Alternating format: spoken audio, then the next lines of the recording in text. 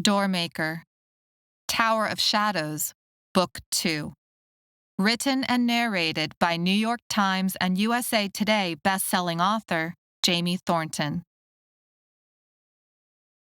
Chapter 1. You have to promise, Maella. Never open a door. Never. Papa, Maella said, her voice small, her feelings large. She felt carved out like a bowl, and the bowl was filled with fear and cold sweat. They stood in the kitchen. The oatmeal had burned, and the smell of it hung in the air. Mother and grandmother had gone to the food bank, taking with them Josa, her younger brother. Swear it to me. Father blinked, coughing into the back of his hand. He was the strongest person she had ever met. He could toss her into the air as a game, like her weight was nothing to him. But now he looked too thin. Money had been tight again. Sometimes Father skipped meals and Mother did too. Sometimes Maella decided she didn't need to get full, so that Josa could have more.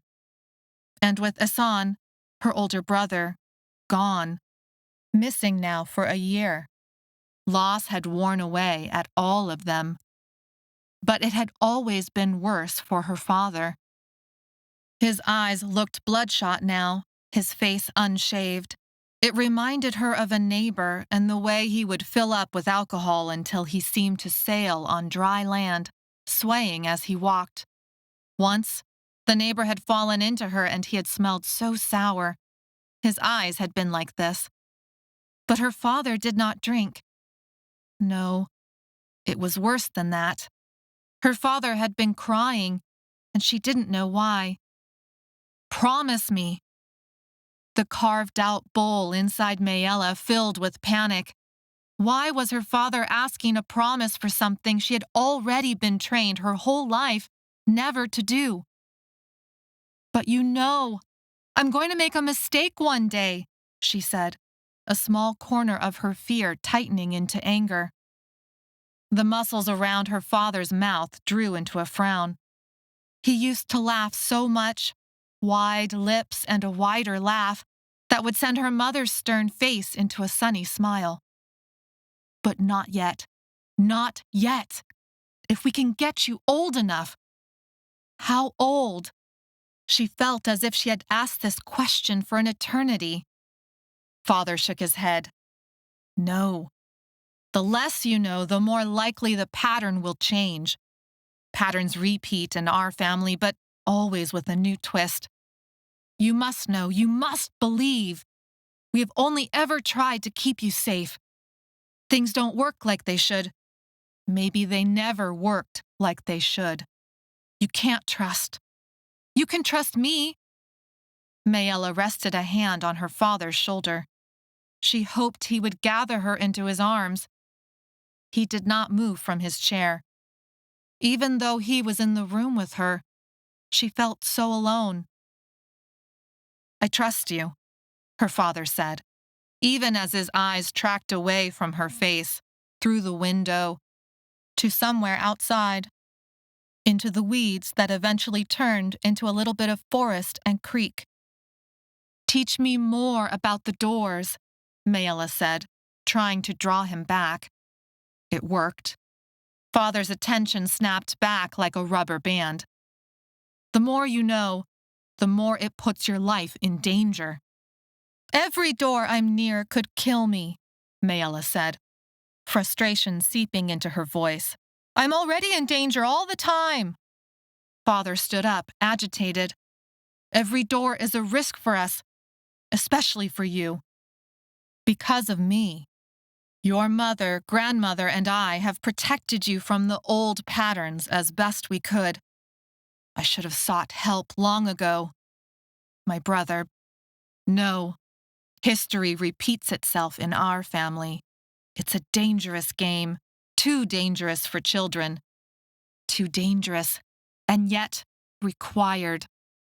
He paced the kitchen, twisting on one shoe a step before running into the doorless cabinets, the walls, the table. He cycled that way over a dozen times. She couldn't stand him taking another step like that, wall to wall, in a frenzy of energy and loss. "I promise," Maella said all of a sudden. "I promise." Energy flowed out of her father's body like a river of water. He slumped over. "Good girl." Stillness filled the house. The air they breathed, Maella's heart. She was with her father, but he did not feel like her father. Not the father who swept her up in his arms and laughed and played tag with them at the creek when it got too hot. "Tell your mother. I'm sorry. I'm sorry to go back on what we agreed. Tell her I have to take this chance. Tell her it will be okay." He stepped over, backing Maella up against the bare wall. They couldn't hang pictures like other people.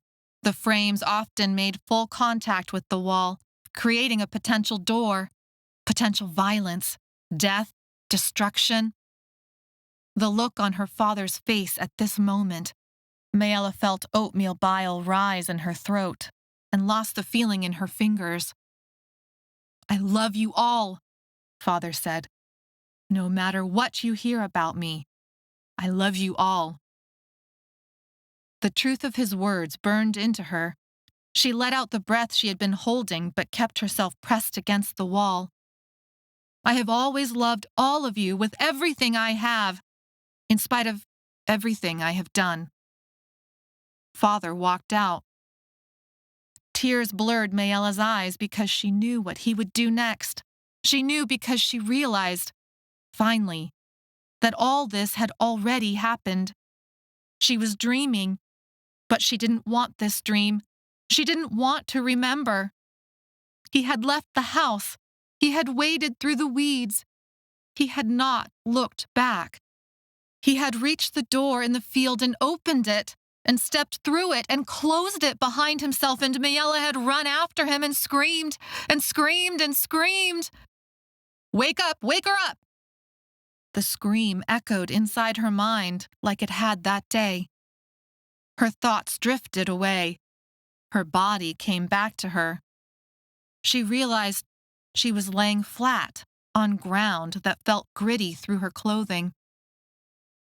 Maella opened her eyes. She saw blue sky, a cloudless blue sky for an eternity.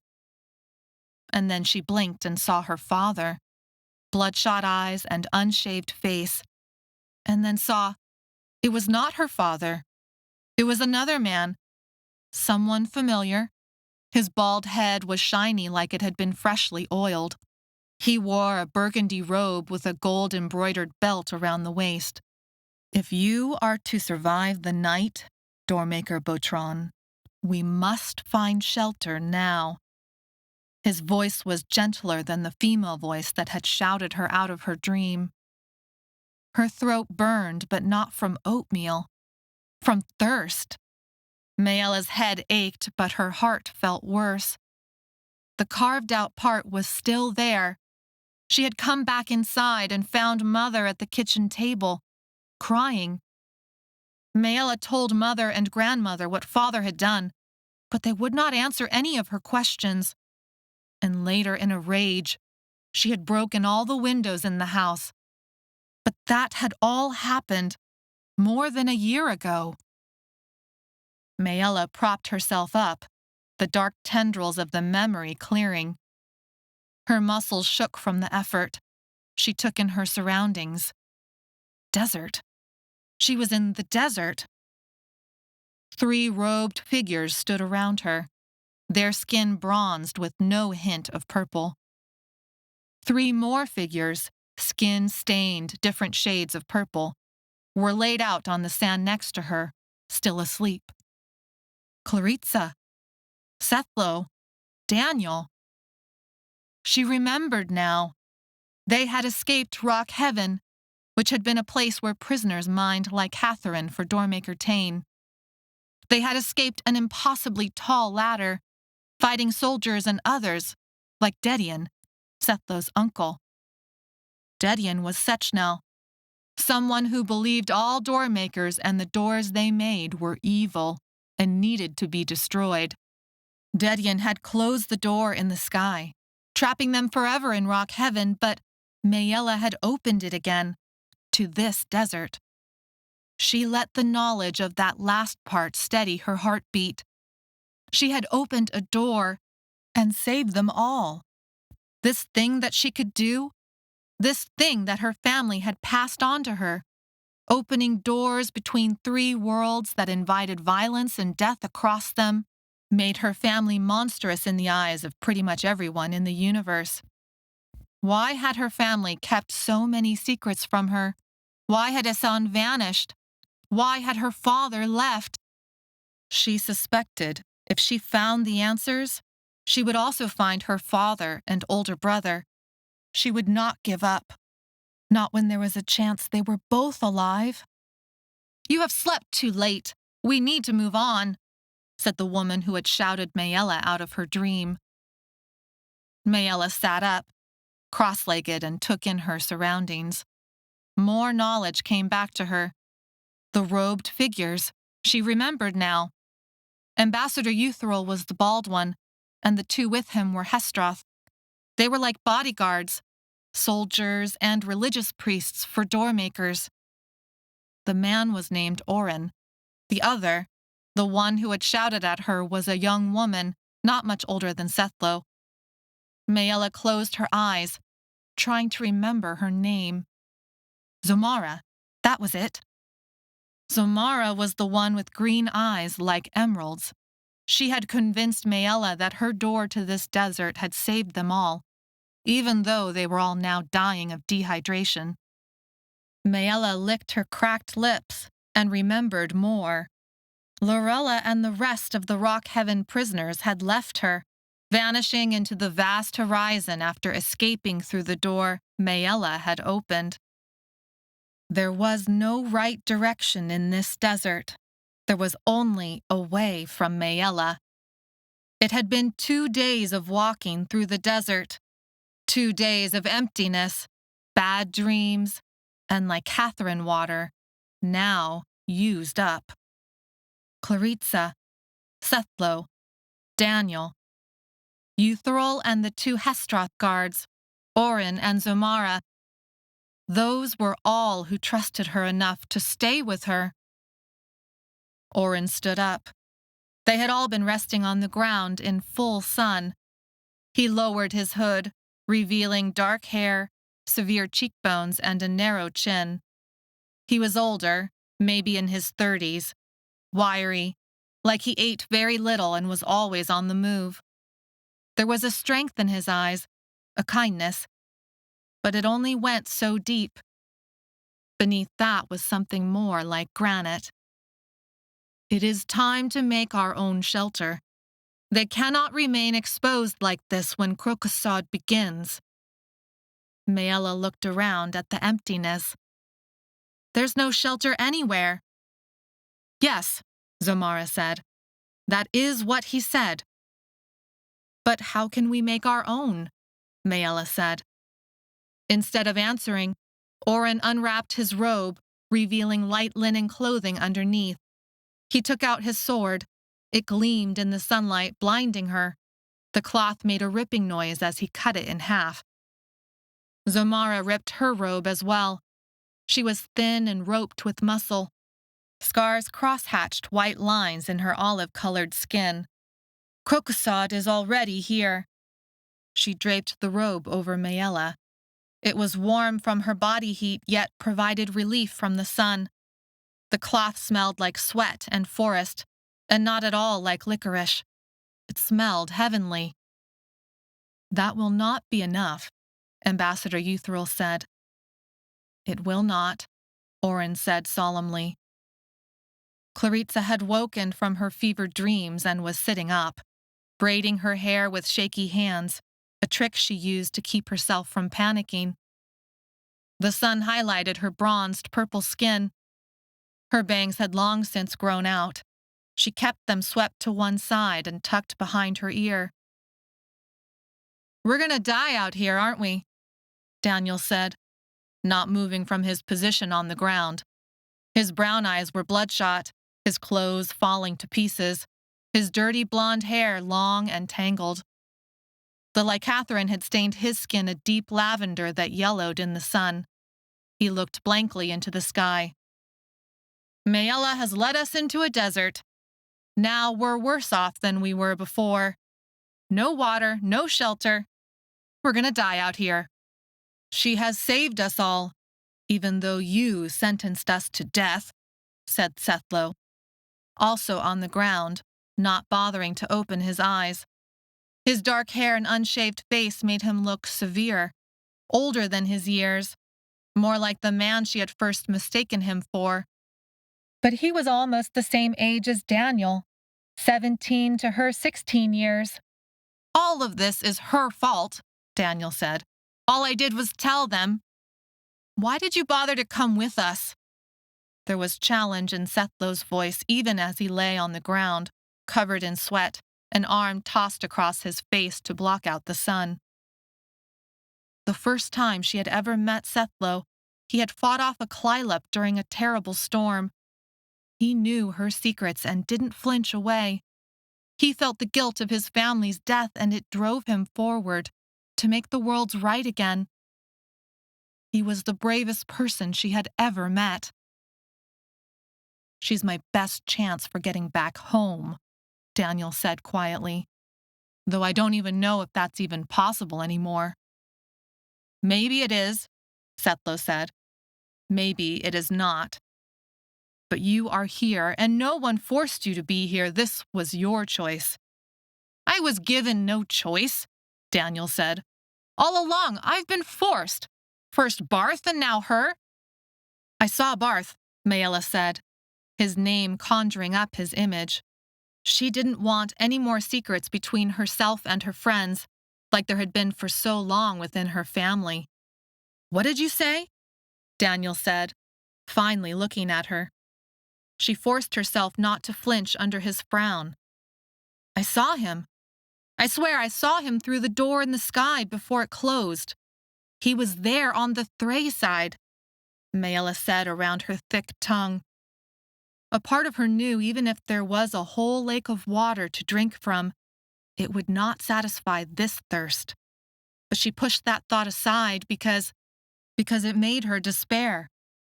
And if she let that feeling take over now, she might never get up from the ground again.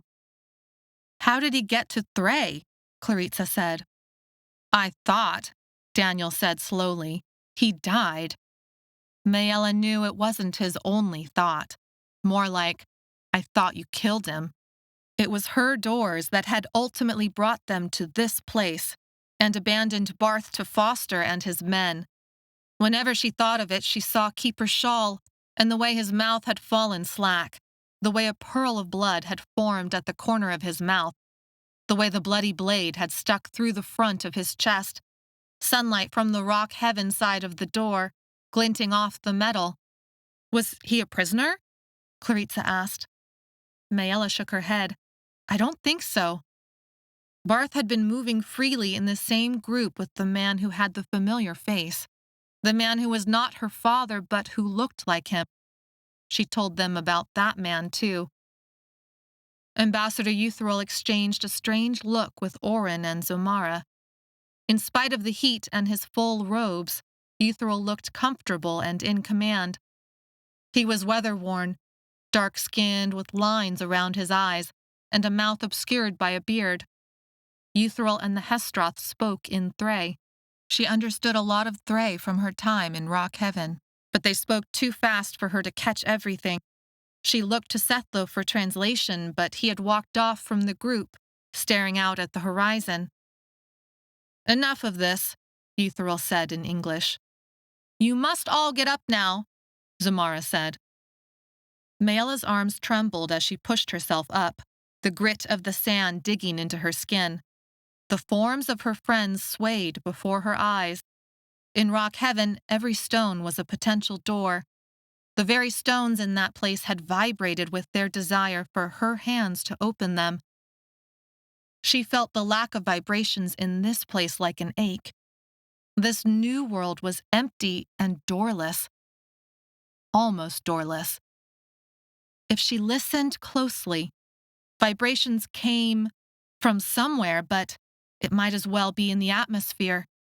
It was far away, and she could not get a direction on it. Doormaker Botron, Ambassador Euthril began. Don't call me that, Maella said, shuddering, and then collapsing back onto the ground. Sweat dripped down her cheek, and she wiped it away. She had hidden herself for so long. To hear what she could do spoken aloud like that, so formal with her family name, was too much. Just call me Maella. Ambassador Euthril blinked and inclined his head. Very well. Maella, when was the last time you received Lycathrine? Daniel lifted the water pouch he had taken from Rock Heaven. It ran out hours ago. And before that, Euthril said. Barely any for several days, Claritza said. What water we had taken in order to build the ladder. The ladder of wood and bones. The ladder the clylop had destroyed after Maella had opened a door to butterflies and ants. It would be funny, the incredible uselessness of what had come out of her door, if it had not then sent the clylop into a murderous rage. Do you see them shake? Zamara said. Maella thought at first the words were not meant to be heard, but realized Zamara had spoken in English. We are out of time, Euthril said. Look at the intensity of the stain, Zamara said. It is deep in them. How is such a thing allowed? Orin said. Surely Doormaker Tane knows about it, Euthril said, interrupting, voice severe. And does nothing. That is why we are here, Zamara said, her eyes flashing. He has done nothing when something needs to be done. Maella's vision swam with confusion. But I thought you were on his side. You were fighting for him. She fixated on Zomara, hoping it would keep the world from spinning. She wore a light linen shirt and pants that set off her stunning red hair, stringy and tangled and curled close to her head. Her skin was a deep bronze, deeply freckled. Her green eyes were ringed with black. Orin grimaced and rubbed at his forehead, but it was Euthril who spoke. We are the hesteroth, sworn to serve the Doormakers, yet we still have our own minds. Maella had tried to get the hesteroth to explain anything. She didn't know whose side they were truly on. She could feel the weight of their knowledge held back from her like the water behind a dam. That's not an answer. You have to tell us what's going on with the one door, with Doormaker Tane, with what you want from me. That's how this works. You can't just keep secrets and expect us to do what you want. How stupid must you be to need an explanation, Zamara said. The one door controls the connections to the worlds. It is the only door left that goes exactly where a Doormaker wants it to go. It can move armies. It can choke supplies. It can create connections between the worlds, or destroy those connections forever. The wrong person controlling the doors controls the worlds. The right person can use it to fix the connections and make other doors work again. We are here to make sure the right person finds the one door. We are the hesteroth. I don't care where you came from or what you want to do, Daniel interrupted. What is Crocosod, and why did you both say the word while looking at us like we're dying? It was Orin who spoke this time. It was not our intention to keep you in the dark. We thought you knew. It is common knowledge among us. Crocosod is our name for the sickness that happens when the body is too attached to Lycathrine. Your body misses it. Withdrawals. Daniel interrupted again, realization dawning on his face. We're going through withdrawals. Maella and Claritza exchanged a look. They knew a little about what that meant. Drugs were around in their neighborhood. Daniel and Barth, and maybe even Asan, had been involved in drugs before Asan had vanished. So we go through withdrawals and the purple skin goes away, right? Daniel's muscles began to tremble, as if from waves of mini earthquakes. Sometimes, not always. There are stories, but Oren's voice drifted into silence. Sethlo returned to the camp. He looked the worst out of all of them. Beaten up, a sheen of sweat on his skin, bruises, mud, and blood. He had fought his uncle on the ladder. He had stayed by Maella's side through so much of this, and she thought she loved him a little, but she wasn't sure because she didn't know what that was supposed to feel like. Oren draped half of his robe around Sethlo and gave the other half to Daniel. Now Euthril was the only one fully clothed, but he didn't seem to notice. The two Hesteroth and Euthril looked healthy, bronzed, no hint of purple in their skin, no taint, no addiction, no thirst. "And what do your stories say about Crocosod?" Sethlo said, the color draining from his face like he had also heard stories. No one spoke for a long moment. Euthril stood. "The Lycatheron does not withdraw from the body. The Lycatheron consumes. Crocosod means flesh death in your English." Maella thought of Lorella. Do the others from Rock Heaven know that? Does Lorella know that? Euthril nodded. She knows. The rumor is that her own son died from Crocosod, which turned her against Doormaker Tane. So I was right. Daniel's hands shook as he spread his arms out to encompass the hot, empty world around them. This is how we die. Something inside Maella rebelled at that. They had come too far to give up now. Don't be so dramatic, Claritza said, exhaustion thick in her voice. With a sigh, Euthril stood, unwrapped his belt, laying it aside on the ground, and unwound his burgundy robe until he also stood in thin linen. There is no more time to waste searching this desert anymore. We need to make our own shelter. Zomara took the robe from him and flipped the cloth into the air, fluttering it onto the ground like a picnic blanket. She stared at Maella. Open a door. We will not die. It will be all right, Euthril said. Doormakers open doors. Hesteroth hold back the chaos. Oren and Zomara repeated the words, then switched to another language and spoke something that sounded like a different ritual chant. Maella thought the words sounded like Thray, something about darkness and light. Then there was a silence so deep and complete, Maella could hear her own heartbeat. The only vibrations in this world were a result of her own muscles shaking from withdrawals. There was no hum, no pull to open a closed door, but no hint either of a door that should have never been left open. Not true, that small voice in her unconscious said, but she didn't know what it meant or why she felt unsettled or where this feeling was coming from, so she ignored it. The robe is not a door. It won't work, Maella said, relieved. Her parents had warned her this was possible with cloth, to make a door, but it was hard to get right. It's why they could have sheets on their beds and wear clothes on their bodies. It can work.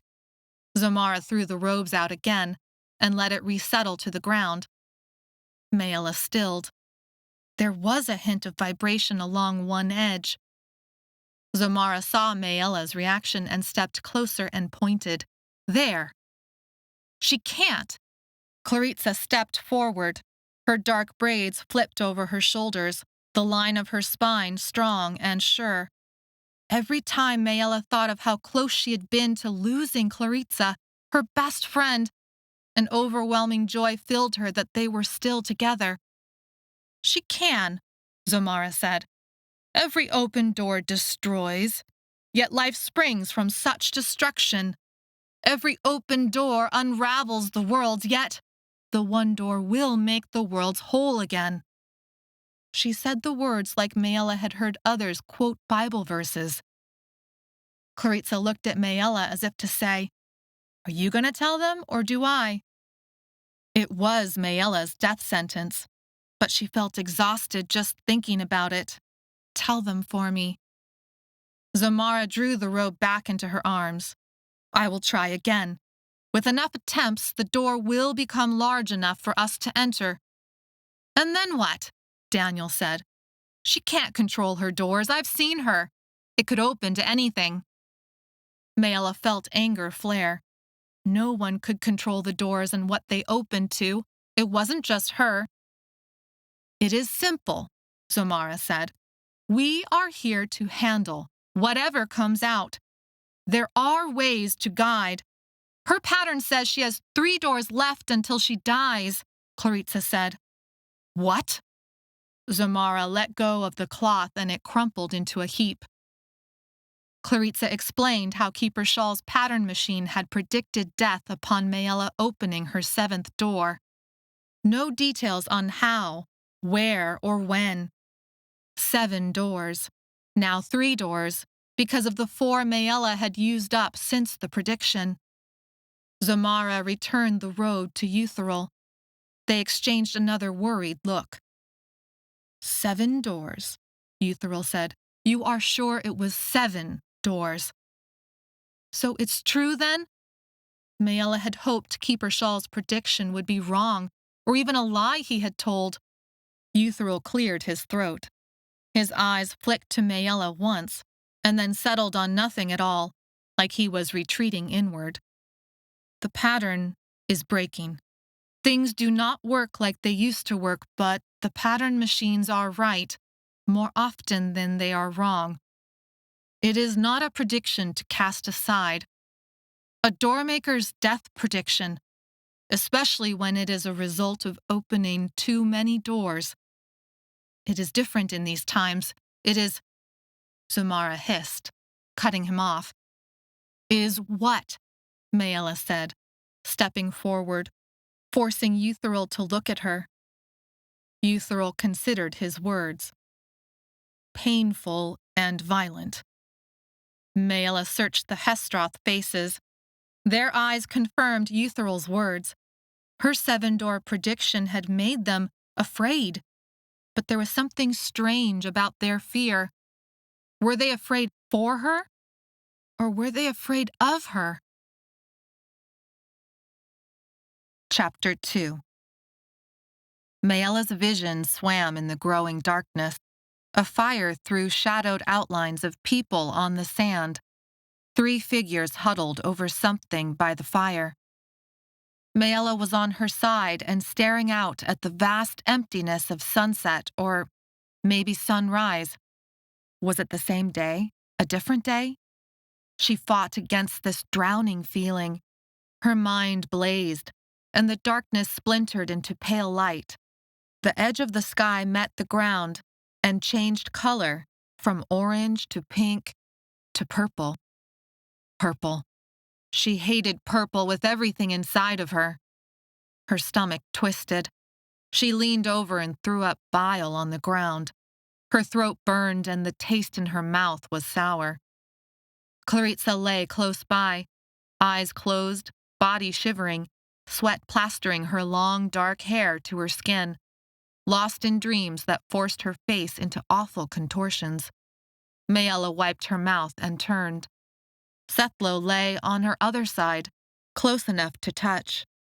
Convulsions racked his body, and his dark lashes pressed fiercely together, squeezing out tears that mixed with dirt and tracked ragged lines down his cheeks.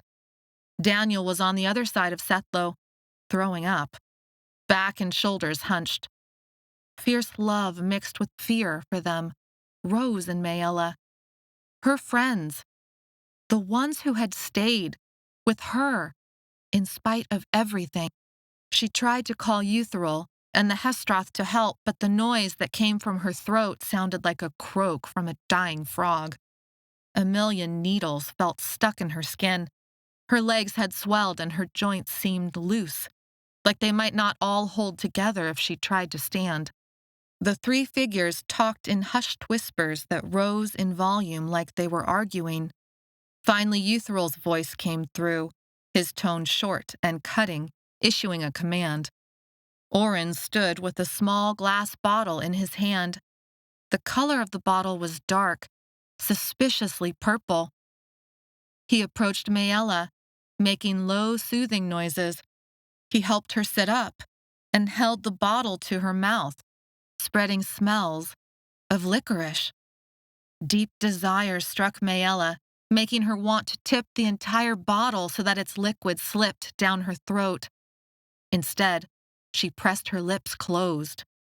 "Fool," Zomara said, kneeling in the dirt. Maella didn't know if Zomara meant that word for her or Oren. Zomara took the bottle from Oren and held it to Maella's lips, but Maella refused to open. She felt the way her lips had cracked in the desert's dryness, and she knew, even in the bleary fog of her withdrawals, that the hesteroth would give her this medicine first, maybe give it all to her, if she let them, leaving no relief for her friends. "Yes, this is like Catherine," Zomara said gently. "You must take it, Doormaker. It is the only way. You are too important." Zomara held the bottle rim to Maella's lips again. Saliva flooded Maella's mouth, but a stubbornness also rose. If she had been able to talk, she would have told them to call her by her name. Maella. Maella. Everything inside of her screamed to stop the headache, the muscle pain, the feeling that her flesh was drifting away from her bones. This woman held out a drug, and she wanted to take it. She needed to take it. Maella looked at them through blurry eyes and let her stubbornness take over. She pushed the bottle away with shaky hands. Oren frowned. Zomara said something that sounded like a curse. Maella croaked in protest. "You must drink the oil," Zomara said, pushing the bottle more forcefully. "You owe the many hesteroth who died for you in Rock Heaven. You cannot die now." Oren and Zomara had fought off the Rock Heaven prisoners and the clylop. The others with them had died. Zomara and Oren had lost all their companions. Maella had pushed that knowledge away until now. A drop of wetness touched Maella's lips, and she almost gave in. The licorice smell would make the oil taste sweet and cool. "You can help us find the one door," Oren said. "If we lose you, the sacrifices we have made for all the doors we have helped open will have been for nothing." In spite of the pain and guilt that rose up, she pushed the bottle away from herself. She motioned to her friends. Euthral stood over Maella and looked down. The firelight glared off his bald head. His beard hung long on his chin. His burgundy robes flowed around him, reaching to his feet. He nodded to Zomara. "Make her drink." Zomara furrowed her eyebrows. Her hair shone deep red in the firelight. Maella wanted to scream from the pain of Crocosod, but she forced herself to scoot away from them, closer to the fire. She felt its heat and imagined it blistering her skin. Her arm gave out from weakness, and she fell to the dirt, her cheek scraping against the ground. Oren stood up. Zomara threw an angry glance at Euthral, and an even angrier glance at Maella. "I will hold up Claritza. You must make her drink." Zomara said this loudly and handed Oren the bottle. Maella waited, breathing heavily, to see if Zomara would keep her word. She added her pounding headache to the list that included swimming eyesight, a burning throat, and a sickness in her brain that made her unable to remember what it felt like to be well. Oren did as Zomara directed. Euthral did not interfere. When the bottle touched Claritza's lips, she sipped greedily, as if dreaming. Zomara removed the bottle.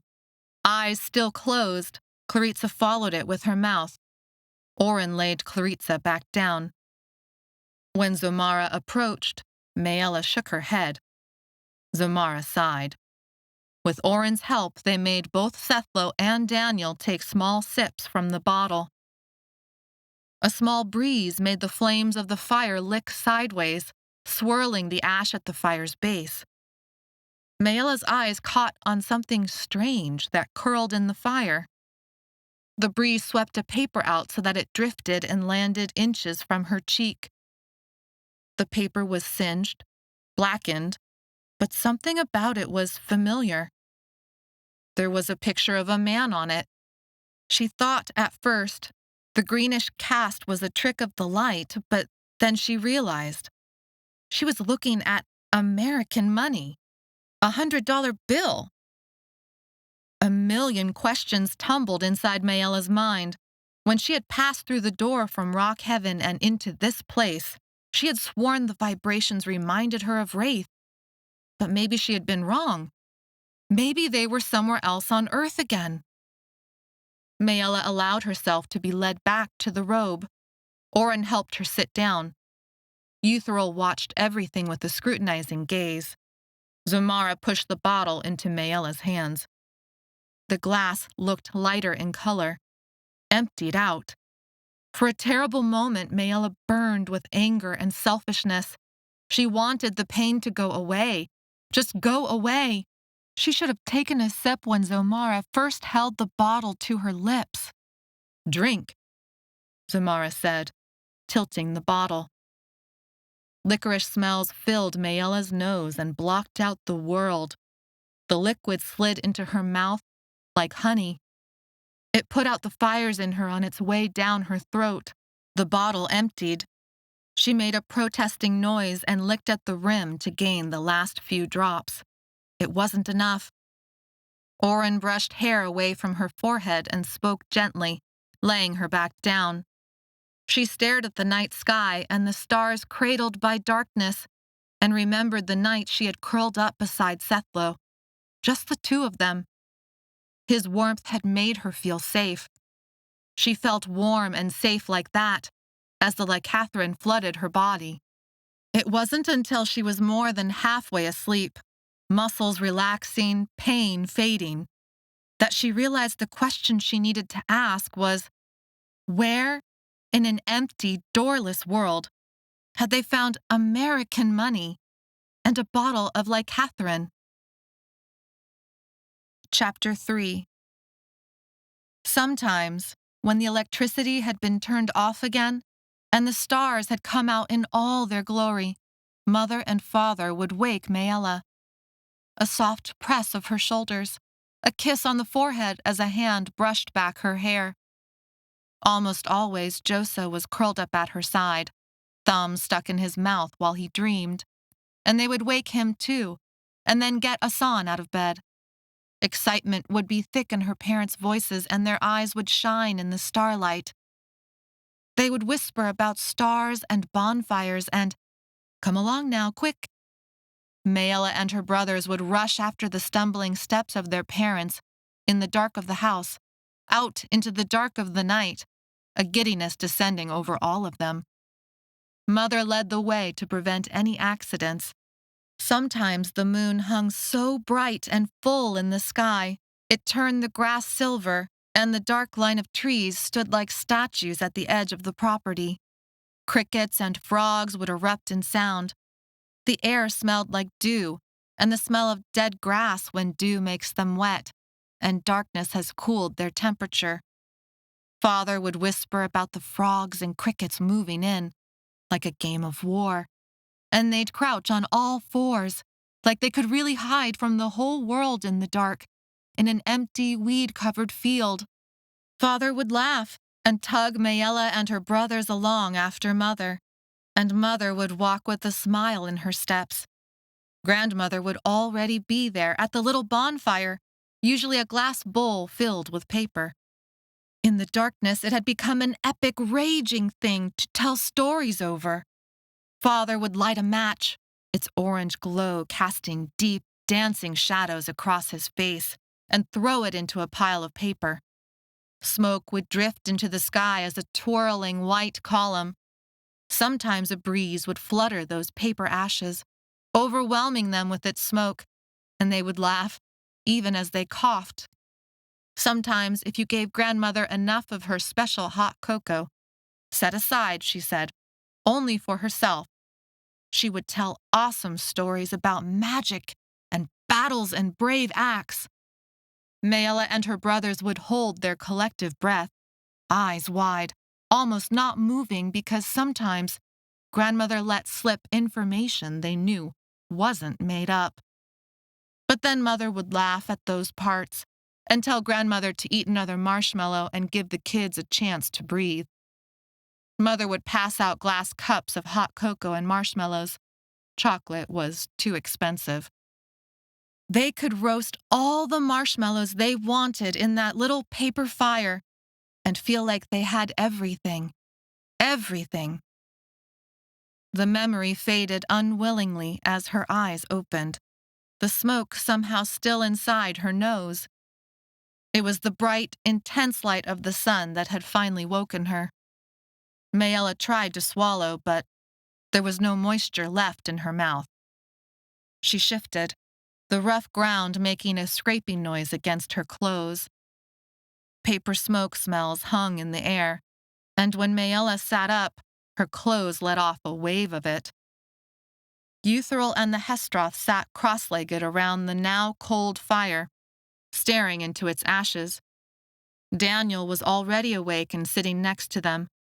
Euthyral coughed and responded to something Daniel asked. It looked strange, seeing Daniel next to them. His deep purple-stained skin made him look like some alien against the bronze skin of Euthyral and the hesteroth. When Euthyral noticed that Maella and the others were finally awake, he stood. She looked at him with a question in her eyes. He explained simply.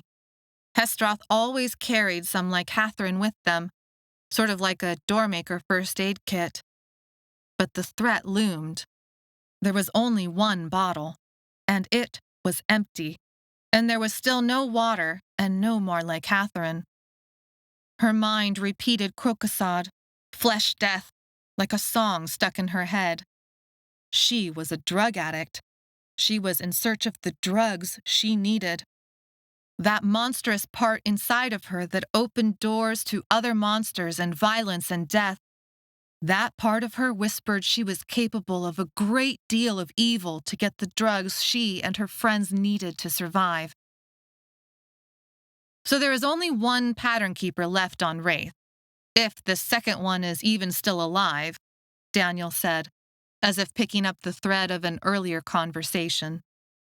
And the lycathrine is used on all three of the worlds in different ways, sometimes for fuel, sometimes for drugs, and many other things. Yes, Euthyral said. It's like oil, Daniel said, turning to Claritza. She looked at him with unfocused eyes and kept blinking to help clear her head. Lycathrine is like oil on Earth. Everything runs on oil. You can turn oil into plastic and clothes and fuel and a million other things. Okay, Claritza said, but that doesn't really help us here. Lycathrine holds all three worlds together, Daniel said, turning again to Euthyral. It helps them run. It fuels the doors somehow, right? It is like that, but different still, Euthyral sighed. Any more questions? I'm not stopping anytime soon. I've almost died by her hands often enough. Daniel jerked a finger, pointing it at Maella as he swayed on his feet. I'm not blindly following anyone. Daniel, Claritza said. He's only speaking the truth, Maella said as she looked into the dead fire. The hesteroth had set it for them because even though the night had been warm, crocosod brought deep chills. Maella shivered just remembering it. And then it was right there. It almost came to her while she stared at the fire, the question she needed to ask. You know it's true, Claritza, Daniel said. I'm not the one who betrayed us, Claritza said, a deadly note in her voice. That would be you, Daniel. From where I'm standing, you're the one who can't be trusted." An awkward tension filled the silence. Zomara coughed. Her green eyes were glassy, and she kept blinking as if to force them to refocus. Oren's skin looked stretched. Euthral's lips had begun to crack. A weird feeling of dread mixed with eagerness rose in Maella. She stared at the fire that had gone out. It was right there. While she stared at the fire, the question she needed to ask. But then it was gone again. She blinked and looked up. She could fix this. She was the only one who could keep them all from dying of thirst out here. "You said you could help hold back whatever." "That is what we have been trained to do." Zomara inclined her head. Sethlo perked up. "There isn't any choice," he said, as if reading Maella's mind. Daniel agreed with Sethlo. The two boys looked at each other in surprise at being on the same side. "But the prediction," Claritza said. "What's the point of getting this far if we just die from thirst?" Maella said. "Where can we go? What else can we do? We could keep moving. Maybe there's something—" Claritza bit her lip and looked away. There was no life in sight, no buildings, no roads, not a hint of change in the landscape. The air seemed to settle, like they all knew they were in agreement now. Maella nodded at Zomara. Euthral unwrapped his robe and handed it over. Maella had stopped sweating hours ago, even though the sun beat down upon them. Yet her hands felt clammy. Just like that, she was going to open a door? "The hesteroth will protect you," Euthral said. She shivered in spite of the heat. "Think on a pattern keeper as you open the door," Euthral said, wiping his forehead of sweat. "Think about a city at the edge of this desert. Sometimes it helps push the door in the direction you want it to go. We must find the pattern keeper on this world." "They can't be trusted," Maella said. Her encounter with the last pattern keeper, Keeper Shawl, had not ended well for any of them, especially him. Euthral examined her like an interesting science experiment. "The patterns have likely changed. We must reconsider our way forward. Pattern keepers provide information. This information may not be complete, but it is still valuable." "We will keep you safe, Doormaker," Zomara said as she fluttered open Euthral's robe. This movement stirred the fire, sending a little tornado of paper ash into the air. Color distracted Maella. There was something green in the fire. She walked by Zomara and the robe, to the dead fire. The robe did not vibrate anyway. It was not yet a door. A surprised expression appeared on Zomara's face, and then she smoothed it over. Daniel flinched back, as if Maella was coming for him. Maella ran her fingers through the fire's cool ashes, graying her hands. The ash covered her skin like the dust from rock heaven had done, obscuring the purple, making her believe, even just for a moment, that all she had to do was wash up, and all would be normal again. Her fingers found the edge of what she was looking for, a partially unburned bill. Its green paper stood out as the only green around except for Zomara's eyes. She held the money up like a flag. "Where did this money come from?" When no one answered, Maella looked up to find them all staring. "If this is Wraith, then what is American money doing here?" Daniel plucked the bill from her hand. He rubbed it between his fingers and held it up to the light. "This is a 20. Daniel pawed through the fire, ash coating his hands and forearms gray. "There has to be hundreds of dollars here, and that's what didn't burn up." "This is Wraith," Oren said. "The stars tell us that. And since this is Wraith, we are somewhere in the Forsea Desert.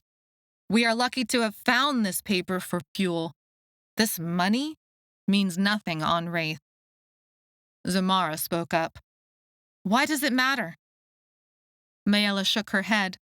She knew there was no way she could have saved the money or gotten it back home, but it still made her sick to think of it all burned up. Rent money, food money. When Maella's family had first fled to Earth, she remembered living in a series of houses made almost completely out of glass. There had been doors, windows, cabinets, and semi-privacy. There were other people her family had paid to open doors for them as needed. Living that way was expensive. The money had been used up. Her family had lived from hand to mouth for so long, growing what they could in their little backyard garden, making deals, unable to work because how do you explain to your boss that no, you couldn't actually open the freezer to get more hamburger patties, not unless you wanted the store sucked away into a starry void? The money in Daniel's hand could have paid the rent and put food on her family's table for a month. How much had burned in the fire? Maella felt Claritza's hand on her shoulder. She looked at Claritza with agony. There's no point in wishing things were different, Claritza said, as if reading Maella's thoughts. We found it. We needed a fire. We burned it. Zamara's voice sounded tired. We are sorry if it meant something to you, Oren said, his voice cracking as if from dryness. It's nothing, Maella said. But it wasn't nothing, and it didn't explain how the money got here, on Wraith, to a desert of all places. Who had brought it here? Why had they left it? Doormaker, there is no time for this. Open the door and then stand away. Euthril glanced at Claritza.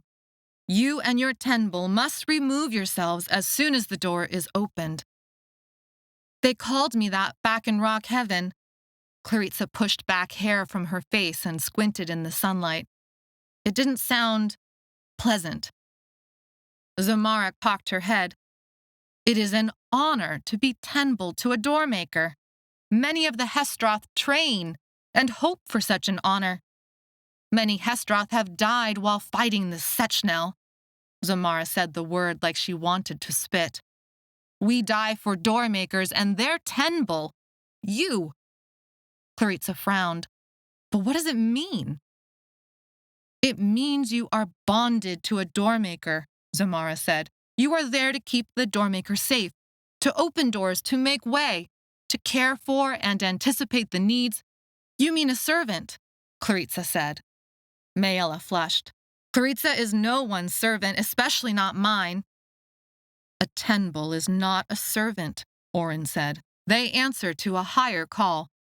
They said that word with such hate, Claritza said. To those who believe doormakers have ruined the worlds, Euthril said. Anyone who aligns themselves with doormakers is seen as a fool, at best. Because doormakers have ruined the worlds, Daniel said. That is heresy. Zamara began to pace, though her steps looked unsteady. The hesteroth devote ourselves to the purity of the cause. We search for the one door that will fix the worlds. Our patterns tell us there will be a great doormaker who arrives in the darkest hour, and who will find the one door, and will make the worlds right again. We devote ourselves to the doormakers, to this cause. We search to put back together what is falling apart. You sound like the Sechnel, Claritza said. In a blur of motion, Zomara unleashed her sword from her belt and held the tip of it to Claritza's throat. The Sechnel have killed many of those I care about. Seven-door rumors or not, I will end any who insult our sacrifice. Zomara, Oren said sharply. Fury rose in Claritza's eyes and her expression hardened. Maella had seen that look before, when Claritza was about to do something reckless. Claritza should have been scared. Instead, she pressed herself against Zomara's sword tip until it bit into her purple-stained flesh, drawing blood. Chapter 4. Zomara dropped her sword. Her face lost all color, and her eyes widened. She fell to her knees and bowed before Maella. "Please forgive me, Doormaker. I did not mean to harm your tenbull. I allowed my anger. I am not her servant," Claritza said, almost yelling, slapping a hand over her bleeding neck. Claritza, a servant? Please. The hesteroth like the Sechnel? Maella really hoped not. She remembered Dedion's fierce, manic light, the way he had decided, for everyone else, what was right and wrong. The way he had fought her on the ladder and closed the door to Thray, almost killing them all. He believed they had all died as soon as they passed through their first door. Her very existence caused people to either love her or hate her. No, that wasn't right. They didn't love or hate Maella, only what she stood for in their eyes. "Stand up," Maella said, unsure what she was going to say next, but unable to bear having beautiful, fierce Zomara at her feet. "Claritza is my friend." Maella turned to Claritza and saw her angry expression.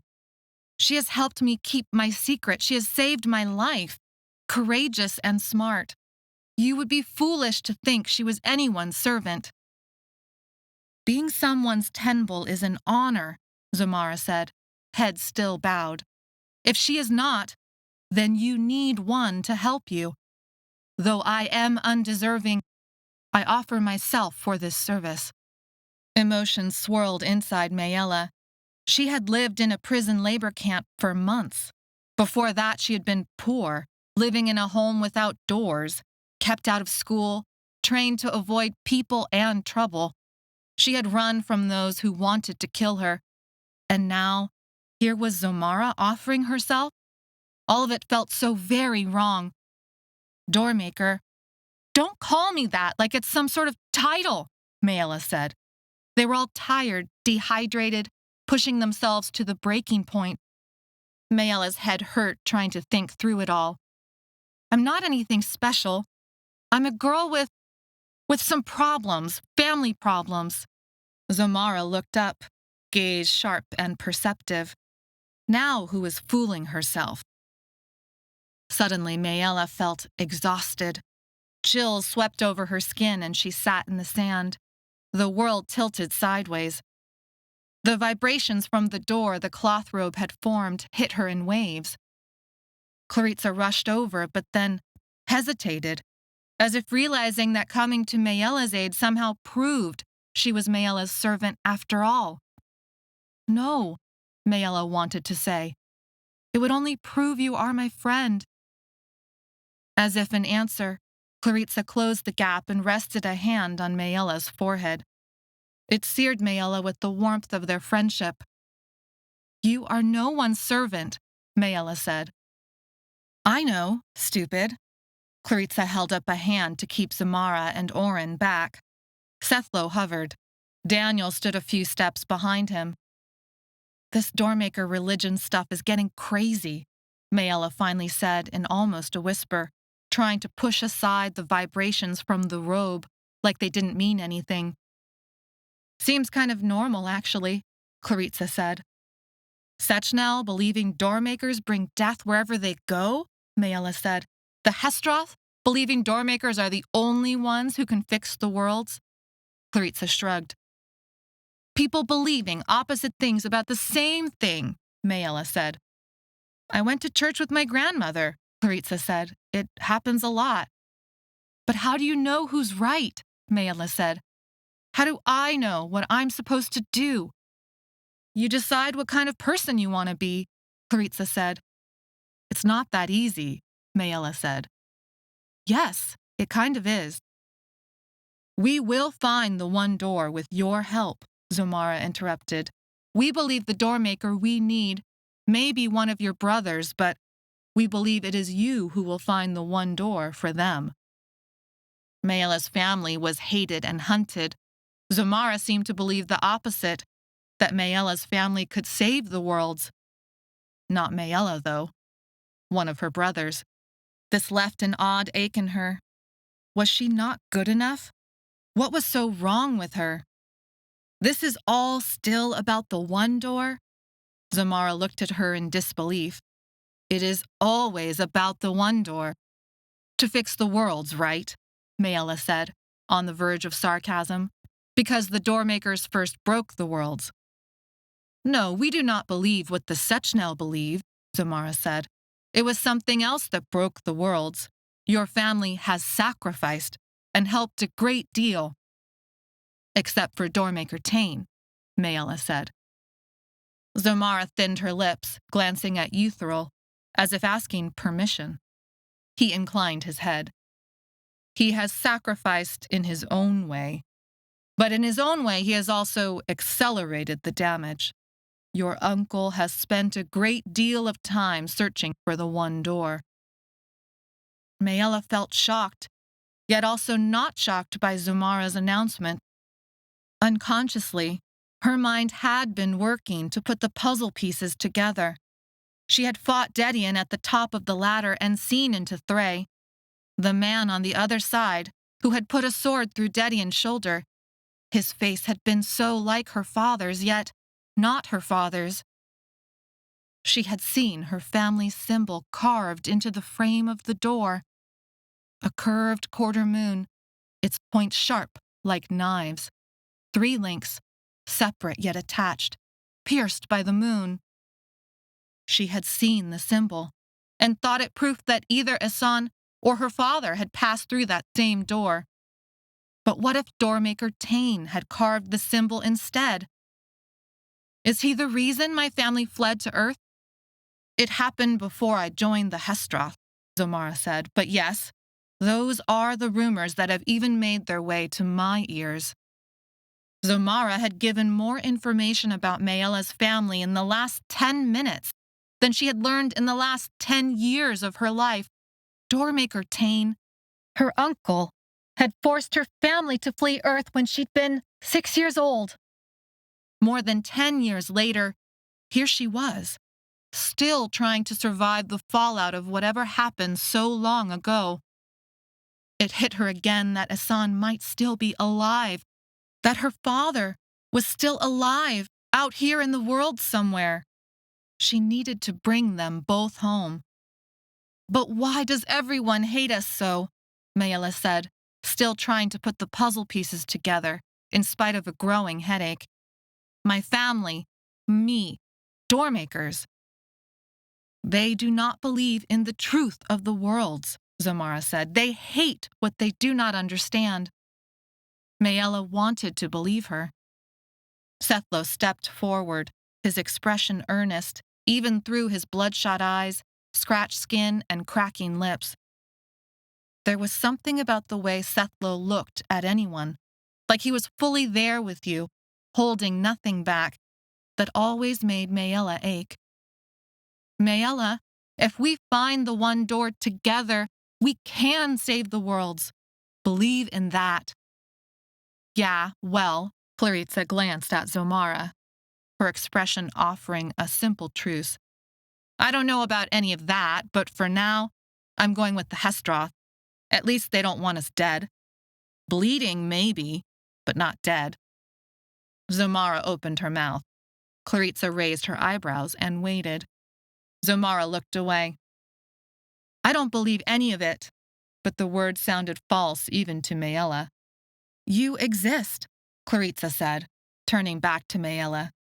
What you can do, it has to mean something. It has to come from somewhere. But from where? Maella said, that ache returning. Eutheril cleared his throat. It looked like it pained him to speak. The hesteroth believe doormakers come from the stars, that they are the explorers of the universe, that they open the way for the rest of us to populate the worlds. They are travelers, and they make roads where no roads existed. Maella frowned. She had not expected an answer, and she didn't feel like Eutheril's answer could possibly be true. Travelers from the stars? But then again, she didn't have any better explanation.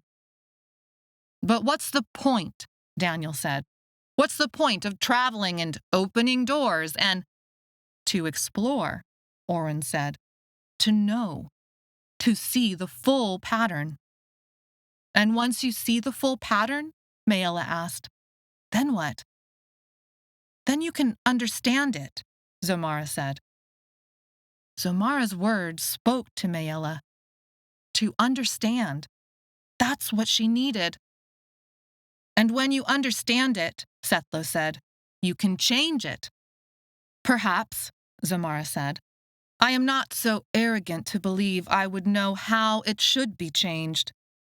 You want the worlds to be fixed, Sethlo said. Zomara nodded. So do I. I want to fix the worlds. The one door maker will fix the worlds when he finds the one door, Zomara said, challenging him with her tone. Sethlo and Zomara stared at each other for a long moment, as if locked in some sort of contest. With a start, Maella realized Zomara was only a few years older than Sethlo, stunning with her red hair, deeply tanned, freckled skin, her sharp green eyes bordered vividly with a black ring. Energy crackled between her and Sethlo. Maybe you are right, Sethlo said, releasing the tension, though it was hard to tell if Sethlo actually meant the words. Zomara inclined her head. You are also right. Maella knew that they had somehow become, if not friends, then uneasy allies. And he is not me, Maella said, brought back to reality. And we still have no water, and there is no more Lycatharin. At the word Lycatharin, both Claritza and Daniel shivered. Maella forced herself up, her own muscles shaky and her joints feeling loose. She nodded at Oren. Try again. Oren flung out the robe. The robe drifted and then met the ground. Twice more she nodded at Oren, until the robe zapped her with its vibrations. She raised a hand to keep him from gathering up the cloth. Energy hummed through her bones. She finally had a door she could open. She crouched and ran her fingers through the sand, yellowing them, letting it cover her skin like the mining dust from rock heaven. The ground was warm to the touch. Eutheril had said to think about the pattern keeper. Her mind tumbled through all the doors she could remember opening until she got to that little hangman's door that had opened to an ocean of water. Keeper Shawl and his lighthouse. Ocean waves had enveloped her body. Cold, wet, salty. Waves had tried to throw her into sharp rocks. The walk to Keeper Shawl's lighthouse had felt like an eternity, especially with Barth on her heels, and waves crashing against the shore and the base of the lighthouse, their roar dampened only once inside with Keeper Shawl. She blocked out all sound, all thought, but she could not block out anger at her childhood of ignorance. A part of her felt burned up into ash, and nothing could make it come back. With a quick flick of the wrists, Maella flipped open the robe. Sethlo grabbed her shoulders and pulled her away, but not before a wave of wetness soaked her. Salt stung her lips. She fell hard onto her tailbone. Water bubbled out from the door and then crashed around their feet. Zomara and Oren blocked her view of the door. Swords drawn, they stalked forward. The water soaked their linens, plastering the cloth to their skin, showing off fierce tension and muscles that came from deep training. Oren opened his mouth and let the water fall onto his tongue. Zomara waited, eyes scanning, trying to pierce through the fountain of water. Sethlo released Maella's shoulders and stepped forward. You did it! There was awe in his voice. A giddiness filled Maella as she sat there, stunned. She had opened a door. She had gotten them water. Chapter 5. Salt water. She had opened a door to salt water. The door was closed now, the robe drying on Euthyril's back, water soaking the sand a deep brown. At first, Zomara and Oren had taken turns diving in, hopeful the door would lead to Keeper Shaw's lighthouse. It had not. When they finally gave up, Zomara and Orin stretched the robe tight over the opening and forced it down against the waves bubbling out until the door had shut. Daniel stared at Maella with a sort of deadness in his eyes. Sethlo looked at her with pity, which was even harder to stand. Clarissa gazed at the wet sand with sadness, like it had betrayed all of them, when it was really Maella who was at fault. And now, Maella only had 2 doors left. The doors do not always go to where they should, Orin said kindly. The pattern is breaking. But Maella could not undo the guilt. She had thought about Keeper Shaw, but she had also thought about the ocean water around his lighthouse. She couldn't bear admitting it, but she had thought harder about that ocean water than about him. Desert surrounded them. Its silence sentenced her, all of them, to death by dehydration. We have to try it again, or accept that we will die out here, Maella finished inside her head. But she didn't need to say that part out loud. The silence spoke volumes. They all knew it. But then Maella realized the world wasn't silent anymore. Zomara and Orin unsheathed their swords at the same moment. Sethlo came to attention, the knife he had brought from rock heaven glinting in his hand. Maella turned in a circle, searching, salt water dripping off of her, smelling briny and like fish that had been left to rot on the beach. The world was yellow and flat for as far as the horizon, with an empty blue sky with a sun that blazed down on them. The noise was a whirring hum that didn't belong in this world of emptiness. Her stomach fluttered in panic. She had opened a door. Now a clylop would come. That had been the pattern. It was a dust cloud that finally caught her attention. As the dust cloud grew, the noise grew along with it, but the noise was not a clylop's trumpet. It was more like the vibrations of gears and machinery. I know this sound, Orin said, his voice barely above a whisper. The sword in his hand began to shake. Out from the cloud, like dark pins on the sand, popped weird motorbikes with robed riders. The riders sat upright, hands on the bars, 2 wheels glinting in the sunlight as the wheels kicked up sand into the purple-tinged dust cloud. Too far away to count how many. At the edge of the Forsea Desert, there is a factory. They call it Salamba, Orin said, going pale. Sethlo whirled around and stared at Orin. What did you say? But Orin did not repeat it. His strength and confidence had flown away, to leave behind a ghost that trembled like a little boy, reliving terrible memories. Zomara hissed. The scowl on her face deepened and became something dark. Dear Hesteroth brother, I will not let them take you again. You are not that child any longer. Zomara sheathed her sword and placed a strong hand on Orin's shoulder, squeezing it until he looked. A silent message passed between them. A decision. Both looked at Eutheril, who nodded. Orin sheathed his sword. People mean water. Claritza's dark hair was plastered to her face. Her eyebrows were 2 dark slashes that salt water still dripped from. We're close to water. I grew up in that factory. I did not know we were so close. If I had known, I would have taken us far. Orin looked down at the brown skin of his arm, then at his sword, as if all of it had betrayed him. They will kill us on sight. Then he looked at Maella, Claritza, Sethlo, and Daniel, their purple skin and their rags for clothes. But you they will not kill. Sethlo faced the approaching dust cloud, balancing on the balls of his feet, small knife in hand. "Give me the knife," Orin said suddenly. "They will send you to the circle if they find it on you." "What is Salamba? What is the circle? Tell us what's happening," Maella said. "A terrible place," Sethlo said, his voice strained, knife gripped so tightly his knuckles had turned white.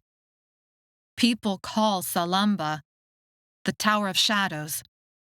It is where they make and transfer the lycatharin oil that all 3 worlds use," Eutheril said. "It is a great tower built by a people long vanished, that has been built even higher by doormakers past to cover terrible secrets." "What secrets?" Maella asked. "We do not know," Zomara said, a bite to her voice. Her drenched auburn ringlets dripped water on the ground. "That's why they are still called secrets." "It is better not to know. May you never know," Orin said, rocking. "Maybe they'll help us," Daniel said. Zomara sneered. "You are a fool." Sethlo shook his head. "No, they will not." "Sethlo." Orin held out a shaky hand. Sethlo looked at Orin with a steady expression and gave over his knife. More riders popped out from the cloud, wearing brightly colored robes that flapped in the wind.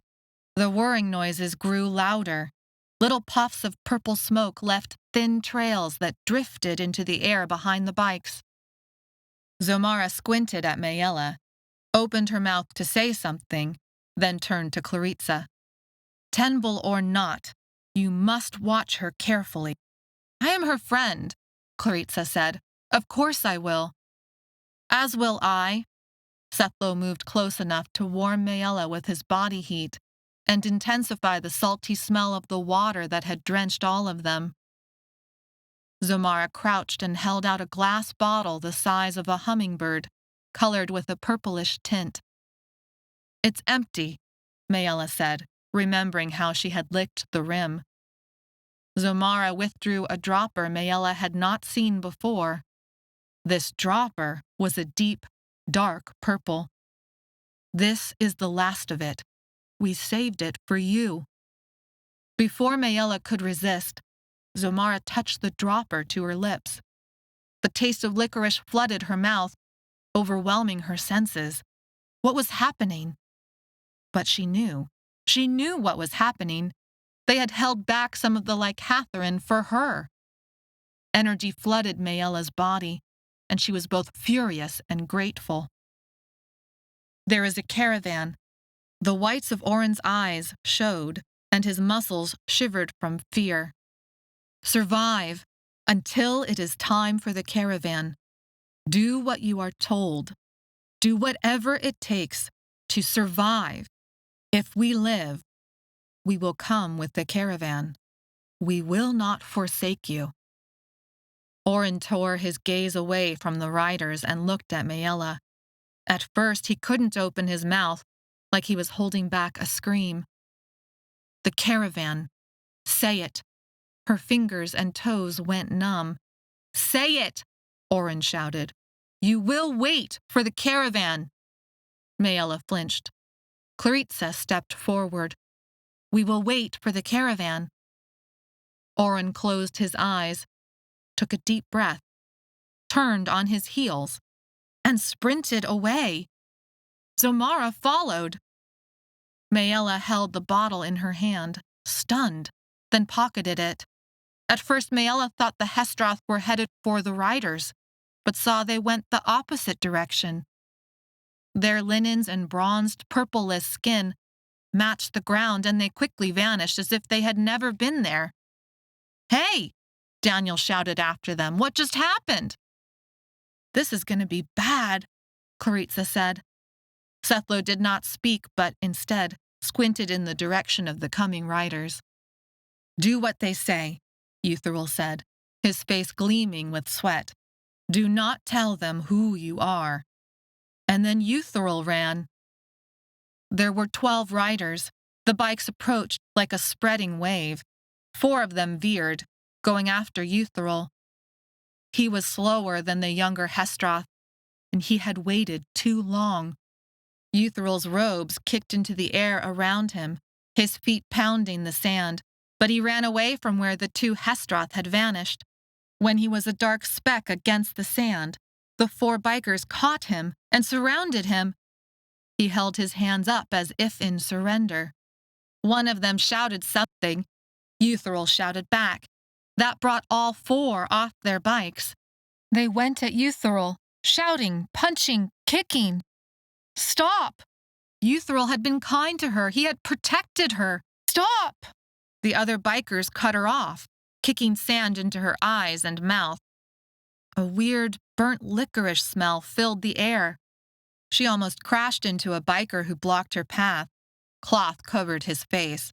His thick eyebrows met over thicker brow ridges, and eyes that looked at Maella in a calculating way, as if he did not care that a man was being beaten to death behind him. Her heart galloped in her throat. Everyone she had met since going through that first door wanted to hurt her, control her, kill her. What new evil would these people bring? The biker, his foot splayed in a sandal, the skin on his foot dark with only a faint hint of purple to it, began to speak in the language that Maella associated with Thray. So Maella switched to Thray. Stop! Stop hurting him! Another man coughed, then turned to the others and said something that made them laugh. The bikers shifted their weight on the machines, odd mixtures of metal, gears, handles, and an exhaust pipe that spurted little puffs of purple. The man spoke again, this time in English. You will come. If not for us, you would die out here. You are in our debt. Master Hull pays well for skilled workers. He waved at the other bikers, and they circled in until Maella and Sethlo were pressed back to back with Daniel and Claritza. The burnt licorice smell intensified, overlaying the fishy saltwater smell. A few motioned to the space behind them on the bikes. No, Daniel said. No, Maella agreed, backing up a step, but there was nowhere to go except into Daniel. The one she thought of as the leader stepped off the bike and brought his fist down on top of Daniel's head, crumpling him unconscious onto the ground. Sethlo shouted. Maella flinched. Do what they say, Claritza yelled, stepping forward. She threw her slim leg around the seat of a bike and gripped the back of a rider's robe with both hands. That's what we were told. Just do what they say. They draped Daniel on the back of one of the bikes. Maella and Sethlo quickly climbed onto the backs of 2 others. Her biker smelled like musty cloth, licorice, sweat, dust. As water from her clothes transferred to his robe, he sneered. You smell like rotten fish. You are lucky we are here. We could have let you die in your own filth. She did not correct him. Better for him to believe her soaked appearance was from sweat. The bike puttered forward, then picked up speed. She craned her neck, searching for Euthyral, asking silent forgiveness as she searched for any sign of movement, but the dust swallowed everything. Caravan, Zomara, Orin. She chanted the 3 words silently to hold back her fear. The sun beat down, its heat quickly drying her. The wind rushed across her ears as the bike bumped along beneath her, rattling her teeth into her skin. When her legs felt like lead, when the pounding in her head drove out all thought, when she believed she would soon fall off, something new appeared at the horizon. This new thing dazzled into focus, looking like a pole that extended into the sky from a lavender-tinted lake. That pole turned into a tower, dwarfing the buildings that surrounded its base. The tower became impossibly tall, like a skyscraper on Earth, but the stone of the tower was covered in some sort of webbing, and the top part looked like it was made differently than the rest. It was like Keeper Shaw's lighthouse, but taller, grander. Keeper Shaw's lighthouse had felt old, built by old hands using old materials. This tower looked old, but somehow new. Old, but high-tech. The webbing became a series of pipes that snaked up the tower walls in zigzag patterns, with lights that twinkled at regular intervals. Out the top of the tower puffed small purple clouds. The bikers reached the perimeter fence and shut off the machines. The gears puttered into silence, replaced by the odd clanks and metal strikes drifting out from the tower. Licorice smells blew over Maella like incense. The fence was a sort of chain link, like ones at home that fenced off yards and empty lots. Home. It was a dangerous word, mostly because Maella didn't know what that word meant anymore. Home was where her family was, but her family was torn apart. She wanted to go home. She wanted to fall into her mother's arms. She wanted her grandmother to wrap her arms around them all. She wanted to sweep Josa up into a hug, even as he struggled and yelled he was too big. She wanted to go back to the way things were. No, you don't.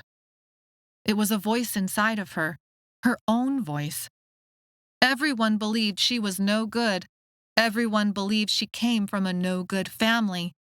She had promised herself she would prove all of them wrong. A bell rang, clear and full through the air, like a church bell. People streamed out of the tower and surrounding buildings. The sun cast harsh, gruesome light onto purple skin. One of their captors said a single word in Wraith and picked up the pace. Lunch. The workers arranged themselves in seated groups, unwrapping cloth to reveal various kinds of food. The sight made Maella's stomach cramp. At least a third looked high school age, like Maella and Claritza. Maella's biker pushed her off, and she stumbled, catching herself on the sand with one knee. She rose, feeling the sting of that knee, but she rose too quickly after so little water and such a long ride in the sun. Darkness descended over her vision. Her arms and legs lost sensation. Warm, strong hands caught her. Smells of licorice and musk enveloped her. Sethlow's face loomed into view as her vision cleared. His arms were around her and felt strong enough to sweep her up. He had kept her from falling, but his eyes made her feel like she was drowning. "It will be well," Sethlow said quietly. His touch electric on her arm. The worried light in his eyes contradicted his words. They both knew Eutheral's fate. Yet, his words helped. Maella nodded and covered his hand with her own, not trusting herself to speak. She looked away because it hurt too much to look at him, but the touch of his hand strengthened her. They had survived Rock Heaven together. They would survive whatever new trouble this was. Sethlow steadied her on her feet, and she felt the loss like an ache. The bikers pushed Maella and her friends to the fence. Dark dots, like ants, moved across the upper part of the stone tower and along the pipeworks. The dots lower on the wall were clearly people, children, climbing the pipes with little more than a rope to keep them from falling. "What are they doing?" Maella said. One of the bikers squinted, following her gaze. "Torchlighters," he said, as if this explained everything. Maella sucked in a breath. A hum that had been growing during their ride to the tower was now undeniable. There were doors nearby. Vibrations sunk into her bones like heat on a cold day.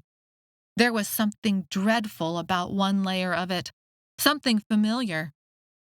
It felt like the door in the sky, the door that had connected Rock Heaven to another world, to Thray. A biker shoved her forward. She caught herself and looked up at the tower.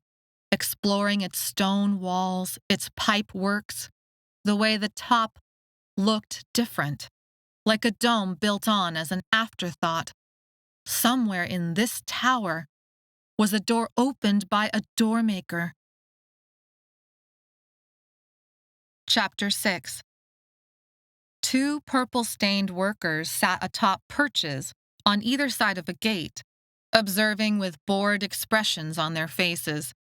If she had been a bird, it would look like the bikers were herding them like cows into a corral. The gate opened onto the factory grounds. Walkways and stairs connected buildings to the tower in an elaborate maze. The bikers, with their robes and much lighter purple skin, parted the crowds without effort. Licorice smells increased with every step. Maella tasted sweetness with every breath, as if like Catherine floated in the air. They headed to the base of the tower, to a desk in the tower's shadow, and a woman who sat at this desk. Clarissa held her arms tight to her sides. Daniel gritted his teeth, a vein pulsing in his forehead. Sethlo looked pale and shaky. Maella felt their fear and their need for like Catherine, but not with the same intensity. The empty bottle remained like a large pebble in her pocket. The woman at the table looked up. Her hair was coiled on top of her head. She wore a gauzy, light-colored cloth over it that cascaded to the floor, forming a sort of veil and robe. She spoke with the bikers for several brief moments, switching between Thray and English. "Where are these from?" The woman leaned back in the chair, away from her wooden desk, as if trying to push away a bad smell. "We found them wandering the Forsea Desert," the leader said. "They said they were looking for more work." "That is not true," Sethlo said, stepping to the desk. "We were taken." The biker backhanded Sethlo across the face, sending him to the ground. The woman thinned her mouth and wrote something down on the paper. "Is this true?" "We offered them a ride because they would have died in the desert." "Look at them," the biker motioned. "They could not pay the fee, so they are in our debt. They show signs of knowing the work. We will trade them to you so that they can work." "Very well," the woman nodded.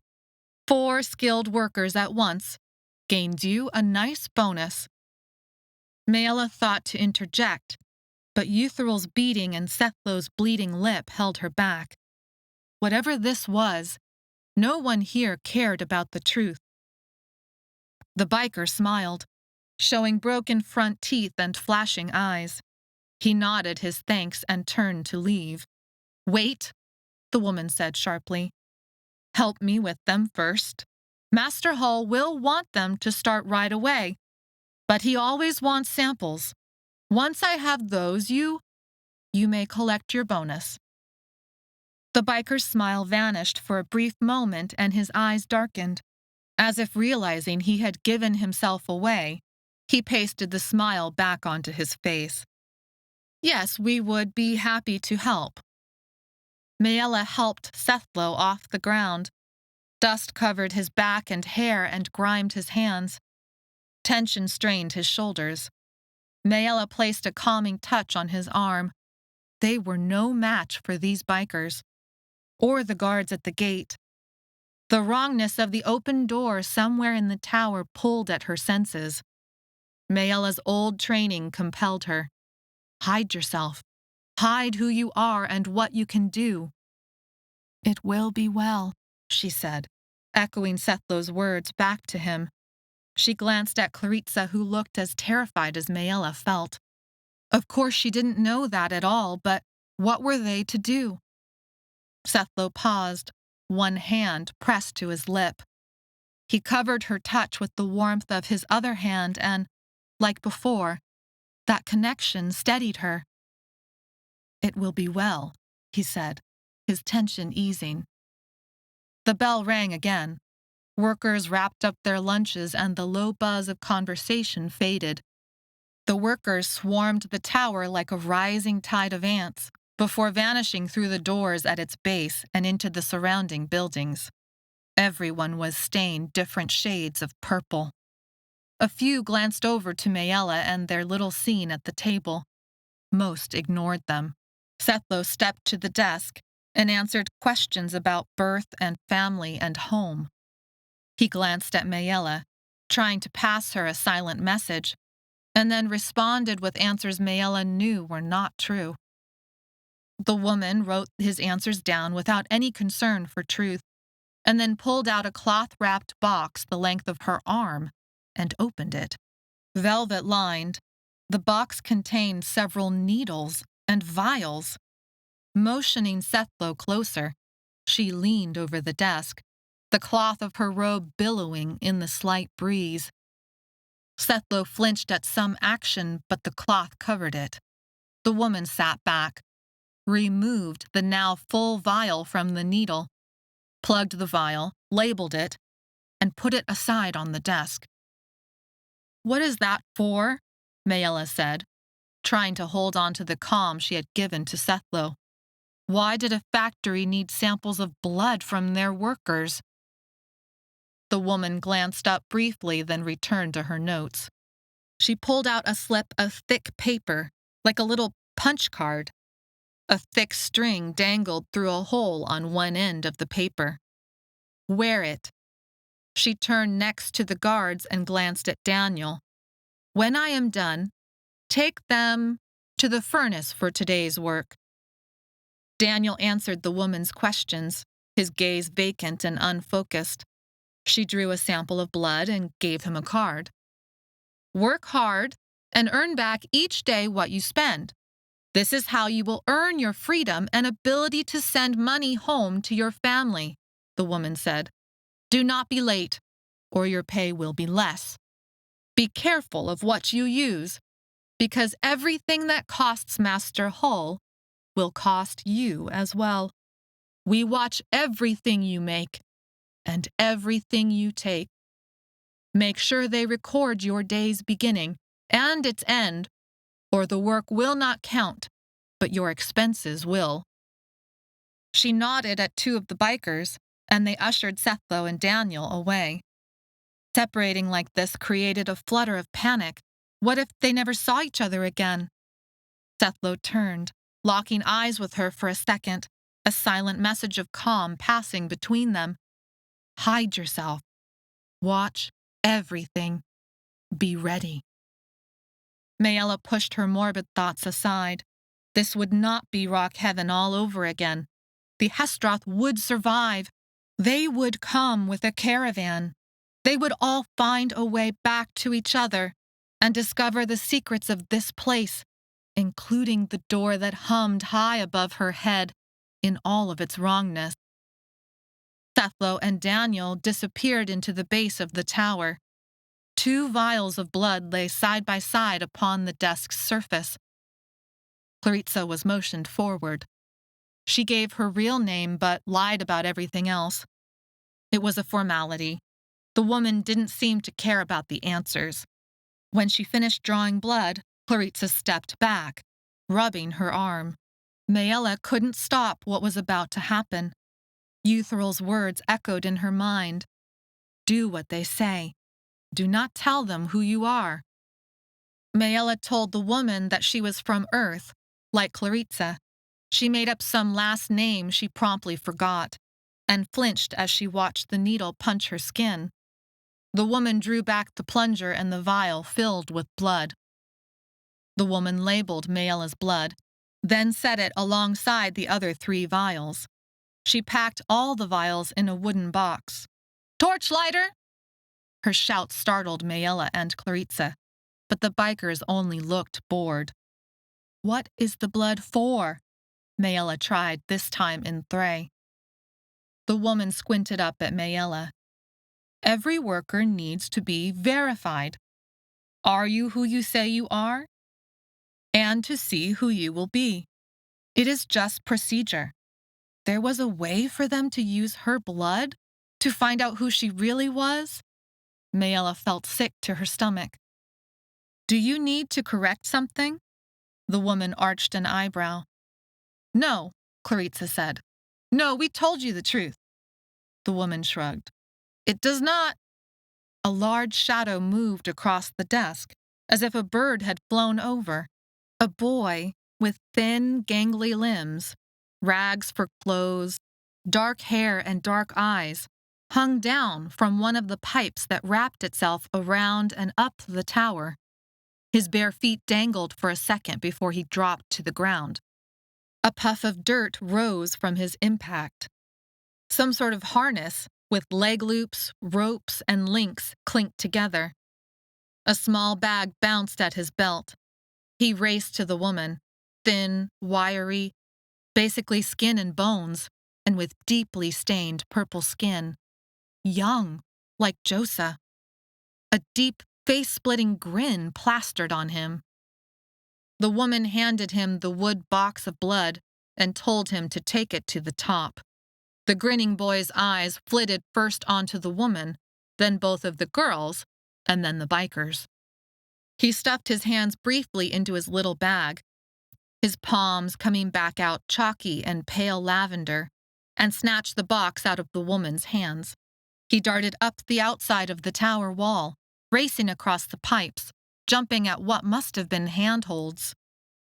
Maella's stomach lurched at the thought of her blood racing up the tower to be tested. Clarissa and Maella exchanged a despairing look. His climb was like a ticking time bomb. How much time did they have?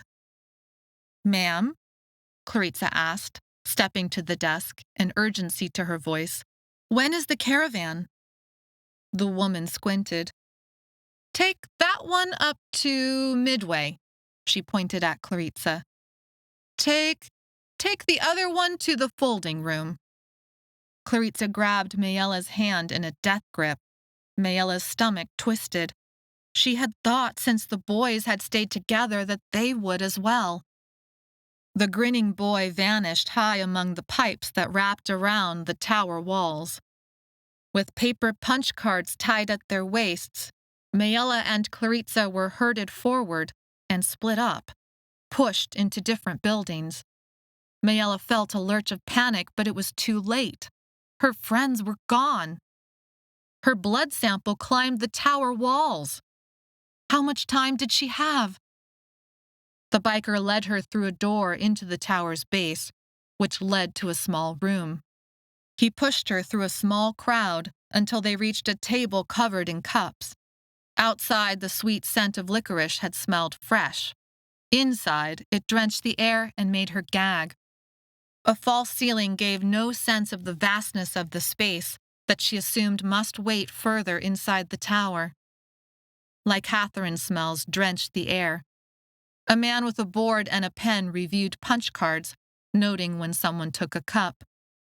The box where she had kept all the crocoside pain locked away now flipped open, flooding her with spasms and a dizziness that threatened to send her to the ground. Someone gripped her elbow, steadying her before she fell. She looked into the kind, purple-rimmed eyes of an old man, gray stubble rough on his cheeks, chin, and neck. He spoke in a language other than English, smiling. He pushed a cup into her hands, even as the guy frowned and noted it. The licorice smell increased. She closed her eyes and drank the cup in one long, cool swallow. The liquid tasted sweet, the drops sliding down her throat like honey. When she opened her eyes, the old man held out a second cup. She gulped that one down too, her stomach settling and her headache easing. Energy began to buzz through her body. It was like the cobwebs were being cleared from her mind.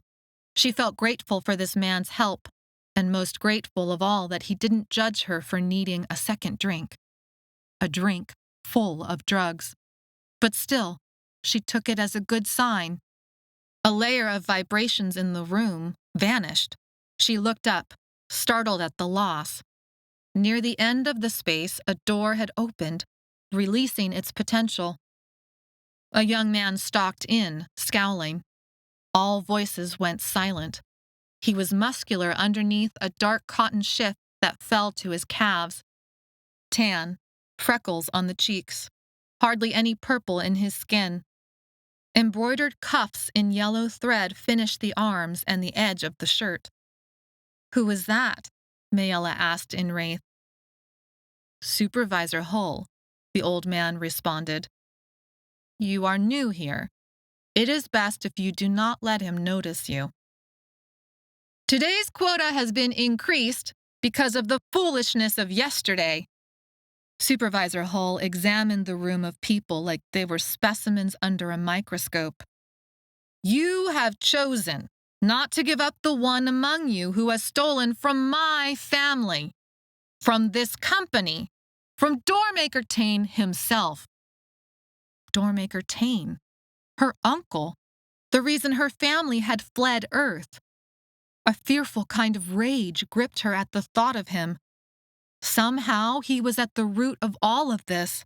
Her family's slow destruction, Rock Heaven, this tower. Eutheril said he controlled this factory. All Supervisor Hull might mean was someone had stolen like Catherine, and because Doormaker Tane owned this factory, it was like they had stolen it from him. It didn't mean he had been to the factory himself, and yet Master Hull has decreed that you will all be punished. Steal the patterns, steal our product, you must make up for what was not yours to take. Those who hide the ones who have done this are as guilty as if they had done the work themselves. Your chance for forgiveness passes after today. All who are involved in the theft or in hiding the thieves will be sent to the circle. This is what my father has decreed." Maella shifted next to the old man and felt the hard edge of the Lycathrine bottle in her pocket. Panic made her stomach flutter. What if they thought she had stolen it? Supervisor Hull reached into the belt that wrapped his robe and unfolded a piece of paper. Urgent whispers rose. Maella's heartbeat ratcheted up alongside the tension that had increased in the room. Many looked away. Others looked back, almost defiant. Supervisor Hull reviewed the paper and then surveyed the room. "You may not leave this workday until you have produced double what was made yesterday." People protested, but it was the old man next to her who spoke most loudly, calling out the unfair burden of this punishment. Supervisor Hull locked onto him, then examined the paper again. With a nod to the guards at his side, they approached, cutting through the crowd. Several times they shouted for others to move from their path, as if people purposely did not make way. The old man pushed her away. She stumbled backwards and made herself as small as possible. She had seen paper in these worlds in only 2 other places: Foster's desk and Keeper Shaw's pattern book. Her mouth went dry. She had almost died in the desert. She had watched Eutheril beaten and abandoned. What was going to happen now? A long, slender whip appeared from behind Supervisor Hull's back. His cuffed sleeves flashed yellow as he brought the whip down across the old man's back again and again. Supervisor Hull spent his anger in a frenzy of motion. People stepped forward. Others held them back. Whispers rose and then faded. Maella saw Eutheril in the desert. She saw bikers and dust and sand. She began to scream. Supervisor Hull paused, chest heaving, mouth flecked with saliva. The old man's shirt had ripped, revealing red welts, but he withstood the beating in silence. Supervisor Hull's eyes cleared as he looked around the room, as if trying to locate the source of the scream, a new target. Maella closed her mouth and her eyes and held herself strong, waiting for the pain of the whip. She was yanked to the ground and across the floor. When she opened her eyes, she saw people had crowded in, shuffling to keep her out of sight. A girl had grabbed her around the wrist and was dragging her away. The girl shook her head as she put a finger to her lips in silence. But Maella couldn't hold back. "We have to stop this." The girl did not stop. It has not been the first time such a thing has happened. It will not be the last. He will not die from a whipping. Get back to work, or we will all be beaten, and you will have ruined everything. Chapter 7. Maella was dragged into a different room, this one full of tables. At the far end was a closed door that vibrated. Near it stood a large container where steam rolled off the top. The girl was tall, almost head and shoulders taller than Maella, with short and spiky hair. She led Maella to a table where a girl and boy, who looked like brother and sister, already worked. They were both short, like Maella, with black hair, matching noses, round chins, and dark, darting eyes. The sister looked maybe 16 years old, like Maella, and the brother a few years younger than her.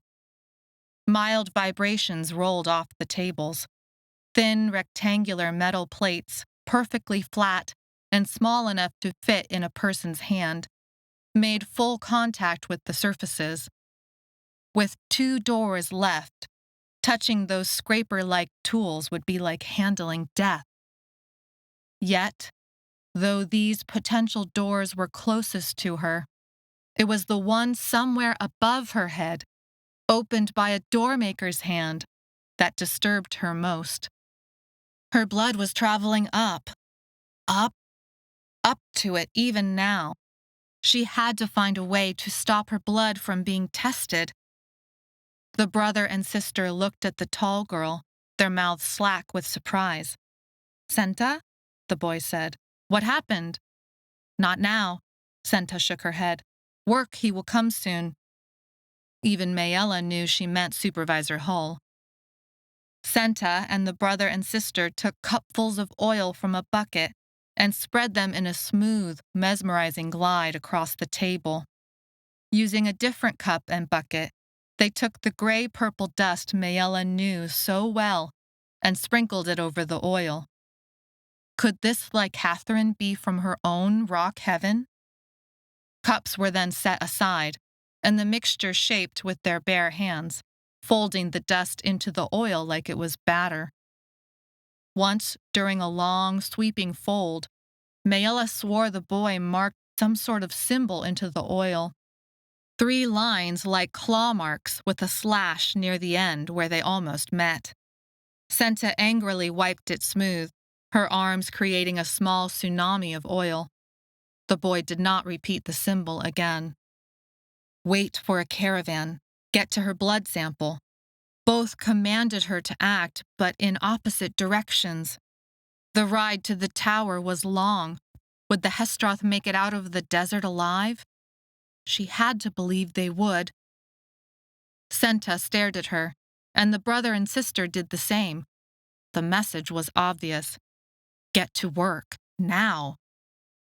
She had been trained to hesitate, to think before moving, but she saw the tension in their shoulders and the fear in their faces and knew she could not wait any longer.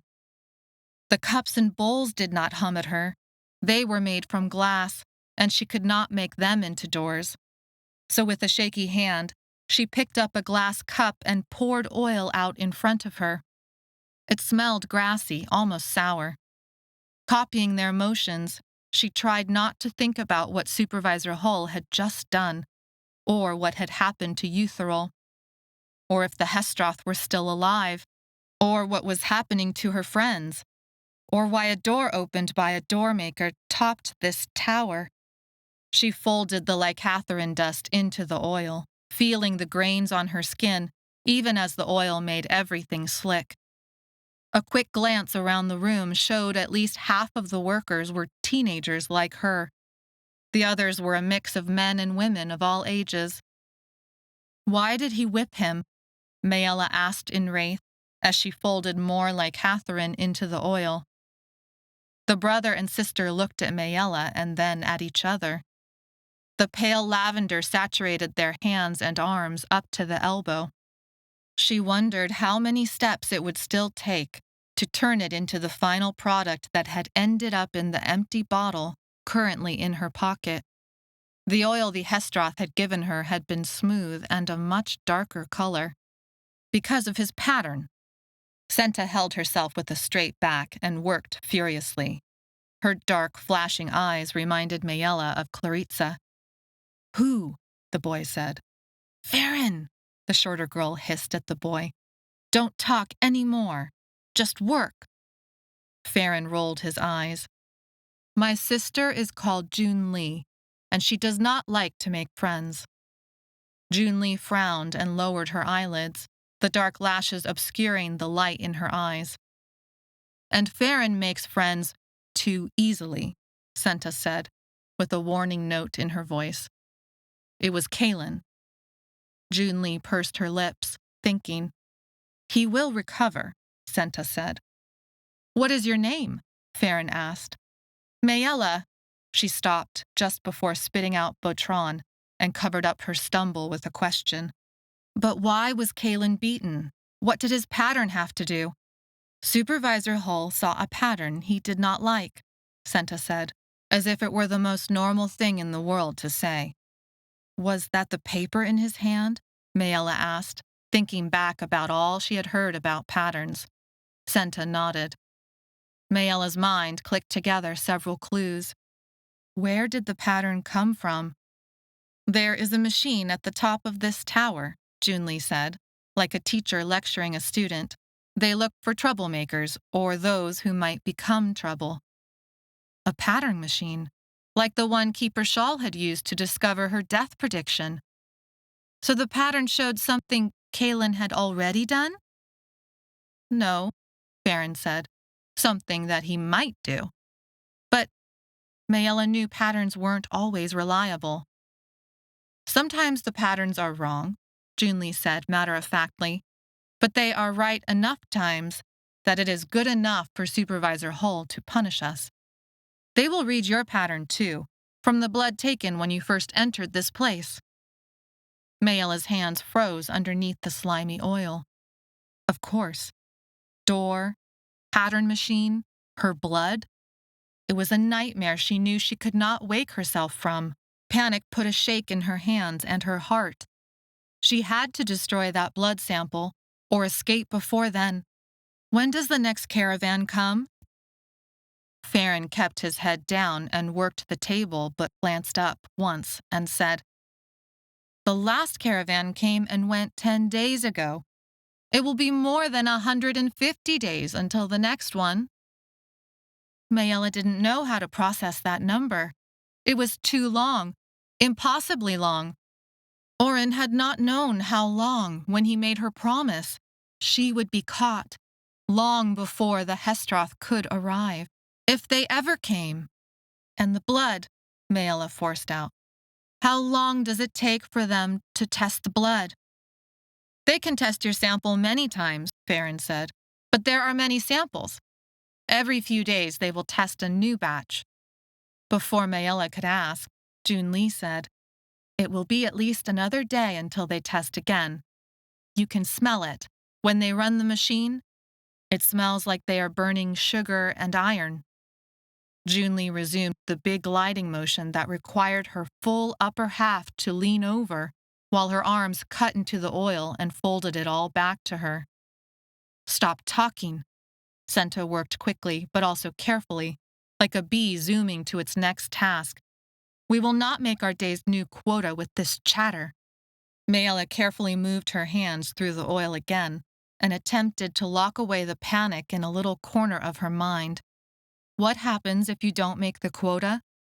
She had some time, not much, but enough, maybe, to prevent her sample from being tested. She just needed to come up with a plan. June Lee and Farron turned solemn, as if reminded of something awful. "You talk too much for someone with such colored skin," Senta said. "Where did you come from?" Maella didn't see any reason to lie about this part. "I came from the desert. My friends and I had gotten lost." "Where did you get skin like that in the desert?" June Lee said, her eyes turning suspicious. Maella tried to pick her words carefully, not sure what would give too much away. Her muscles warmed as she worked with the oil and dust. They forced me to work with the lycathrine in a different factory before we ran into the desert. Farron stopped folding. June Lee looked sharply at Maella. They let you live? After you ran away from a factory? Senta scratched the edge of her hairline with her arm and looked over her shoulder to check out who was watching. If that's the truth, June Lee said, then you and your friends are the luckiest people in all the worlds I have ever met. Maella laughed, and it sounded bitter even to her own ears. You would not say that if you knew my story. I am not lucky. Then tell us your story, Farron said. It's because my father and brother are missing, Maella said quietly, knowing she could never tell them her true story. She hated secrets. Secrets had ruled her life, but secrets had also saved her life. Rock Heaven had driven that lesson into her. I went in search of them and got lost. There. That was true enough to make her heart ache at the thought she might never find them again. Tears formed at the corners of Maella's eyes. She threw herself into the work to hold them back. Our mother is sick, Farron offered, as if in sympathy to Maella's own pain. Our father died 2 years ago. We are in the factory's debt every month to pay for the medicine our mother needs to live. One day, we will make enough to pay for what she needs and to free ourselves. No, Farron, June Lee said. That will never be possible. Yes, sister, Farron said. Yes, it will. June Lee bent her head and shook it, unwilling to argue any further. My father was crippled in an accident at work. Senta used the flat side of a plank to scrape the folded lycathrine oil into a glass container. In its present form, the whole thing had the consistency of cold coconut oil. So, I sold myself to this factory. You sold yourself? Maella felt horrified. Do not look at me like that, Senta scowled.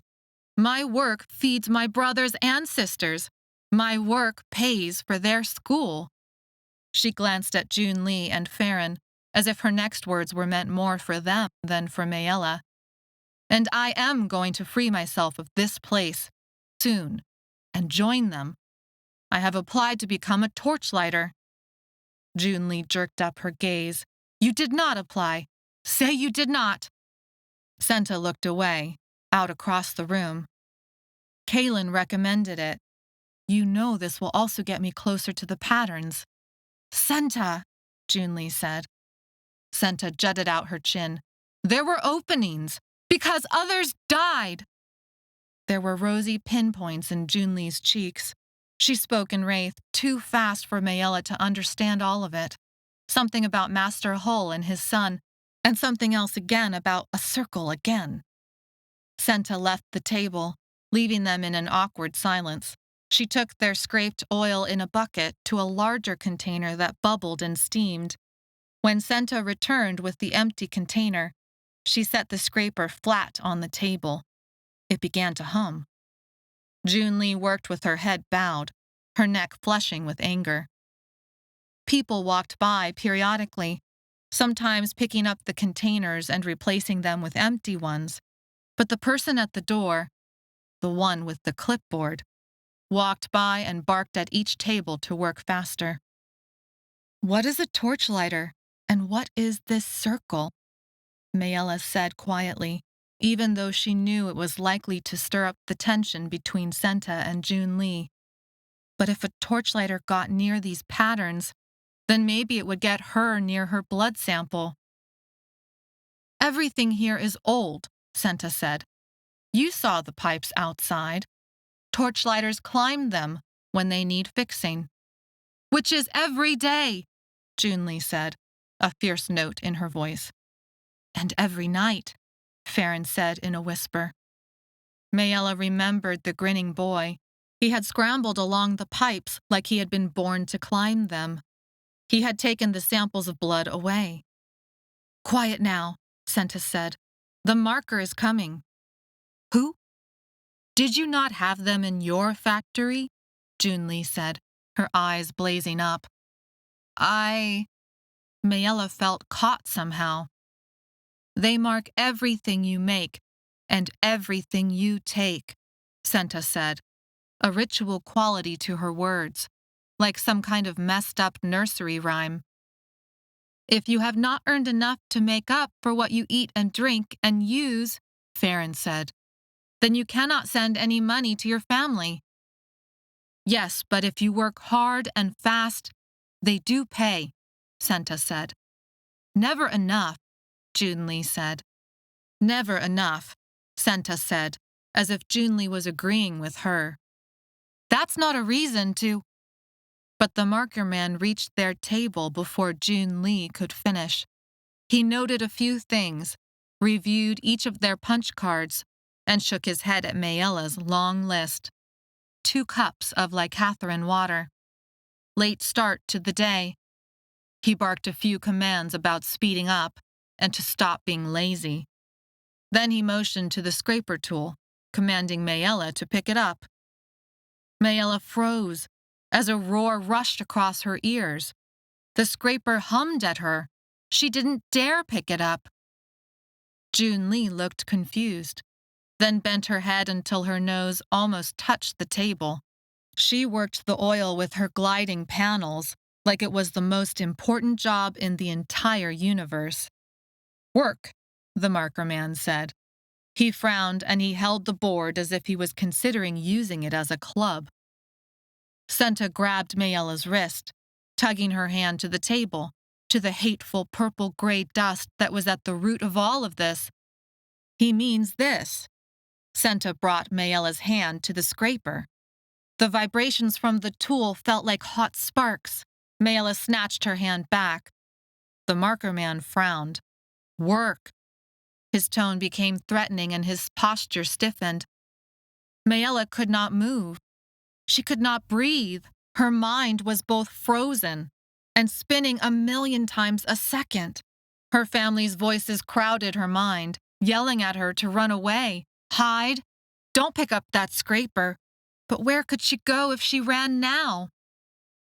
Senta picked up the scraper and the hum stopped. She pressed the scraper into Maella's hand. Maella released a shuddering breath and immediately set to scraping. The look in Senta's eyes was thoughtful. Marker man grunted and said something about stupid, worthless children. Marker man watched for another long minute, grunted again, and then returned to the far end of the room. Junli, Senta said quietly.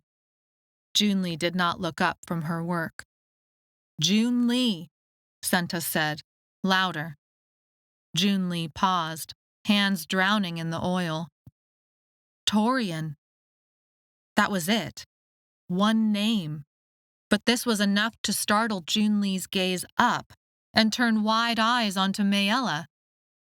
Maella set down the scraper, afraid it would fall out of her hands from the fear that shook her muscles. But that choice was a mistake.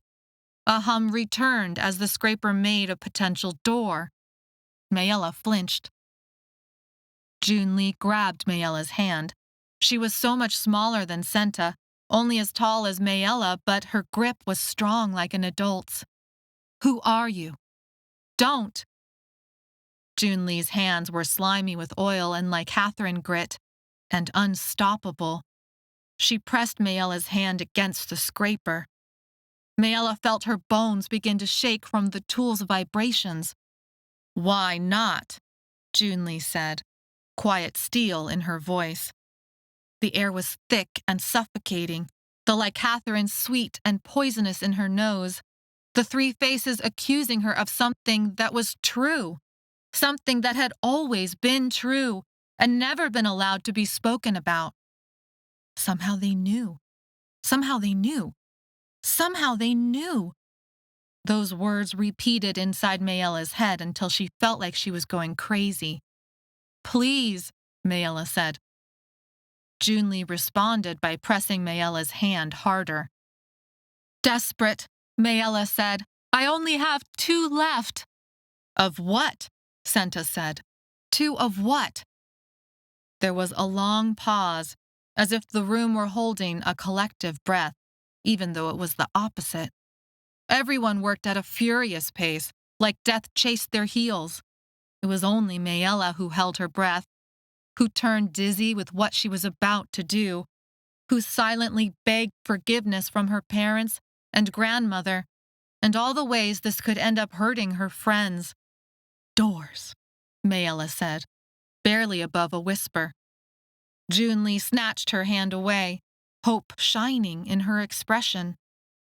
And then Maella told them her secrets, what she could do, and some of what happened in Rock Heaven, but also about her death prediction. Farron was open-mouthed as understanding dawned on his face.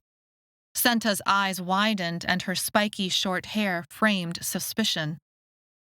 When Maella finished, she waited for them to say something, to do something, to ask something. But the 3 lapsed into a stunned silence. They avoided looking at her as if pretending she no longer existed. They spread the oil and sprinkled out the lycathrine. They folded and scraped and dumped, except little tells gave them away. They moved the scrapers out of her reach. Their hands shook as they folded, as if from mini earthquakes. Maella could not keep silent for any longer. What are you going to do? She didn't have many options. She could try to run, but there were closed doors between her and the outside. Also a fence, posted guards, and a desert that stretched into eternity for all she knew. She couldn't afford to lose another door. She had 2 doors left. 2! The number made her sick to her stomach. How these 3, like Catherine-addicted kids, answered would determine her fate. Her blood, Junli started. They'll test it and find out who she is, Farron finished. He held a scraper like it was a lifeline. As if an agreement had been reached, Junli faced Maella, examining her from head to toe. Her eyes were clear and bright, her lids rimmed in purple, her full lips parted over straight teeth. She looked like she was about to step into the ring with a lion. Maella realized with a shock that this meant she was the lion. You must not let your blood be tested, Junli said. I know that. Don't you think I know that? But how? Maella felt the impossibility of the task. We will help you. We will keep your secret, Junli said. Thank you, Maella said, a rush of gratitude filling her. But only if you help us escape this factory, Junli said. Maella felt a sort of drowning. This was a trap, an impossible promise to make. What she could do with doors hurt people more often than it helped. Everything was messed up and she had a death sentence hanging over her head. Their demand trapped her. It was an impossible demand. She might kill us, Senta said, eyes widening. You can't mean it. Torian saw, Junli said. We all saw it, Senta interrupted. Patterns change. This pattern feels right, Junli said. No, Senta's right, Farron said. Doormakers are dangerous, but there is no other choice. You have to help us, Junli said, turning to Maella. That's the only way we will keep your secret. Save them? She had no idea how to save herself, let alone any of them. But there was no choice. No turning back from the very first moment Claritza and Maella had been pushed through the door into the clylop cave. She felt that knowledge deep in her bones. They knew her secrets, and they knew much more about this tower's secrets than she could ever hope to learn on her own. She needed them more than they needed her. I will save you, Maella said, even as she inwardly winced at her own words. She was agreeing to something she knew was impossible. Claritza would have protested, hearing her. Claritza didn't make promises lightly. Neither did Maella, but this was different. This was about survival.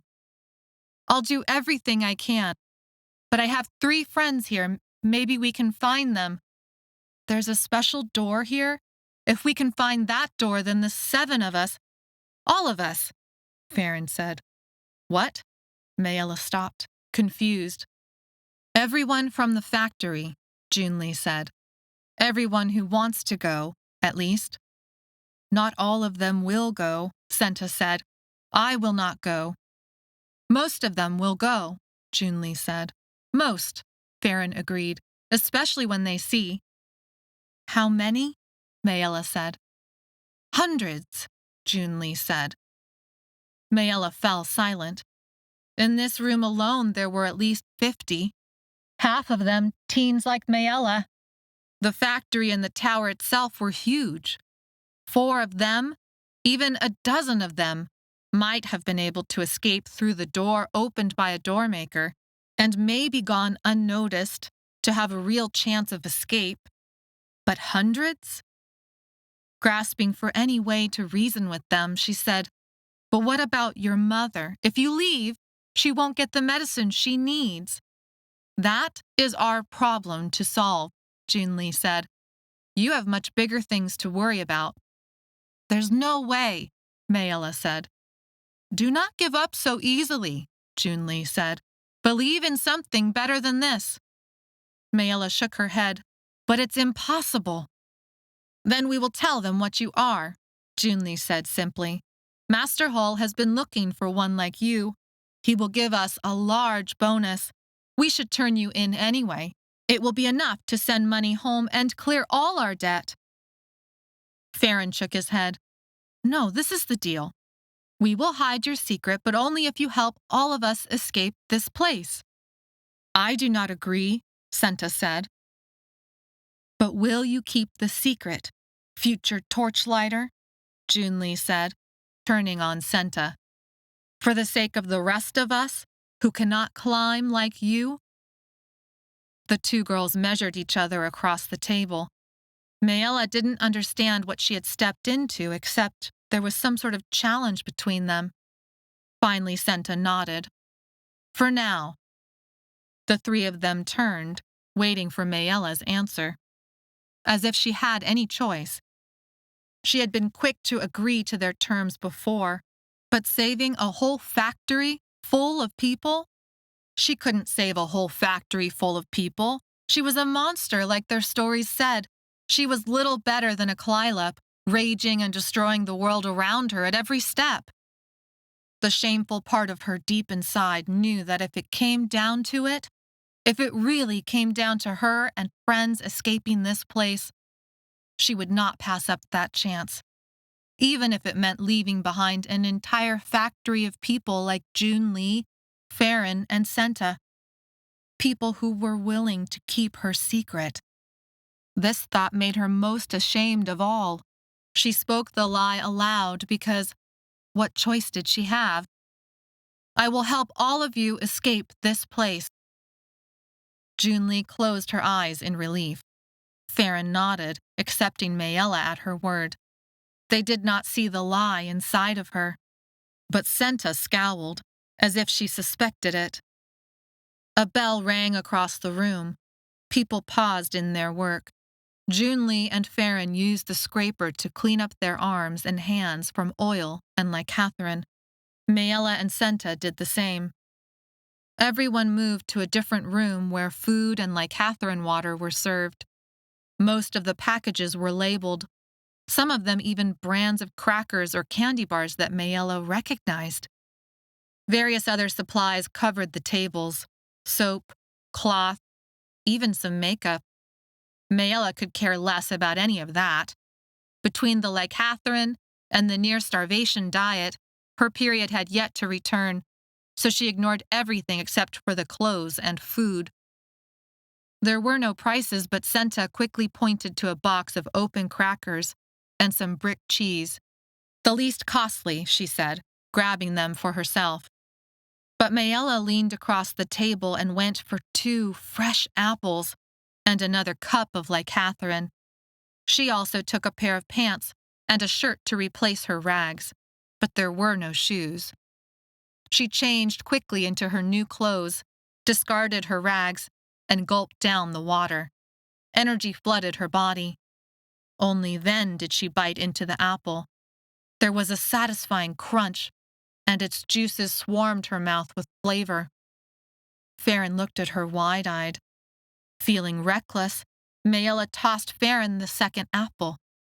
"Share this with your sister." He caught the apple and turned it over in his hand like it was a precious jewel. He bit down and moaned from delight, then offered Junli a bite. When Maella was done with her half, she offered the rest to Senta. "You are stupid," Senta said. "Your debt." "What does it matter?" Maella said. "I just promised." "No." Senta pushed the apple back.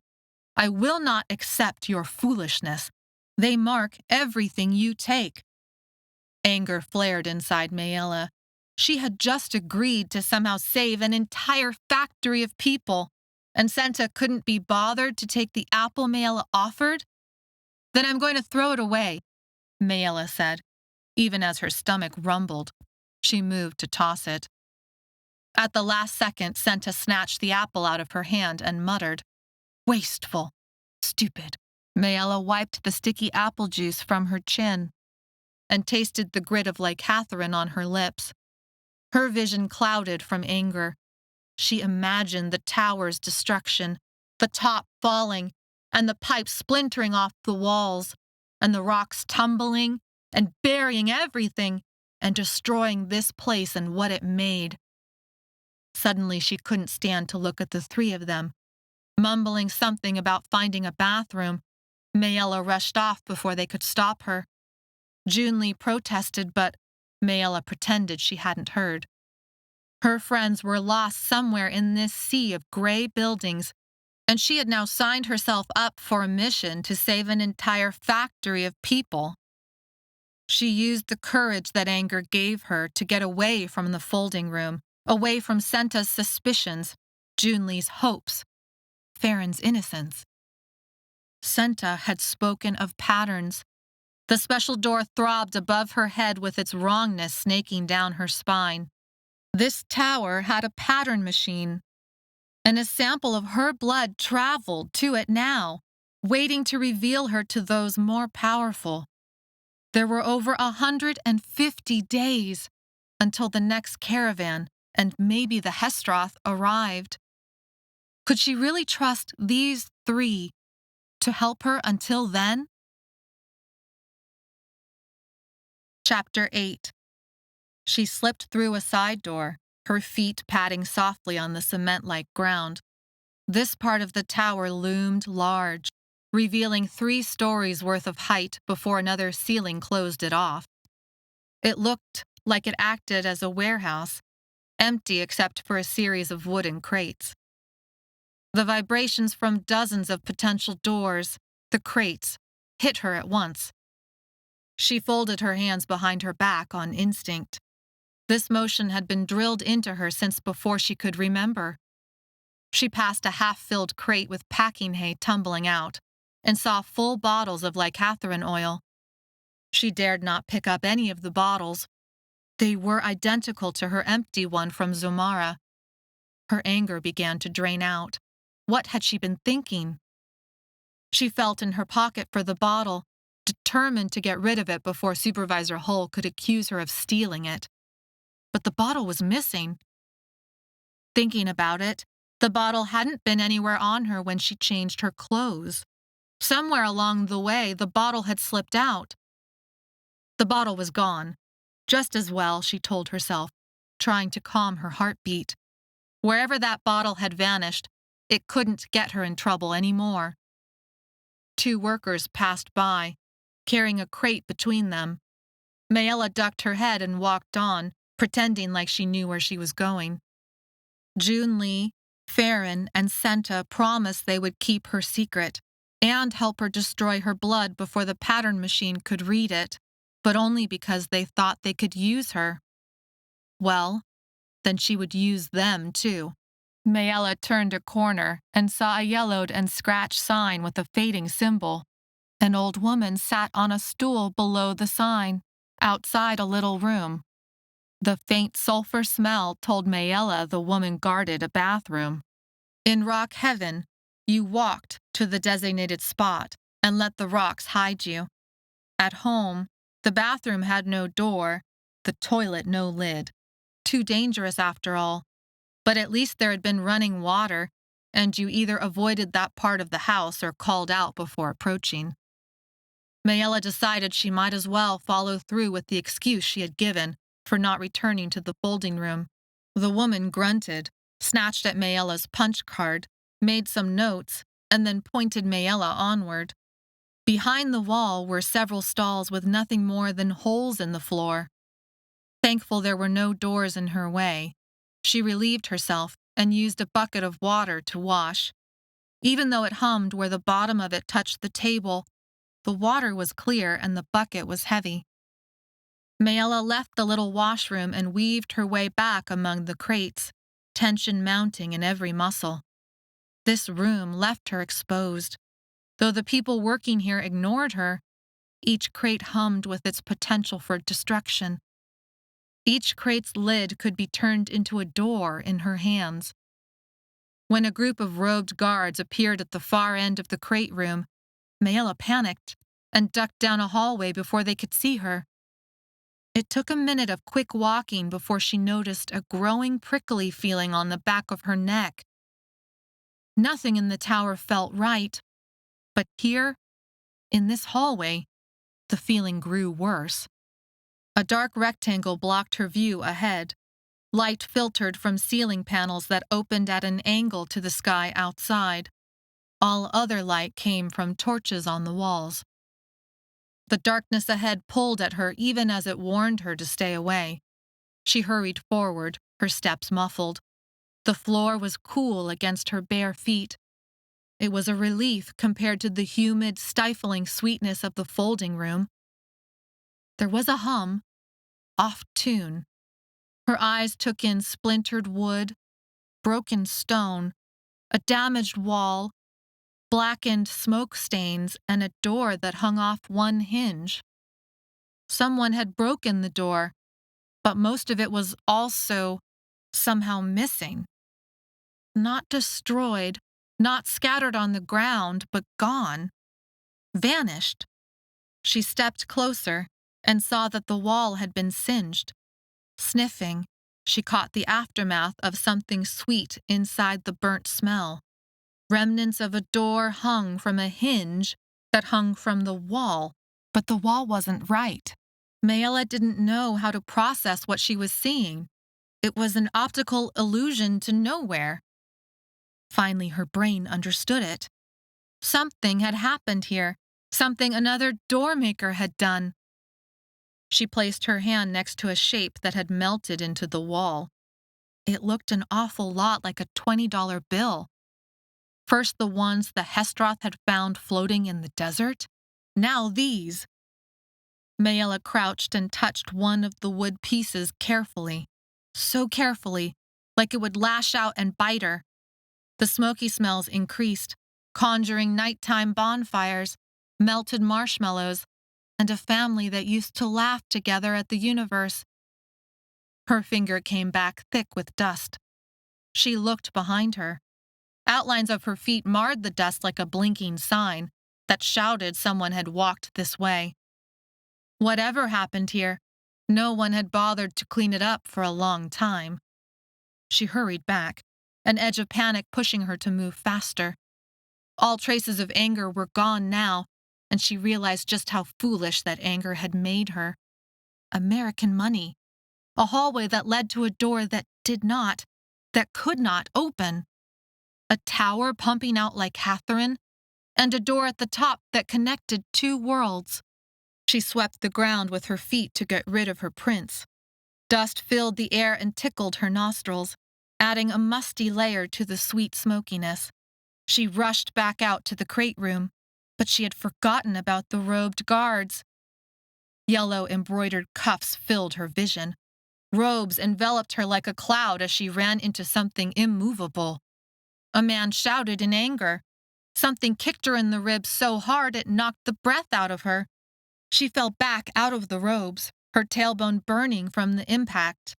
Supervisor Hull towered overhead, his face a mask that deepened into an angry flush. The dimness of the room left her vision blurry, but her ears picked up more people among the crates, sifting, sorting, cataloging. A marker man stood next to Supervisor Hull, mouth open in astonishment. His board and paper dangled from one hand. Supervisor Hull spoke in wraith, just a word, something about rocks and crunching. She didn't know what it meant, only that it sounded like an insult. "This is what I mean," Supervisor Hull said to the marker man, his face pinched and a mean look in his eyes. "The world is moving on without me, and I'm stuck playing babysitter to idiots. Where are you supposed to be?" Maella forced herself to stand. She stared at the cuffs of his tunic, avoiding his gaze, and saw something familiar. A symbol was embroidered into Supervisor Hull's cuffs. Her family's symbol. A curved quarter moon, its points sharp like knives. 3 links, separate yet attached, pierced by the moon. Why did Supervisor Hull have her family's symbol on his clothing? The marker man glowered down at Maella. "What do you have to say for yourself? Can you even talk, stupid girl?" Maella frantically thought of an answer that might satisfy them. "Bathroom." "What did you say?" Supervisor Hull demanded.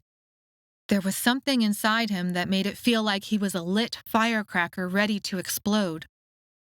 "Bathroom," Maella said again, lamely. "I drank too much." Supervisor Hull snatched at Maella's card and reviewed the entries. He raised an eyebrow and smirked. "This one is determined to work in the folding room until she dies of old age. Yet my father believes I will learn something important here? As if there is anything this place could teach me that my time in Thray could not." He dropped the card, and it fluttered like a butterfly back to Maella's waist. Even though it didn't matter, none of what he said mattered. Maella flushed with embarrassment. But then she took that feeling and turned it over until it became anger again. She imagined this tower full of shadows crumbling into the desert, stone by stone, until the sand swallowed it up. That's what everyone deserved. Let the sand drown the Lake Catherine and everything that could make it. She raised her eyes until they locked on his, and let that message shine through, though she spoke not a word. Supervisor Hull's expression hardened. He took the marker man's board, raised it above his head, and brought the board crashing down onto Maella's shoulder. Her shoulder burst into pain as her vision burst into bright spots. "Do not look at me like I am your equal." Supervisor Hull returned the board to the marker man. "How many are missing now?" The marker man, as if nothing had happened, made some notes on his board. Supervisor Hull grunted and turned narrowed eyes back to Maella. She flinched under that gaze. He looked at her like she was little more than an insect, and like this fact made him angry. "Very well," Supervisor Hull said. "We will go to the folding room next." The marker man pinched Maella's arm until it hurt, and dragged her after Supervisor Hull and his guards. "We mark everything you make, and everything you take. Have you forgotten?" Now you have made him angry. Light streamed through the open door. When she stumbled through, her gaze met a great purple cauldron of bubbling liquid, next to tables of people folding like Catherine into oil, like sugar into cake batter. The marker man released Maella, and she hurried to the table where June Lee, Farron, and Senta waited. The eyes of the entire room watched her, then slid away, back to work. Senta hissed in displeasure when she reached the table. It was like that was the only sound she knew how to make. Maella plunged her hands into the oil again, feeling the rough grains and the slick oil on her hands and arms.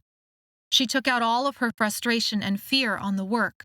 She had learned this way to cope in rock heaven, standing in the mucky pool, sifting for Lycathrine until her bones ached and her teeth chattered with a kind of energy she now knew was a result of the Lycathrine soaking into every pore of her body. The tension in the air coated their bodies and drenched their clothes with sweat. The sickly sweet licorice smells mixed with rising body odors. The room was stuffy, and the relentless work made her lightheaded, and Supervisor Hull and his guards just watched. Finally, when the tension was like a taut rubber band about to break, Supervisor Hull's voice cut through the silence of the room. "Lock the doors." The guards shut the 2 doors on either end of the room with a click. Vibrations arose, distracting Maella.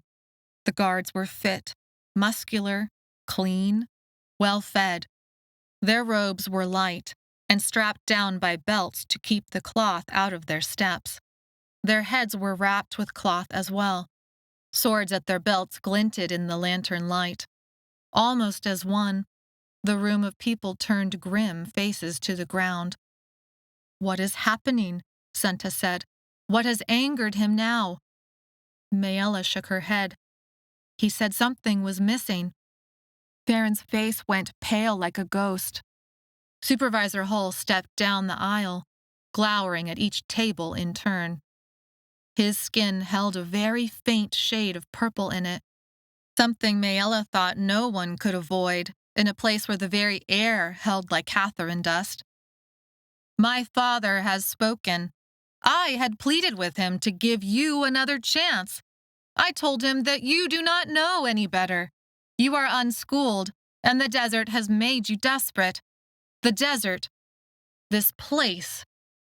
He shook his head, and his eyes got a faraway look in them. "Would make anyone desperate.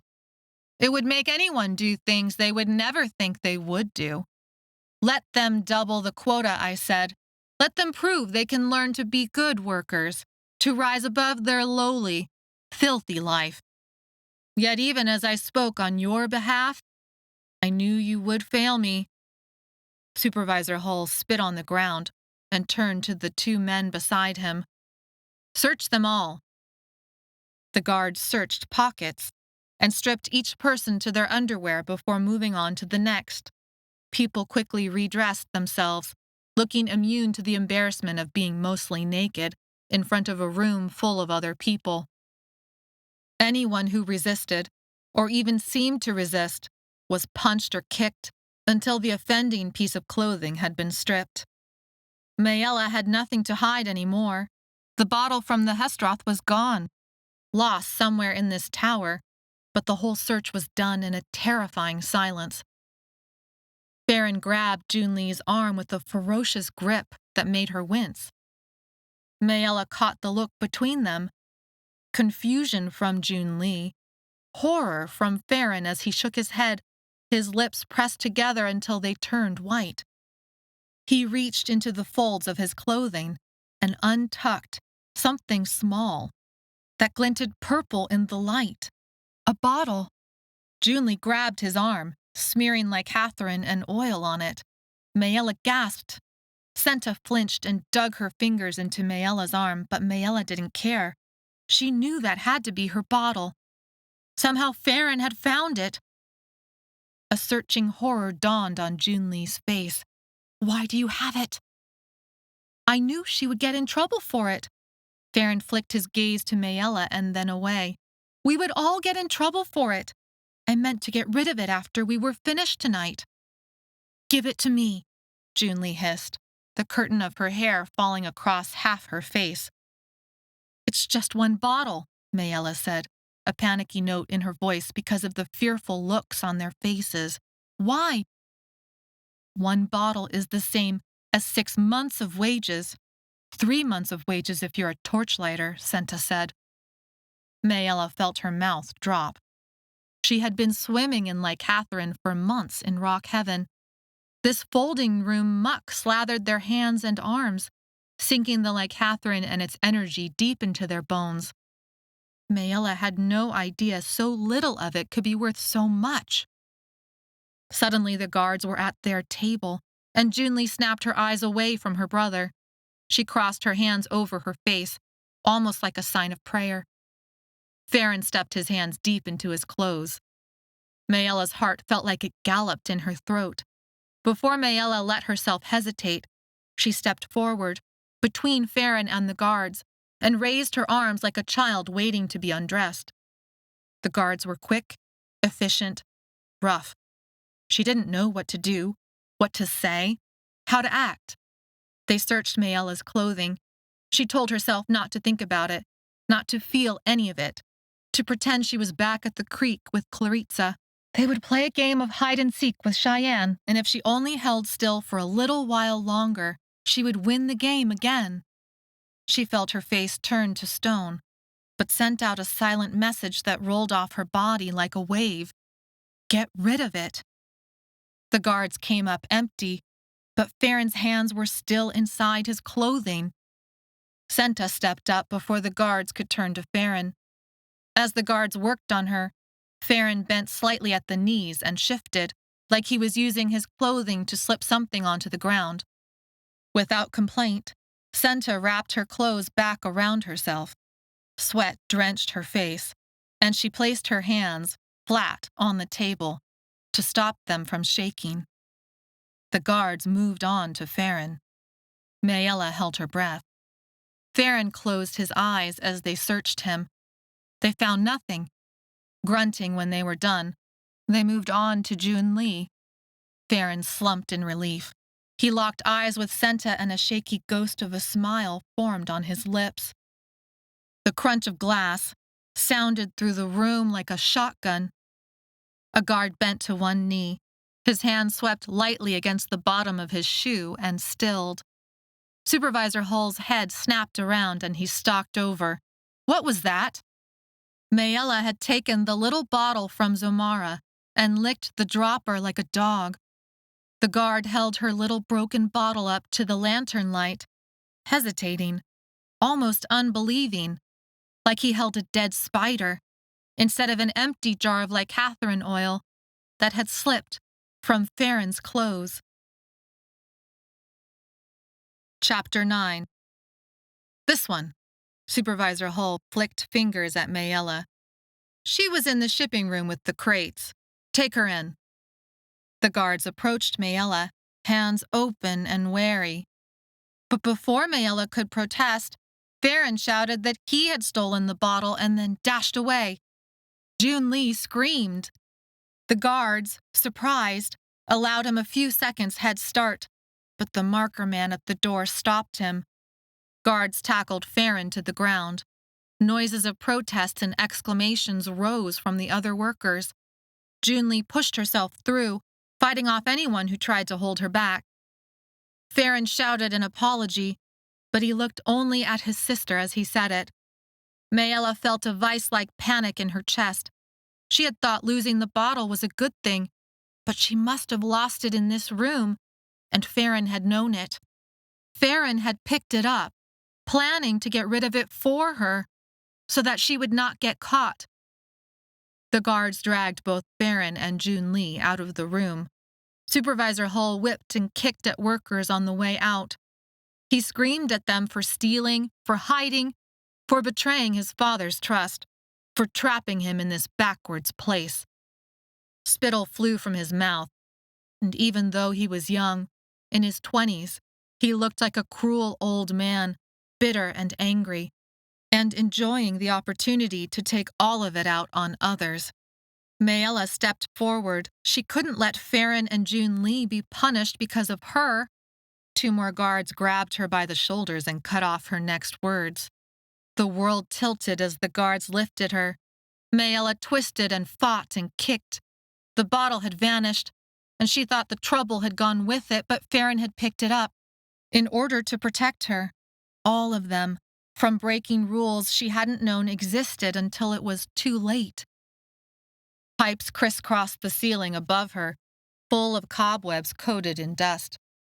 The workers watched without watching, turning back to their folding tables but seeing everything. Senta was dragged out behind Maella, her heels scraping along the ground. They entered the crate room, the humid air lightening, but the shadows darkening. The world turned upright again as the guards made Maella walk. Torchlight danced lightly across the crates of lycatharin oil. Supervisor Hull marched them for what seemed like a mile, through the crate room and into a maze of hallways. Once, Maella caught a glimpse of Daniel, but he had vanished around a corner before she could dare call out. They stopped at a closed door that hummed so brightly it gave Maella a headache. The march only increased Maella's racing heart. He pushed open the door and it swung against its hinge, slamming on the inside wall. The guards kept their faces neutral. It took long seconds for Maella to recognize he had opened a door to the night outside. Supervisor Hull stepped out, and the guards followed while pushing them inside a huge cage that could have fit hundreds of people at once. The guards moved into the cage with them. Torchlights on the outside of the tower illuminated a desk next to the cage. The desk looked familiar. It was where Maella had received her punch card that morning. One of the guards yanked a long metal lever on the outside of the cage, snaking his hand through the bars. The cage jolted, and Maella lost her footing. She fell to the floor, but the floor was moving. Cranks, groans, and squeals sounded. The rectangular desk shrunk in size. As the landscape expanded, miles and miles of darkness were broken only by starlight and a lavender-colored moon.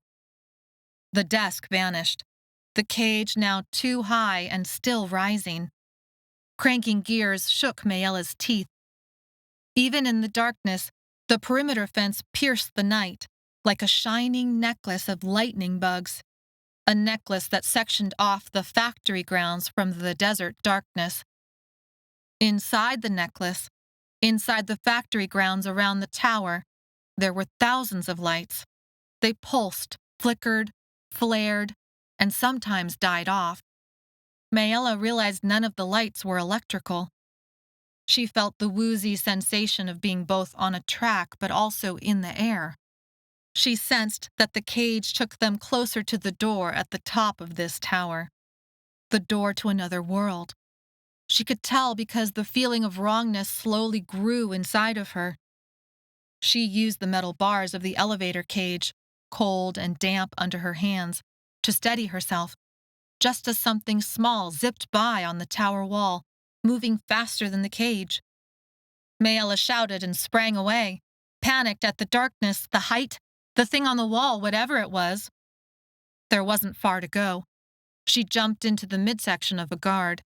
His clothing enveloped her in unbearable heat, and a stuffy body odor that made her think of Hassan's dirty socks. Supervisor Hull snaked out a hand and slapped Maella upside the head. Farron and June Lee remained silent, holding hands. Senta scowled. As Maella's ears rang from the slap, she searched the outside of the tower. The higher they went, the better lit the pipes became. Fire torches glowed with that purple-orange light along pipes of different sizes. The pipes wrapped around each other and the tower like a strange, dangerous kind of scaffolding. Movement caught Maella's attention, and she stared at the pipes until her eyes crossed. There, a dark shadow, moving. Long seconds passed as the cage rose through the night. Cool air stole the heat from their bodies. Humming from all the doors they passed interfered with any night sounds Maella might have heard. Light blazed on the tower, throwing the figure of a person in high relief, making it impossible to see details. A smaller light blazed up, this one underneath the chin of a person, as if flicked on intentionally, revealing a small figure clothed in rags, a rope attached to his waist, with tangled hair, and a grin so wide it almost split his face in half. Recognition washed over Maella. The grinning boy. The one who had picked up the vials of blood for Master Hull. The boy flicked off the light, and his outline became indistinguishable from the night. He grabbed at some sort of handhold attached to the tower. Moving quickly, he vanished among the pipes. She tracked his progress by his work. Lights winked out and then returned brighter and stronger, each with a purple cast. "Why is he doing that?" Maella said without thinking. She cringed, waiting for a blow. Supervisor Hull liked to hurt people for no reason at all, but he had not heard her. A guard glanced at her briefly. Torchlighter. That's what Senta had applied to become. Maella shuddered at the thought of walking those pipes so high in the air. One wrong move would plunge a torchlighter to a gruesome death. The cage rattled to a stop. Senta's face was pale. Farron's was tear-streaked. June Lee's face looked pinched and turned inward. Maella steadied herself for whatever might come next. They had stolen something. They were going to be punished, but then it would be over. She had survived rock heaven. She could survive this. How bad could it be? Supervisor Hull led them down a dark hallway that ended at a closed door. Another hallway extended from this door, curving both right and left. He took the right curve and led them into a room rimmed with torches that hung from stone hooks carved into the walls. Lanterns glowed on every table surface. 2 men worked at a machine. They looked up, surprise etched on their faces. Shock coursed through Maella. She recognized one of them. One was an older man with a round belly and receding hair. He wore spectacles and looked rather like an absent-minded professor. She had never seen him before. The other was tall and thin. He held himself like steel framed his shoulders. His eyes were like her father's, and he seemed almost the same age. She had seen him through the door in the sky. He had been on the Thray side. He had been the one who had driven a sword into Dedion's shoulder. A symbol was blazed onto the arm of his shirt. Maella's heartbeat raced as she tried to make sense of what she saw. A curved quarter moon, its points sharp like knives. "That's us, the Doormakers," Grandmother had said. 3 links, separate yet attached, pierced by the moon. This was her uncle. This was Doormaker Taine.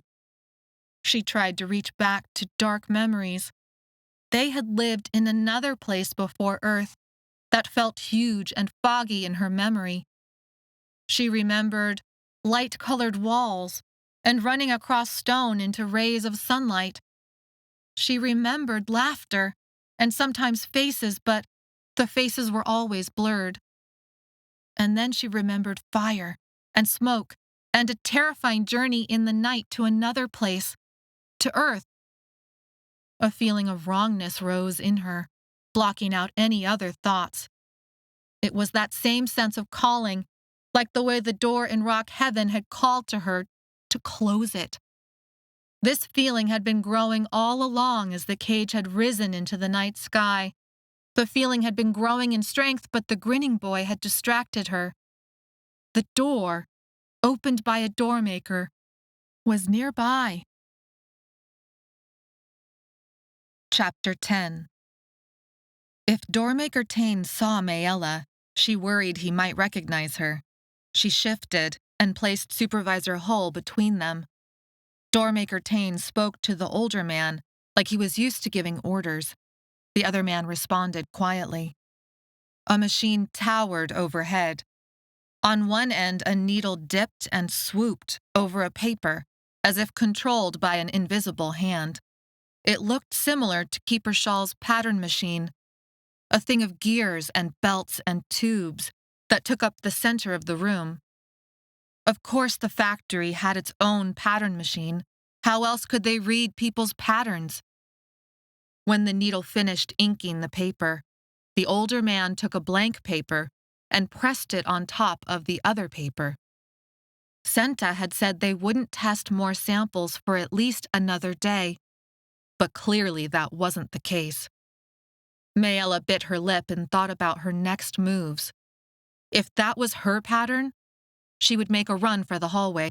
She would use her last doors as weapons. She would not go without a fight. The ink transferred, creating a mirror image. Doormaker Taine blew gently on the paper underneath, as if drying it. He examined the product, brushing his hands against the edge. The paper was part of a much thicker book, pages and pages of ink, wrapped in an old, crackling binding. The vibrations from the book's pages grew louder and more chaotic as Doormaker Taine played with its edge. He could kill them all if he so much as lifted the page from its connection with the one underneath it. Maella strained to see without letting herself be seen, even as she kept herself ready to run. But all the paper looked like from this distance was a series of smudges. How could he handle the book and risk opening a door so easily? "Father," Supervisor Hull said finally. The older man's gaze snapped to Supervisor Hull, to his son. Supervisor Hull stayed silent. Maella realized the older man must be Master Hull. "Look," Doormaker Taine said, ignoring Supervisor Hull. He pointed at the paper as he rolled down the sleeve of his shirt, covering a strip of bandage wrapped near his elbow. "Does this seem like the one door to you?" Master Hull inclined his head in agreement, and they dropped their voices to a whisper. Doormaker Taine stood back from the book. "Send the copy to the Library of Souls."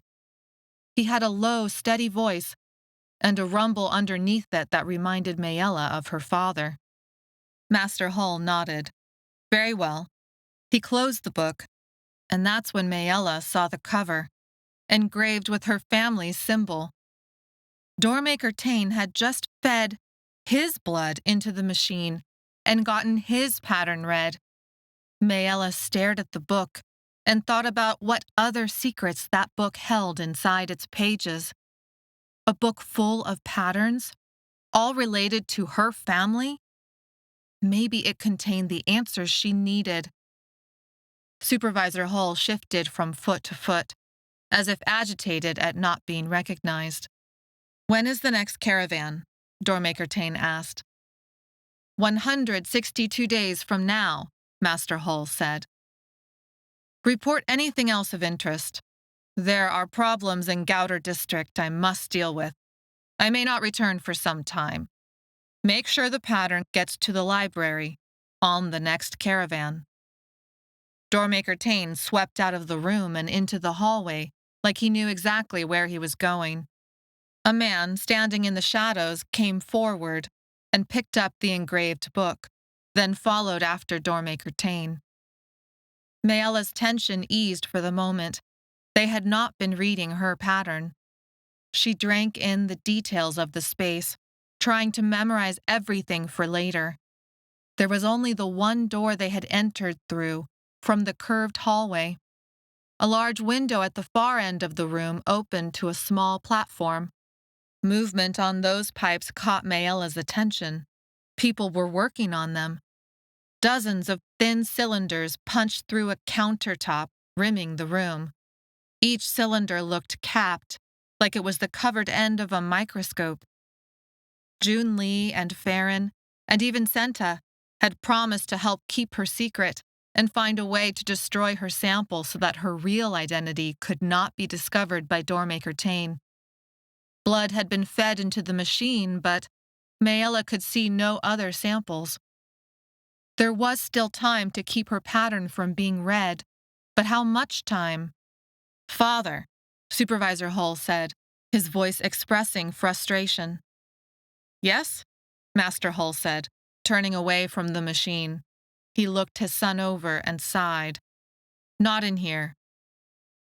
Supervisor Hull followed his father back into the hallway. This time they followed the left curve of the hallway, past the section that connected to the elevator. But it was vibrations from the right that pulled at Maella, making her shiver. She lost sense of her surroundings as the lycathrine in her veins responded to the wrongness of a door opened by a doormaker's hands.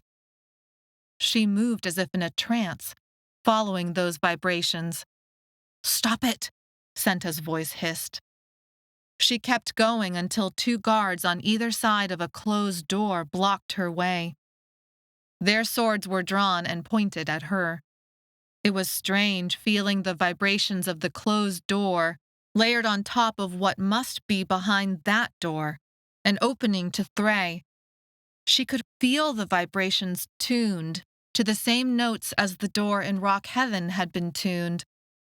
Maella felt a yank on her arm and a kick in her ankle.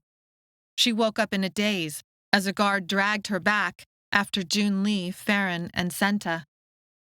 Supervisor Hull pushed Maella and Senta into the office and told the guards to wait outside with Farron and Junli. He closed the door, which sent an additional shiver down Maella's back, but it was nothing compared to the pull of that hallway. Guards, locked doors, swords. How many stood between her and that door, the door that led to Thray? Master Hull stood behind his desk. Supervisor Hull stood next to him. Their resemblance was uncanny. Master Hull spoke in Wraith and his son responded. They talked back and forth too quickly for Maella to catch all of it. This room was almost as large as the pattern machine room, but full of cabinets from floor to ceiling. Some drawers were so stuffed with paper they couldn't fully close.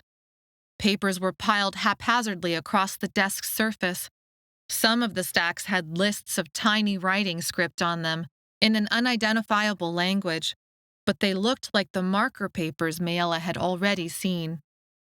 The other papers, they weren't covered with writing at all. They were drawings. Senta stared at the drawings and lists with an intensity that said she would be thrilled if every one of those papers were to catch fire and burn to ash. This was a sort of accounting room where the debt for each worker was stored. The drawings were made from the same ink that had spilled out of the pattern machine. Master Hull came around his desk and examined Maella from head to toe. A sneer appeared on his face, but as if realizing it, he wiped his face back into a neutral expression. He spoke to Maella in Wraith, but she could not catch all the words. "I don't understand," Maella said in English. "You are the criminal who helped steal from me today." Master Hull switched into a comfortable, almost unaccented English. "Nobody stole anything today," Maella said, desperately hoping there would be some way to talk herself, all of them, out of trouble. Maella pictured being locked up for stealing like Catherine for who knows how long, until Doormaker Tane, holding a pattern paper in his hands, approached her cage and looked at her and knew her for what she was. "And the bottle that went missing several days ago, and the other bottles before that," Master Hull said. "Several months' worth of stolen like Catherine. That wasn't you either." Maella felt confused. "I only started today." Master Hull glanced at Senta. "So then it was you." "No," Senta said, pulling her eyes away from the debt lists. Master Hull smiled like she had told a joke. "I am loyal to Salamba," Senta said. "You have fed and clothed me. You send my brothers and sisters to school. I would never steal from you. I have applied to become a torchlighter." "We have caught the boy with the empty bottle itself," Supervisor Hull said, insistent, even though the math didn't make any sense. "But father, both of these girls must have helped, and so did the sister. They could not have worked alone. They must be involved with those who stole so much from us 2 years ago and are still stealing from us now." Master Hull narrowed his eyes, and the smile vanished from his lips, but he did not speak for a long moment. "And are you, then? Are you involved with the criminal doormaker who came and stole from us 2 years ago? It put an entire region of Thray in chaos. Doormaker Tane called it an act of war." Maella felt like she was stepping into a swamp and didn't know if the ground would hold her up or sink her. "I wasn't there. I wasn't here." She thought back to the crate room and walking down the dusty hallway a broken door attached by a hinge that opened to nothing but wall. The stain she had taken for charring had a purple tint to it. Maybe it had been like Catherine, but none of it had anything to do with her. "Yes, you keep saying that," Master Hole said. "Where were you exactly yesterday?" Maella felt caught. Senta had said no one escaped the factories alive. If she tried to use that lie again, would that get her deeper in trouble here? "And what about 2 years ago?" Master Hole said. Maella pressed her lips together. 2 years ago, she thought her family couldn't fall any lower, but then Hassan had vanished through a door. But it couldn't possibly have been to this place, could it? Could it? She thought again about the American money floating across the desert. The $20 bill burned into the wall of this tower. Were they signs of her brother? But Master Hole was still waiting for an answer. "It wasn't me. I was on Earth 2 years ago." "I see," Master Hole said. "She's lying, Father," Supervisor Hole said. "Send them all to the circle." Senta flinched at Supervisor Hole's words.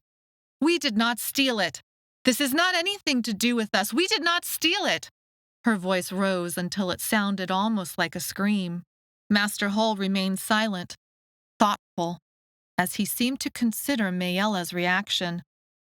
But Maella didn't have a reaction, other than her mind trying to fit together the pieces of a puzzle that only seemed to grow larger. "New, but not part of the conspiracy," Master Hole said, cocking his head. "Clearly you have worked with like Catherine for it to lodge so deeply. You work in my factory, but it is plain on your face that you have no knowledge of Salamba's circle. Otherwise you would quake at that suggestion. Interesting." He stepped forward and leaned over. Maella flinched, but all he did was pick up the card at her waist. He reviewed the marks on it. "Originally from Earth. You started today." "That's what I said." "I thought she smelled of Earth stink," Supervisor Hole said. "Enough, Marcoselli," Master Hole said. "When you denigrate, you reveal your weakness. My weakness is a result of being trapped in this backwater place," Marcoselli, Supervisor Hole said. Master Hole sighed. "You have made your feelings clear to me many times, my son. Yet you still have not learned the necessary lessons of control, purpose, intention." Supervisor Hull's face flushed a red, almost purple. His sharp breath rustled papers on the desk, and a fist clenched at his waist. "You embarrass me, Father. In front of the workers, no less." Master Hull turned his attention back to Maella. "You have been here 1 day. 1 day. Yet you will not pay off what you have taken from me for at least 2 weeks of double shifts." He added a few tally marks. Let him pretend she owed him $1 million. She had no plans to pay it off. She could care less about her debt. She had worked the Lycatherine pond in Rock Heaven for weeks. Nothing could be worse than that. "But Father," Supervisor Hull said. "Someone is stealing from us," Master Hull said. "Yes." "It must be one of the workers," Supervisor Hull said. Master Hull looked at his son with a neutral expression. "Must it?" Master Hull's eyes tracked back to the drawings and lists on his desk. "She is not part of the conspiracy, my son. The workers have been getting restless with rumor. Our Lycatherine supplies are cut off since the mine failed. Things are becoming urgent on Thray. If we do not deliver the oil in the needed amount by the next caravan, things will fall apart in all the worlds. Rock Heaven. He must be talking about Rock Heaven. Dedian had closed the door, removing the mine from Thray's reach, from Doormaker Tame's reach. Some say things have fallen apart already," Supervisor Hull said, a spiteful note in his voice. "We stand together here," Master Hull said. We stand together to keep the worlds from falling apart completely. By working kids like slaves? Maella said, her anger flaring and making her brave and stupid. By imprisoning people? By making them addicted? By... Supervisor Hull stepped forward, fist raised. Senta hissed. Be quiet. You know nothing. You are making it worse. Maella turned on Senta. How can you say? It is time for an example to be made, Supervisor Hull said, interrupting. They are laughing at us behind our backs, Father. They are laughing at you. Master Hull's face took on a solemn expression as he looked upon his son. Leave it, my son. We need the workers. We need more torchlighters. But the brother and sister will be punished. They did not steal the Lycatharan, Senta said. Supervisor Hull's hand snaked out and slapped her across the face. Do not ever interrupt my father. Senta's cheek flushed red. She raised a shaky hand to her face. Tears filled her eyes, but she angrily blinked them away. Master Hull hovered a calming hand on his son's shoulder, but did not actually touch him. Use this moment to work on your control. Channel your anger into something useful, my son. When you feel like you are ready to bite, know that you do not have to. You can instead use that feeling and form it into a weapon to drive it deep into the heart of your enemies.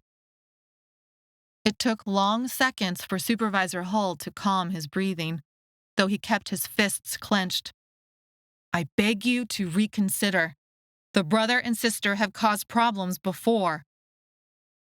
Their prediction was always a suspicious one, but never concrete, Master Hull said. You ignored their pattern then, and here we are again, Supervisor Hull said. Master Hull returned to his desk and shuffled drawings aside until he found the one he wanted. He uncurled the paper's edges, examined it, glanced up, and pushed the paper to his son. What do you see? Supervisor Hull took the paper from his father, crumpling it in his hands. I see her. She is with them and they are running across the desert. Their arms are full of our Lycatharan, and they are trying to escape. Maella felt stunned. What were they talking about? Maybe. Master Hull held his hand out for the drawing to be returned, then showed it to Maella. Do you recognize yourself? The purple ink darkened the paper like it had been soaked. A girl crouched next to a boy out in the open. It could have been a desert or just as easily a grassy field. Behind them was a building and a door, brilliant tendrils of magic snaking out from its opening. A third person stood further off, carrying a crate into the trees. It could have been her. Her hair, her curly mop of hair, on one of the crouched figures. Hair that had always made her mother sigh when it was time to comb it. But everything else was in shadow. That isn't me. How do you know? Master Hull said. You cannot know. Not for sure. But this pattern came from the brother's blood. And so it stands to reason the others in this picture would connect to him somehow. Maybe as you are connected to him.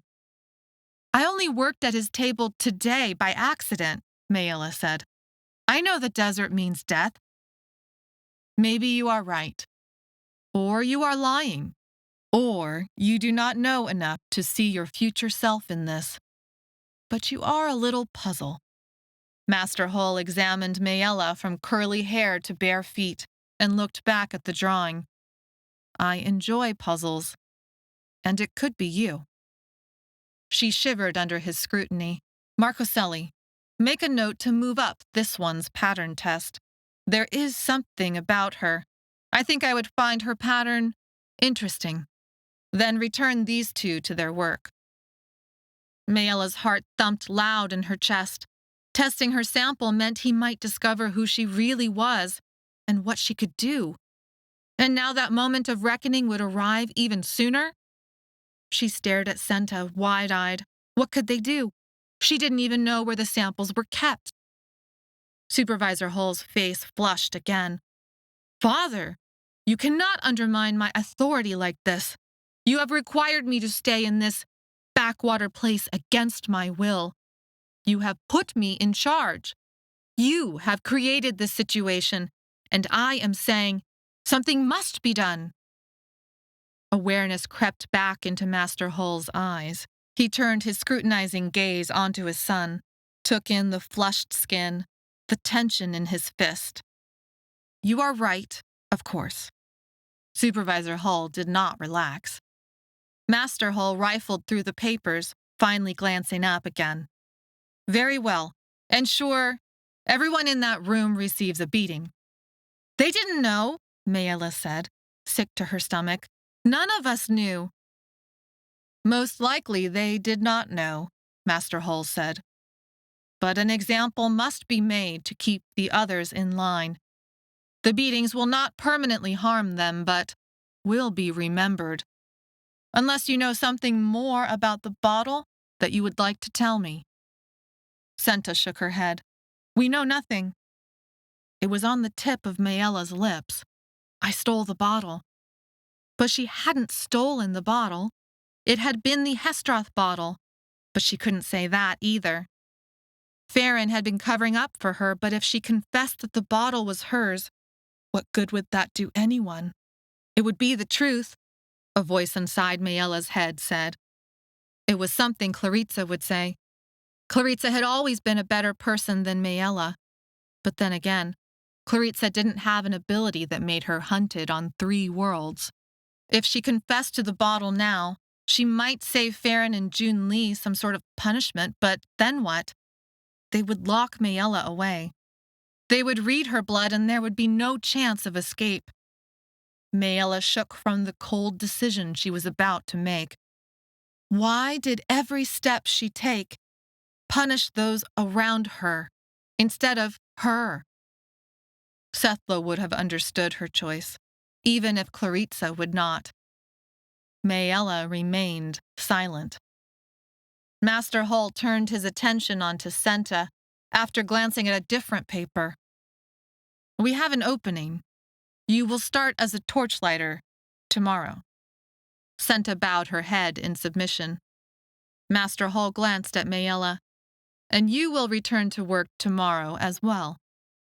That is not enough of a punishment, Supervisor Hull said, grabbing the pattern drawn from Farron's blood. The boy. Yes, and his sister, Master Hull said, a deadness in his tone. I recognize your wisdom in this. They have made trouble before, and their pattern is also troublesome. I am tired of these matters and how they detract from our work here. What is your recommendation? In this I will do as you prescribe. Send them to the circle. Chapter 11. Master Hull sighed. Are you sure, my son? I am, Supervisor Hull said, and stalked out of the room, head high, a sneer on his lips. Senta cried out as if in pain. She stepped to the desk. Maella followed her lead. She didn't know what the circle meant, but Senta's reaction scared her. Maella couldn't let them take a punishment that should have been hers. The array of drawings and lists that covered the desk's surface felt like an unbound cookbook of death, work debts, predictions that weren't real, crimes that might never be committed. They did not take it, sir. Please, Senta said. I took the bottle, Maella said. This is my fault. No, it is too late for all that, Master Hull said as a guard entered. Take them to the cages for tonight, so that they do not give in to their overexcited impulses. Release them back to work tomorrow, after the circle is finished. Tears leaked from Senta's eyes, but she did not fight the guards. They took the curved hallway left, passing 3 doors on the outside of the curve and 1 on the inside of the curve before stopping. The tower was large, and they walked for a long way with only flickering torchlight to guide them. The curved wall separated them from something large that took up almost the entire center of the top of the tower. The room they entered was similar in size to the previous two. 2 rows of metal cages lined the longer walls of the space. Water dripped from some unknown source. Swampy smells grew as the guards pushed them into separate cages. More torches threw moving shadows across moss growing on the walls. Her cage had a blanket on the ground, an empty bucket in the corner, and a second bucket in a different corner, filled with water. "Wait," Maella said, but the guards had already left, locking them in their cages. "Maella?" It was a voice Maella recognized, a voice that made Maella's heart soar. "Claritza?" Maella moved to where her cage shared a side with the other cage. Suddenly, Claritza's big, brown, shining eyes stared at her in the dancing torchlight. "Are you okay?" Maella said, grabbing Claritza's hands. They were cold and shook against her own hands. Claritza nodded. "I fought when they tried to search me." "Junli! Farron!" Senta yelled. There was no response. The cages were empty, except for the 3 girls. "Where are they?" Maella said. Senta shook her head. "There are other rooms with more cages." "What happened?" Claritza asked. Maella let out a shaky breath. She was in a cage, addicted to Lycathrine, but she had found Claritza again. Things were going to be okay. "They found the bottle of oil the hesteroth had given me, but they're blaming someone else for stealing it. A kid like us. He was trying to help me." She told Claritza about the pattern machine, the debt room, and the door to Thray. Claritza looked sideways at Senta. All 3 of them were in a row with Maella's cage in the middle. "So they know." "They know," Maella said. "The 3 of them know." "And," she said, not speaking to Maella. Senta held her gaze, steady and neutral. "Your doormaker has promised to help us all escape." Claritza turned wide eyes onto Maella. "You did what?" Maella couldn't look either of them in the eyes. She twisted her hands against the cold metal bars. "There's a pattern machine here, Claritza. When they test my blood, they'll figure out who I am. Farron, Junli, me, we will keep her secret," Senta said. "We will get her sample before it is tested. You do not want them to know what you are." Her words reminded Maella of the hesteroth words before Zamara, Orin, and Eutheril abandoned them to this place. "Do not tell them who you are." "Why?" Claritza said, challenge in her voice. "Because Junli and Farron believe she can help us, those who want it, to escape this place," Senta said, her voice carefully neutral. "That is what Junli and Farron believe, at least. They are going to the circle because of her." Senta's voice cracked on those last words. "What is the circle?" Maella said. "What's going to happen to them?" "It is where they punish us," Senta said quietly, staring at her hands while she spoke. She opened her mouth as if to say more, but then closed it again. "So you want to use her," Claritza said. A cold feeling entered Maella's chest. She hadn't thought of it that way, but maybe she should have. But then again, Maella was surely using them to keep her from being discovered. Senta responded to Claritza's challenge by curling up in a corner of the cage to sleep. Eventually, they all tried to sleep, but the ground was cold, and in the middle of the night, a weird moaning noise woke them. Worry gnawed at Maella's stomach like that rat they had caught once, gnawing on a potato in their pantry. Grandmother had stunned and then killed it with a broom, and it had been a tough month. The month right after Asan had disappeared through a door. They had eaten the rat. It had tasted fine. They did not tell Josa what it was. But Maella had seen it all happen. But she had been so hungry she had eaten her small, meager share of it. In the morning before dawn, a guard returned. He gave each of them a cup of water and then noted it on a piece of paper he tucked away in his robes. A horn, thin and reedy, sounded from somewhere far away. Senta's face paled as she pointed at a little trumpet-looking thing in the corner of the room. "It's the call for all to come to the circle." The guard pushed the three of them out of the cages. They followed the curve of the hallway back toward the debt room, but stopped long before reaching it. This time the guard unlocked a door in the inside of the curve, but all it seemed to lead to was another hallway. Larger than the outer hallway, with more connecting doors that opened toward the center of the tower. The guard pushed them across the inner hallway, and they entered a vast, open space. It even had tiered levels of seats that surrounded the center. She looked up, up, up. The ceiling was high, breathlessly high, to the very top of the tower, and the bench rows circled a fenced arena. The fences rose to dizzying heights, almost touching the top. Vibration signaled at least 3 doors that opened from the seats into the arena. The vibrations acted like rope, connecting her to the source. If she needed to, she could find them with her eyes closed. The guards didn't need to tell her this place was the circle. Torches threw shadows that curled along the edges of it all. A feeling swept down Maella's back, like insects crawled there. Sethlo had spoken the truth when he named this place a tower of shadows. She feared what other twisted secrets they would soon discover. Maella began to form a complete picture of the top of the tower. She saw it like this in her mind's eye, an outer ring of rooms that lined the tower walls.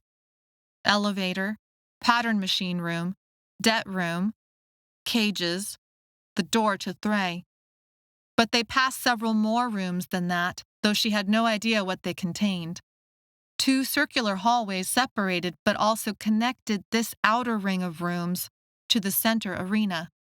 As the guards pushed them to seats at arena level, almost against the fence, people began to stream in from several different points around the circle. Benches became crammed with people, all different shades of purple, dressed in various work clothes, rags, and gear.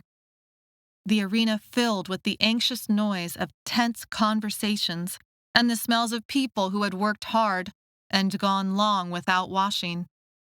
Claritza grabbed her hand and squeezed it. "It'll be okay." The circle was the kind of place where you showed off power. A public beating or some other humiliation was surely in store. But whatever it was, it would soon be over, and Maella would find a way to make it up to Junli and Farron. Silence fell like a wave across the circle as Master Hull and Supervisor Hull walked out and stood in the center of the arena. "One of you has stolen from us," Supervisor Hull said in a voice that boomed, as if amplified. "He has admitted it. After all we have done for you, to give you food and water and shelter, and the opportunity to work off your debt and send money back home to your families." Junli and Farron were dragged out. They wrapped thin arms around each other for comfort. They were small and afraid, and everyone could see it. Supervisor Hull and Master Hull left the circle. It felt like an eternity of waiting. Maella smelled sweat and fear.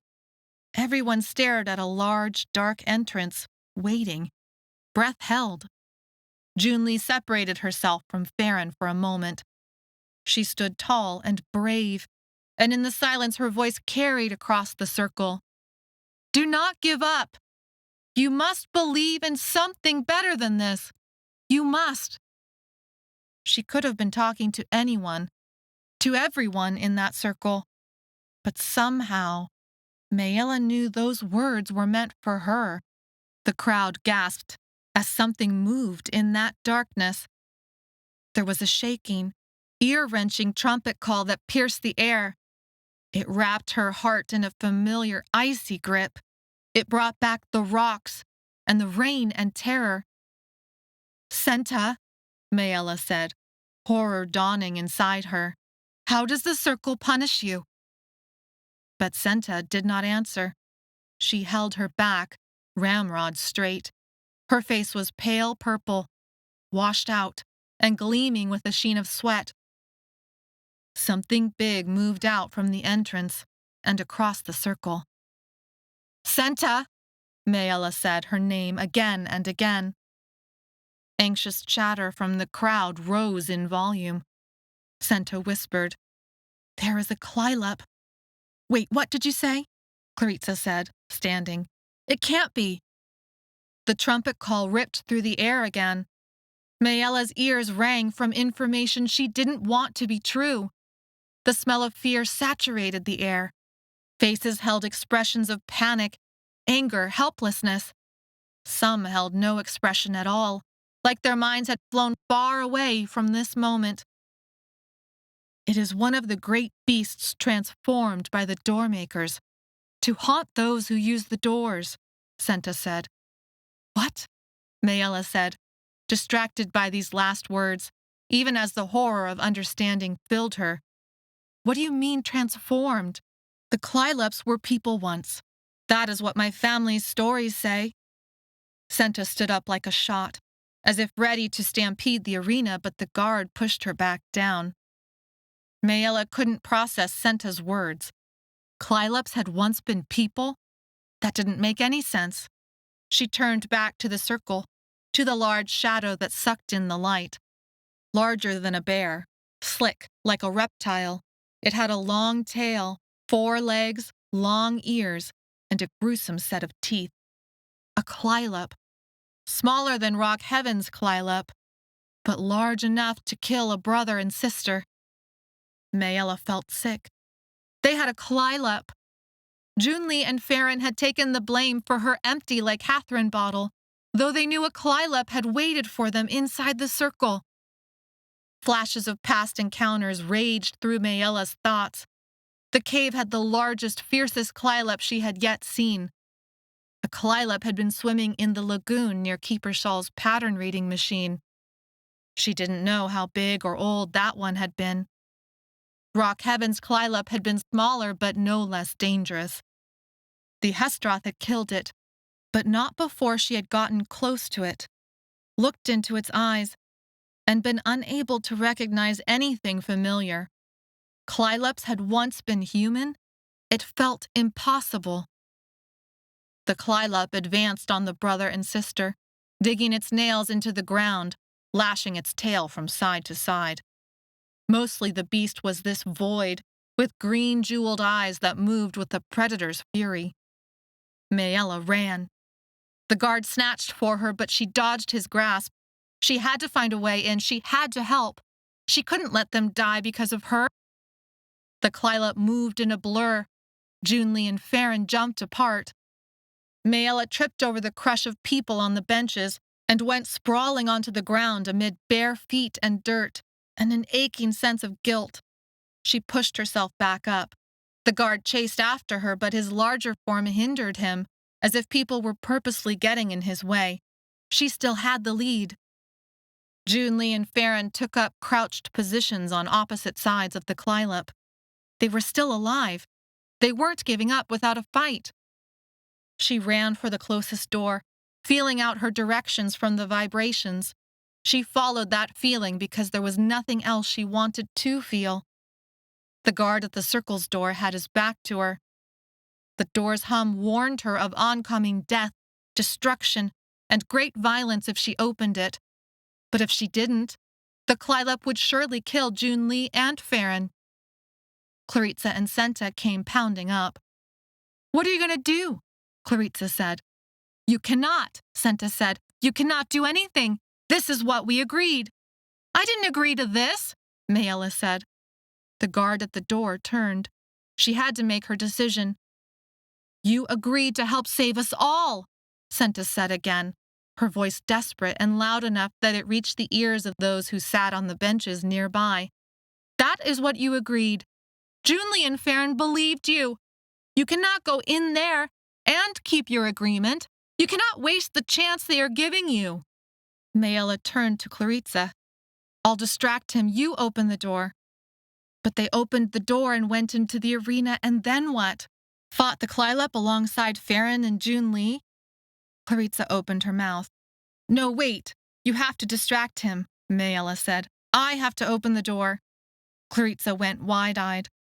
What if what comes out is worse than the clylop? But Clarissa, what if I do nothing, and it's like Gaiden all over again? Clarissa flinched, as if Maella had struck her across the face. They had been trapped in rock heaven, between two rocks, while the clylop raged. Maella could have opened a door. Instead, Clarissa had kept her from it, and Gaiden had been killed by the clylop instead. Farron screamed. Junli jumped on the clylop's back, holding onto the ears, going for the eyes. The clylop screeched and tossed back its head, throwing Junli across the arena. She fell to the ground in a crumpled heap.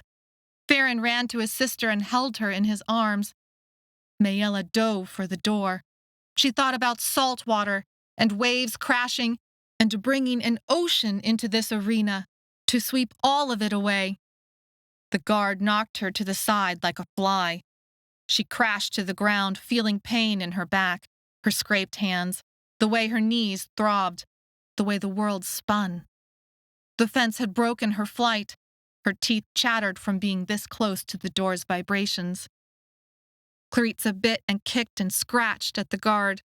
Purple faces hovered, workers, many of them close to her age, dressed in leathers, straps, harnesses, and ropes, grim-faced, shouting and arguing with each other. Maella forced herself up, head spinning. This was her moment. Even though it would cost her a door, she had to stop the clylop. Maella reached for the door. It was not much more than a gate, but it was solid, opaque, and it made enough contact with the fence to count. It vibrated with potential, and she went for the latch, and she thought about what Yuthril had said, and she thought about water as her hand brushed the metal. Suddenly, she was flying again, away from the door. She landed in the laps of the workers who had a front row seat to the violence. Some scrambled out of the way. Others held onto her clothing, her hair, her shoulders. Something tar-like stained their forearms dark and transferred a sticky, cloying residue to her skin. The hot smell of humid, unwashed bodies enveloped her. She saw the ceiling, the piping that infected this place like poisonous roots, the wide eyes and dark, unkempt hair of those who held her back, even as she screamed and fought and kicked and bit. When they finally let Maella go, Senta blocked her path. Chapter 12. Look, Senta said. Maella stared at Senta, shaking with helpless rage. It would do no good, Senta said, her voice pleading like she knew she had committed a terrible crime, but was asking forgiveness anyway. It is over. Maella's gaze slid to the arena and slid away again. She turned and puked on the floor. A guard grabbed Clarissa by her hair and took Maella's arm. Another guard grabbed Senta. The people, many of them kids like her, those who had held her down, melted into the crowd. Maella felt numb, even as the guard dragged her away. Master Hull kept a clylop, and he used it to... She shied away from finishing that thought. They made like Catherine here in huge quantities. They used forced child labor. All of it centered on the pattern machine in this tower. All of it somehow connected to the search for the one door. A reedy trumpet call sounded. Robed guards came into the circle with long spears and drove the clylop out.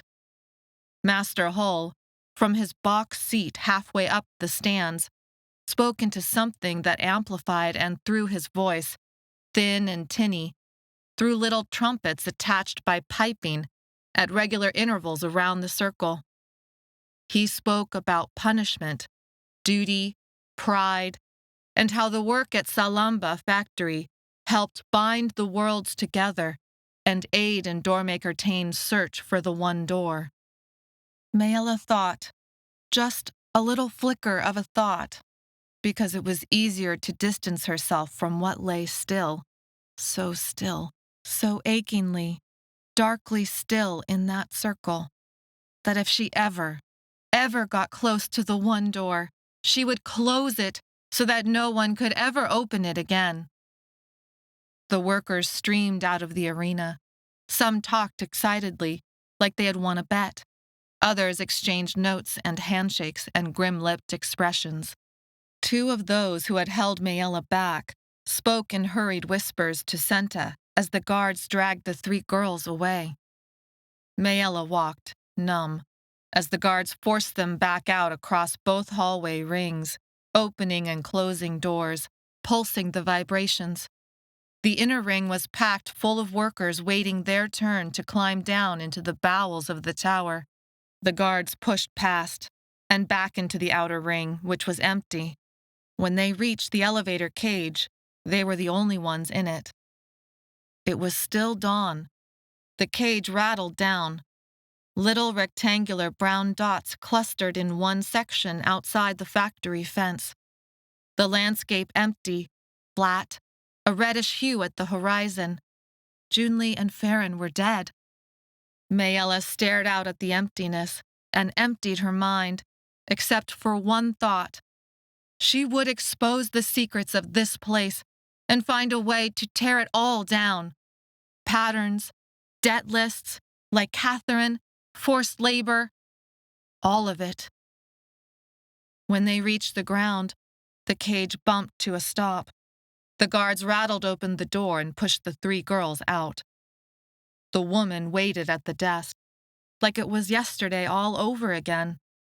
But yesterday, Junli and Farron had still been alive. "Here for their new assignments," a guard said. The woman nodded, snatching at the tied punch cards that had somehow made it intact through the chaos of the circle. She rifled through a stack of papers. "Yes, here we are." The woman brought the paper inches away from her eyes, and then backed it off to arm's length while squinting. "There have been some openings." She peered over the top of the paper. "Openings. Right." She looked back down at the paper. "You three will all be torchlighters." Maella felt numb. The word meant nothing to her, not now. "I am the only one who applied," Senta said, stepping forward. "It is too dangerous for them." The woman ignored her and motioned to the guards. "Show them to their new station." The guards headed back for the cage. She shook her head. "Workers are not allowed to use the cage." The guards looked at each other, chagrined.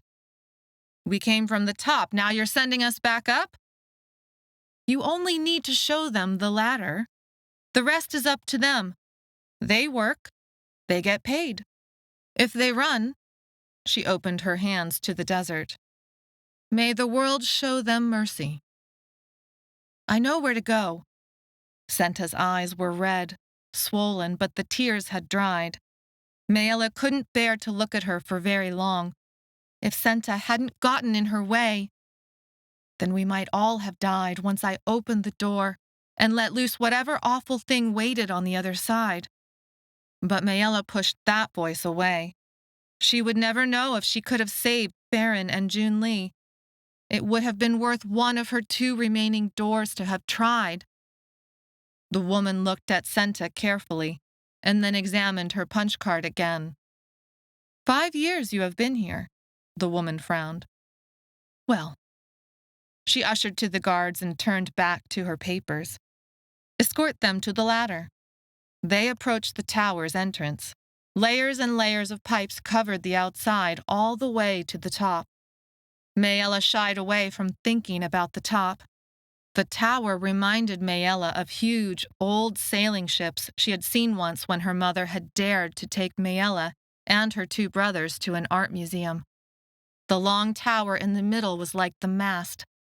All sorts of rigging attached themselves up and down the mast, and connected, in this case, the tower to other buildings. It was more massive than any ship she could imagine. The tower blurred at the top as if the clouds that belched from it created its own weather system that obscured the rigging. It was easier to think about sails and ships than to think about a brother and sister killed in order to keep her secret. They entered the tower through a wide door at its base. The tower doors opened to darkness, to the pungent smell of burnt licorice, to something else Maella couldn't quite place. It reminded her of a cleaning fluid like ammonia. This was a different entrance than the one to the folding room.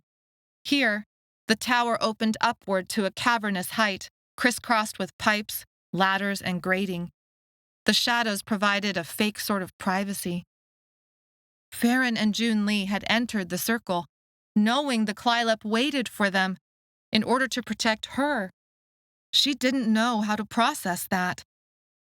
The guard escorted them to one of the ladders and motioned them up. Everything was lit not by electricity but by torches.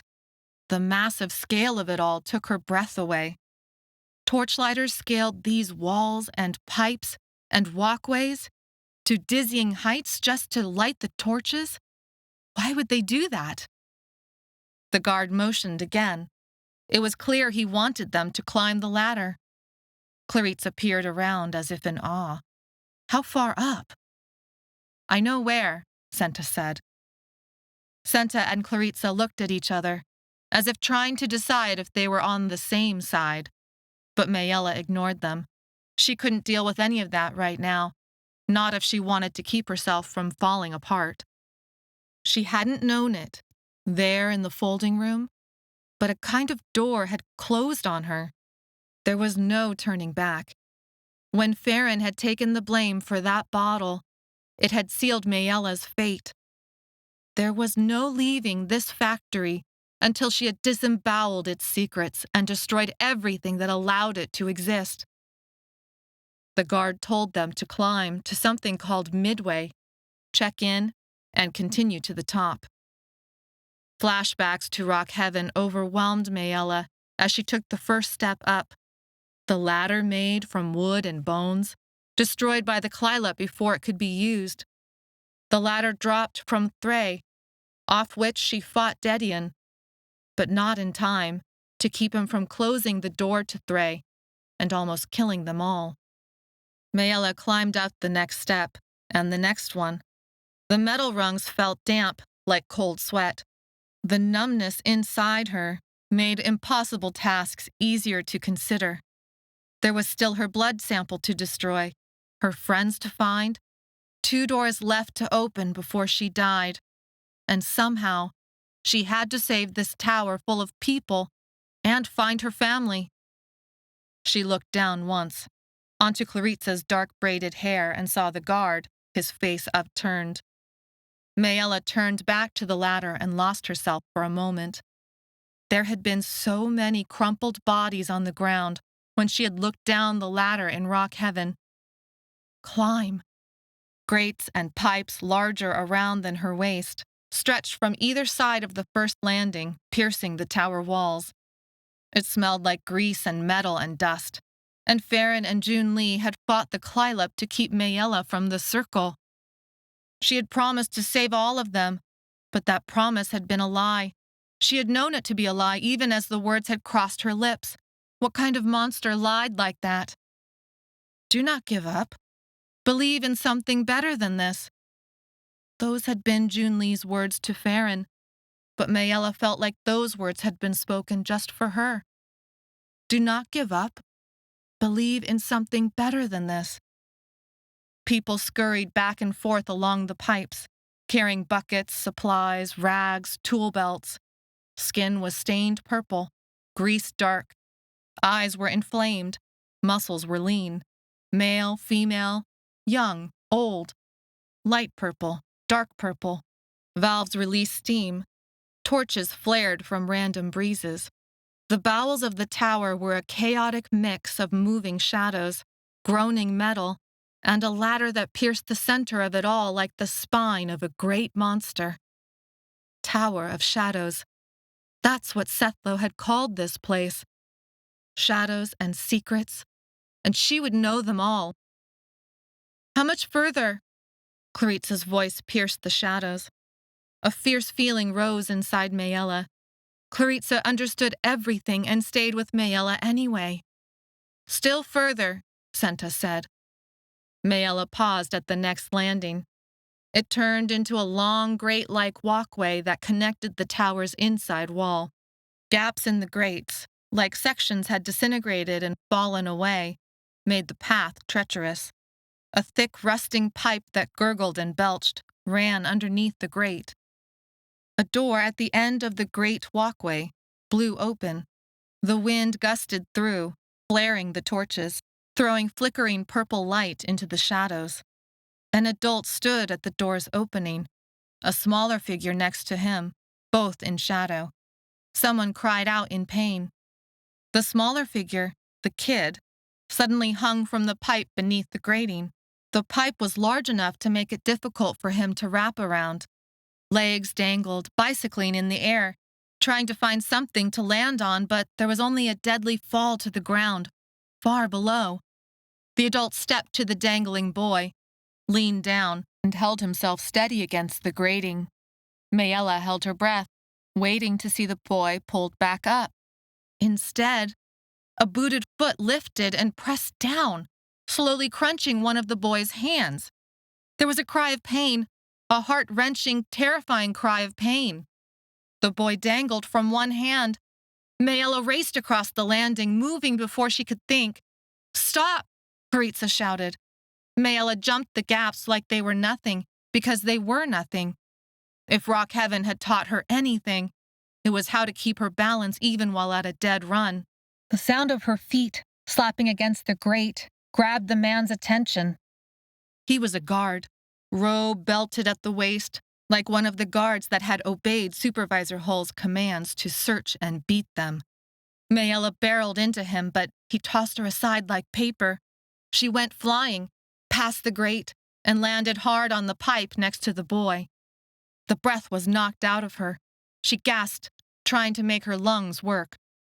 The boy was small, tiny compared to her.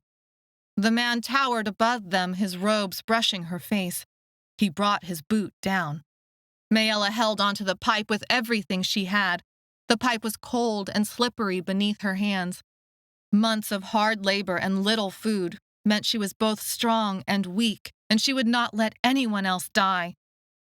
The boy looked at her, stark terror in his eyes. His lip was busted, but he had managed to grab the pipe with both hands again. A small bag hung from a leather belt around his waist, and it sprinkled white dust, like snow, into the air. It was the grinning boy, the one who had taken her sample up the tower walls. Maella swung herself around, gripping the pipe with her legs and releasing her hands. The guard slammed his boot down where Maella's hands had been. The force would have crushed her fingers. But now she hung upside down, dizzy from the height, and her racing heart. Her legs trembled to keep their grip. People on the ground were little more than dark moving specks. No one who might care would see what was happening. Even if they did, they would be too far away to stop it. The guard leaned over and went for the boy's fingers. Grinning boy shimmied away, a harness of ropes dangling like snakes from his midsection. The guard caught him, pulling him off the pipe. The guard threw Grinning boy into the air. Maella swung out and grabbed onto his harness. Grinning boy looked up at her with wide eyes, his feet dangling in the air, only the harness digging into her hands, keeping him alive. He was dirty, purple, his hair messy, his face scratched. One of his fingers mangled, the other covered in a sort of sticky black pitch that smelled like burnt licorice.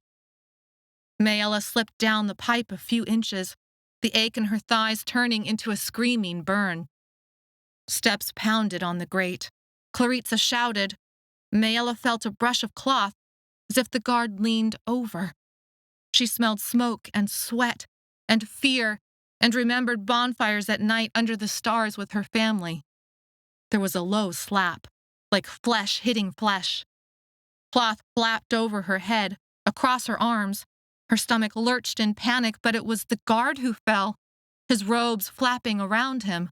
His body made awful thumping sounds as he bounced off grates and pipes on his way down. Maella held onto the boy. The boy held on to her. Her legs began to slip. A hand grabbed her ankle. The motion sent her spinning into the pipe. The boy twisted into it too, banging against its metal. Maella screamed. "Maella, hold on!" It took a long second for Maella to process the voice. "Sethlo?" Maella craned her neck.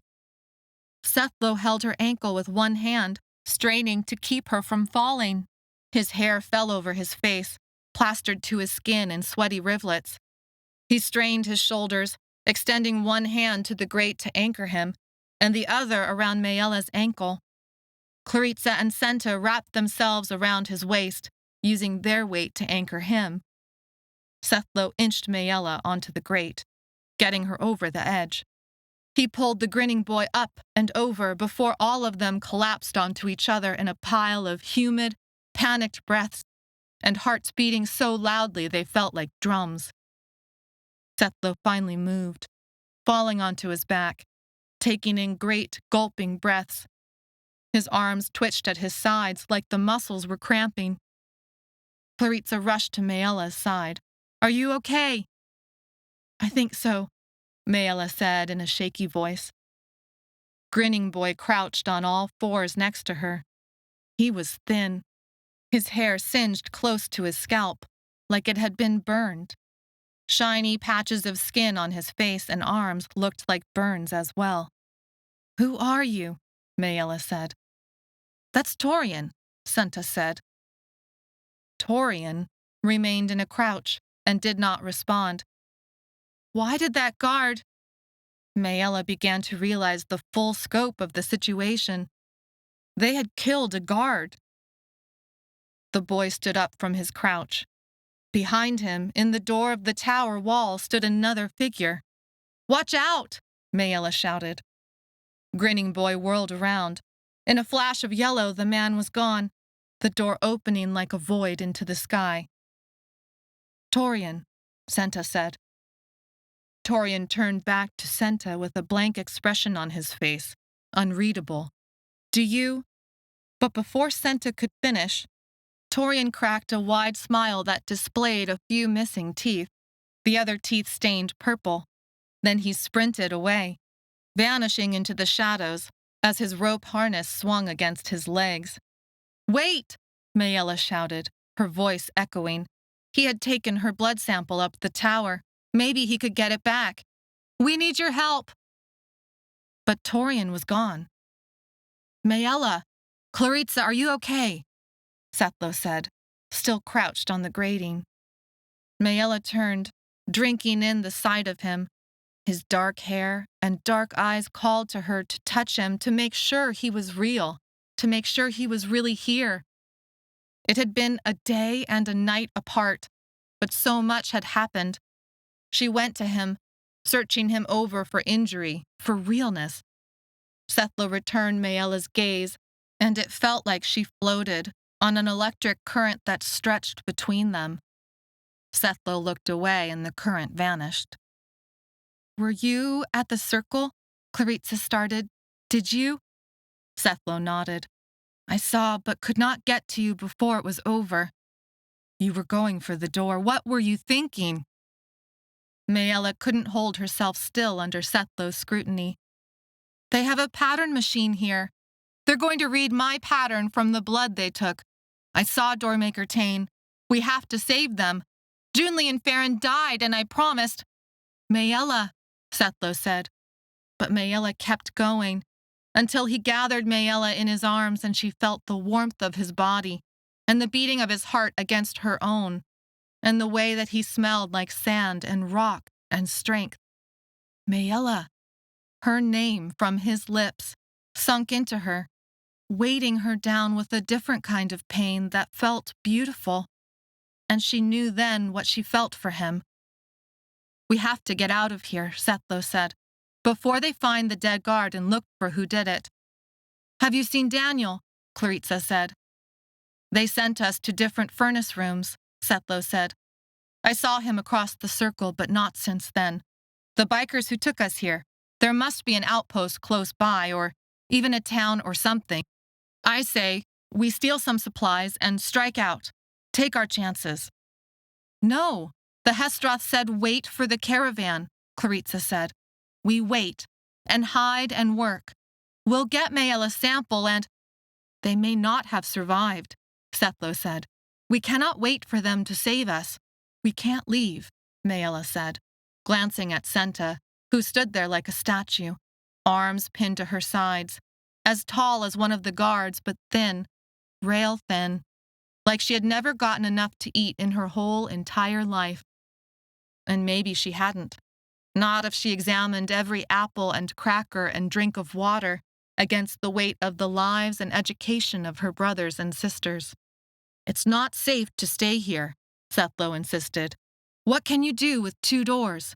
What can you do against a whole tower? You are more important. He let go of her, and she felt the cool air between them like she had been splashed with cold water. He pulled his hand through his hair. You are more important than any of this. We have to find the 1 door. We have to fix the worlds. Maella flinched back from him. Setlo wanted to fix the worlds, but she was not the one who could do that. She promised Junli and Farron, Senta said. It does not matter, Setlo said. This is bigger. It matters, Senta said. That is what she said.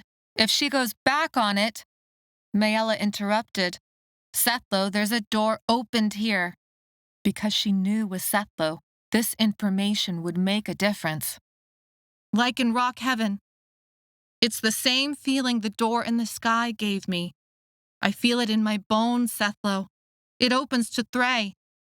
They died because of me, Junli, and Farron. There are answers here that I need. Doormaker Tane was here. Setlo's expression shifted. A light entered his eyes which seemed to say, this changes things. But did Setlo want to use her or help her? Maella pushed those dark thoughts away. This was Setlo. She could trust him. He had just saved her life. Again. It is time to continue your selected duties. The voice was thin, almost tinny, and shocked all of them as if made out of electricity. Maella, Setlo, and Clarissa looked around wildly for the source of the voice. Only Senta stayed calm. There was no one with them on the grates. Grinning Boy was gone.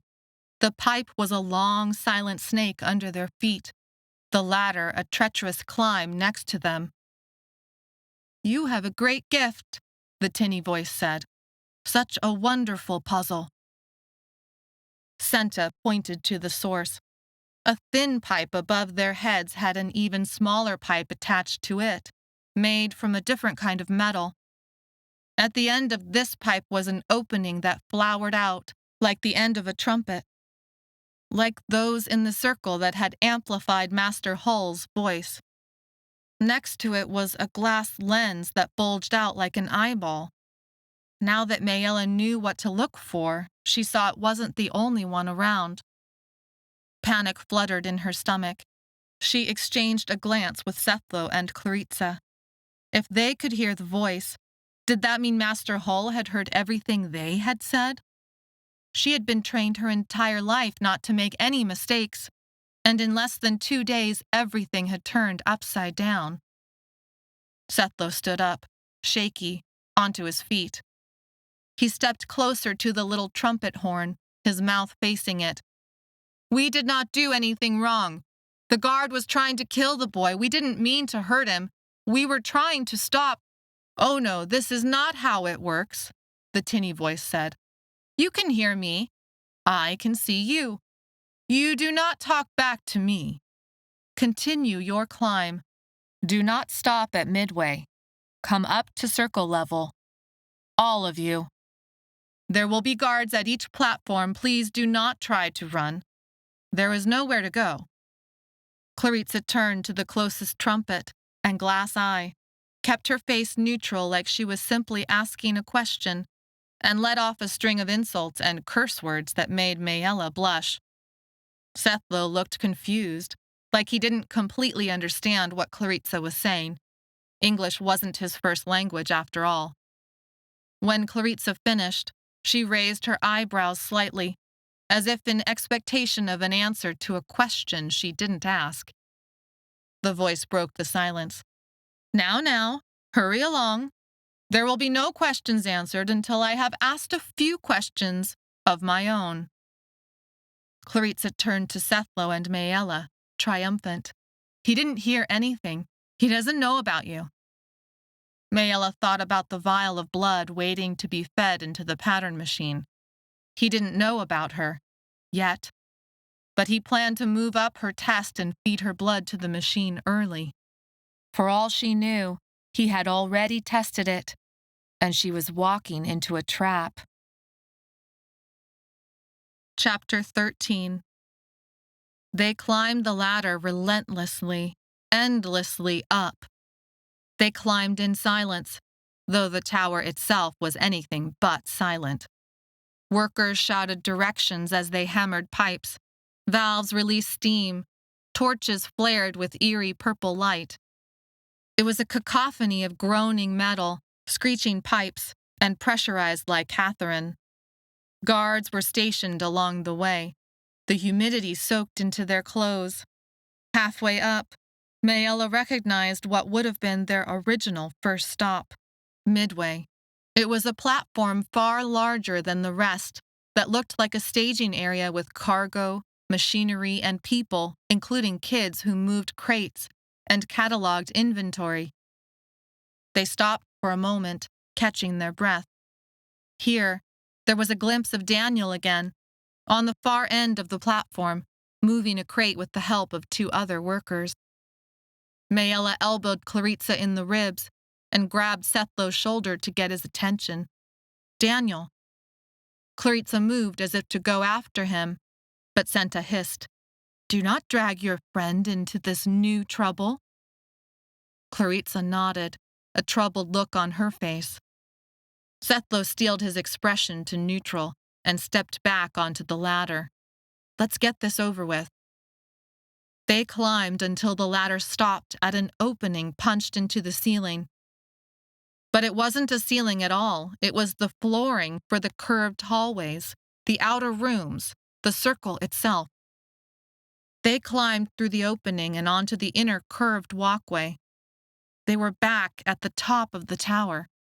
Senta knocked on a door in the wall. A guard opened it for them, and they entered the strange silence of the outer ring. Their steps echoed as Senta led them to the pattern machine room. Somewhere close by, in one of these rooms, was where they must keep the clylop. Each step brought those awful vibrations more strongly upon Maella. She tried to ignore it, but Sethlo noticed. She watched him peer down the curving hallway's darkness, searching for what only Maella could feel. But all that could be seen was two guards on either side of a locked door. Sethlo gave Maella a questioning look. Maella nodded. The open door to Thray was somewhere on the other side. When they reached the pattern machine room's door, this time Maella noticed a trumpet mouth and glass eye that were attached to the outside of the door. There was a rattle, like gears were turning, and the door stuttered open, sliding into the wall. The gap revealed the now familiar room, bordered with dozens of slim black cylinders, like film containers she had seen once in a pawn shop. But these lids all seemed to be made out of glass. Then Maella realized they were eyepieces. They must connect to all the glass eyes in the tower. A little trumpet flower was attached next to each eyepiece, small but easy enough for someone to speak into. Master Hole ushered them inside the room. "Come along." In the center of the room stood the pattern machine. Even though she had already seen it, the awesome size and complexity of it made her head spin. Gears, belts, metal, glass, tubing, the needle. Different from, and yet the same as, the one Keeper Shawl had used to predict Maella's death. She searched for blood samples, but there was only one vial, and it was used up and next to the pattern machine. She desperately hoped that meant she had more time. Waiting for the caravan, or for a chance to escape through the open door to Thray, would be meaningless if Master Hull tested her blood. She thought Master Hull would not look so calm if he had already found out what she could do. But where did he keep the samples? And how much longer did she have until he tested hers? I thought you were the girls from earlier. The interesting puzzle? Yes, that's right. He rustled around on the countertop, among boxes and tools. Where is it? Where is it? Has that boy? Of course he hasn't. Sir, Senta said, casting an anxious look at Maella, as if to say we must get his focus off of you. I am meant to start as a torchlighter today. Shift change happens soon. The pipes. Master Hull looked up at one of the guards, stopping his search. Send someone to find the newest samples. Bring them to me for testing. The guard left, and Maella's heartbeat raced. Senta stared at her as if reading her mind. Clarissa squeezed her hand. Not good. Not good. Master Hull's eyes passed over the four of them and stopped on Sethlo. And you, boy, what is your name? Sethlo did not answer. Master Hull approached and flicked Sethlo's card up to face the light from a nearby torch. Sethlo Hementhal, from Thray, Gowder District? You are a long way from home. Well, many often are if they end up here. Maella wrapped her hands together behind her back. Father and grandmother had drilled that into her for as long as she could remember. Watch your hands. Always watch your hands. She thought about what could be done. If the guards came back with her blood sample, maybe she could destroy it. Though Master Hull only needed to draw more blood from her and she was caught again. Clarissa spoke up, her dark eyes serious underneath her dark brows. We are sorry, Master Hull. The guard? Master Hull waved Clarissa to silence. Yes, that was unfortunate.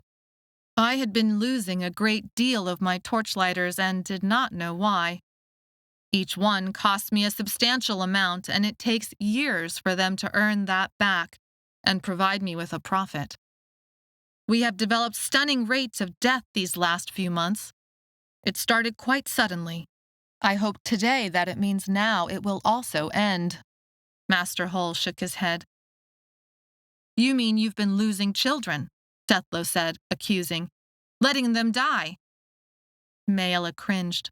What was Sethlo doing? Master Hull smoothed his expression. Come.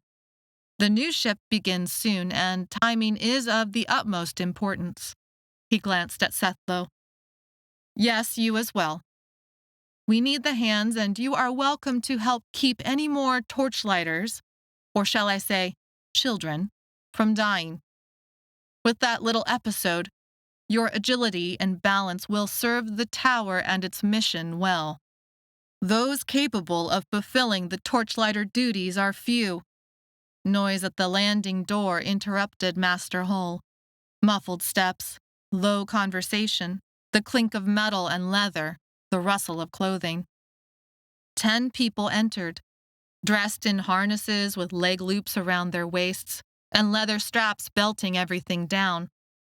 Ropes, hooks, and chalk bags hung from their belts. 2 wore leather headbands, geometric engravings on them. Girls, boys, tall, short, different levels of purple stained their skin. Torian was there, his eyes sunken in, but that grin still plastered on his face. He looked like the youngest in the group. The oldest looked a few years older than Senta and Sethlo, but not one was an adult. All were lean, wiry, muscles rippling along bare arms and legs. Weird shoes, like rubber booties, covered their feet. A tar-like residue stained their arms and hands like strange clothes. Torchlighters, They brought an intense energy into the room, eyes that seemed to evaluate each of the newcomers, and found them lacking. Senta would not look them in the eyes, but hung her head and stared at the ground. Claritza defiantly returned their stares. Sethlo examined them back, as if analyzing for weaknesses. Maella recognized some of them, almost all of them, as those in the circle who had held her down, preventing her from opening the door to save Junli and Farron. Master Hull spoke quickly, assigning tasks and outlining directions. He pulled out a box of supplies and handed out gear: harnesses, bags of pitch and chalk, lighters, shoes, rope, links, hooks, leathers. Sethlo tested the ropes, tensioning them between his hands, then yanking them to make sure they would not break. The equipment was used, but in good working order. Maella's stomach lurched at what his actions signaled. They would be going out onto the tower walls. These ropes would keep them from falling. Then Maella remembered. Grinning Boy, that is Torian, hadn't even bothered to use ropes when he picked up the box of blood vials. She looked him over now. He wore a harness over his rags, a chalk bag attached to his belt, no shoes. Maybe he knew where the blood samples were kept. Maybe he could get to them in time. The torches must be lit, fueled, and maintained. Master Hull spread additional tools across the table. The pipe seams must be reapplied. The factory must run. There must be no stopping. Master Hull described the pipes and the pitch used to seal them, a tar-like substance that dried and easily cracked. The torches were used to set new pitch, maintain the seals, harden them, and illuminate the manufacturing tasks for other workers. But each day, new cracks formed in the connections. Each day, new pitch needed to be set to seal those cracks. Once, there had been ways for this to be done automatically, but those ways are broken, Master Hull said.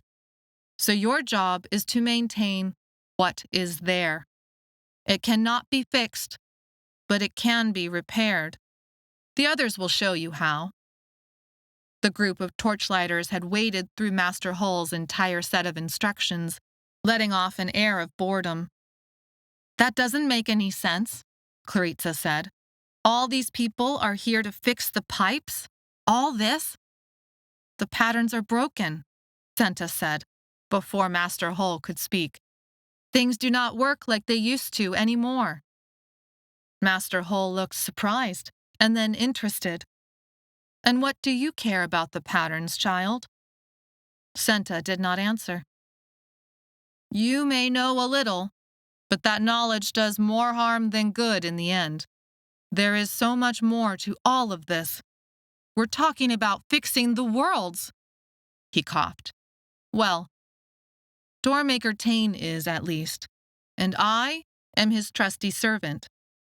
Who gets paid, Sethlo said. Maella stepped forward and laid a careful hand on his arm. He was warm and strong, and she knew he must feel her touch. He tensed, but he did not break his defiant stare. Who gets paid? Very well, Master Hull said. But then again, this is very difficult work, as you will soon see. He looked each of them in the eye. Do the job well, and this will pay off your debt to me the fastest of any job in the factory that you could have. Maella's eyes strayed again to the pattern machine and the papers underneath it. Her hand dropped to her side. Who had he tested? What did the patterns say? Claritza pinched Maella's arm. Maella looked into her eyes and saw the message that shined there. Don't do something stupid. Being a torchlighter is a great honor, Master Hull said. Yes, the work is dangerous, but it is important. That's why you meet with me like this, and it does not cost you anything. But enough of this. Children know nothing about what is at stake, or what we have sacrificed to make sure you have homes to go back to if you ever work hard enough to pay off your debt." The air seemed to get sucked out of the room, and everyone, including the other torchlighters, seemed to hold a collective breath. He had not even yelled, and yet, somehow, his steady, nonchalant tone seemed more dangerous. "What are you waiting for?" Master Hole said.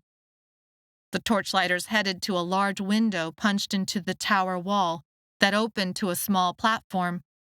Before they exited, other torchlighters returned, wind-burned, cold flushing their faces, legs and arms trembling from exhaustion as they stripped off their gear. Shift change. Maella followed after Senta, arms full of equipment, veering close to the pattern machine. It had taken her a long time to realize that electricity did not work on Wraith. After all, she was used to living without electricity for long periods of time. When you didn't have much money for food, then you didn't really have money for luxuries like electricity. The Lycathoran clearly fueled things on this world. The pages stacked under the machine's needle hummed with danger. What secrets did those drawings hold? If she could get Claritza or Sethlo. "That is not for you," Master Hole said, his voice dangerously close to her ear. Sethlo moved forward, but the tallest torchlighter put a rough hand on his shoulder, holding him still. Master Hole slapped Maella across the face. At the sound, all activity in the room stopped. The numbness from the slap quickly turned into a sting and made her eyes water. Master Hole had spent so much time talking his son down from violence. The shock of his strike hurt more than the strike itself. "We all need to understand how the worlds work and how to survive in them," Master Hole said. "My gift to you is this first lesson. Do not touch the machine. Do not look at the machine. Do not think about the machine. You are here to make sure the top pipes continue to run. If you cannot do your job, I will find another. Do not fail the tower. Light, show the way," one of the torchlighters spoke in Wraith, almost like a calculated interruption. She was one of the older ones, strapped heavy with gear, a leather band around her forehead and sharp brown eyes set against dark purple skin. "Dark, show the stars." The other torchlighters spoke in unison, their voices filling the room. Maella shivered at their words. There were things at work here that she could not even begin to understand. Her whole life had been full of secrets, and here were even more. One by one, the torchlighters jumped onto the pipes and out to their work. Chapter 14. Maella stood next to Claritza, one foot on the tower, the other on the pipe they must walk to begin the torchlighter rounds. She thought about the guard fetching the samples, and about Daniel on Midway, and the caravan coming, but not for over 100 days. She didn't know what the right moves were, except she needed to buy herself and her friends more time. Senta had disappeared around the curve of the tower. Sethlo was out there too, working alongside one of the other torchlighters, far ahead, his safety rope dangling like a twisting snake from his waist as he darted along the pipe, grabbed for a handhold, then swung himself to the next torch. Wind rocked Maella, making her doubt her balance, but the daily work of dodging boulders had made her nimble. Heights did not frighten her. She had climbed and fought on the ladder out of rock heaven. Maella tied Claritza's rope to the tower and pointed to the torches and pipe scenes closest to Sethlo. "Let's do those first." Claritza nodded and reached for the pitch at her belt, along with a lighter. There were foot and handholds that led to each station, each torch. Torches needed to be refilled with Lycathoran oil. Pitch that sealed the pipes needed to be reapplied. The factory made the Lycathrine oil, but Lycathrine oil was also needed to run the factory. Maella didn't know what the pipes actually did, only that they hissed and gurgled. An intricate system of metal tubing was woven together in a chaotic maze. Why did it all need to be so high up? Why, if lighting the torches was so necessary, did they not make the path safer? The last question at least had an answer. To Maella, the whole system looked cobbled together, like it had been built long ago, and no one knew how to fix it anymore. There were remnants of a system of pipes that looked like they would have lit the torches automatically, but the system was corroded, broken, useless. Many of the hand and footholds looked makeshift, like someone had patched together an emergency solution that time and resources, or lack thereof, turned into something more permanent. She understood that kind of thing, whether it was from greed, from not caring, from lack of money. Her family had never intended to live like they had these last few years, so poor they couldn't afford to replace their doors with glass. She sometimes remembered before, when there had been plenty of gold and people who had helped her family. Glass houses, glass doors, sheer curtains for privacy. But gold ran out. Bills were paid late. Nothing lasted. And then, you made do with what you had. Maella guessed it had gone like this. The factory had not been built to need children or torchlighters, but when the original machines had broken down, there wasn't money or knowledge to fix it. But the Lycathrine had to keep flowing. When the emergency measures, torchlighters, produced the needed results, why change things? Maella understood that sort of thing. Emergency measures. Claritza and Maella moved from torch to torch, falling into a sort of rhythm until the pattern machine room had disappeared from view. "Sethlo," Claritza called out when they got close. He worked alongside another torchlighter on a pipe seam, pushing tangled hair out of his face. A mix of chalk and pitch already covered his hands. The only equipment keeping him attached to the pipes was his rope and a wide-legged stance. He turned at the sound of his name, his foot slipping an inch. Maella's stomach flipped, but he quickly regained his stance. He said something to the torchlighter next to him, unhooked his rope, and scrambled over. "Are you okay?" Sethlo said, searching both of them over for injuries. "What was that in there?" Maella said, though she knew there wasn't time for arguments. Even now, her sample might be making its way to the pattern machine room. "Why did you try to upset Master Hull like that?" Sethlo brushed a hand through his hair and looked out, unseeing onto the empty desert landscape, even as the wind picked up and began to whip their clothing. "I couldn't hold it in.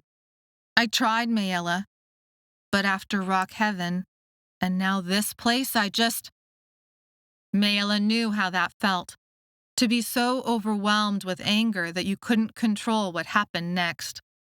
"It doesn't matter," Claritza said. "We have to figure out what to do now. We have to keep ourselves safe until the caravan arrives." Sethlo shook his head. "No. We find a way to escape this place. There is no way Maella can go 100 and whatever days without being discovered." "But the desert," Maella said. "The door." "Exactly," Sethlo said. "It must be the door." "Sethlo," Claritza said. "They have that portal to Thray guarded with who knows how many people. They have it locked up. Everyone is watching us. We might as well walk into the desert. At least that would give us a chance. But the hesteroth said they would come for us. If they're still alive." The two of them continued to argue. Their voices stayed low and intense, but there was no real choice, not from Maella's point of view, not since the moment Farron had picked up her bottle. No matter what, Maella said, interrupting them. We have to buy more time. No matter what, that's first. Sethlo and Clarissa stopped, the thread of their argument broken. You are right, Sethlo said. Yeah, Clarissa said, but how?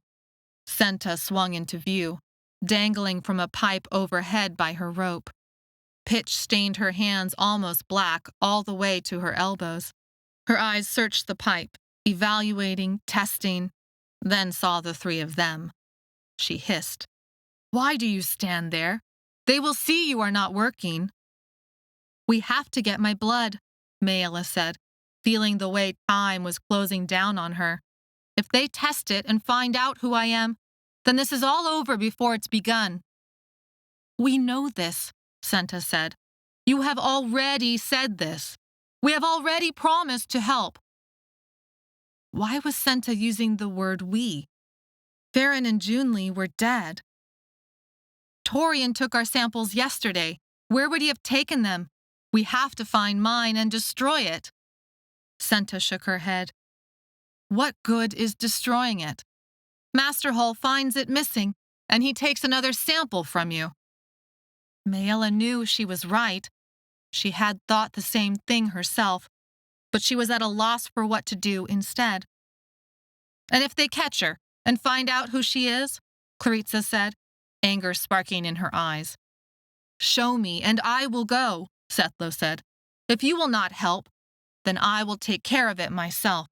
No, you can't risk yourselves for me. And then an idea dawned inside Maella. If they couldn't destroy the samples, what if we switched my sample with someone who has already been tested?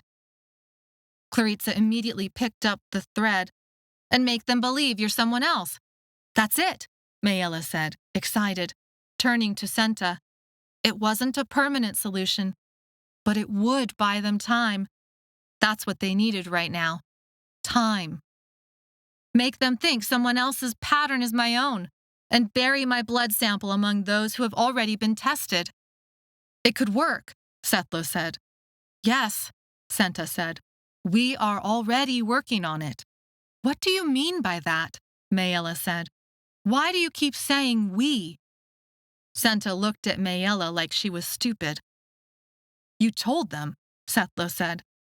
Panic fluttered inside Maella's chest. The other Torchlighters demand to speak with you, Senta said. What exactly did you tell them? Clarissa said. What she can do, Senta said simply. And then when the three of them looked at her, horror-stricken, she swung away, back to the job. Senta had told the other Torchlighters about Maella, just like that. She had told them Maella's secret like it was no big deal. A striking sound interrupted Maella's growing panic. A guard at one of the tower windows was trying to get their attention. Once he saw he had their attention, he shouted at them, while pointing at a pipe nearby that had begun to leak at one of the seams. Clarissa and Sethlo got to work and pushed Maella along with them. She felt stunned, trying to process such a small fact. Senta had told the other Torchlighters about her. Senta had promised to keep Maella's secret safe in the folding room, but at the first opportunity she had revealed it to the other Torchlighters. They threw themselves into the Torchlighter work for the next several hours. There was nothing else that could be done. Her blood sample would get tested, or not. The Torchlighters would keep her secret, or not. Hours later, Senta came swinging back. Torian says he has done it. He has switched them. She didn't look any of them in the eye as she said it. A stone weight lifted off Maella's heart at that information. But there was still what came next. Maella had hated all the secrets kept from her while growing up. But she knew now those secrets had also helped keep her alive. 10 more people knew about her, and that knowledge held a kind of power over her.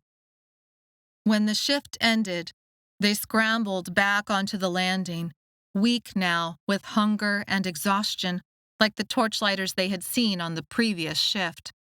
Guards stood near the pattern machine as they passed by, but Master Hall was nowhere to be found. They crossed the inner and outer hallways and began the climb down to midway. Anger burned inside Maella at Senta's betrayal. But what did Maella expect? She was being used. Midway was chaotic with work that continued night and day. The torchlighters headed for a quieter back room.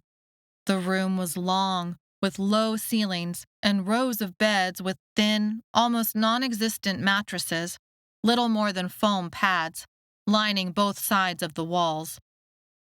High above the beds, far higher than anyone could reach, was a short line of windows. Much of the glass was broken, like missing teeth. Some light filtered from outside the tower, but was already fading. After spending the day outside, the wind and gurgling pipes the only break in the silence of the desert, midway was deafening. Sniffling noses, whispers, shuffling feet. Wood crates being moved, tools striking metal, pipes hissing. The smell of licorice sat thick and sticky in Maella's nose after the clearer outside air. Most who walked into the dormitory went straight to their bunks, collapsing into sleep. Many of the beds were shared by 2 or even 3 people. On the far end there was a washroom with another old lady on a stool, head leaned back against the wall, snoring, marking board abandoned on her lap. Other than her, there were no guards, just children. As Maella, Claritza, and Sethlo walked through, a few kids looked up with mildly curious expressions, but exhaustion soon sent their eyes drifting.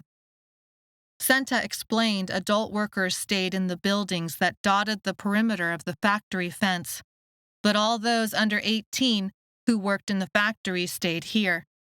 The workers were kept separated by age, by job, and by tower area. Senta ushered them to the middle of the room, where several bunks had been pushed together. Above the bunks were dozens of origami shapes: scorpions, tigers, birds, stars, and many more intricately folded papers that decorated the wall and even littered the floor. Torian folds the shapes, Senta said softly, as if she knew her very voice might make Maella explode. People hunkered across the beds, legs up, lazy, leaning against the back wall and each other, gear piled on the floor underneath. These were the torchlighters, the ones she had worked alongside all day, the ones who had ignored her, the ones who had held her down in the circle, the ones Senta had told about her secret. The only small piece of comfort she had left was that she had only told Senta she was a doormaker. Senta and the others had no way of knowing she was related to Doormaker Tane. At least, she hoped they didn't. Anger finally drove Maella to open her mouth. You promised to keep my secret. Why are you even helping? You said you don't want to leave this place. I know what I said. I know what I promised, Senta interrupted, but did not further explain herself. 2 of the torchlighters bent over a piece of paper, crumpled as if it had been folded and unfolded a dozen times. One of Torian's origami shapes. It looked like they studied the folds for clues of some kind. What do you want from me? Maella said. What do any of you think I can even do for you? Save a whole tower full of people? It's impossible. They looked up at Maella's raised voice. I am Devadasi Ruel, Torchlighter. You can call me Dev, the tall one said. He spoke in a steady voice, like Maella hadn't just lashed out at him. Ruel? From Gowder? Sethlo said, surprise in his voice. Dev nodded. But that was long ago. He had dark eyes and long dark hair pulled back with a simple leather tie. He still wore his torchlighter leathers, and pitch stained his arms, though he had scrubbed his hands almost raw. I am from Gowder, Sethlo said.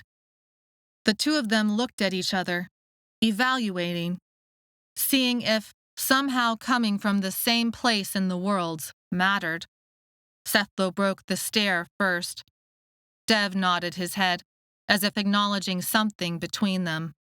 10 years ago, I was the only survivor from my town. A terrible disease had run through, burning out the lives of my family and neighbors, Dev said. Other towns saw me as bad luck and would not let me work or eat or even sleep within their borders. So I sold myself to this place, and to keep this girl here from getting herself murdered. The short girl next to him snorted. I can take care of myself. Dev let a small smile play across his lips. I know, Deep. I know that well. He glanced at the three newcomers. She is Amandeep So. I recommend you do not underestimate her. Newcomers always do. Amandeep looked like a child next to Dev's height, even though they were both sitting. She had to be at least a few years older than Maella, dark, even darker than Dev, but with high cheekbones and a square face. Call me Deep. Only Dev has earned the privilege of using my full name. And Supervisor Hull, another Torchlighter said. The others laughed. What's the joke? Sethlo said. Deep has the honor of being the only person in this tower who has given Supervisor Hull a nice black eye, Senta said, and lived. Deep sat back on the bed, a look of satisfaction on her face. One of my favorite moments. He was beating you like a dog, a Torchlighter said. Sometimes pain destroys people, Dev said. But Deep has always found a way for pain to make her stronger. And Dev is our leader, but also a budding philosopher, Deep said. Light show the way, Dev said. Darkness show the stars, the Torchlighters answered softly, in unison. Why do you say that?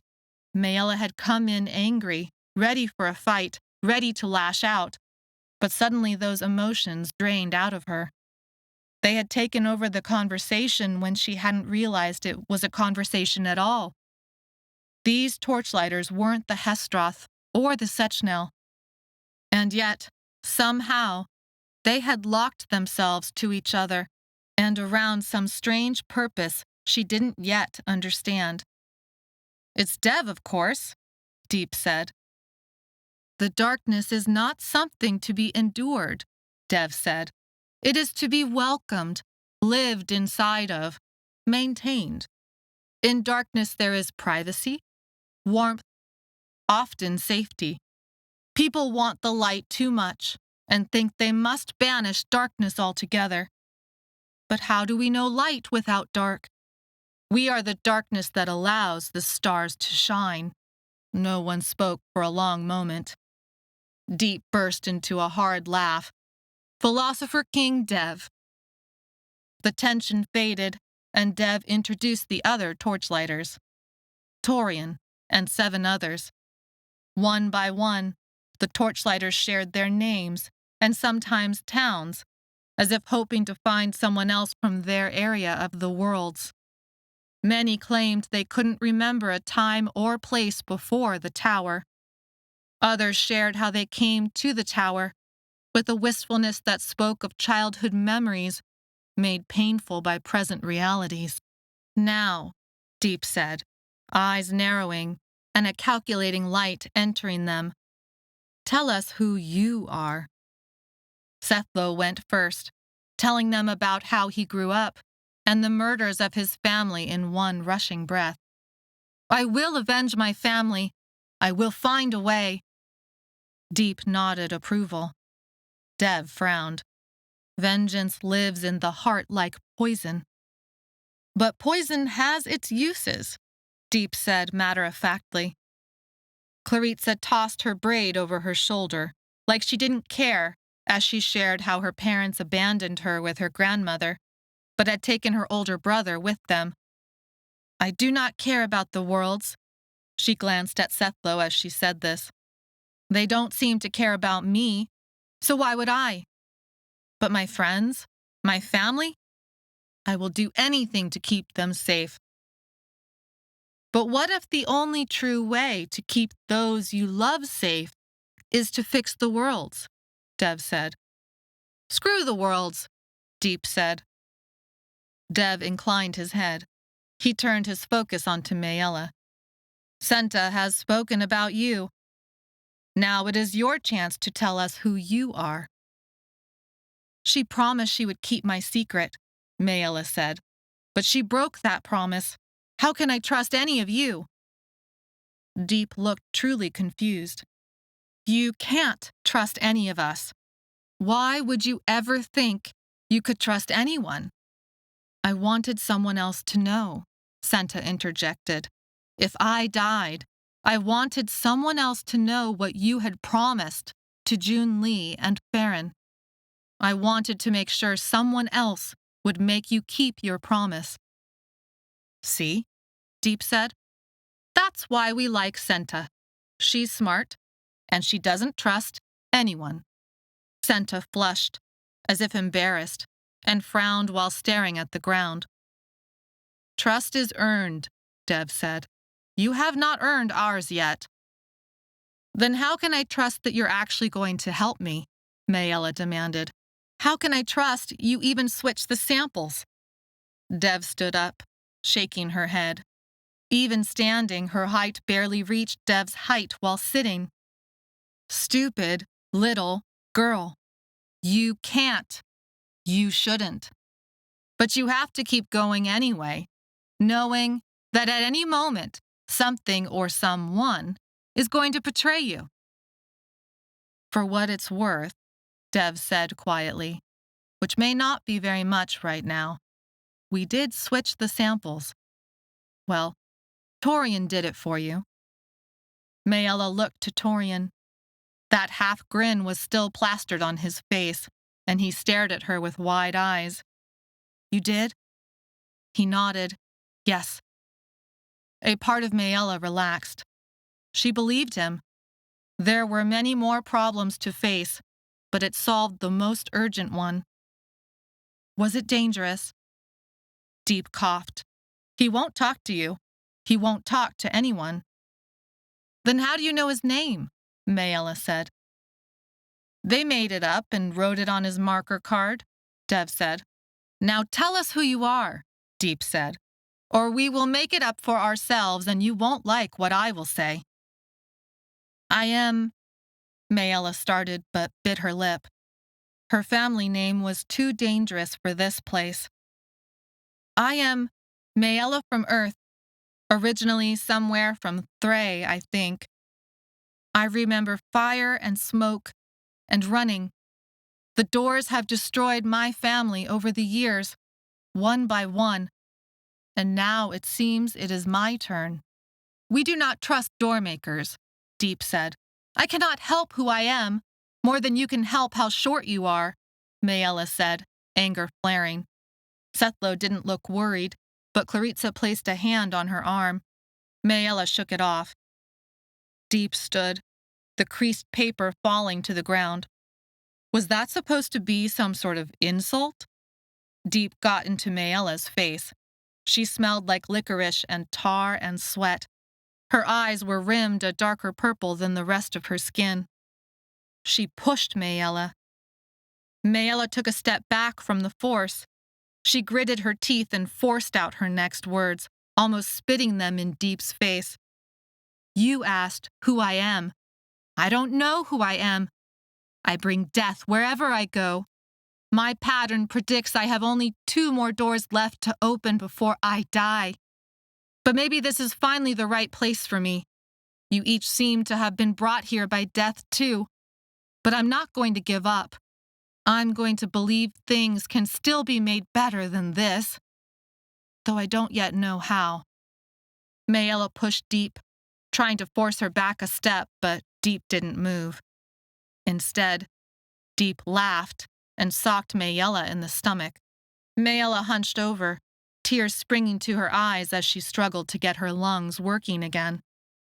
Sethlo jumped between Maella and Deep.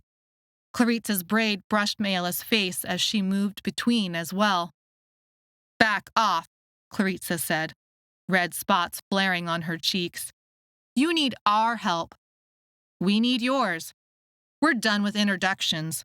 You don't like us, we don't like you." "I don't like her," Deep said.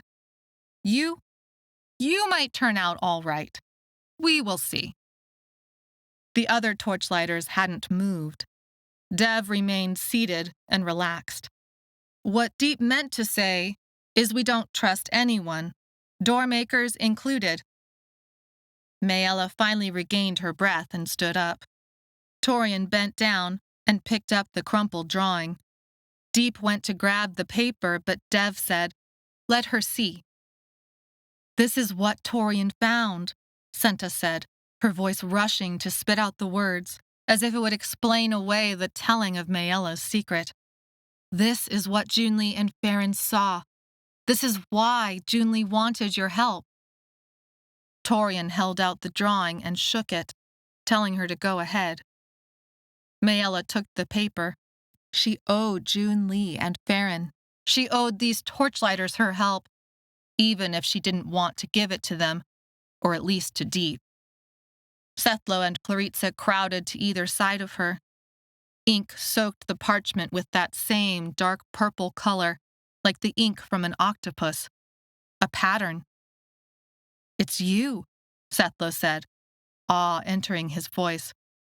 Her hands shook as she searched the image, and understanding dawned. "Is the tower falling?" Claritza said, disbelief lacing her voice. But it was clear to anyone who looked that the drawing showed exactly this. It was Maella's face in a scowl, her eyebrows 2 slashes above cold eyes, her hair wild and in a tangled helmet on her head. Wheeled wagons covered the landscape, like something out of the history books, except with fancier wooden sides and roofs, all decorated in world shapes and patterns. Maella marched diagonal to the viewer, her profile sharp and unmistakable, as if ready to climb out of the paper and into another world. Her hands rested on the handle. No, the handles of 2 wagon doors, side by side. A snake was carved into both doors, and she looked as if she were opening it. 2 doors, side by side. Maella wanted to laugh. Of course, it would be 2 doors. Of course. Behind her was a long line of people who also marched. They were all leaving the Tower of Shadows, and the tower was crumbling to the ground. Chapter 15. 2 Torchlighters stood guard around the beds, watching for any eyes or ears that shouldn't be near, while the others argued in hurried whispers. It might mean nothing. Nothing? That is not a pattern to ignore. Patterns are not reliable. I say we take our chances. They spoke like they had debated the points many times before.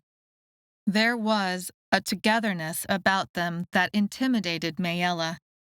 They were lean with muscle, hardened by the wind that blew outside the tower, and had a sort of confidence about them that felt strange in a place that seemed intent on controlling and dominating its workers. Even Torian, who remained silent and was both the smallest and youngest Torchlighter, had a hard light in his eyes that was difficult to reconcile with the half-smile on his face. Claritza scanned the paper shapes that covered the wall in a vivid display of art, in a place that otherwise lacked it. "Are these all patterns Torian has stolen?" Claritza said, wonder filling her voice, as she ran her fingers along the rounded edge of a heart. "They are scraps he finds," Dev said. "Everyone knows he folds them, even the guards. They ignore it.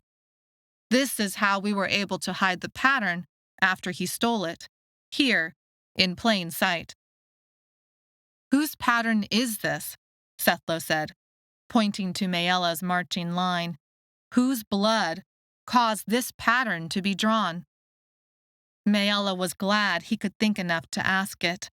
All she could do was sit there stunned, while her brain tried to process the picture, or how it could possibly come about. She came up empty each time. Completely, absolutely empty. It was June Lee's, Dev said. Weeks ago, Torian saw it on the machine before Master Hull did, and knew it would send many of us to the circle. So, he stole it. You can see June Lee there. Senta pointed to the second person in line behind Maella. Maella was first, leading them. Then in that line was Farron, June Lee, Torian, and 2 other Torchlighters. But June Lee is dead, and so is Farron, Maella said, forcing the words out. She wanted to help, but what this drawing showed, it was insane. What does that do to her pattern? Clarissa said. She's in this picture, but she can't be. Patterns change, Dev said.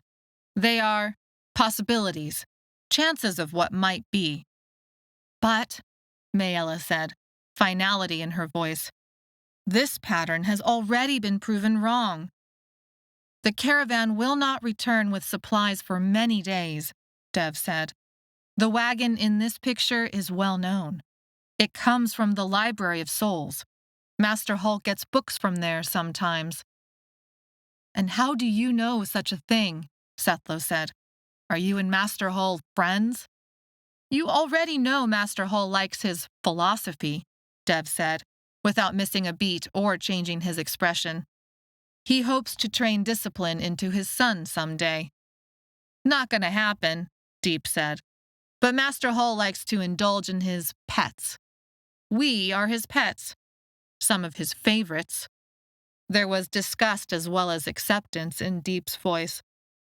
The usefulness of a cup is in its emptiness, Dev said. He believes I am an empty cup, and that he is filling me up with his own ideas. I prefer my cup filled with lycathrine water, Deep said, her disgust transforming into a wry grin. It tastes better and keeps me alive on the pipes. Master Hull sends along copies of patterns to the Library of Souls that link to finding the one door, Dev said. I suspect doormakers use it as a sort of archive. Deep snapped her fingers, bringing attention back to the drawing. These are the doors you will open for us. Maella scanned the faces of all the Torchlighters until she ended on Senta. They had said it so casually. Open these doors.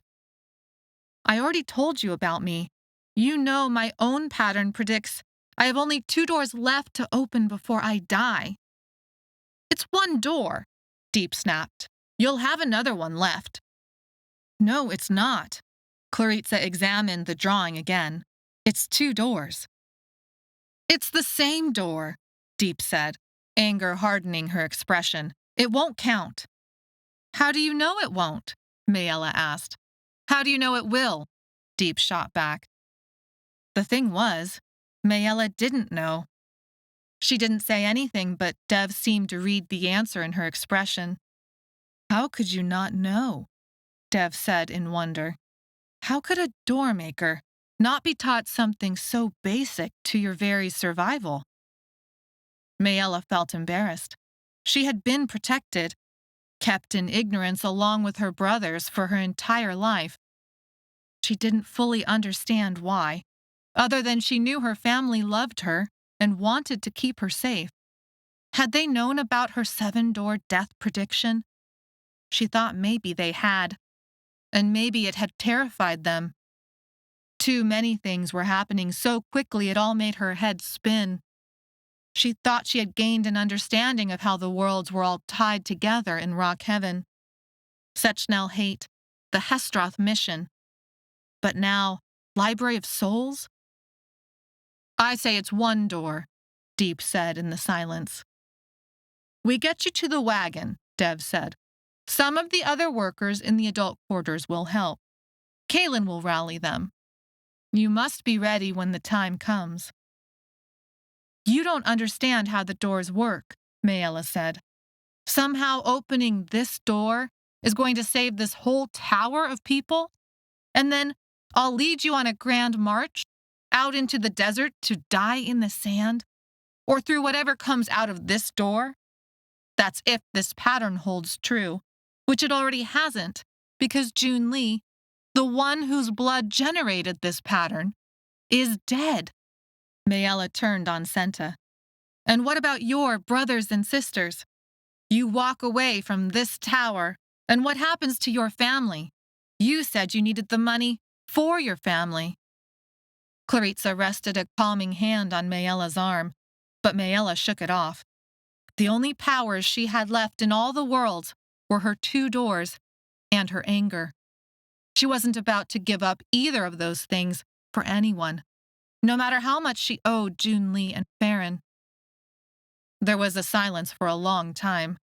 Senta wasn't the only one working at the factory because of outside obligations. Maybe there were those who had been sold or captured, but others had chosen to come, not knowing what really waited for them, but had loved ones to feed, siblings to send to school, medicine to buy. Finally, Deep said, "There's plenty of like Catherine here to sell. If the tower falls, what is left will be even more valuable to those addicted, to those like us, outside of here." A horrifying realization hit Maella. She looked at Claritza for confirmation. Did Claritza see it too? But Claritza only seemed confused. "You've been stealing the like Catherine," Maella said slowly. "They would not have been looking for a missing bottle if you hadn't been stealing from them. You got June Lee and Farron killed." "No," Dev said. "Someone is stealing from this tower. But it is not us. Not yet." "That doesn't mean it's a bad idea," Deep said. Senta bit her lip. "We could feed and support our families for years with a handful of bottles each." Maella tried to reconcile her conflicting feelings. Someone was stealing and had gotten Farron and June Lee killed because of it. But not because of her bottle. Not only because of her bottle. A layer of guilt lifted off Maella's heart. She felt the truth in their words when they said Torchlighters weren't stealing the like Catherine.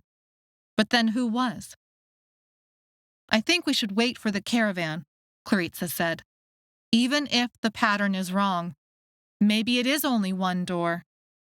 But what Claritza was really saying was they should wait for the hesteroth.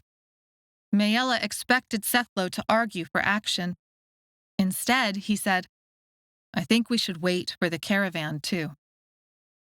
Maella looked at him like he had grown horns, but then realized what he was doing. Agreeing to stay gave them time to figure out a way through the door to Thray. "You said you wanted no part of this," Maella said to Senta. "You wanted to become a torchlighter and stay here and work your way to freedom." Senta's eyes turned cold. "I changed my mind after June Lee and Farron were killed because they wanted to protect you." "Enough," Deep said. "You have until the caravan arrives. 160 days or so. We will help keep you alive and undiscovered until then. 2 doors, 1 door, we do not care. We know who you are. We know what you can do." "I've traded one ticking time bomb for another," Maella said. "They would have read my blood sample and taken me and used me for whatever the hell they're planning, but instead, you've given me a different death sentence. I do exactly what you want or you turn me in anyway, like Senta wanted to do from the beginning."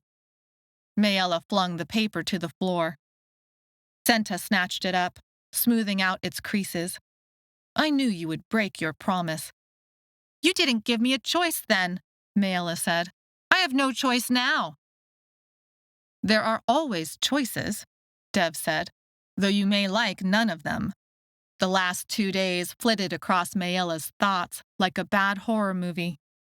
In the silence that the torchlighters let stand, Maella's bones picked up the hum that never really left, not really. Even at midway, she felt the wrongness of the door at the top of the tower that she knew, just knew, by its signature vibrations, was a door to Thray. Guarded, locked, unreachable. It was a trio of wrongness at the top of the tower: the clylop, the door, the pattern machine. Something tripped Maella's heartbeat. The smoky tendril of an idea whisked through her and caught fire. No, not a trio, Maella realized. There was the circle, but also the accounting room, with cabinets full of debt lists and discarded patterns. "Give me back the pattern," Maella said. Senta frowned but handed it over. Maella examined every inch of the drawing: wheeled wagons, paneled coverings, the marching line, and the way it snaked out from the tower and among the wagons, even as tower stones crumbled and fell, striking the ground. What if this is a metaphor? Maella played the idea out slowly in her head, trying to test it for its soundness. What if the tower won't crumble, not physically at least? What makes this tower run? The pipes, Deep said. The folding rooms, the machines, the bottle processing. No, Maella said. Deep frowned. I mean, yes, but what I mean is you, us. The workers are who make this tower run, Dev said. That is what she is trying to say. Torchlighters like us, all the way down to the folding room and furnaces. And what keeps the workers chained here, like prisoners, Maella said. Our debts, Dev said. Our histories, our families, the knowledge they have of who we are and who we have been and who they think we will be. Maella didn't know about all of that, but it sounded close enough. The debts, she repeated, excitement rising in her voice. What if we destroy the lists? What if we burn the patterns? Patterns and debt lists. 2 doors. Won't that take apart what holds this tower together? And then, Maella's energy fizzled. I don't know. We escape on the caravan somehow. But something in Maella rebelled at that thought. A door to Thray was here, calling to her, promising her possible answers. Could she just walk away from it? Some of the torchlighters snickered. Deep chuckled, but something about the sound made Maella shiver. Do you think we have not thought of this before? It is well guarded. She became serious. But at least you aren't giving up. I have revised my opinion of you, slightly.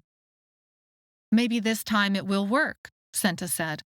When the caravan arrives, the entire tower empties out. There are hardly any guards. Maybe, Dev said, inclining his head. It is an idea, I believe, worth considering. No, Deep said. We follow the pattern. But the pattern is wrong, Maella said, stepping forward. Junli is dead. How can her pattern still be true? Enough, Deep said. This is how it will be. We are going to follow Junli's pattern. She died for it. You should remember that. But if you won't, then we will give you up to Master Hull. No, Maella said, the word coming out of her mouth before she even knew that's what was in her heart. Then you give us no choice, Deep said, but something in her voice showed hesitation. We'll turn you in for a reward and still be better off. If you give me up, Maella said, feeling the truth and finally the power in her position. It sparked her nerves like she was gathering up all the vibrations in the tower as energy to hold inside her body. It felt like a shift, a turning point inside her that she didn't yet fully understand. Then you are all back to where you started, trapped in the shadows, worked to death, the circle hanging over all your heads. Do you not think we'll turn you in? Deep said. It will make us rich, and we can all leave this tower behind. Maella shivered yet pressed on. You can't possibly think Master Hull or Supervisor Hull would allow you to take the reward. You're not that stupid. Deep shot up from the bed again, fists creeping up to her chest. What did you say? The roar of blood rushed across Maella's ears. Sethlo looked on alert, ready to defend her but also waiting to see how this was going to play out. Claritza stood, legs wide, as if ready to fight too. Senta was tense, holding onto the frame of one of the beds, scanning the faces of the Torchlighters, and then Maella. Master Hull will never let all of you go, Maella said, rushing now to get it all out. His Torchlighters, the ones who keep the pipes running, the ones most highly paid in all the tower. You turn me in, and they'll take the reward for themselves, and you'll be worse off than before. Deep motioned to Junli's pattern drawing.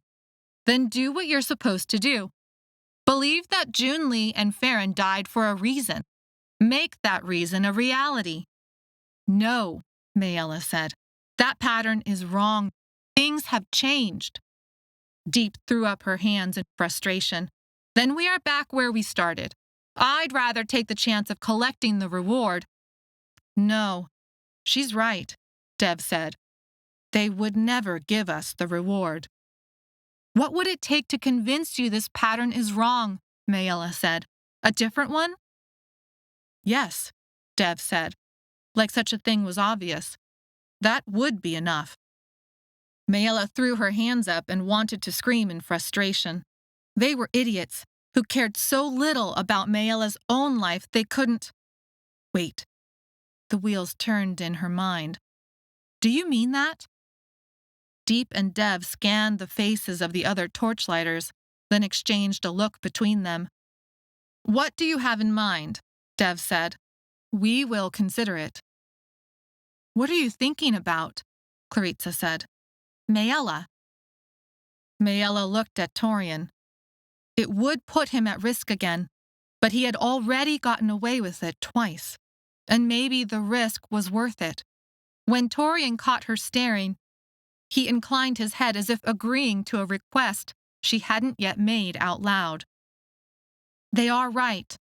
Maella turned to Claritza, because now she was the one Maella needed to convince. Burning the lists? That would be too dangerous right now. Master Hull would blame someone and send them to the circle. She turned to the Torchlighters. But what if we could get the pattern machine to read my blood and keep that drawing from ever reaching Master Hull's eyes? She took in all the faces of the Torchlighters, the way their muscles roped their bodies, and their gear made them look ready to hike a treacherous mountain. We need information. We need to know what's changed. You want to risk all our lives on a pattern from a dead girl? Maella flinched inwardly at the harshness of her words. Junli was more than that, but Maella couldn't let her guilty feelings get in the way right now. She motioned to the pattern drawing. You want me to save all of you. Let's see what my pattern has to say about that first. Fine, Deep said, amusement in her voice. Show us this new pattern. How in the world do you plan to get your pattern read without Master Hull finding out who you are? Senta asked. If you get caught, then we get nothing, and Junli's death really is meaningless. Torian stood taller, slightly puffing out his chest, which meant his head managed to reach the height of Sethlo's chest. Torian switched my blood once. Why can't he do it again? Maella motioned to the drawing. He stole this pattern. Why not steal mine? Chapter 16. If Torian agrees to do this for you, then that's his business, Deep said. We do not interfere with the choices of others. Unless you're a doormaker like me, and then forcing me to open doors against my will is okay, Maella said. Oh, shut up, Deep said. Torian has already agreed to help you, and we look out for our own, which means we'll be helping you too, in our own way. I say one unreliable pattern is better than no pattern. You are asking Torian to not only switch your blood again, but steal a pattern from the machine. You are creating a great debt with us and do not need any paper lists, or pattern machines to remember such a debt and how it must be paid. It's the only way you'll get me to do what you want, Maella said. Leave, Dev said. Doormakers aren't known for their trustworthiness, but Senta has vouched for you. She may have only just become a torchlighter, but her opinion in this place has been accepted as truth for a very long time. Do not make it worse on yourself. When we decide what to do with you, trust me, you will know. Maella opened her mouth again to argue, even though she didn't quite know what she was arguing about any longer. Sethlo tugged on her hand. Come on. The warmth of him shocked her into movement. She dropped her other hand from the wall and really looked at him. Tension lined every muscle, making his chest and arms quiver from it. Anger shined in his eyes, and the hair on his face that had grown in scratchy made him look fierce. But he would be no match for 10 torchlighters, even if everything in him shouted his desire to fight them. Let's get away from them. Sethlo led Maella away. She relished the warmth of his hand. It was a bright little window in the darkness of this place. The agony was bittersweet. She felt the tower closing down on her like a trap. But Sethlo and Claritza, they buoyed her up and kept her from drowning. There's room for us over here. Sethlo stopped at an empty bed. This is where I slept the first night. Maella and Claritza sat down on his bed, leaning together for comfort. The metal frame creaked. Sethlo jumped up. I hate that sound. He crouched down and went underneath the bed, fiddling with something while cursing. He returned to sit next to them. No squeak. Will you do that to ours? Said a boy sitting on the bed across the way. 2 other boys were with him. Every time we turn, it wakes one of us. He spoke with a thick accent and stumbled over the words, but he knew English. Maella figured he had known to speak it because Sethlo had been talking to them in English. Sethlo walked over, towering over the 3 boys. They shrank into themselves as if afraid, but he gently asked them to get off the bed for a moment. When they complied, he crouched underneath and did his cursing thing again. When he stood up and they returned to the bed, there was no squeak.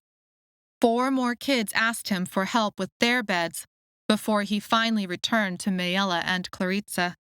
He came back more relaxed, more in control. Helping others had eased his tension. All I can think about is sleep, Claritza said. But, Maella, we should go for the door to Thray, Sethlo said. This place. Sethlo, Maella said. You know that door is guarded. We don't know what's on the other side. We're walking blind here. We need time to figure it all out before we do anything. She grabbed his hand with both of hers and leaned her head on his shoulder and felt exhaustion soak into her. She should feel all these terrible things, and they were still there, underneath the exhaustion. But right now, with Sethlo next to her and Claritza by her side, she felt grateful to be alive, grateful that they were together again, and that there was time. She had seen it in Torian's eyes. He was going to help her. She didn't know what her pattern might show, but if it helped change the Torchlighters' minds, she had to try. I wish the hesteroth were here, Claritza said, sighing as she leaned back on the bed, her hands covering her eyes. They would know what to do. They wouldn't let you stay trapped like this. I hope they're okay, Maella said. I hope they got away. They won't rest until they believe they have fulfilled their duty, Claritza said. If they are alive, then they will come back for you. Then we have to give them time to do it, Maella said, hope rising in her for the first time in a long time. She waited for Sethlo to disagree, but for the moment he remained silent. Her friends were by her side. She had food and water and a warm bed. All of a sudden, Maella started quietly laughing. They both looked at her like she had gone crazy. What? Claritza said. She buttoned up the laughter, but the exhaustion and drama of the day, along with all the lycathrine she drank and had slathered on her arms, made her feel a little out of control. I was just thinking how nice it's going to be not to sleep on rocks tonight. I would never be able to survive this without you both. I know what you mean, Sethlo said. Oh, shut up, Claritza said. Maella, you're the strongest person I know. That would be Sethlo, Maella said, a blush flushing her cheeks. Remember in Rock Heaven how he fought off the clylop with just a knife? Claritza eyed Maella and let a mischievous grin appear on her face. Hot. Maella giggled, and the room drifted as sleep began to pull her down. I'm right here, Sethlo said, looking embarrassed. Why are you talking like this? If I had done nothing, you would have died. Maella and Claritza just looked at each other. Hot, they said in unison. Sethlo frowned. I'm getting ready for bed. But then he smiled. Hey, we have beds here, and it's not even cold. Tower of Shadows, what do you Earth people say? Kiss my ass? Compared to Rock Heaven, we are rich. Maella and Claritza clutched each other and erupted into fits of laughter. 3 worlds were crumbling around them, and more than one death sentence seemed permanently hung over Maella's head. But in that moment, they had each other. And Maella realized somehow, however tenuous, the help of the Torchlighters. But beyond that, in this moment they were alive and could make each other laugh, and it was enough. Sethlo left them, shaking his head, an embarrassed smile still on his lips, saying he was headed for the bathroom. Maella and Claritza finally stopped laughing, and all that was left were long, cleansing breaths that changed nothing about the trouble they faced in the outside world, but everything about what they felt inside. Claritza, Maella said, a weird feeling suffusing her, until she realized that it was a sort of lightness, a happiness. She hadn't thought that would be possible in all this darkness, but here it was. Light show the way. Darkness show the stars. The words had touched her, making her want to feel whatever purpose guided the haphazard steps of the other Torchlighters. They had a plan, and a backup to the plan, and a backup for the backup. Get her pattern read, wait for the caravan and the hesteroth, escape through the door to Thray, walk into the desert if it came to that. She cradled that knowledge in imaginary hands, like the fragile baby chicks she used to help grandmother raise. Claritza's laughter died down, but she still smiled, this time mischievously. Yes, you're welcome. For what? For getting you to tell Sethlo you think he's hot? Maella blushed, but Claritza just rolled her eyes and laid back down. They fell into a comfortable silence for a long time. Finally, Maella asked, What are you thinking about? I'm thinking that we're surviving, an earnest note in her voice. And that's good enough, Maella. That's good enough for tonight. When Sethlo returned and fell onto his bed, asleep almost before his head touched the sorry excuse for a pillow, little more than a rolled-up towel, Claritza and Maella headed for the bathroom. They passed by Senta on a different bed, near the other Torchlighters, surrounded by kids who formed a sort of line. Senta was on the mattress, and she wrapped a piece of cloth around a boy's arm, as if it were injured. She patted the boy on the head, and a girl was next. This time the girl held out a hand, and Senta examined it, holding it up to the light, twisting it this way and that way, until she pinched the skin hard and drew out a long splinter. The younger girl cried out. Senta hushed her, then took a damp rag and squeezed water over the wound, washing it. You're the girls who fought the guard at the circle, said the young girl who had gotten the splinter removed. Yeah, Claritza said, tossing her braid over her shoulder. That was brave, the young girl said. Splinters, cuts, bruises, scrapes, twisted ankles, jammed fingers. Senta treated them all. Her skin was a dark, deep purple, and maybe that explained part of it. The amount of lycathrine she took each day gave her energy for this sort of thing.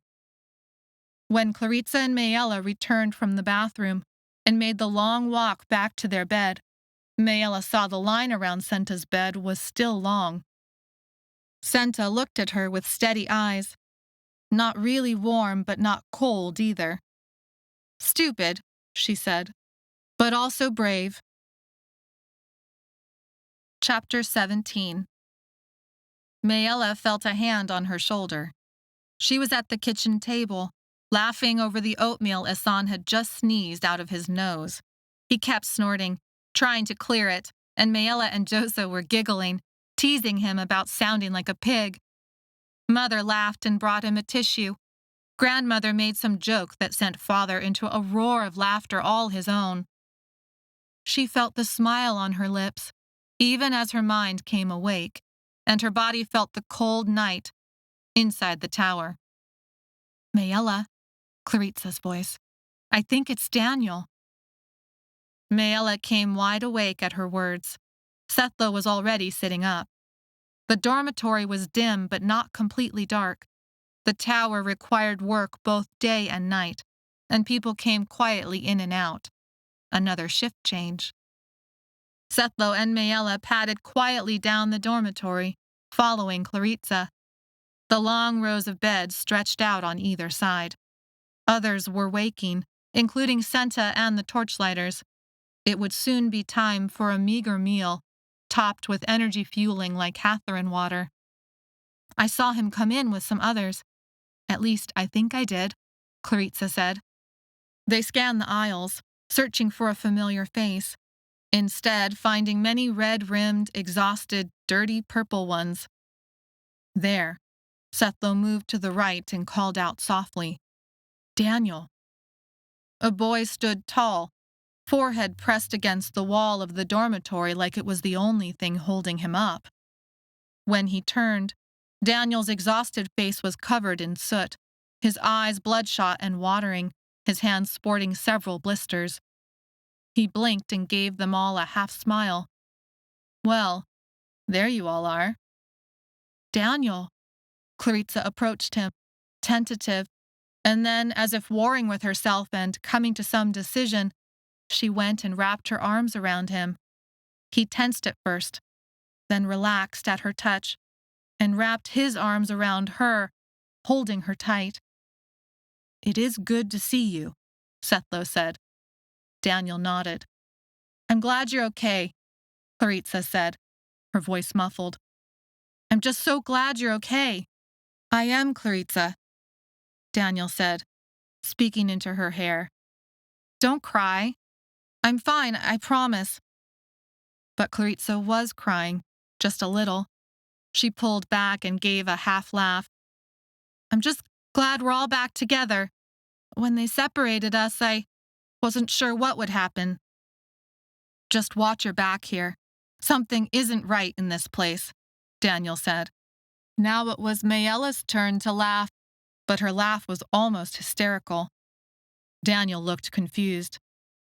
That would be the understatement of the year, Claritza said. Daniel rolled his eyes. Let me guess. Oh God, we're all going to die? You saw what happened in the circle, Sethlo said. All amusement left the four of them. Daniel nodded. Yeah, I saw that. That is only the beginning, Sethlo said. Claritza filled Daniel in on what had happened since they separated. Stealing like Catherine, Torchlighters, the pattern machine, the door to Thray. The happiness from their earlier laughter was still there inside Maella, like a fading ghost. The realities of what lay ahead of them were too stark to ignore. Maybe the weather wasn't as bad here in the tower as it had been in Rock Heaven, but in some ways, this tower was more dangerous than Rock Heaven had ever been. Like Catherine had caused all of this. But no, that wasn't quite right. It was how the people used the Lycathorin. It was those in charge, and those who wanted it and didn't care what they destroyed to get it. What would happen if the Lycathorin just stopped existing? Would all this go away? Senta approached their group of 4. "We must go." She looked Daniel over from head to toe and narrowed her eyes. "Who is this?" Whatever had come before, whatever Daniel thought of her and what she could do, Maella trusted him more than anyone else in this tower, besides Sethlo and Tharitza. "My friend," Maella said, without hesitation. But from the corner of Maella's eye, she swore she saw Daniel flinch at her words. "Your friend better sleep while he has the chance," Senta said. "And if we do not hurry, there will not be any food left." And so began a rhythm to the days, even as an imaginary clock counted down in Maella's head. The other Torchlighters were used to the work, and even though Rock Heaven had conditioned Maella, Sethlo, and Claritza to extreme weather and extreme work, there was an element of acrobatics to the Torchlighter duties that took everything to the next level. They started each shift with a tasteless protein breakfast, Lycathorin water, to keep them fueled and buzzing, and a lecture from Master Hull about sacrifice and duty to the tower. They worked long hours each day and fell into bed exhausted each night, even as the days fell away. Maella got to know the other Torchlighters, only because Claritza made a point of paving the way between Maella and them. They were a tight-knit group that others in the tower envied. Other workers, even the guards, seemed to respect the Torchlighter, which meant Maella benefited from it too.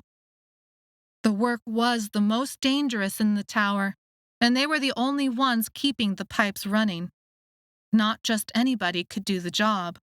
But Rock Heaven had acted like a training ground, and when Master Hull had seen their moves, so to speak, it was too late. Each day, Deep and Dev went around as the Torchlighters suited up, testing their harnesses, hand hooks, and ropes for soundness. At first, none of the older Torchlighters would work with Maella, not until Senta almost fell to her death, slipping in the pitch she had dripped while sealing a pipe. Only the quick steps Maella had learned in Rock Heaven had saved Senta from plummeting to the ground. After that, while Maella wouldn't say she was accepted by the other Torchlighters, she was at least given a grudging respect. There was a semblance of peace to be found on the pipes. When she got the chance to work alone, she took it. The wind across her ears blocked out the hiss and hum of the tower's doors. Rope strained against her waist belt as it attached her to the tower.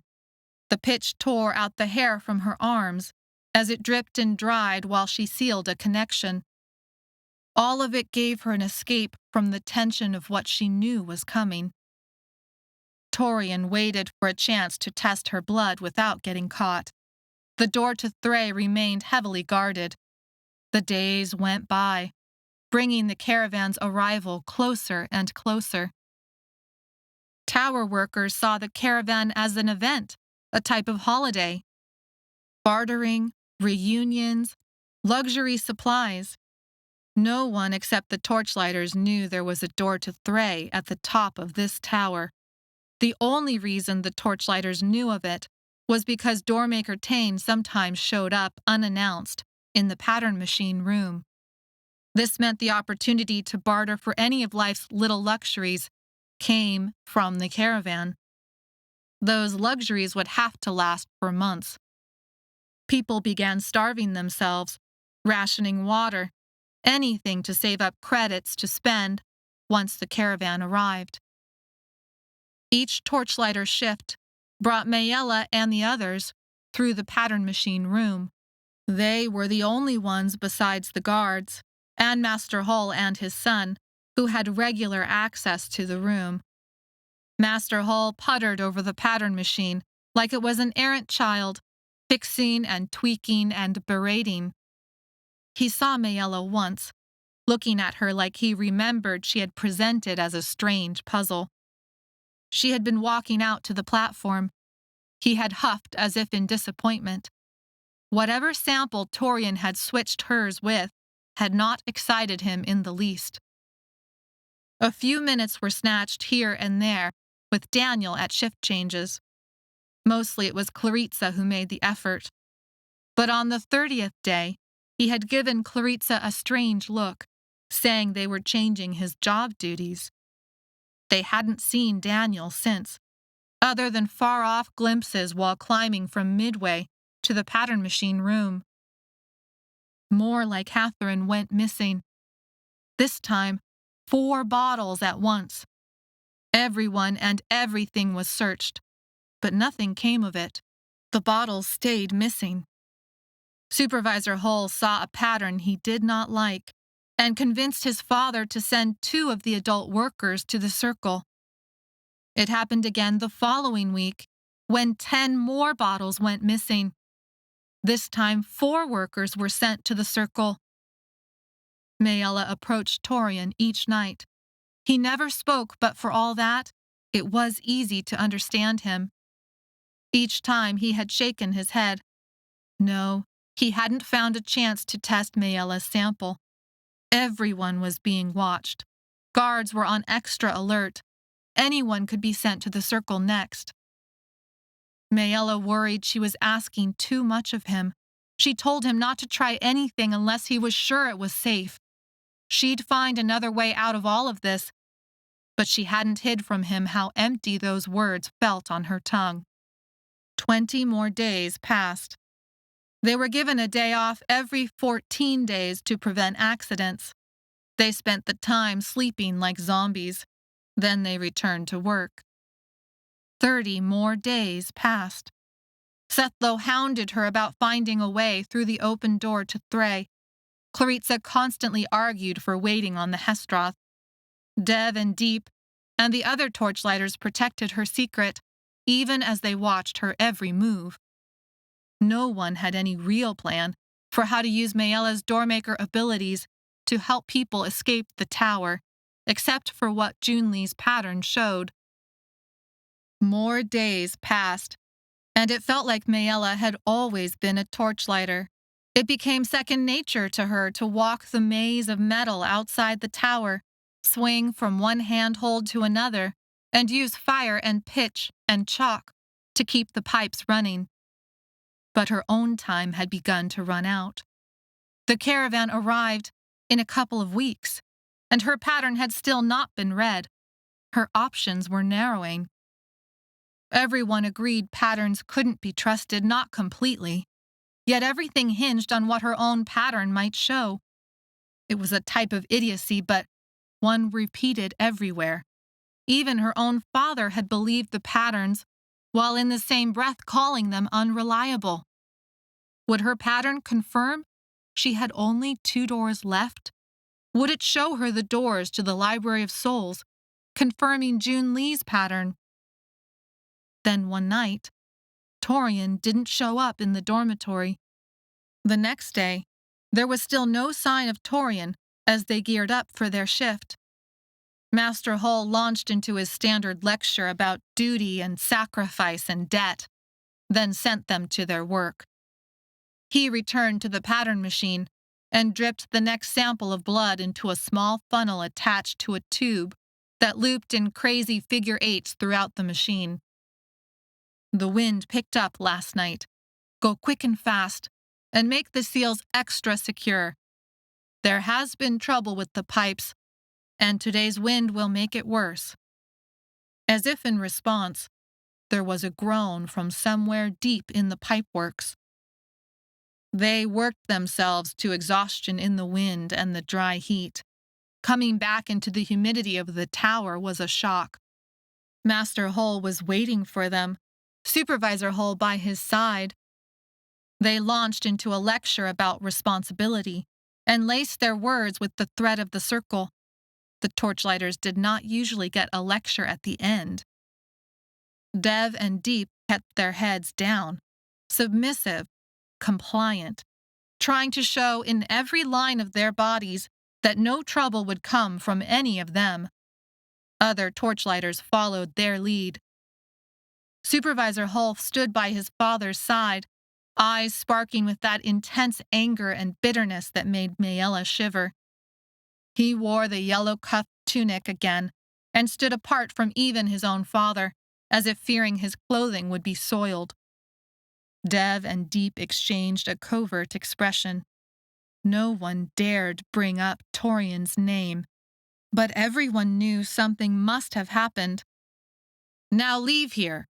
Rest to recuperate, and to prevent lost production from accidents, Master Hull said, as he did every time. He rested a hand on one of the eyepieces that dotted the room, as if to remind them he was always watching. Supervisor Hull left the room ahead of the Torchlighters.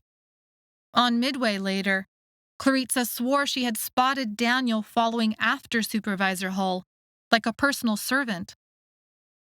Maella fell into a nightmarish sleep alongside Clarissa and Sethlo, and imagined horrible scenarios that showed Torian dead because of her. She opened her eyes to a cobwebbed ceiling, gasping out a sob. Something had woken her from the nightmare, but she didn't know what. Clarissa breathed next to her, still asleep, arm flung across Maella's waist. Sethlo was asleep in the bed next to them.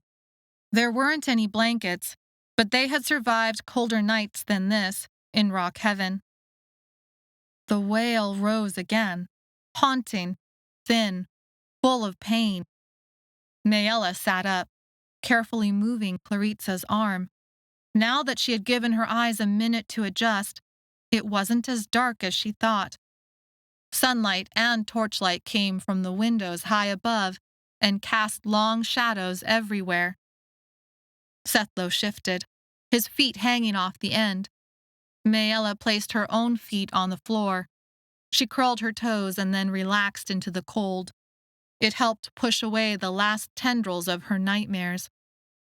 If she concentrated, she could smell the licorice that saturated everything. But along with that was how Sethlo smelled, of boy and strength and bravery. Maella reached out between the beds and brushed the hair back from Sethlo's forehead. Just touching him like that sent an electric bolt through her. He cared and looked out for both her and Clarissa. He had been one of the first who didn't hate her for being a doormaker. She feared he looked at her like a sister. A wail sounded again, and Maella swiveled to face the noise. The tower deserved to be destroyed, but a little voice inside her head, a voice that sounded an awful lot like her grandmother's patient voice, said, "And where would the children go? You saw what was out there. Send them out there and you send them to their death." When she found the source of the wail, she saw it was a child being carried between the arms of two people, so thin he was rather like a pile of sticks attached to a thin trunk. She realized with a start that one of the people carrying him was Senta, and the other was Deep. They set the child down on the thin mattress. Instantly, Maella recognized Torian, that stupid half-smile plastered on his face. Deep watched, as if supervising, as Senta tended to Torian, straightening out his limbs, pushing back his tangled hair, finding a thin sheet from somewhere, and covering his shivering body. She stopped her work when she saw Maella. "What's wrong with him?" Maella whispered as she approached the bed and the boy. He reminded her of Josa. He should not be in a place like this. She sat on the mattress. The frame whined, and Maella made a mental note to ask Sethlo to fix it in the morning. Torian gleamed with sweat that dripped down his dark purple skin, even while he shivered. Maella brushed the damp hair away from his forehead, much like she had done just a few minutes before with Sethlo. But this was very different. It was like she was tending a wounded animal. He was caught with the samples, Senta said. He was not supposed to be there. This broke something inside Maella. Do not worry, Deep said. Your secret is still safe. I know, Deep said unexpectedly. The tone of her words offered a sort of forgiveness. You should know that they have doubled the guards. Torian was the only one who had ever gotten into the samples room before, or was able to steal your patterns. Your idea was a good one, but it did not work. Maella processed her words. She understood the unspoken meaning in them. It didn't work. You owe us even more now. When the caravan comes, Deep said. I understand, Maella said, because she did. A part of her wanted to belong to these Torchlighters, but that was never going to happen. She was a tool. The other Torchlighters didn't care if she died after opening her last 2 doors. She couldn't blame them. One life for a tower full of people? It seemed like a sensible sacrifice. For some reason, Torian had cared. Maella placed a hand on his shoulder. He was hot, burning up under her touch, even through his clothes. He was little more than a collection of bones with skin on them. A sinking feeling entered Maella's stomach. Crocosad? Crocosad, Senta said.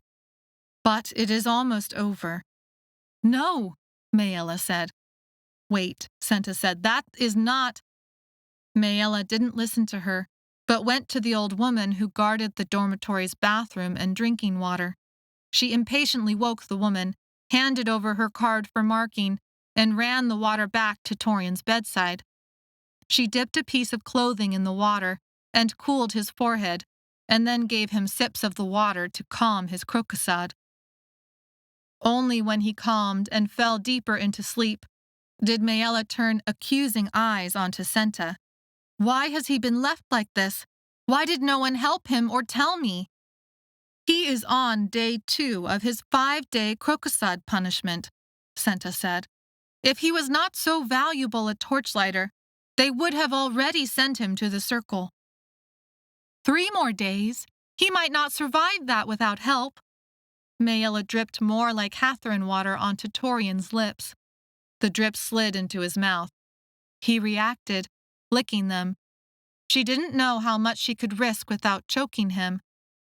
Maella tried again, slowly, until it seemed like he was resting more comfortably, and her water pouch was pretty much empty. That was an expensive gift, Senta said. Do not give him so much. He needed it more than me, Maella said. You will get him in trouble if they find out, Senta said. Do not give him any more. You would just let him die? Judgment in her voice. But then she remembered who she was talking to, and that it was Maella who had sent Torian onto the task that now punished him. I'm sorry, I didn't mean. We take care of our own, Deep said. But if you give him too much, they will notice and extend his punishment. Next time, give him half of what you just did.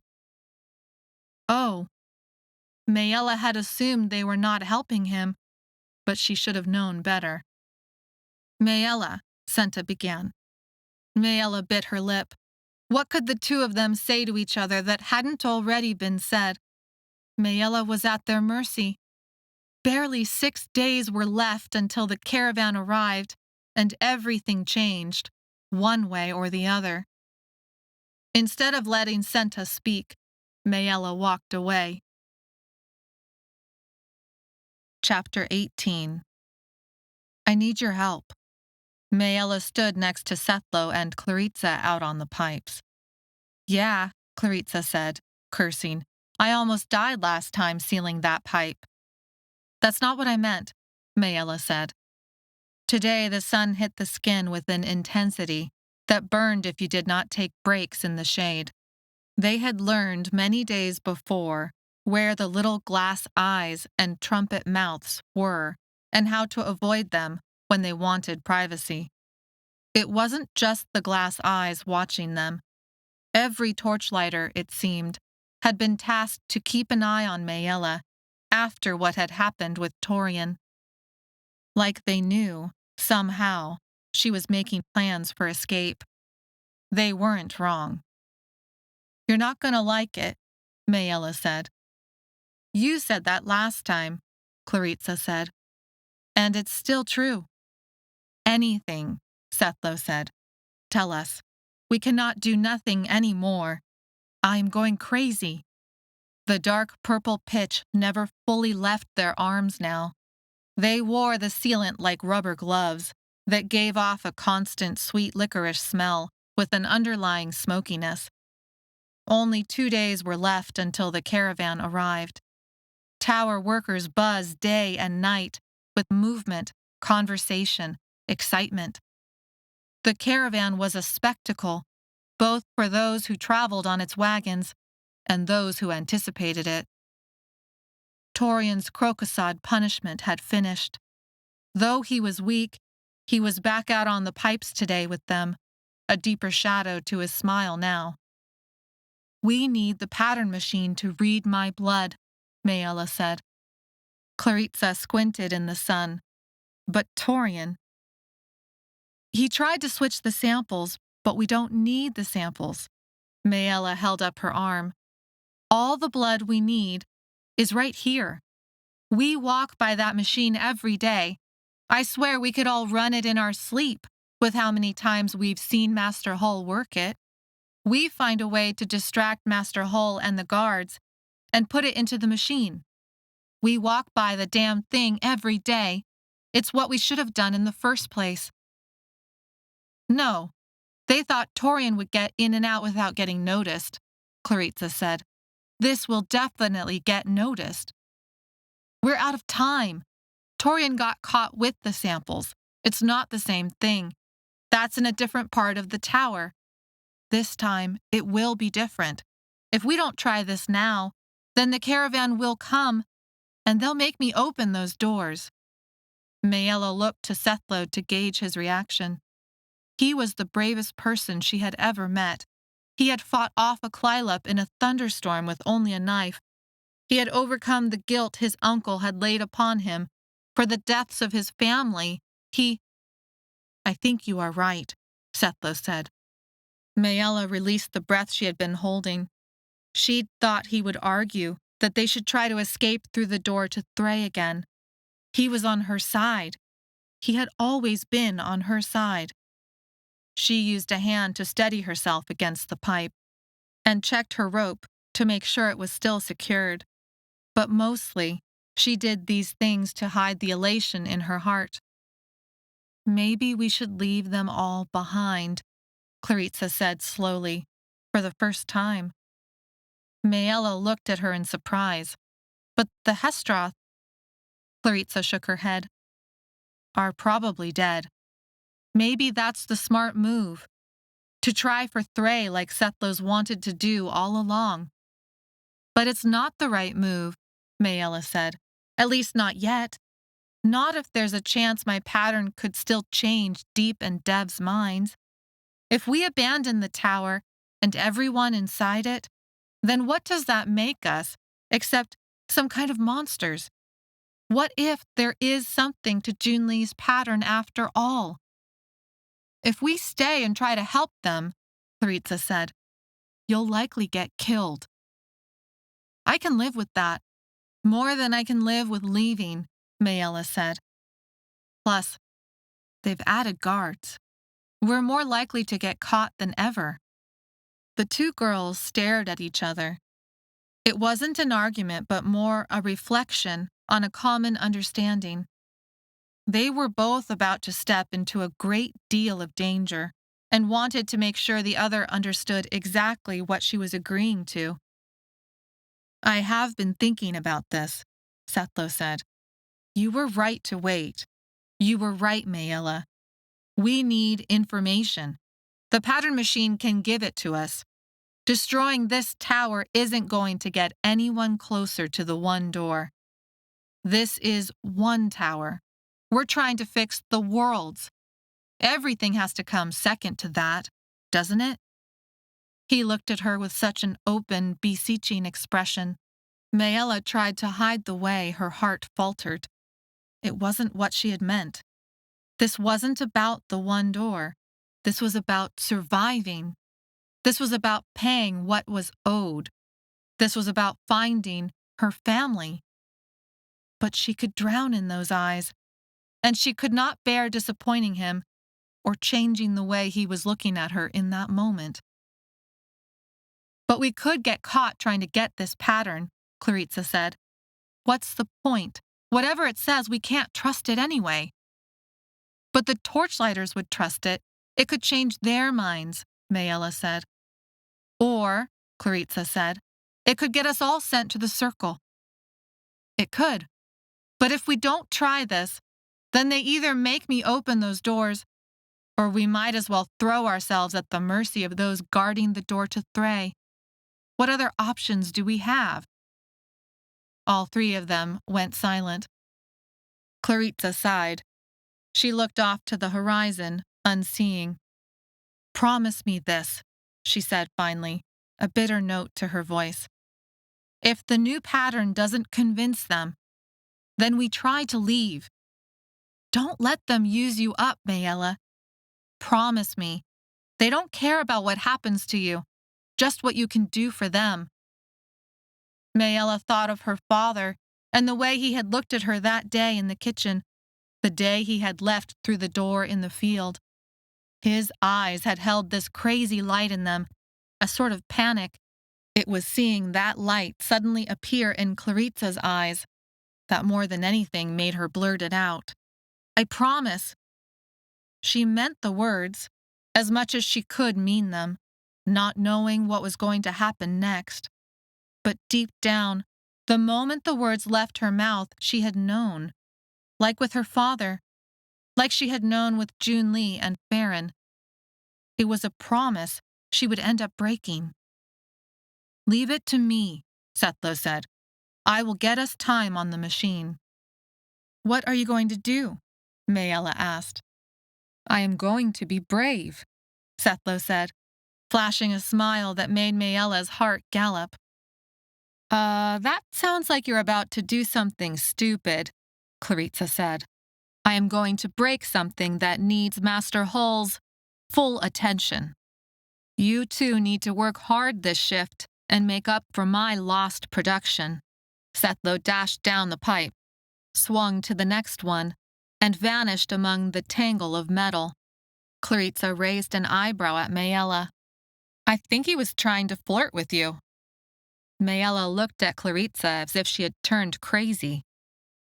3 pipes over, one of the Torchlighters slipped off. He shouted for help as his legs swung around, and he dangled from his rope. A Torchlighter on the same pipe used her safety rope to pull him up. Clarissa and Maella looked at each other, grim-faced, then turned to the pipes, ropes, and pitch bags, and got back to work. The two of them worked harder than ever before. Worry for what danger Sethlo was putting himself in drove them. They smeared pitch onto the rumbling pipes above their heads, while hooking their feet with rusty bolts and handholds. Ropes around their waists tied them to the tower for especially tricky jobs. Pitch stuck to their skin and coated their hair, matting Clarissa's long braids and tangling Maella's curls into a thick carpet. They took fewer breaks, but guzzled more like Catherine water to keep up their energy and their muscle reactions. When the shift finished for the day, they followed after the Torchlighters, filing into the pattern machine room. The machine was quiet. The room strangely empty. No Master Hull, no guards. A fresh piece of paper was on top of a stack of previous patterns underneath the needle. The door to Thray throbbed nearby, but Maella was used to ignoring it now. She pushed those vibrations away. They stowed away the leftover pitch, coiled the ropes, and organized the tools for the next shift. Only then did Sethlo step into the room and close the door behind him. He went to the pattern machine's controlling levers. Now, he said, motioning Maella over. There was a loud bang, muffled by the closed door, then a trumpeting scream that sent shivers down Maella's spine. "What did you do?" "I broke the hinges off the clylop cage," Sethlo said, "among other things." "People are going to die," Clarissa said, horrified. Sethlo shook his head. "I shouted about the clylop as soon as I finished. The guards came rushing in. They'll get it handled fast, which means we need to act fast." Senta protested. "You're going to send us all to the circle." He tossed a look of challenge at both Dev and Deep. "You said you wanted her pattern." "Not like this," Dev said. Deep said, "Watch the door." They worked quickly, the torchlighters staying far back from the machine, as if it would reach out and bite them. Sethlo began, yanking levers, adjusting gears, and fiddling with belts. Clarissa watched, correcting him a few times. "One more inch to the left. Turn it the other way." Maella wasted no time, racing to the machine. It stunk of iron, grease, and sweet licorice. She took the metal edge of her belt and sliced her hand with it. A line of fire erupted on her palm, but she ignored it and squeezed the blood into the funnel. The machine whirled to life. Little puffs of steam shot from a pipe out the top. The gears moved. The levers began to shift of their own accord. "Like Catherine," Sethlo shouted, and then cursed in Thray. "There isn't enough here." He searched the counters, toppling lens covers and tripping over his own feet. "Help him," Dev said. Torchlighters spread out and ransacked the room, while the clylop trumpeted and people shouted. Senta stood up from searching behind the machine and rushed back around. "Here." Sethlo snatched the almost empty bottle from her hands and dumped what was left into a different funnel than the one Maella's blood had entered. He hit the bottom of the bottle again and again, flicking out the last drops. The machine chugged along, picking up steam. A bead of purple ink formed on the tip of the needle. "It's working," Clarissa said. Sethlo tossed the bottle aside. Deep yelled at the other torchlighters to put the room back together. The needle swept down and began brushing angry lines across the blank parchment. This close, the licorice smell from the machine was overwhelming. But it also had a metallic overtone, because the Lycatherin had been mixed with blood. Doormaker blood. Her blood. Maella felt the hair on the back of her neck rise. She could admit it now. Watching the needle swoop down and dip across the paper, that it wasn't just about changing the torchlighters' minds. Since opening the door into that clylop cave so long ago, everyone she had met had been obsessed with patterns. She had lived the last year under a death sentence her last pattern had given her. But patterns were unreliable. Patterns changed. Maybe hers had changed too. Maybe she didn't have to live under this 7-door death sentence anymore. A torchlighter peeked into the hallway, then turned back. "It is quiet out there. They must have locked the clylop back into its cage." "We must go," Dev said. "Master Hull cannot catch us tampering with his machine." Deep barked out a command. If Dev was the torchlighters' philosopher king, Deep was their general. Most of the torchlighters fled the room. Clarissa and Sethlo remained. Clarissa positioned herself in front of Maella, as if to block the view of any who entered. Sethlo moved next to Clarissa. The others joined them, creating a sort of wall. Senta, Torian, and Dev. Everyone else fled for midway. The needle dipped and swooped and dripped. Steps approached the pattern machine room door. Hurry up, Senta said. Dev whispered, his eyes tracking the needle's movements. Light, show us the way, and darkness, show us the stars. Maella only had eyes for the paper. There was a rectangular shape, and even though it was only drawn on paper, she felt its magnetic pull. She knew, without ever having seen it before, that she was looking at a picture of the one door. But what made breathing difficult was the image of a girl standing next to the one door, holding her hand out to the door. It was a picture of her. Her eyes, her hair, the hair her grandmother grumbled so much about, her freckles, her chin. In the pattern, Maella was reaching a hand out to the one door, crawling to it, her face turned to the side, as if looking at something behind her. But the girl in the drawing couldn't reach the one door. A clylop had pinned her down and begun to feed. Chapter 19. Maella reached out and used her thumb to smear the girl's face, her face, beyond recognition. Nothing drastic, just a blurring, something you could blame the needle for, like it had slipped and bled when it touched that part of the page. At least, she hoped that's what would get the blame. It had been instinct when Master Hull and his son appeared at the door. Clarissa had seen her do it, but she couldn't let Master Hull, or any of the others, not even the Torchlighters, see anything that connected her to the one door. Her hand shook. Dev still stared at the needle. Her thumb was stained purple like she'd been marked a criminal to all who cared to look. She quickly wiped her thumb on her clothes, but the ink did not fade. "What is this?"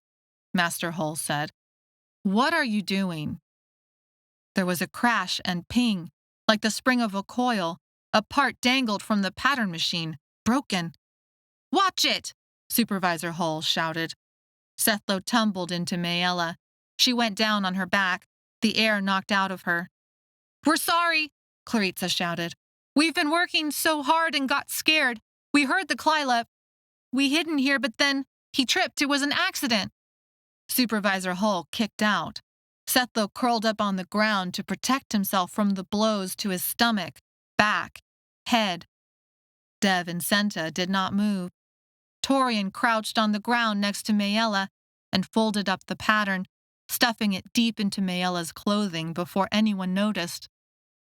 Maella pushed herself up, but Torian placed a restraining hand. She panicked, knowing somehow that it would only be worse for Sethlo if she tried to intervene. But the blows rained down on him. She had to do something. She ignored Torian and jumped to her feet, but Clarissa was already running for Supervisor Hull. She shouted, "Stop!" Supervisor Hull locked a hand around Clarissa's wrist and threw her out of the way. Torches flickered around the room as if from a strong wind. A terrible groaning started, like the moan of a ghost, from outside amongst the pipes.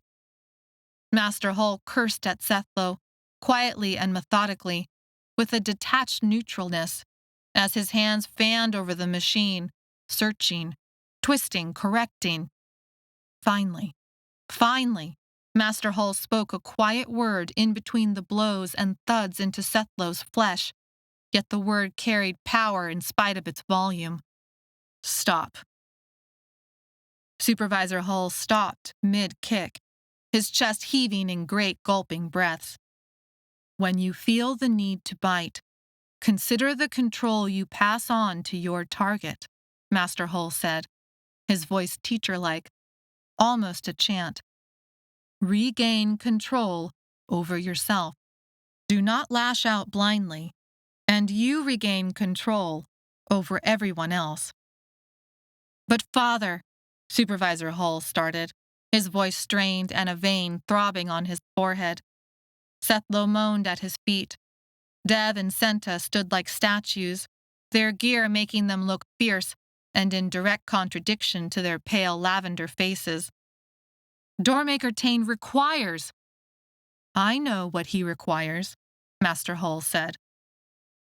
Clarissa stood, cradling her wrist, her braid falling over her shoulder, her harness clanking against her legs.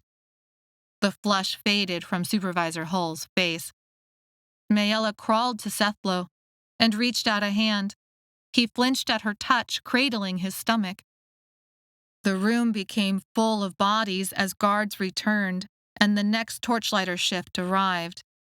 Torchlighters joked and pushed each other as they entered the room, and then took in the scene. Their voices cut off into silence, and they shuffled away from Sethlo and Maella as if they were contagious. The pipes groaned again. Something outside snapped, like the sound of a taut wire breaking. "Go now," Master Hull said to the new torchlighter shift. "The caravan arrives tomorrow. Everything must be in working order. Anyone who does not work to their full capability tonight will be severely punished. Go now." The torchlighters grabbed their gear, hooking up and then vanishing through the window platform.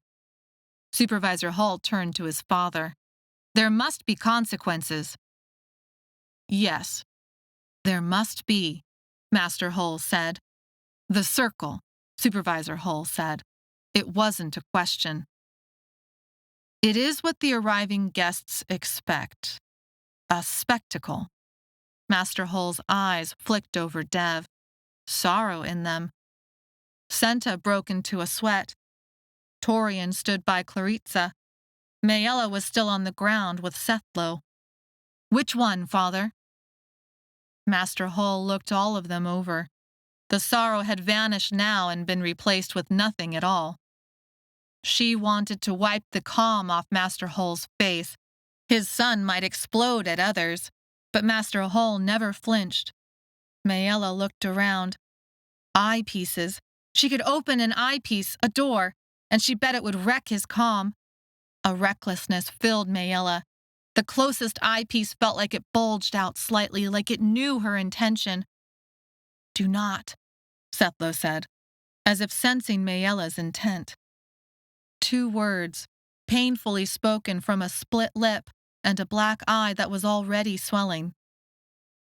"It was only me," Sethlo continued, directing the words at Master Hull.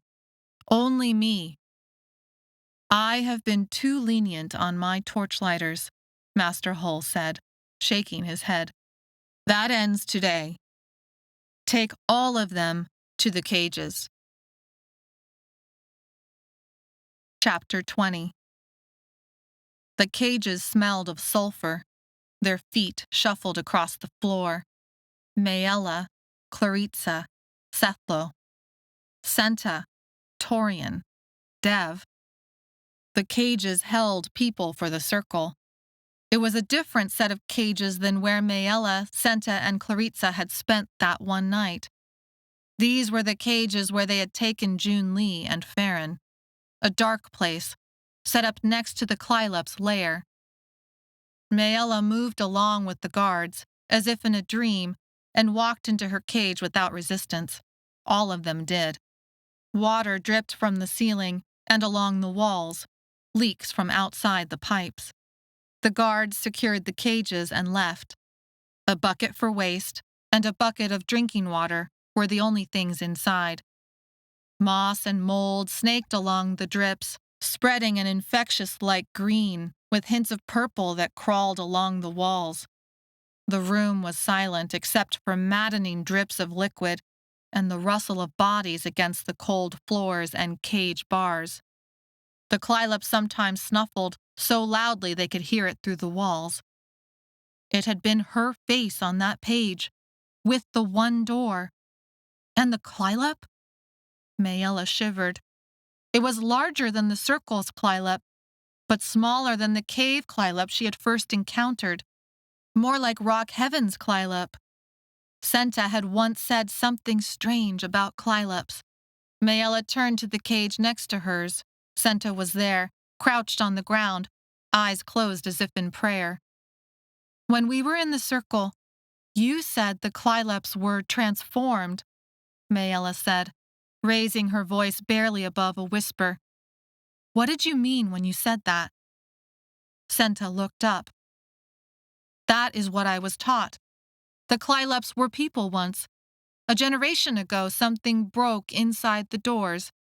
It created this other break in the pattern, this time in people." "But the doors have been broken a lot longer than that," Maella said. Just because something is broken does not keep it from breaking worse, Dev said, his voice soft and so out of place in the damp poverty of the cages. But how does it happen? Maella said. Senta stood up and walked to the place in her cage furthest away from Maella. I do not know. I know only that my family believes it does. Maella felt the unspoken accusation. Because of doormakers. The Sechnel thought doormakers and their doors caused the death of anyone who walked through them. The hesteroth believed doormakers and their doors should be protected and would someday save the worlds. Now Senta said people could be transformed into clylops? If that were actually true, who had the cave clylop terrorizing a small town of people once been? Or the rock heaven clylop, now long dead from the battle that had ultimately led them to this tower? And the circle's clylop, the one who had murdered Jun Li and Farron, and would soon add to that list tomorrow. Senta went to her drinking bucket and brought handfuls of water to her mouth. Words sprung from Maella before she knew what she was saying. They mark everything you make and everything you take. It was the wrong thing to say, as if she were somehow accusing Senta of greed or selfishness. Senta's face hardened. I had always believed I was the only one who could ever save myself. You and Jun Li made me hope. You and Jun Li made me think, this time. Well, I was wrong. I understand now that the only one who can save me is myself. Maella felt Senta's words like a punch in the gut. She knew she deserved them. Sethlo groaned. Maella turned from Senta and pushed away the guilt and shame. There was no time to get sucked down into such feelings, not if she wanted her and her friends to make it out of the circle alive tomorrow. Sethlo, are you okay? Maella was 2 cages over from him. Claritza was between her and Sethlo. Torian and Dev were in cages across the aisle. I will be, Sethlo said after a long moment, even though the words caught in his throat, as if he spoke around a great deal of pain. Dev stood against the bars, arms loosely slung across them. What did the pattern say? For all of his steadiness and his philosophy, Maella knew the pattern determined everything for him. She felt caught. Deep's words of advice came back. You can't trust any of us. She would have told Sethlo and Claritza the truth of what the pattern had shown, but she could not do it in front of Dev and the others. There was too much at stake for them to suddenly decide to turn her in. So she lied, and felt the burn of that lie blacken the edges of her heart. It showed Jun Li getting eaten by the clylop. Claritza stood in the middle of her cage, staring at Maella. What did it really show? But Maella shook her head.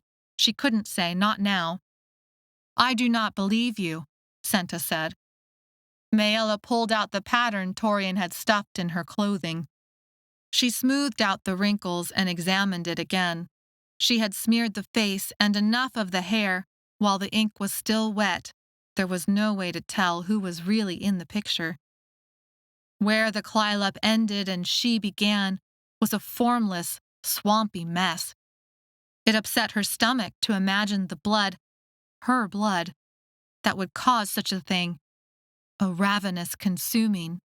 She had seen that swamp of ink and interpreted it as the clylop feeding on her. Though on second examination it didn't look quite right. But the ink had probably smeared further from Torian's quick folding job. She crumpled the pattern into a ball and tossed it through the cage bars to Dev, glancing at Senta. See for yourself. Dev caught it and unfolded it. It shows the clylop eating someone. Maybe. There is no way to know who this is. It could be anybody. It smeared when I grabbed it, Maella said. Dev pulled out a different paper from his clothes. June Lee's pattern. He had kept the pattern pressed close to his heart. Dev tossed both papers to Senta, who pored over the new drawing, tracing the purple ink with her fingers. This could be one of us dying tomorrow. We can still create the future in June Lee's pattern, Dev said. We must. Claritza spoke for the first time since the pattern machine room. Why did you do it? Maella quailed under Claritza's tone. I don't. Why did you have to get your pattern read? It's not like any of what comes out of those stupid machines can be trusted. For all we know, you might have 100 doors you could open before you would have died. What was going on? Claritza had always been the one to hold Maella back from opening doors. She had believed in Maella's death prediction as much as, if not more than Maella. Something bad has always happened after I opened a door, Maella said quietly. Why, Maella? Claritza said, tears in her voice. What did it matter? Chapter 21. A trumpet call rang out, echoing through the shadows of the tower.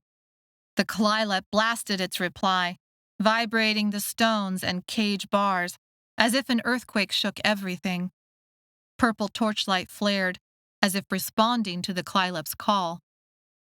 Maella and the others drank the water in their buckets, but the water was tasteless and did not satisfy. There was no lycathrine in it. Why waste the precious mineral on those about to die? As Maella wiped her mouth dry, a little paper shape flew in between the bars of her cage and glided to a stop at her feet.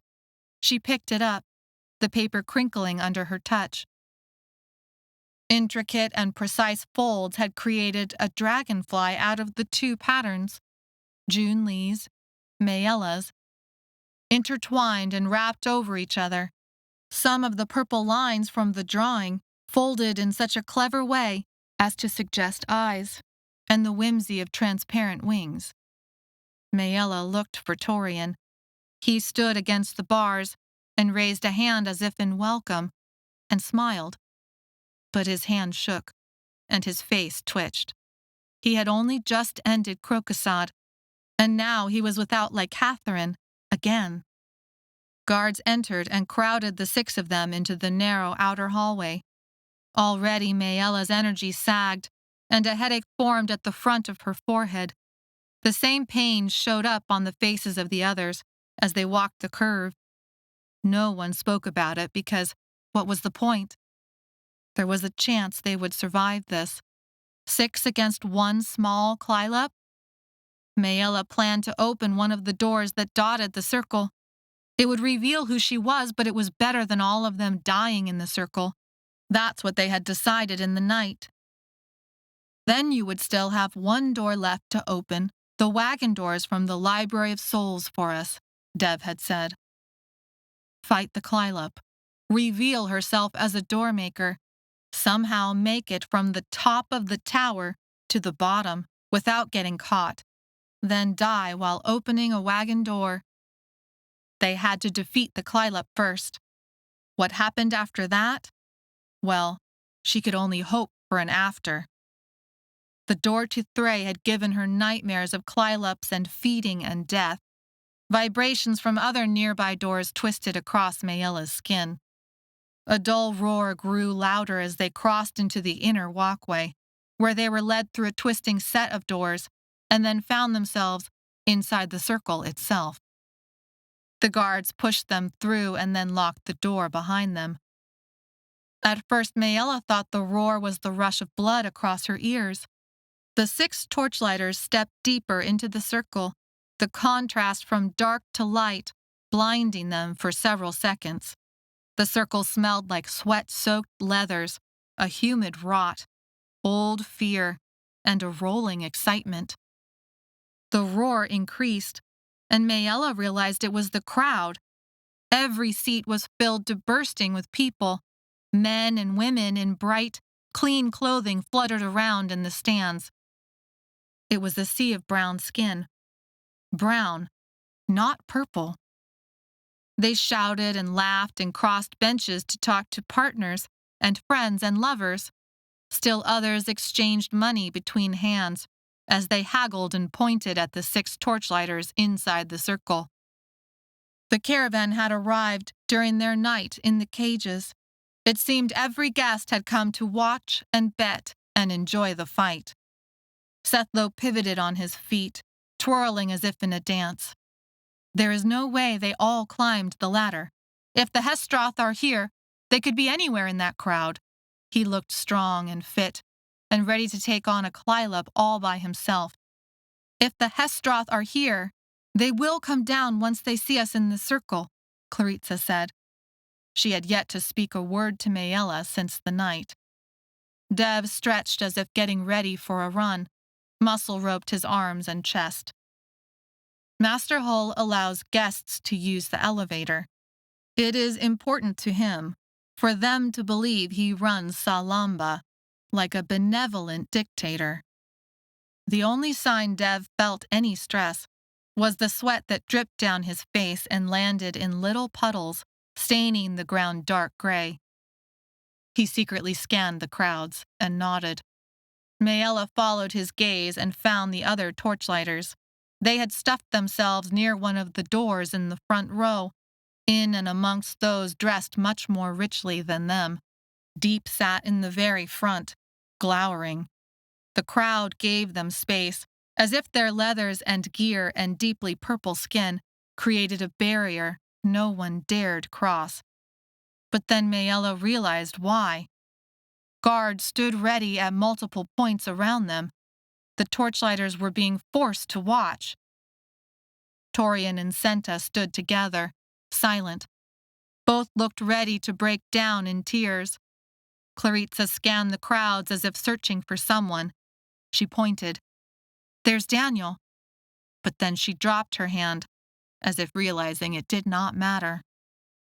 Maella did not feel any tears. She had been here too many times before. This would be the 3rd clylops she would face. And she would live through this encounter too, no matter what. She promised this to herself, and hoped it would not be another one of her broken promises. As if a lever on the pattern machine had been yanked, she turned to Clarissa and felt her heart in her throat. She stood strong and stoic, worthy of someone making a statue out of her. Her long braid was tossed over her shoulder, and she held a straight back that spoke of a fierce determination. She had faced each of the clylops alongside Maella. The last one had almost killed her. This is my fault, Maella said. All of this is my fault. My family, my doors, this place, getting sent to the circle. Clarissa sniffled and wiped her nose on her arm. Forget it. You can't help how you are. Maella felt like her heart had been carved out. Clarissa scanned Maella's face and angrily brushed hair away from her forehead. That's not what I meant. Before they could continue, the crowd hushed. Master Hull had stepped out. He did not bother coming into the circle this time, but spoke on a special platform halfway up the stands. Supervisor Hull stood next to him. Just behind him, just one row back, sat Daniel. Master Hull was an old man with a big belly who spoke about control, yet who made life and death decisions based on the whims of his son. Supervisor Hull was an angry young man, bitter about his inheritance.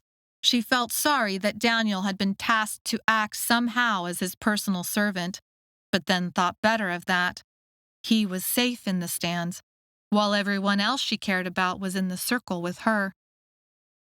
But it wasn't them or their words that caught Maella's attention.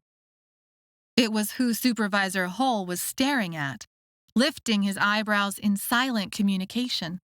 They sat parallel to the platform, many seats over, covered in forest green and brown robes, except for their heads, except for their familiar, purple-stained faces. Maella's stomach dropped. Maella, if we don't make it out of this place, then I want you... Claritza! To know that I'm sorry for what I said last night. I am proud. Maella grabbed Claritza by the shoulders and turned her around. Look, don't say anything. Silver hair, purple skin, piercing eyes, a strong, ruthless but bony frame. Lorella, Maella breathed out. As if hearing her name, Lorella looked out onto the circle. Maella and Claritza stared back. Lorella put a hand to her eyebrows, as if to block the glare. So she made it out of the desert alive, Claritza said, a grim note in her voice. She'll enjoy this show. Lorella leaned over and spoke to the person next to her. Do you think she can recognize us? Claritza asked. We can recognize her, Maella said, so probably. Master Hull finished speaking. The roar from the crowds grew into a frenzied energy.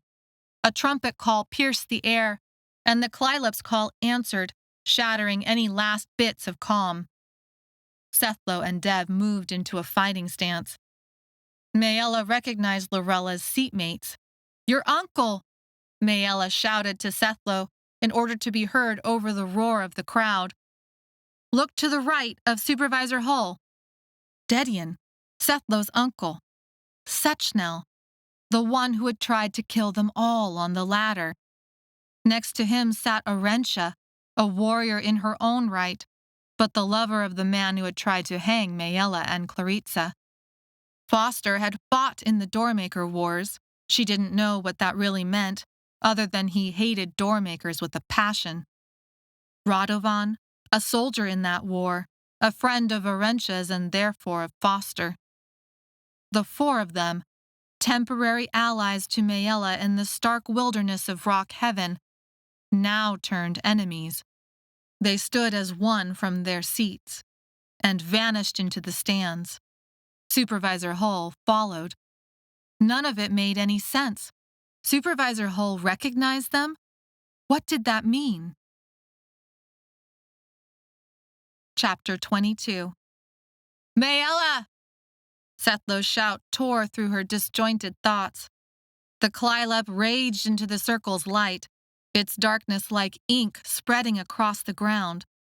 Slick reptilian skin, lashing tail, glittering green eyes, and devastating teeth. The clylop sighted Maella and her friends. It tensed like a cat sighting a mouse, evaluating, sniffing, testing, considering. Its tail whipping about. What kind of person had this clylop once been? The six of them fanned out, Maella in the middle. There was no sign of the hesteroth. It had been a long shot, hoping for them to have survived the desert. Now it was her turn to prove her doors were actually worth something. The crowds hushed. Tension filled the air, but also an eagerness, as if dinner were about to be served. The clylop trumpeted again, and the whole world felt like it was breaking. Pain lanced Maella's eardrums, and she felt this fury rise up inside of her to match the fury that rolled off the clylop. Annihilation, humiliation, shame, despair. These emotions laced the all-consuming rage that drove the clylop forward. Vibrations from the door to Thray rose up in a dark, piercing song to grab at Maella's very bones, like the bones they had made a ladder out of in Rock Heaven. Maella stepped back from the others. The crowd hushed and then booed. Maella must look like a coward running away from the fight. The clylop snorted and charged. Maella ran for the door closest to Deep and the other Torchlighters. Deep stood, even as a guard forced her down. She fought him, kicking and punching, until he fell to the ground. Sethlo and Torian dodged the clylop's snapping jaw and danced a complicated series of steps to avoid its claws. The other four Torchlighters closed the gap Maella had made. They bought her the time she needed. Like Torian had bought her time by switching the samples. Like her family had bought her time, an entire childhood, by protecting her from the doors, the patterns, and this fate. The crowd erupted in jeers. Cups, papers, coins, and other small objects rained down into the circle. They were throwing trash at her cowardliness.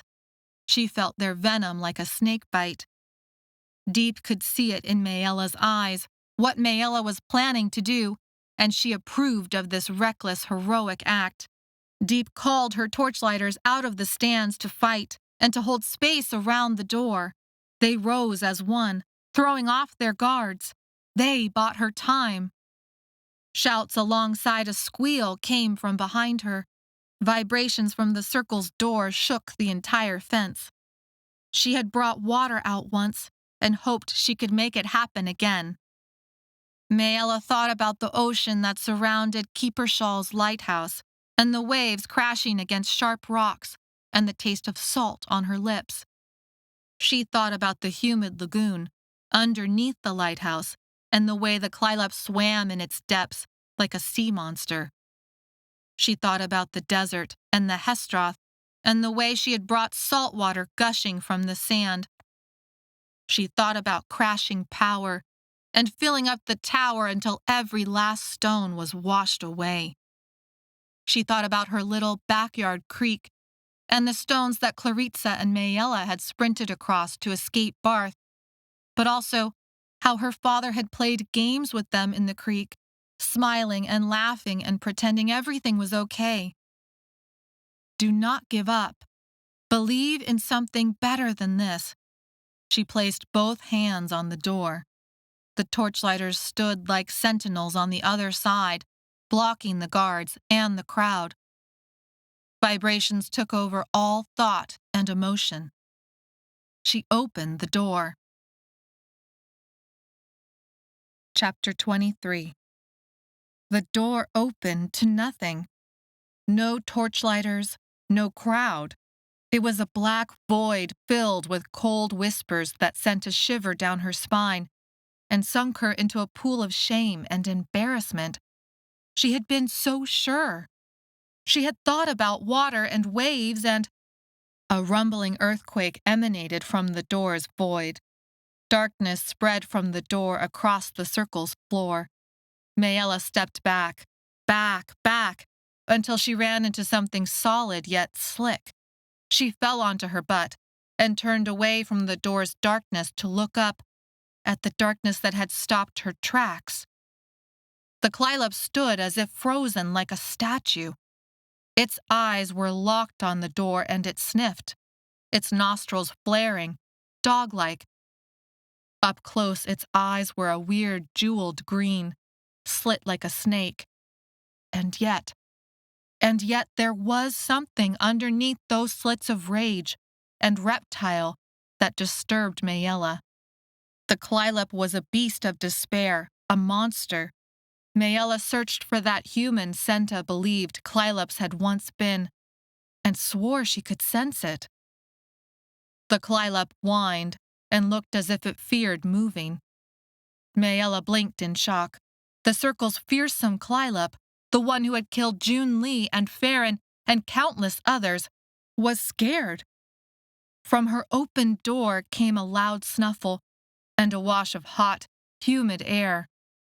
It smelled like the clylop cave, like mud and bones and decay. A trumpeting shattered the world. The dark pool lapped at her feet, and then where her hands and butt rested on the ground. Mud water, but not nearly enough to save them.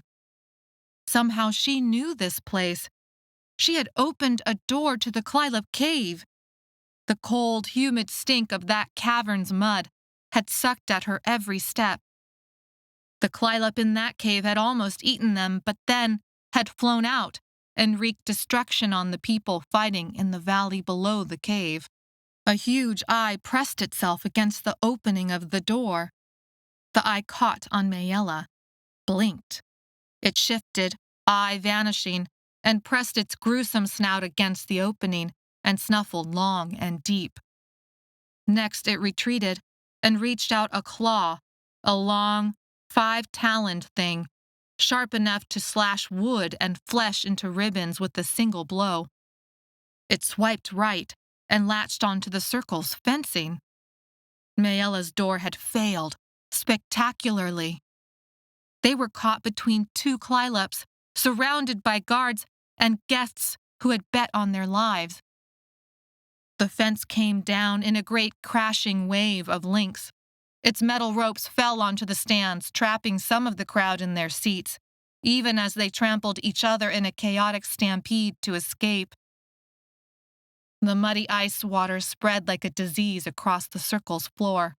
As if in slow motion, the circle's clylop trumpeted a response, no longer afraid, and charged at a small figure still inside the fence. Torian! His name tore from Maella's throat. He was a little boy with sticks for arms and legs, and he was the clylop's target. Maella and Dev sprinted for him, but they were too slow. The circle's clylop rammed into Torian, and he flew into the air, like a circus act gone horrifyingly wrong. He was the best torchlighter, the most agile, the one most likely to take chances on the pipes. He had taken so many chances for her. He flew into the darkness of her door. He vanished in a clylop roar and a sickening crunch of teeth on bone.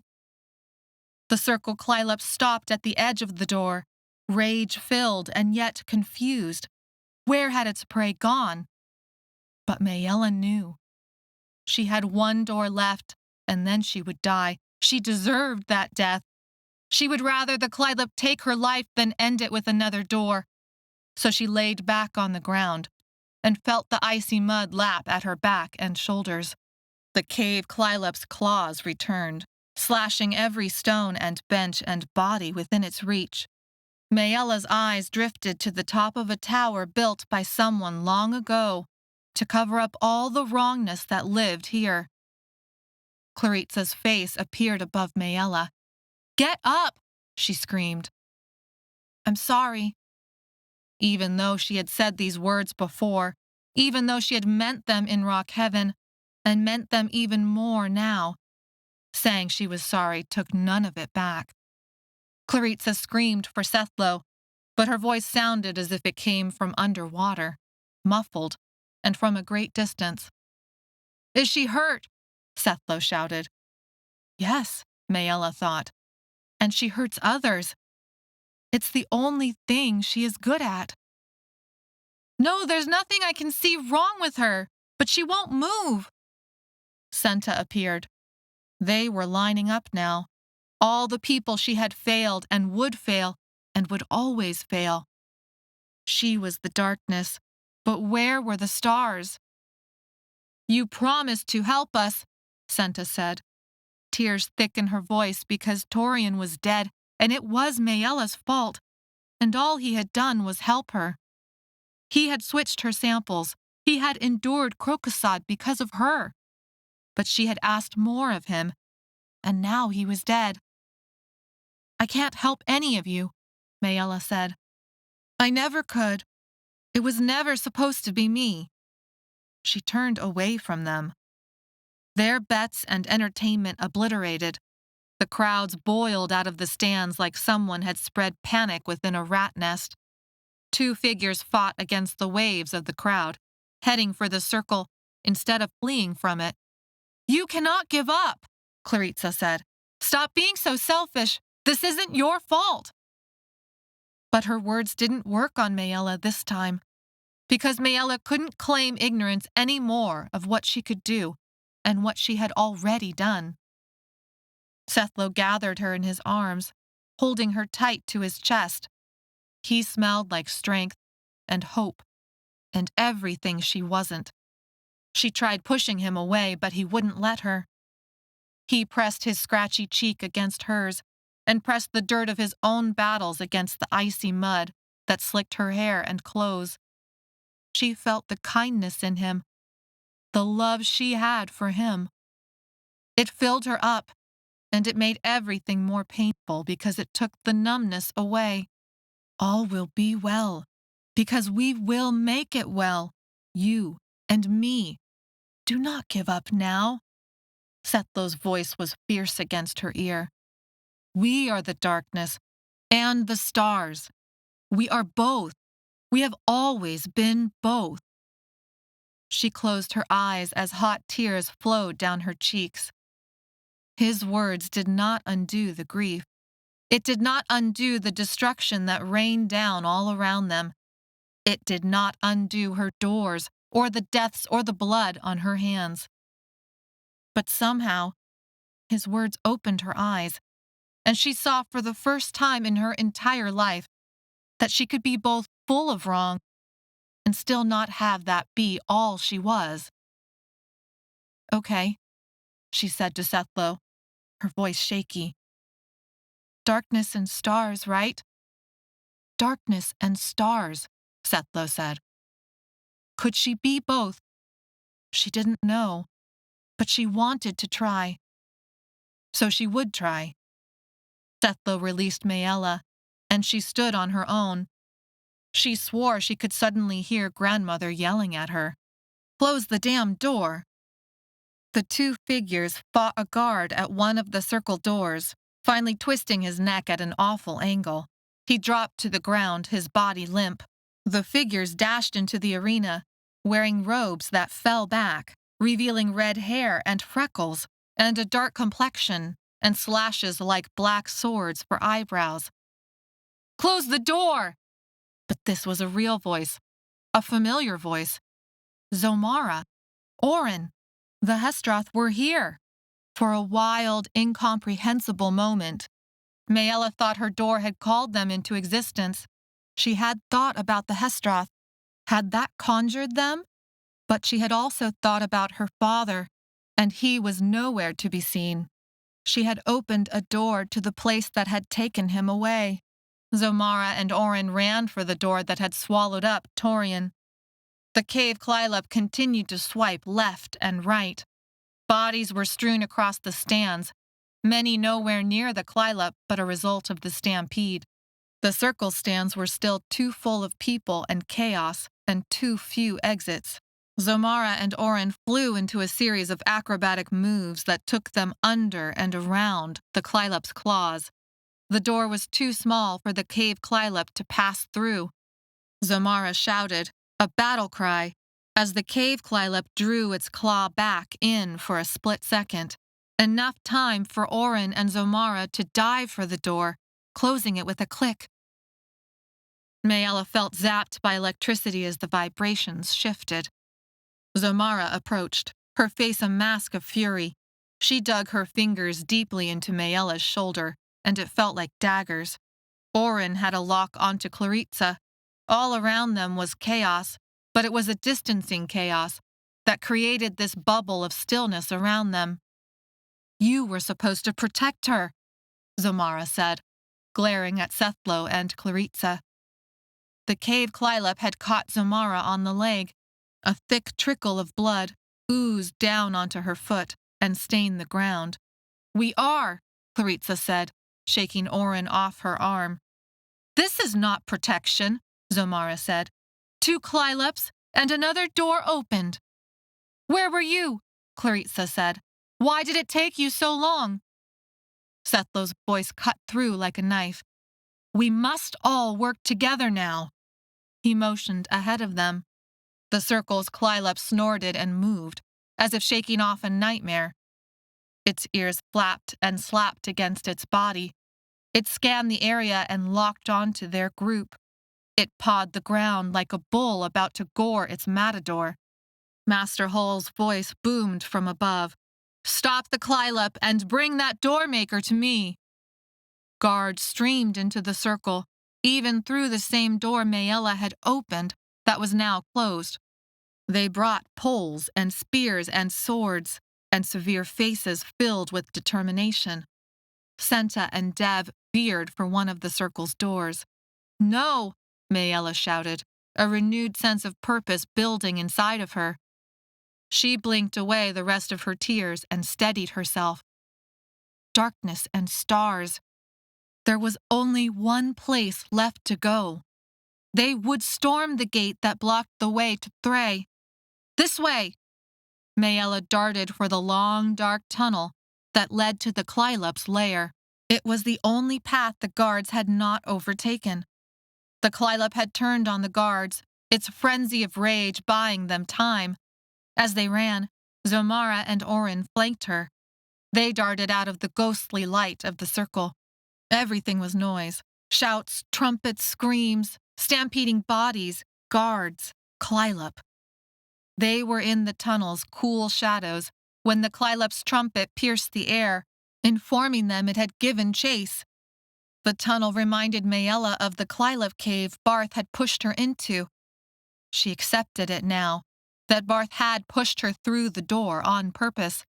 She accepted that Keeper Shawl had purposely set her up to open the door that had imprisoned them for so many months in Rock Heaven. Her doors conjured up monsters and violence and death.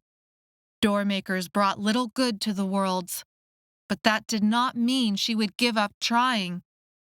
They stumbled into a large room. Above the threshold of this room hung a gate that, when lowered, would lock the clylop inside. There was a container of water, deep purple, like Catherine water, and a sort of nest made from hay piled, with a depression in its middle, as if the clylop preferred to sleep, curled up like a cat. And there was a door set within another, larger door. There was always another door.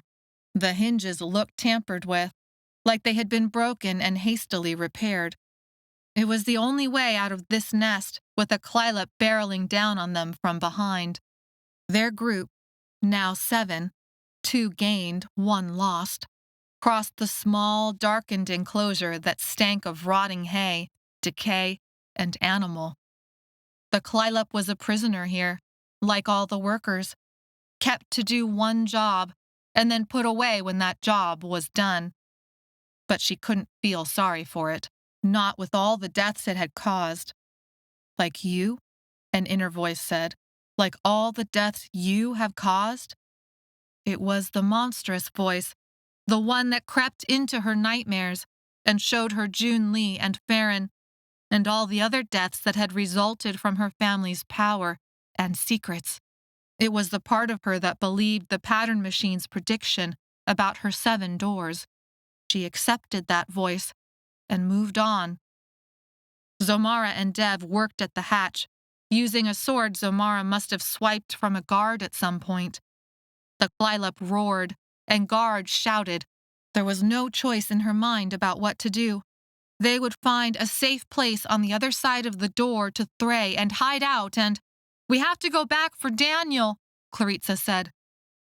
We have to go through the door to Thray, Maella said. No, Claritza said, we can't go. We'll come back for him, Maella said, even though she felt the lie in her words. How could they ever come back?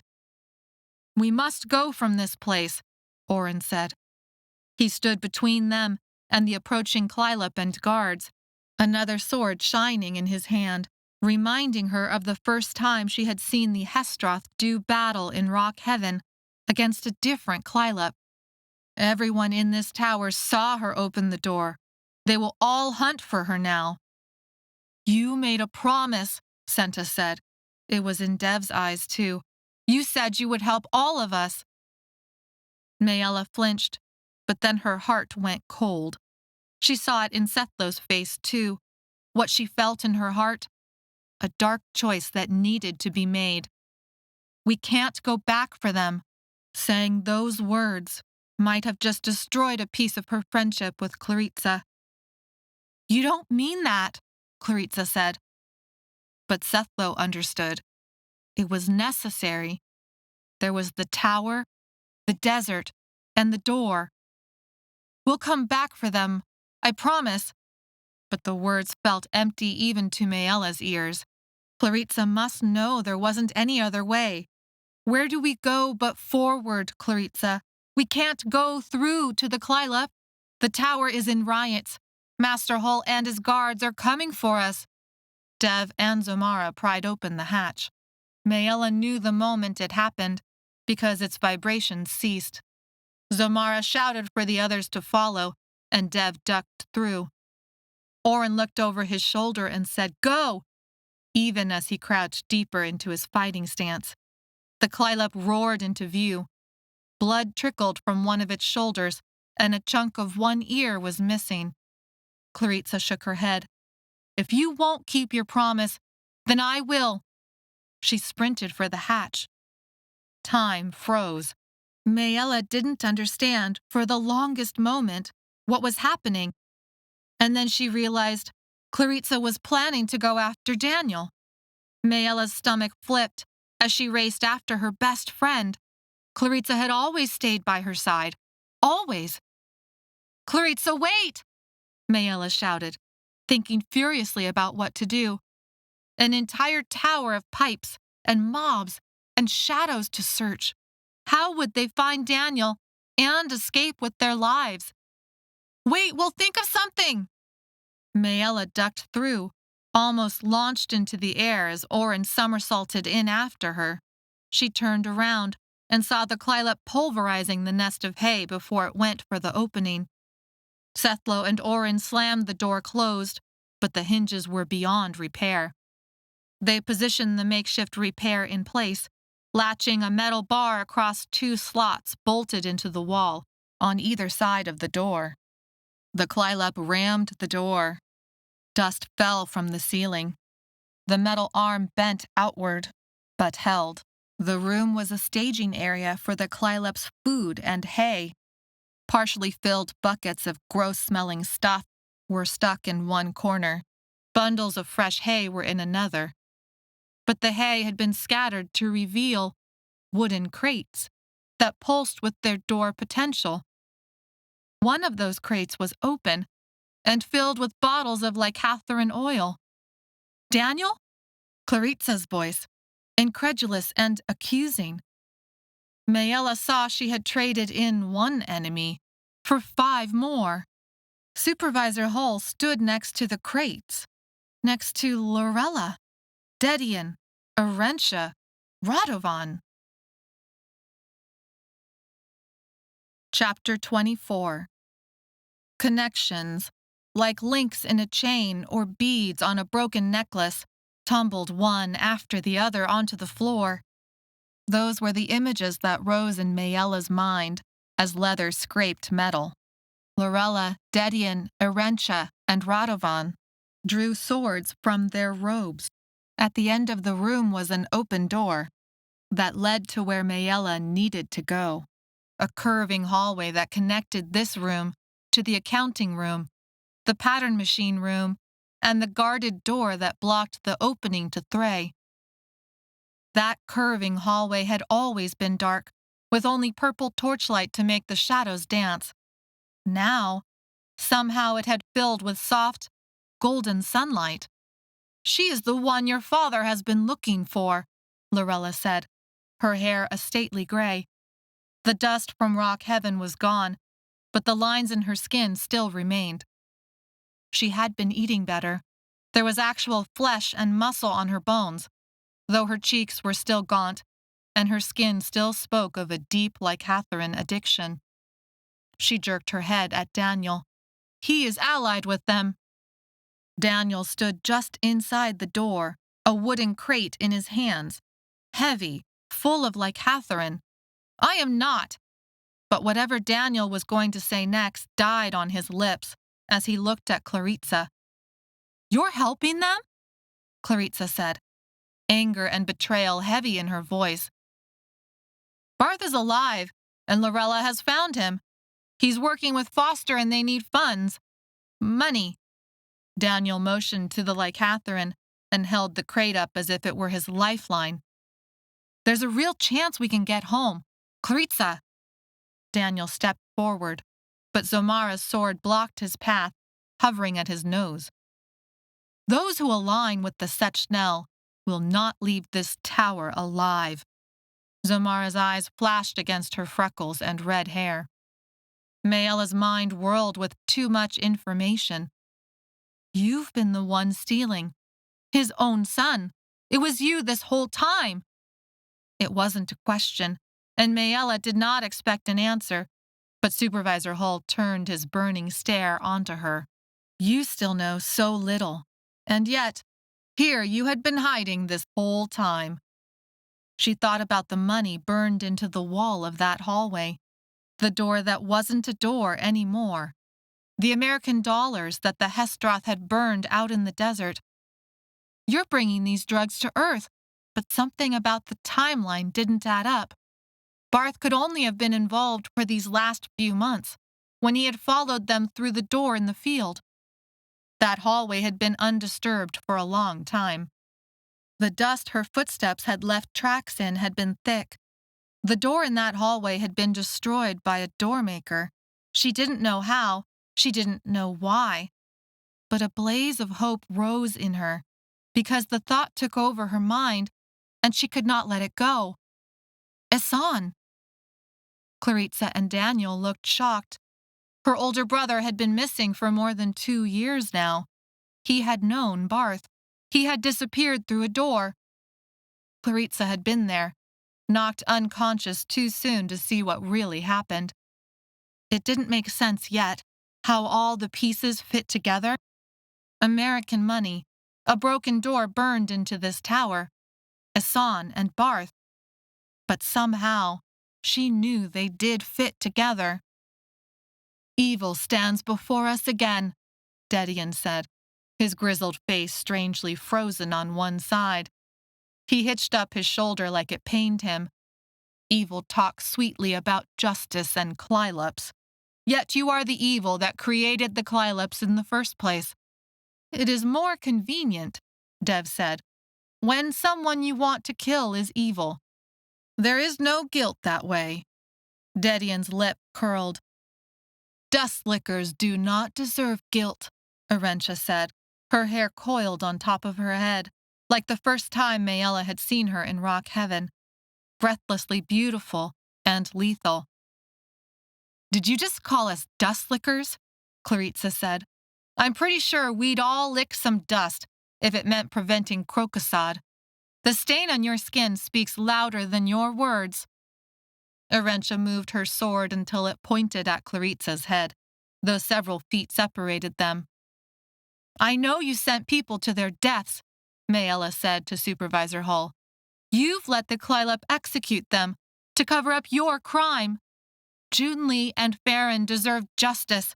Everyone you have whipped and beaten for the very things you have stolen. Everyone sent to the circle for your crimes. They deserve justice. The ring of truth made her voice forceful, and a blaze of strength rose in her. No. It means much more than that. Dev turned horrified eyes onto Supervisor Hull. You were behind the Torchlighter deaths. All of the accidents. Supervisor Hull did not deny it. You Torchlighters are given too many freedoms with eyes in too many places. Dedian glanced at Sethlo, his sister's son, and spit into the hay. Advancing toward Sethlo, sword out and steady, he said, We are all dead in this room, and but ghosts, desperate for one last hit of life's rush. Poetic, Dev muttered. Classic Sechnel, a beautiful poem. Sethlo stood tall as the sword arced through the air. Maella cried out, but it was Zomara and Dev who swooped in. Zomara's sword struck Dedian's into the air. Dev kicked him in the stomach, harness belt creaking. Dedian stumbled backward, sword still in hand, gasping. Try to stand against the hesteroth and see what happens to Sechnel filth. Zomara crouched low to the ground with her sword and beckoned Dedian forward. The hesteroth must not be allowed to live, Dedian said. Orin stood a few paces away, eyes steady on Supervisor Hull. Do you remember me? Supervisor Hull looked at Orin, taking in his robes and face. Can't say that I do. Well, I remember you. I remember you very well. He struck him with his sword, but Arentia blocked him. The Clylop flung itself at the door, and the metal groaned. Part of the door pinged into the air like a bullet. Enough, Lorella said. They are worth more alive. Put down your swords. No, Dedian said. Enough, I say. Lorella's face flushed with anger. She grabbed a crate and pushed it into Radovan's arms. Radovan had to let the sword fall limply to keep the crate from dropping. "Take it into Thray." Supervisor Hull took his cue from Lorella. He pointed at Daniel, keeping a wary eye on Oren. "You two, take that one into Thray. The other crates are at the bottom of the tower. Move on from this or Foster will kill us all. Quickly now, before my father finds us in the chaos." Dedian did not move. Neither did Arentia. Oren stayed locked onto Supervisor Hull. "None of you will live beyond this day unless you move," Supervisor Hull said. "You will die from Crocosod, and a clylop will feed on your children and your children's children, and we will not see one single piece of profit from this deal if you do not move." Oren struck out again, this time dipping between Arentia's block and slicing into Supervisor Hull's shoulder. Radovan dropped the crate and took up his sword. Oren and Zomara stepped together to protect each other's backs as the four swords advanced against them. Sethlo stepped forward, but in the stillness before battle erupted, Dev said, "Do you hear that?" Angry voices seemed to creep out like fumes from the cracks and seams of the tower. Voices raged like a cloud of insects, the swarming noise covering all other words at first. And then words formed out of the chaos. A chant. "Light, show the way. Darkness, show the stars." An endless repeat of the Torchlighter ethos became sinister as the mob of workers climbed the walls of the tower and all the ladders inside its belly. Up, up, up to the top, where the clylop raged, and the pattern machine spewed, and the door to Thray poisoned, and the accounting room imprisoned them all with its debt. Deep appeared at the door, dressed in her leathers and harness, her pitch bag at her belt, and the hooks they used on the pipes, now weapons in her hands. The other torchlighters stood at her back and followed her into the room. "Light, show the way," Deep said, baring her teeth in a smile. "But it is our darkness that will show the stars," Dev replied. "They are coming," Deep said. "And what will they do when they find you, with no guards and with all of this?" Dedian's sword wavered. Sweat dripped down Lorella's cheek. Torchlighters, Hesteroth, Lorella and her crew were now outnumbered. Dedian dropped his sword point. So did the others. "The workers would not dare," Supervisor Hull said, but his voice spoke his fear. "Oh, we dare," Deep said. Supervisor Hull brought a hand to his eye. Zomara stepped back until she was at Maella's side. "Now make way for us." The Torchlighters looked to Deep and Dev, General and King. Deep stood defiant, but Dev shook his head. The Torchlighters made way. Zomara led the way through, then Sethlo, then Maella. Senta went to stand with the other Torchlighters. Fear gripped Maella's heart, and she felt carved out for a moment. But then Claritza grabbed her hand and held on so tight it hurt. But Maella didn't mind. Whatever happened next, they would get through it together. Claritza twisted to the side, just before the last step through the space the Torchlighters had made for them. "Daniel." Daniel still held the crate to his chest, like it could act as a wall between him and the world. He shook his head. Maella coaxed Claritza forward. "Come on." Claritza stared at Daniel as she walked out, unbelieving. "I thought you were more than a drug dealer. I thought you were better than this." The pain in Daniel's eyes was real, but his words left no doubt of his choice. "Then you were wrong." Chapter 25. Zomara stepped into the curving hallway. Maella and the others followed. Golden light softened the harsh lines of the walls and floor. Guards had always stood sentry at the gate, but there were now only 2 guards laid out, dead, against the wall. The gate itself was open. Golden light came from the door to Thray. Before they could reach it, a mob of workers flooded the hallway, their rage pushing Maella and her friends away from the gate, blocking their path in a chaos of limbs and sweat. Zomara and Oren tried to hold a path, but the hallway became choked with bodies.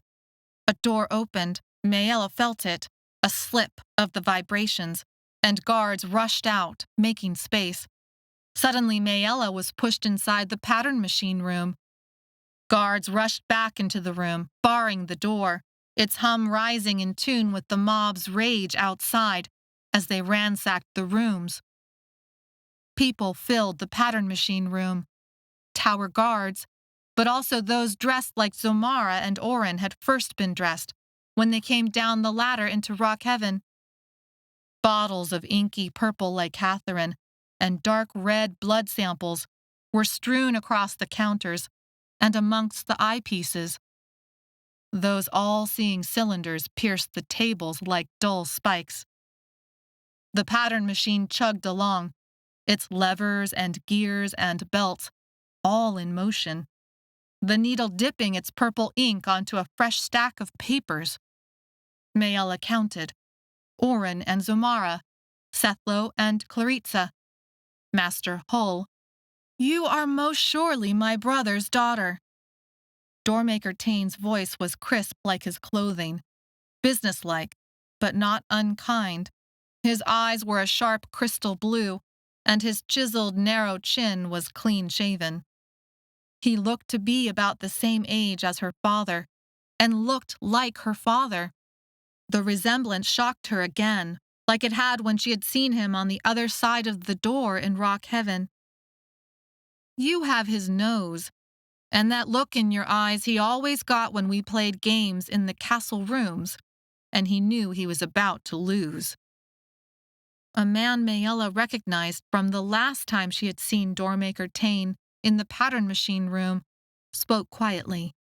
He looked to be about the same age as Doormaker Tane, but shorter and more round in the face, and his skin showed a deep, purple-free tan, like he spent his time outside.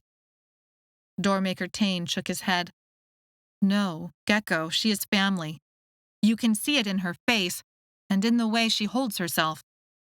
He looked at Maella and said in a soft voice, "And how is my mother?"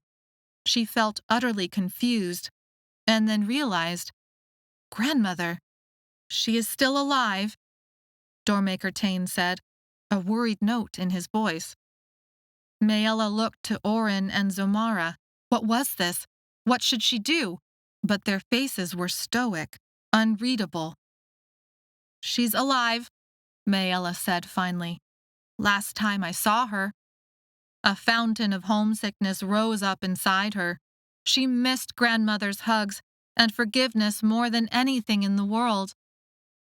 Studying Doormaker Tane like this, Maella thought she could almost remember a time from before, a time where her uncle had sat down alongside her, next to a beautiful fountain, with the sun shining pleasant warmth onto the skin. They had been surrounded by beautiful white stone, with a sculpture of their family symbol in the middle of the fountain, taller than her uncle when he reached his hands all the way up. They had been laughing, because she had thought he would have been taller. He had teased her, and then made a game of splashing her with the water. She had expected him to feel evil. She had expected, she didn't know, maybe to see horns growing out of his head. He was why her family had fled to Earth. He was why they had run out of money and lived without doors and barely any food. But he wasn't as she had expected. Doormaker Tane's eyes flicked to the side. Underneath the pattern machine sat a stack of freshly inked pages, and next to that stack was a closed book, its edges rough cut, and with an engraved front cover and pages that hummed. "That is the Botron family pattern book. That means it's yours, too."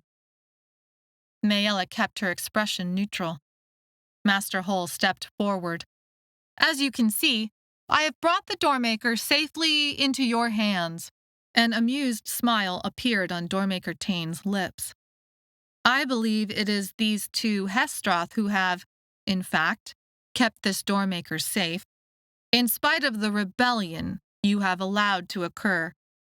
And the Torchlighters, Maella said, not knowing why it mattered except that it did. Doormaker Tane. Zomara knelt on one knee and bent her head. We are honored to serve you and any doormaker. We saw her and recognized her in Rock Heaven. We have attempted to keep her safe ever since. Orin knelt next, head bowed, sword at his side.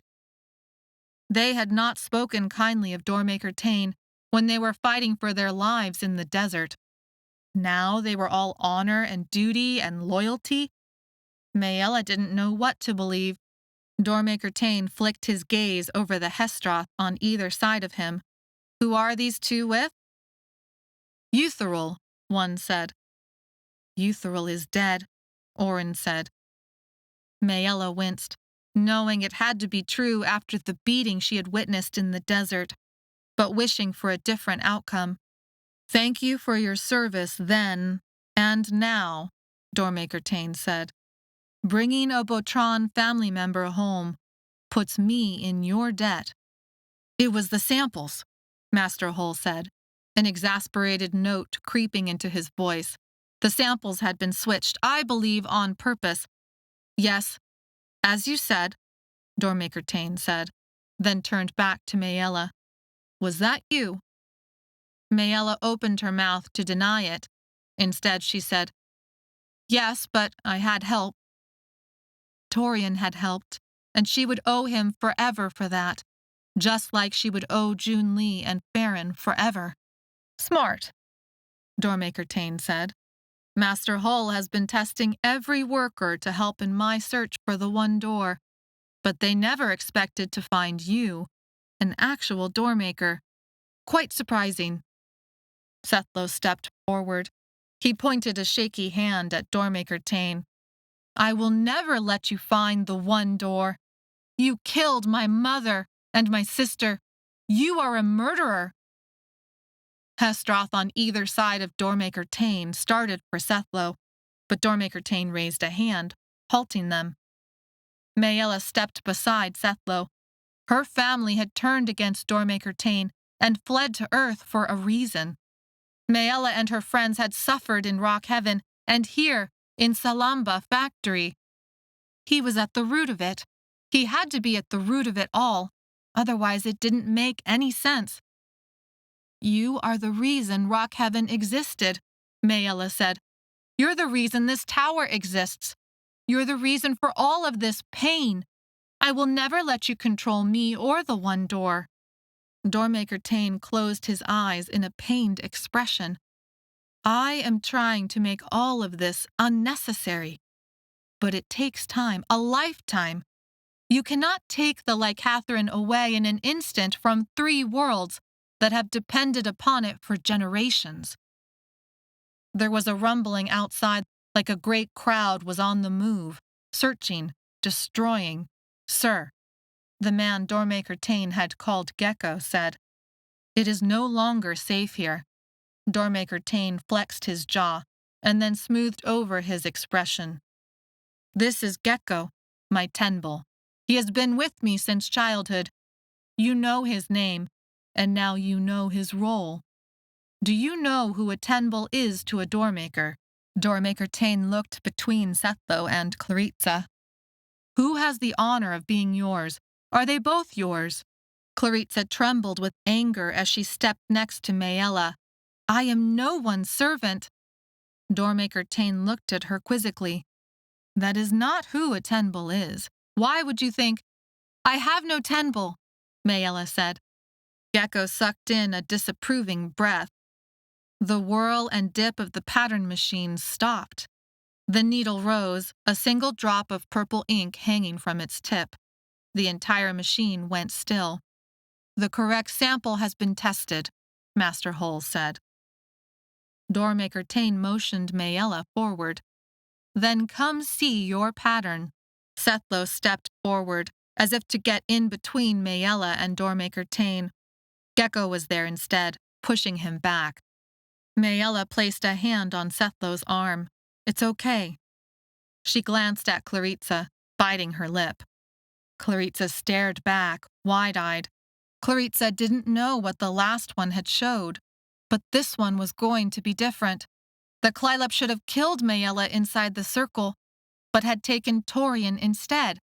The pattern had not come true. Doormaker Tane and Maella approached the machine. It seemed like the whole room held its breath. The blank page was wet with ink, thick with it, in long, flooding strokes, but more clear than even the last pattern had been. "The one door," Doormaker Tane said, almost breathless, wonder filling his voice. "It is so clear in your pattern. It always is." "What do you mean always?" Maella said, but the question faded from her mind as she took in the drawing. It was the one door again. But it was also the clylop. It was her. Shouting grew in volume, even though it was also muffled by the walls and door.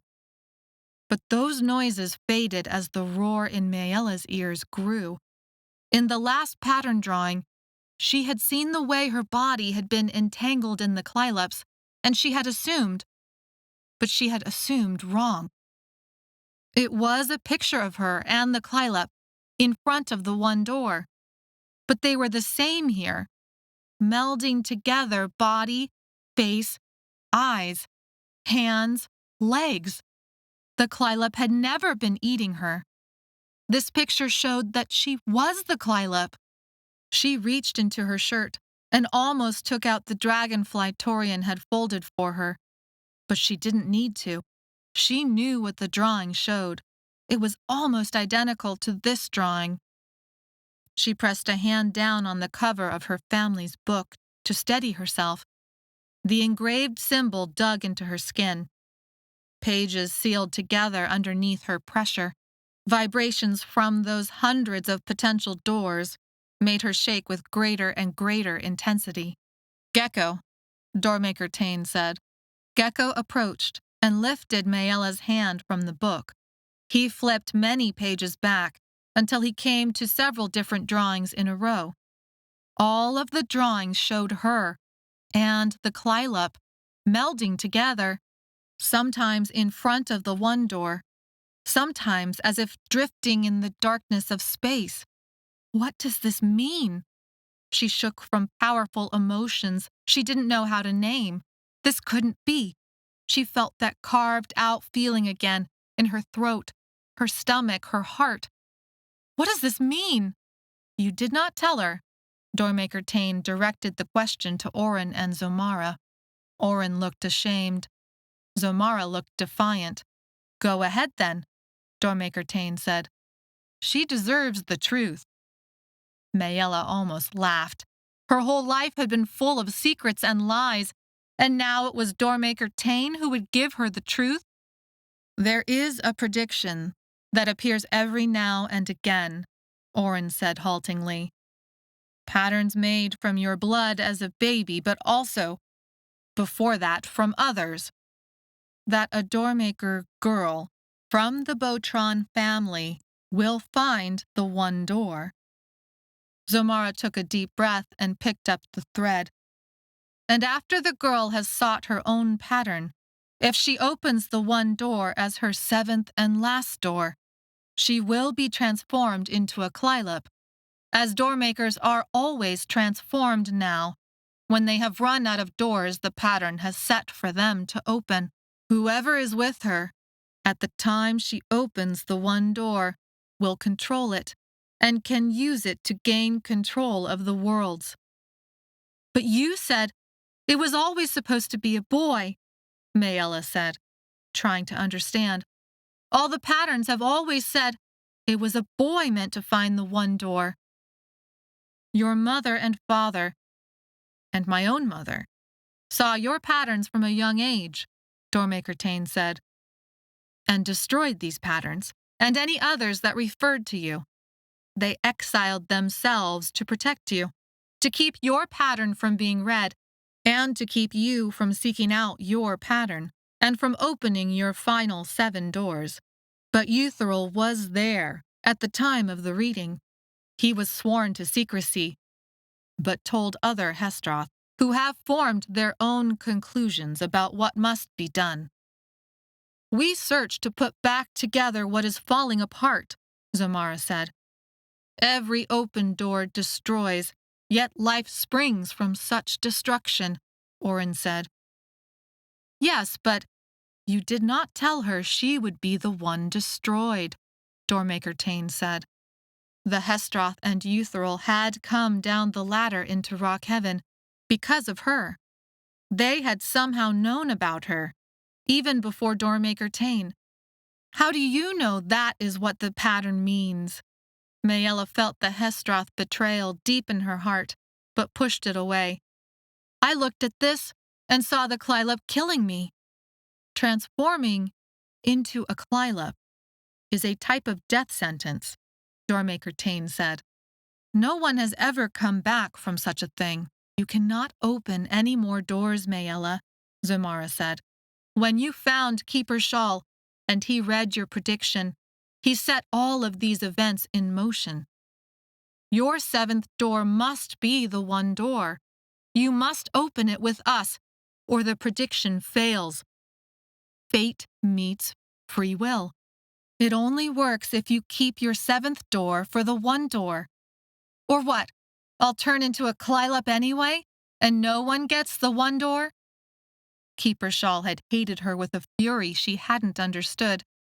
Maybe he had even seen it in her pattern that day he died, the day that he turned on her. His pattern machine had told him where that hatched door would take her. He had locked her away in Rock Heaven because he had seen something he hoped to prevent from ever happening. But what had he known? That she would find the one door? And then what? He would not have cared if she had transformed into a clylop. We do not know, Orin said. Predictions from the pattern change, as those inside the pattern take action. Actions in one place change the pattern much later on. Our patterns say that we accompany you to the one door. And did Euthral's? Maella said. And all the other hesteroth who died in Rock Heaven? Did their patterns also say they would accompany me to the one door? Orin inclined his head. Yes, but they're dead, Maella said. So what does that say about your pattern now? That we are the last hope for it to come true, Zomara said. You all say that, Maella shouted. You say that like it makes what you do okay, but none of this is okay. Save your last door for the one door, Orin said, stepping next to Zomara. His eyes flicked over Doormaker Tane and then away. Who knows who will find it if you do not? Keeper Shawl said there would be a boy, Maella said. If this boy found the one door, the patterns show he would not transform into a clylop, Doormaker Tane said. And the clylops were all once doormakers? Maella tried to make sense out of something so monstrous. Every clylop, yes, Doormaker Tane said, sorrow in his voice. It was not always so. Clylops did not exist until... Until what? Maella said. Until your father made the clylops and then turned into one himself. Chapter 26. She felt the monster inside of her rise at the accusation. How? She wanted to hear Doormaker Tane blame her father, because then she would know he was as evil as everyone believed. Her father would never have done something so terrible.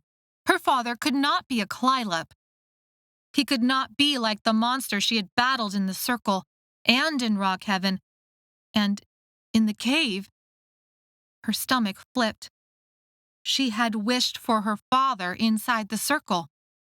She had thought of him, even as she had meant to think of water. The door in the field that had led to the cave. Her father had vanished through that door, and never come back. No, it couldn't be. It was an accident, Doormaker Tane said. Doormaker Tane, Gecko said. Interrupting, Doormaker Tane held up a hand. She needs to know the truth. She will not live to hear the truth if we stay much longer, Gecko said. The clylop trumpeted in the hallway. People screamed and stampeded. Guards and hesteroth moved into position at the door and torchlighter window. It was my mistake, Doormaker Tane continued, ignoring Gecko's warning. My error caused that particular pattern to break, to twist. Your father, my brother, tried to fix it. He was always trying to fix things for me, and it always got him into more trouble. A shadow of a smile curled at Doormaker Tane's lips. But he could not fix this. It made things worse. It created the clylop transformation. But it was not his fault. He had been trying to save me. Doormaker Tane closed his eyes for a brief second, as if in pain. Maella felt a kinship with Doormaker Tane that scared her. She knew that look of pain on his face, and the guilt that you had to fight back every day, or it would take you over and make you stop moving. Which clylop is he? Which one? I do not know, Doormaker Tane said. Our patterns have always been connected, and so I saw a hint of it in my own pattern. I think he was trying to reach me. It showed up almost 2 years ago. It happened in a dark place near a valley. I wish I knew. I would go and protect him if I knew. I would find a way. But Maella knew. Her father had opened the door in the field, that rotting front door, trashed in their backyard, and gone into the cave and been transformed. She had been searching for her father since the beginning. Since the very beginning, every step had taken her further away from him. He was a clylop. He was the cave clylop. He was the one. Maella felt sick. He was the one who had destroyed the circle. He had killed Torian. She opened her mouth to blurt it out. They would go after him together, right then, right now. Claritza squeezed her hand, bringing her back to reality. When Maella looked into Claritza's clear-thinking eyes, she saw Claritza knew the truth, too. Cave clylop. Maella's father. Don't be stupid, Claritza expression said. Don't trust him, don't say anything. Maella closed her mouth. She didn't know what to do about any of this. Her uncle had shared more information about her past than anyone ever had. Her family loved her, but had kept all these secrets. Doormaker Tane was helping her understand. It all had the ring of truth. She didn't think he could fake the brotherly affection he displayed. She could imagine how it happened. How many times had she made a mistake or done something foolish with a door?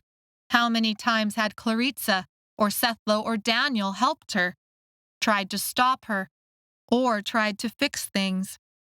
Her eyes landed on the golden light that even now seeped underneath the door, along with smoke that had begun to curl into the air. We're going through the door to Thray, she said defiantly. Yes, Doormaker Tane said, not bothering to deny the door's existence. I hoped you would say that. I thought I would never find you, or anyone from my brother's family. There are many things I want to show you. Take the book and look through it later when you have time. Maella felt surprised. She had fought for answers for so long, and he wanted to give them to her? Something inside Maella hesitated. Gecko handed over the book, pushing it into Claritza's arms. Don't, Maella, Sethlo said. Keep the book, Doormaker Tane said, holding his hand, palm out, as if showing he had nothing to hide. Keep it, and have your tenbull. Have someone you trust. help you look through it. There are stories inside of it that your grandmother and father likely never told you." "They never told me any stories," Maella thought. She knew what was happening, but she couldn't stop it. He was sucking her into his charm. No, not charm. His honesty. He didn't act like there was anything to hold back.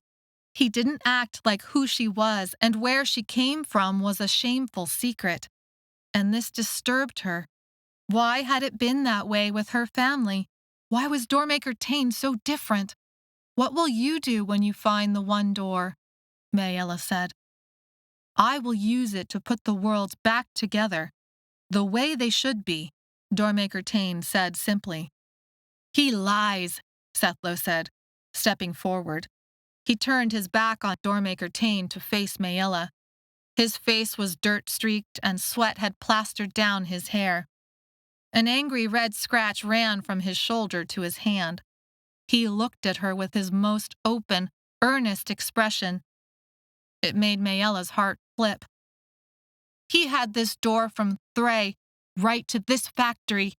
And look at what he's done, Maella. Debt lists, and the circle. He had the door to Rock Heaven, and think about what he allowed to happen there. He helped murder my family in Gowder." "Gowder?" Doormaker Tane said, surprised. "You are from Gowder?" "You have to know he's lying. Look around you," Sethlo said. "This is all his doing." "I can explain all of it," Doormaker Tane said. "I am trying to fix what was done long ago. But change takes time. I am battling forces so numerous and powerful. There are sacrifices that must be made." "You do not have to explain yourself," Master Hull said. "We all do what we must." "Allow me to show you," Doormaker Tane said. "Give me the chance to show you everything. There is much to understand." A shiver-inducing metal screech ripped the air. Outside screams increased. The door to the outer hallway flew off its hinges so powerfully, it took a guard with it through the torchlighter opening. Tumbling down through the Tetris of the outside pipes. The clylop barreled inside, trumpeting, and throwing aside guards with its snout. Claritza clamped hands over her ears. Maella felt the same piercing pain. Smoke drifted in. Workers had boiled into the top of the tower like a disturbed ant nest. They had found the debt room and the patterns, and were burning them. Maella thought she recognized Senta, Dev, and Deep in the hallway. The clylop went for the pattern machine, blood from its torn ear and injured shoulder spraying the room, and mixing with the blood from the guards it tore into. The pattern machine screeched as parts zinged around. Master Hull shouted for the guards to attack, but the more they pressed forward, the more of them went flying into the air. Doormaker Tane skirted the edge of the room, staying amongst the vials of blood and eyepiece daggers. Gecko shadowed him. Those hesteroth not struggling against the clylop followed after Doormaker Tane. "Bring it this way," Doormaker Tane shouted. Guards and hesteroth tried to herd the clylop out of the room. Maella darted after Doormaker Tane. She could not let them escape. Doormaker Tane went for the gate, where many more than the 2 dead guards now lay. Instead of passing through, he stopped. His hesteroth made space, holding back the mob of workers. Gecko pushed aside the bodies to close the gate. Vibrations pulsed through the air. Maella could feel them, but wondered for a split second whether Doormaker Tane could. He was barely purple. Doormaker Tane placed his hand on the gate's handle. "Wait!" Maella shouted. Gecko stood by his side, hands over Doormaker Tane's hands. They opened it together, strength in their stance, like they were ready to rush at the door like football players. Vibrations faded, changed, and grew again as the door opened. Water rushed out, as if he had opened a river.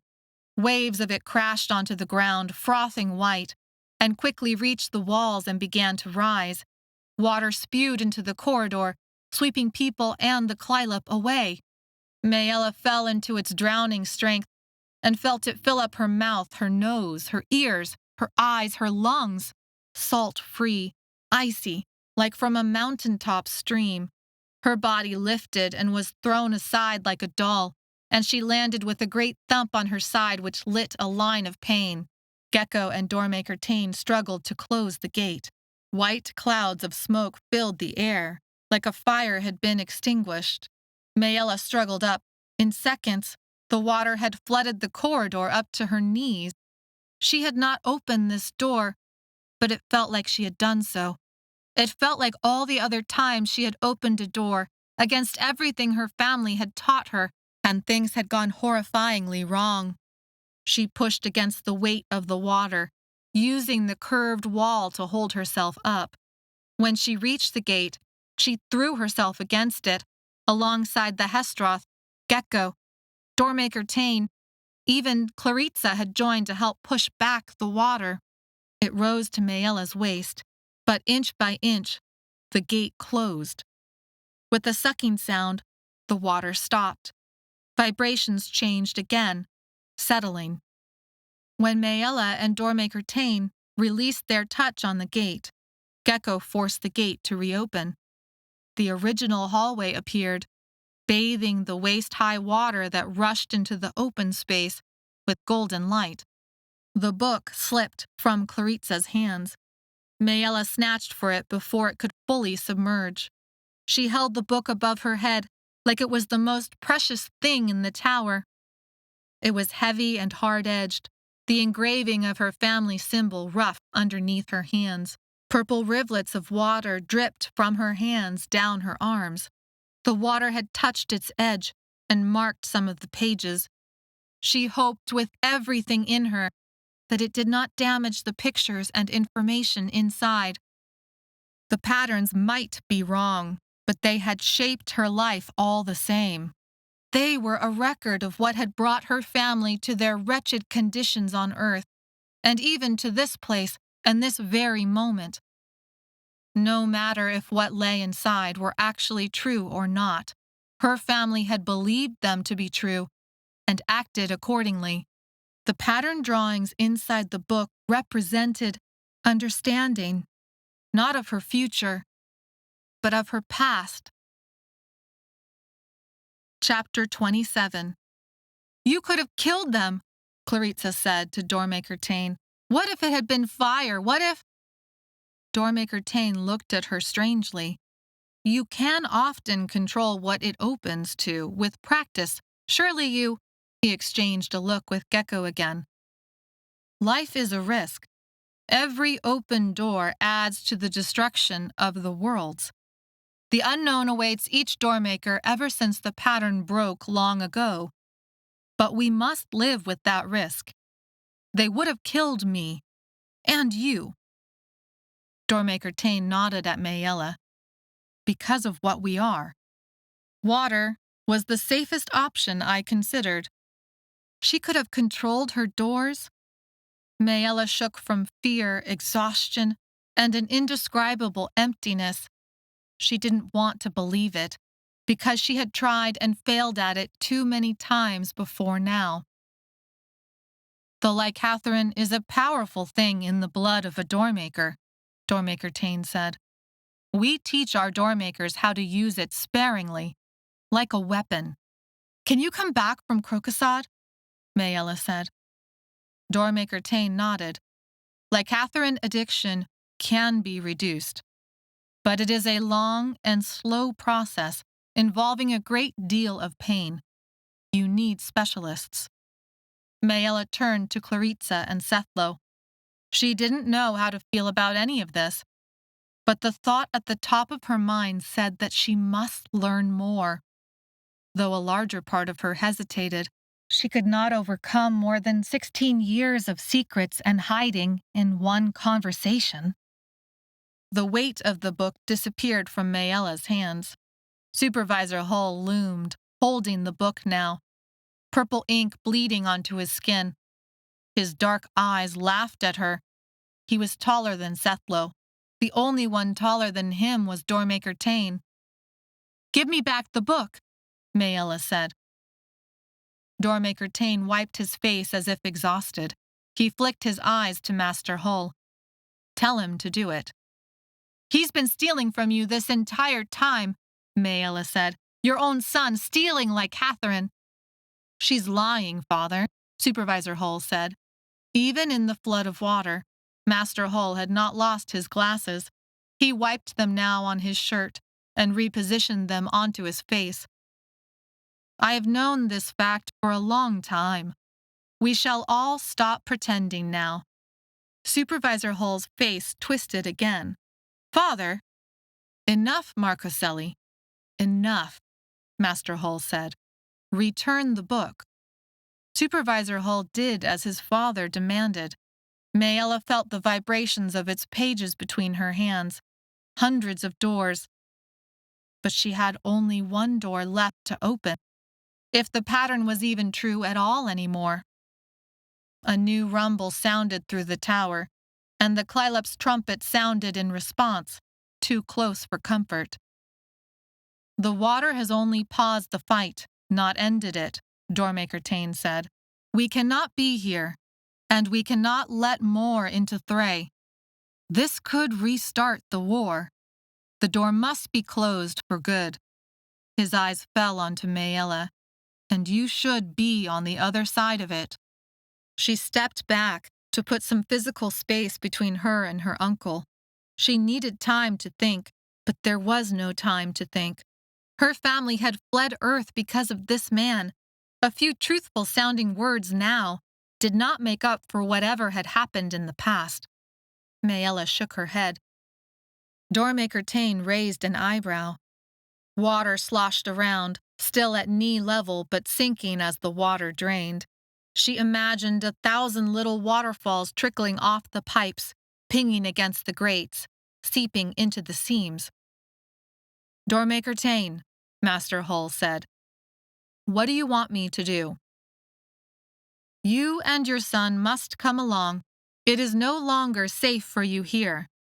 Doormaker Tane backed into the golden light, throwing him into shadow. Gecko and several hesteroth quickly followed. His voice was grave. "I will never force another doormaker to do something against their will. I cannot and will not force you through the door to Thray. You have forced children to work against their will every day this factory has existed," Sethlo said. "That is different," Doormaker Tane said. "She does not see the difference," Sethlo said. "And neither do we," Claritza said. "If you come with me, I will show you everything you have been wondering about," Doormaker Tane said. "Come with me. Help make the worlds right again." "Do not do it, Maella. He is twisted," Sethlo said. "He is not who he sounds like." But Sethlo could not be trusted in this, not completely. He blamed Doormaker Tane for his family's death, and he wanted the one door. Maella didn't want to admit this, but knew it was at least partly true. For himself. "What do you think, Claritza?" Maella turned her focus onto the sharp angle of Claritza's bangs and the even sharper look in her eyes. Claritza had always been her touchstone, the one she could rely on to remind her what was right. It mattered to Maella more than anything that Claritza told her what was on her mind. "You can't go," Claritza said. "You know you can't, not with him. Your whole family ran away, has been running for your whole life, because of him." As soon as Claritza said it, Maella knew it had always been true. No matter how tempting Doormaker Tane's offer was, no matter how disillusioned Maella had become, her family had only ever tried to protect her. She couldn't betray that now. Water trickled through the cracks in the walls and floor. The clylop trumpeted closer now. The sounds of shouting and pounding feet returned. "I can't go with you," Maella said. "These are extraordinary times," Doormaker Tane said. a strange expression on his face. He exchanged a look with Master Hull, and then vanished through the door to Thray. Chapter 28. Before Maella could move, the hallway erupted into chaos. Moving bodies packed the area, rushing through the water and for the light. People screamed and scrambled over each other, attempting to get out of the clylops' way. A scream was cut short and replaced with a gurgling noise. Supervisor Hull grabbed Clarissa. She kicked out, but she was small as Maella, and he easily pinned her arms down, carrying her like a sack between his arm and chest, and followed after his father. "No!" Maella shouted, but her voice was lost in the chaos. She avoided the fighting, pushing others out of her way. Oren and Zomara made as if to go for her, but Maella joined the flow of the mob. She moved blindly into the light, her feet wet and slapping the ground, the book slowing her down. Her heartbeat raced, and she tried to think. The threshold of the open door was blinding white light, but when she punched through, it dimmed to a small stone room. The wrongness of the door somehow amplified the hum of the book in her hands. It drove her to her knees and bile rose in her throat. She forced herself to stand, even though she felt like throwing up. When she moved further into the room, she found it empty. She had outrun the mob. Her nausea settled as she took in the space. Stacked stone formed the walls. In one corner was a cot with rusted legs and a little washing sink. Open windows and an open door let in the most brilliant blue sky and lush green grass, covering hills that sloped off to the horizon. There wasn't even a real road that cut through the grass, just a little trail that led to the front door.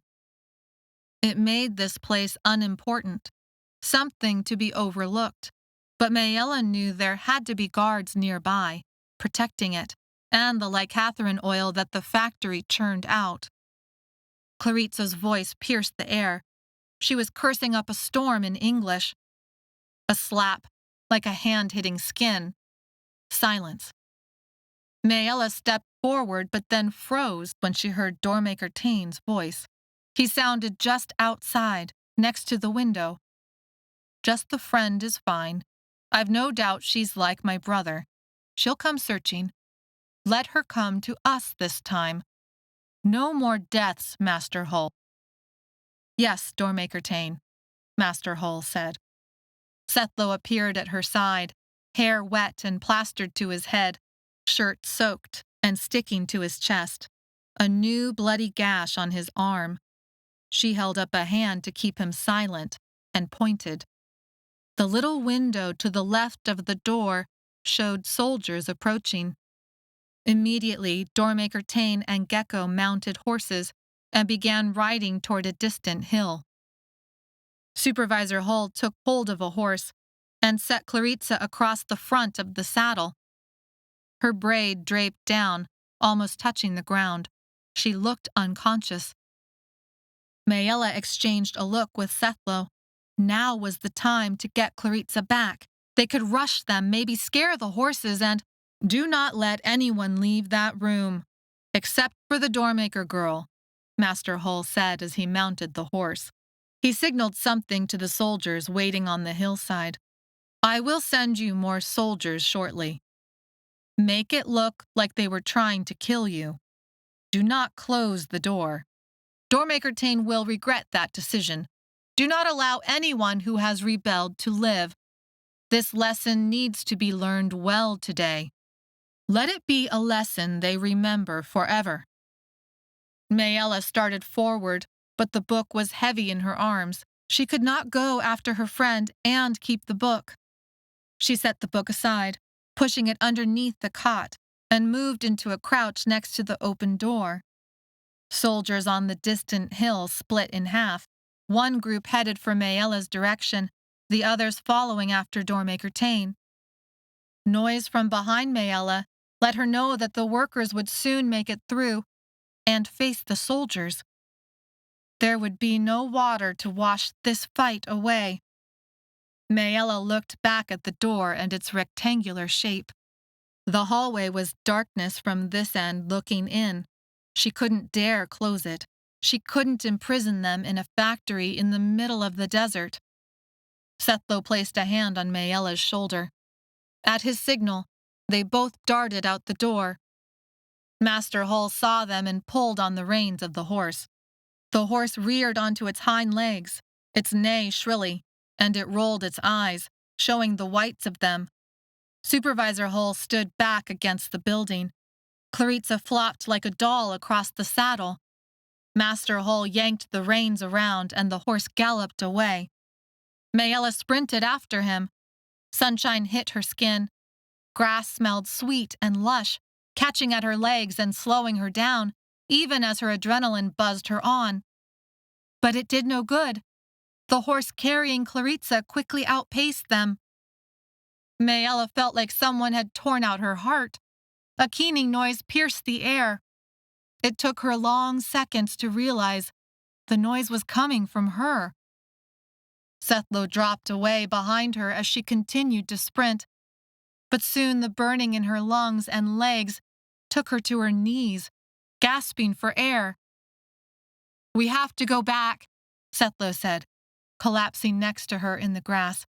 "Your book is back there. The soldiers are coming this way. We have to warn Senta and the others." "Claritza!" Maella shouted. Master Hull vanished over the hill amongst the soldiers. Claritza was gone.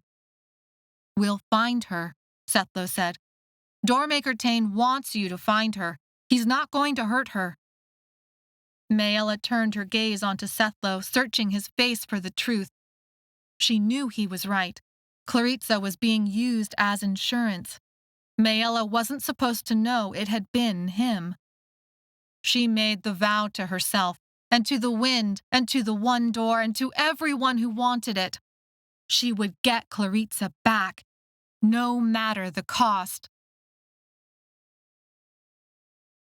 Chapter 29. Her knees were wet from the damp soil, and the grass left streaks of green juice across her bare, purple skin. Rolling green hills surrounded them, though the little stone house they had come from backed up to a small grove of trees. A breeze shook the leaves. The grass rolled beneath the breeze, making the entire world feel like it was moving. Horses with soldiers galloped over the hills to the house. "If you go after Claritza right now," Sethlo said, "you won't find her. They're on horses. We can't keep up. But we can help Senta and the others." "We're no match for the soldiers," Maella said. Sethlo did not respond because he knew it was true.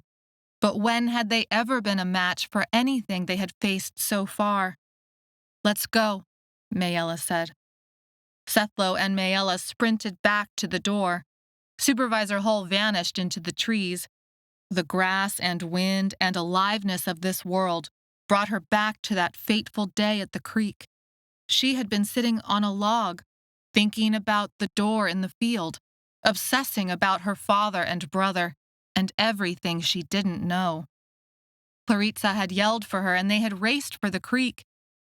Two friends, allowed to spend the day exactly like how they wanted to spend it, searching out their friend Cheyenne to check out her new red tricycle.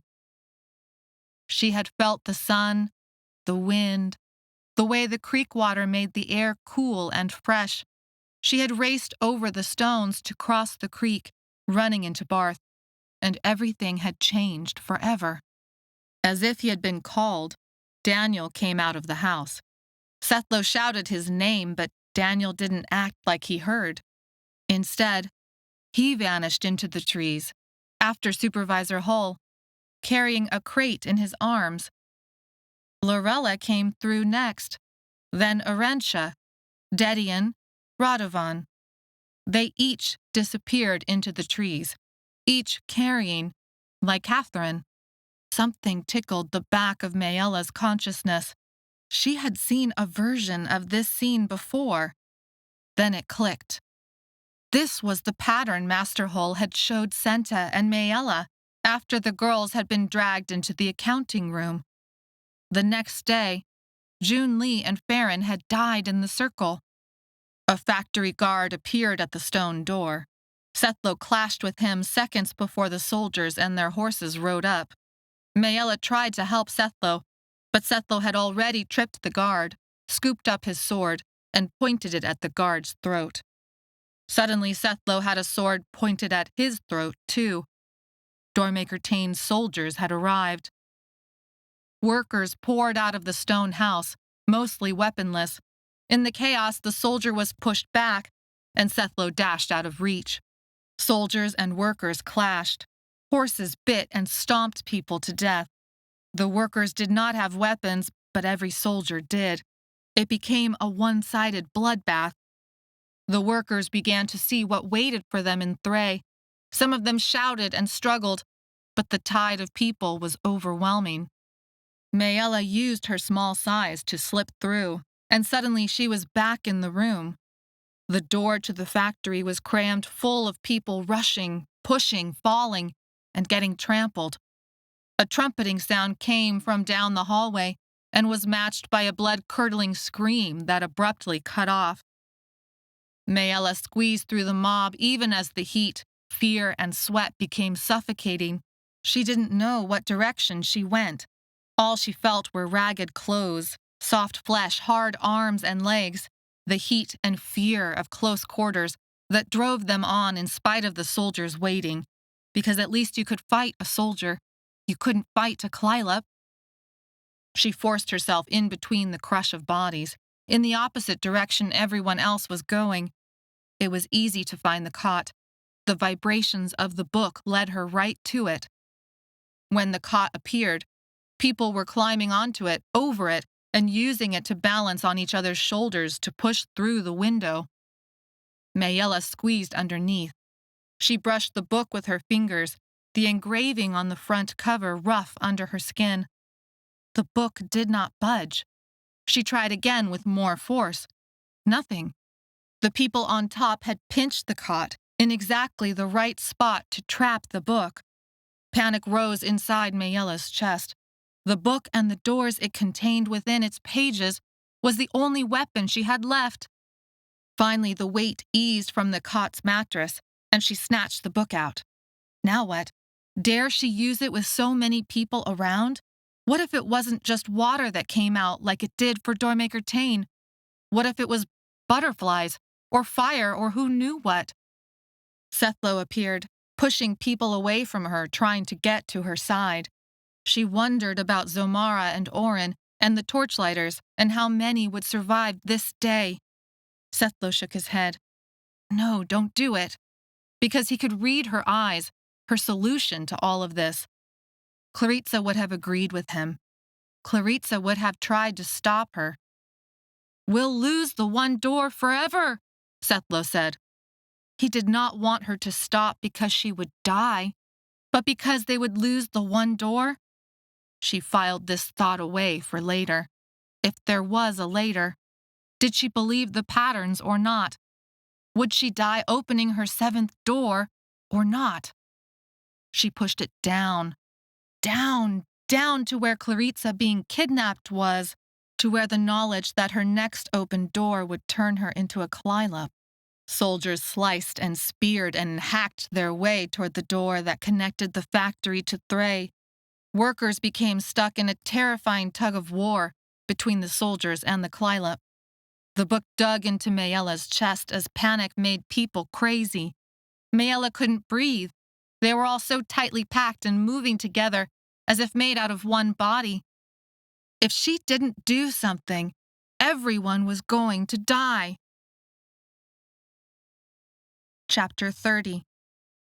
One last door until she died. Transforming into a clylop would certainly be the death of who she was. Maella didn't know how fast the transformation would happen. She didn't know if by doing so, she was going to kill everyone around her, like clylops tended to do. They were all going to die anyway, and if there was a small chance that the last door she ever opened could save Senta or any of the others. She had to do it. She had tried so hard not to cause harm. She had been so careful in Rock Heaven. She had tried to follow the rules. People had gotten hurt anyway. She had been taught again and again. Do nothing, touch nothing, say nothing. She had been trained since before she could remember on where to place her hands, how to walk, how to think. Every step held danger, and she had been taught she held a type of violence inside of her. She knew now that this must be the clylop reaching out, ready to take her. The mob was like an ocean wave of flesh, muscle, blood, sweat, fear. It continued like a tide to move into Thray, even as the soldiers violently pushed the mob back to the factory. The clylop raged and moved the crowd forward again. Everything was slick with blood. Maella felt the metallic taste of it on her tongue. "Sethlo, I need your help." Maella echoed their conversation from what seemed like an eternity ago, before everything had gone wrong. "Anything," Sethlo said, without pause, even though his eyes still told her not to do it. Maella knew he would say that, and regretted what she needed to say next. "If I transform, you have to kill me. You can't let me harm anyone else." Sethlo did not respond. "Promise me, Sethlo. You are the only one I trust to do this. You are the only one who can kill me, who can love me the way I love you, who understands being both the darkness and the stars." But she didn't finish the sentence. In his silence, she feared he would refuse her. "I promise," Sethlo said. Maella repositioned herself against the tide of people that crashed against each other. If she was going to open her seventh door, her last door, if she was going to die, if she was going to transform, then she wanted to do the most damage possible to the soldiers and the clylop. Oren and Zomara leapt into her path. They slashed at a soldier, cutting his throat, and pushed two workers, flipping them away. "Where are you going?" Zomara said. "You must come with us," Oren said. "I will not let you use me," Maella said. "You are safe with us, Doormaker. We will protect you." "No, you won't. I will choose my own death." Oren snatched the book from her hands. She felt the absence of the vibrations like an ache. She launched herself at Oren, but Zomara held her back. "No, no, no!"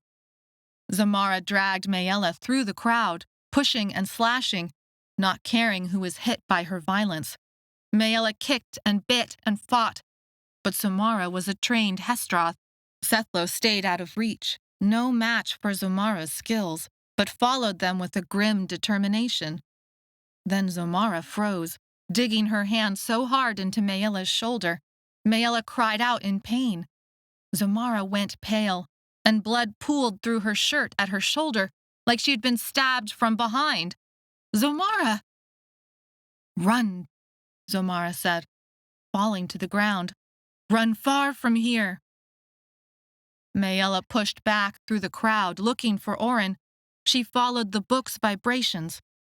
There was still time to save Zomara. There still had to be time. The book guided her to the right spot. She came directly upon it, feeling the strength of its hum in her bones. But when she searched for Oren, she could not find him in the mash of faces and limbs and bodies and blood. She looked down and saw the book. Its cover was slightly torn off the binding, the engraving scuffed by twisting feet, a chunk of one corner damaged, the bottom edge warped from water. Someone kicked her in the ribs as she dove for the ground. Sandaled feet trampled her, but she used her body to shield the book. When there was a break, just for a split second, she used that to push herself up. She hugged the book, pressing her family's symbol into her chest. She stayed low to the ground and waited for the next wave to change direction, and went with the wave, forcing a path through arms and legs, and over slick pools of blood, and around people screaming and pushing, and helping and fighting. She went for the threshold again, and this time she made it. Sethlo appeared by her side and fought off others to make the room she needed. The wrongness of the open door's vibrations created an increasingly shrill and overpowering screech when combined with the vibrations of the book in her hands. A war, Doormaker Tane had said. This was going to restart a war if she couldn't stop it. She flattened herself against the door's threshold, allowing its edge to dig into her back and join the other pains that burned there. Down the hallway, a group of workers ran, and close at their heels was the clylop. The soldiers on the Thray side had made it more than halfway across the room. Soon they, the soldiers and the clylop, would meet at the door that throbbed like a great machine about to explode. There would be no one left. She apologized to Clarissa for so quickly breaking her vow to find her. But maybe that wasn't surprising, considering she had made a promise to Senta she had never planned to keep. Maella looked at Sethlo. His eyes looked bruised, rimmed with dark circles. His hair was still damp, and his face flushed and speckled with blood. He looked at her with an earnestness that pierced her soul. Darkness and stars. She opened the book. Blinding white light surged out of the open page. Pain shot through Maella, starting from her hands and traveling to both her head and her feet. Fire rippled down her arms. She felt like someone had coated her legs in ice. A million needles pricked her skin. The vibrations picked at her, like they would tear her into pieces. She saw the clylop in the hallway lit up like a skeleton. She saw the doormaker the clylop had once been, like a shadow, inside its rib cage. A boy. The circle's clylop had once been a little boy. The soldiers shielded their eyes, but the light penetrated their skin like it did the clylop. She could see beating hearts and the way the blood was pumping through their brains. She saw their organs and their muscles and the way one of them swallowed and that one of the soldiers was pregnant.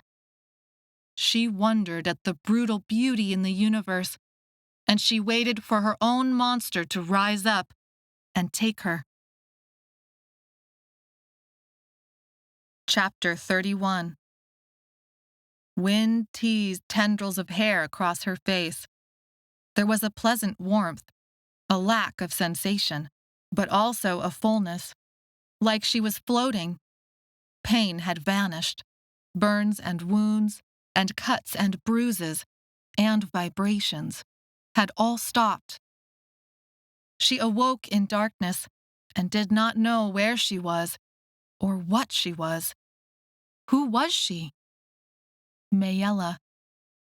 This voice called out the word like she was supposed to recognize it. A part of her did, and flushed warm at the sound. She thought this was all some sort of dream. But if she woke up, where would she be? Who would she be? She tried to open her eyes, just to see what there was to see. There was blackness. There was coolness. There was that breeze that tickled. And there was a trickle, like the sound water made when it dripped out of Mr. Henley's fountain. He kept it by his front door, a white ceramic angel with one wing missing, and a cracked nose. The female angel poured the water straight from her hands into a little bowl, and it somehow came back and never stopped. Maella had always liked that angel's hair. Wavy, but not too wavy, falling in wild abandon past the angel's shoulders. Grandmother had always complained about Maella's curls, especially when Maella had finished playing in the creek with Clarissa and come home with tangles. Clarissa. She thought the name, and the image of the girl appeared in her mind. Straight, thin, dark hair, with bangs to envy, and braids that could wrap her head like a crown. Clarissa was gone, taken. Maella sat up. The blood rushed to her head. She felt that, the way her thinking returned. She felt the way her legs touched the cool ground, the way her hands splayed out, supporting her body. She was not a clylop. She had not transformed, and she had not died. Maella peered into the darkness. The drip of water echoed. So where was she? A low groan sounded out from the darkness.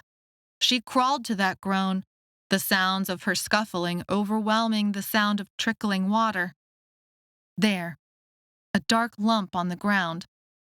When she reached it, she held out a hand and marveled that she still had a hand.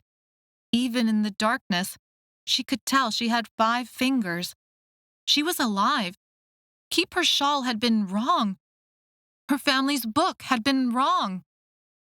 The evidence had been there, plain as the sun, yet fear had held her back. The patterns had been wrong about her all along. She felt it then, mild vibrations, fluctuating. Her family's book of patterns was close by, though the vibrations felt different than before, tentative. Maella reached out a shaky hand and touched the body on the ground. She did not know if it was soldier or worker or friend. She did not know if it was alive or dead. But whoever it was must be alive. They had grown, hadn't they? She felt the person's chest rise and shudder. She knew enough Thray and Wraith now to ask if the person was okay in all 3 languages. But it wasn't until she spoke in Wraith that the person responded. Maella? Senta, Maella said. The girl sighed. Maella looked around, trying to get her bearings. She had been at the threshold. She had opened a door within a door. She had not transformed. She had not died. The door was closed. This was not Thray. She was back in the factory, thrown back to the curved outer hallway, most likely by the force of the door she had opened. This was Senta on the ground next to her, feeling clarity come back to her. Maella searched Senta for wounds. She went over her arms, legs, head, ribs. Everything was intact and seemed in place. No broken bones, no open wounds. Senta lay on her side on the ground. Senta, who else made it through? But Senta would not know. She was still barely conscious. I'll be back. I'm going to search for survivors. But she meant Sethlo. She was going to search for Sethlo. She crawled across the ground, her hands pressed into something wet and sticky and cold. Blood. That's when she saw more lumps scattered along the hallway's curve. The clylop had rampaged on this side, and these were its victims. Maella forced herself to continue her gruesome search. Soon Senta stood up, brushed herself off, and joined Maella in searching for and tending to those still alive. Maella found both Dev and Deep. Dev, stunned and bleeding from the head. Deep, angry and violently organizing other survivors to help the injured. Maella checked every body, whether it moved or made a sound or not. Some were alive. Most were dead. She stood, shaky on her feet. She moved into one of the rooms. The light was stronger here and illuminated the carnage. More bodies, more blood. The door that had kept the clylop in its cage was obliterated. Maella made her way back through the hallway, picking past those she had already checked. Without thinking, she had searched the section of hallway away from the gate. But if Sethlo had made it, if Sethlo lived, he would be close to where the now closed door had once connected this factory to Thray. Groans intermingled with trickling water. Otherwise the factory had gone silent. Maella made her way back to the gate and saw Senta and Deep had cleared the hallway of anyone still alive. The gate door was melted into the walls on either side, permanently open. She stepped past the gate and saw a lump at the far end of the corridor that did not move. The door to Thray was gone, a black wall of shining stone where it had once stood open. She knelt onto the sticky ground and reached out a hand like she had done dozens of times in the last hour. Sometimes people felt stiff and cold under her touch, and she knew with a small horror that nothing more could be done. Each time she hoped for a groan under her touch. But when she reached out, the body was pliable and warm. A knot in her stomach loosened. She could move on to the next step. It was too dark to check for injuries. She would have to drag them out first. But what if that made things worse?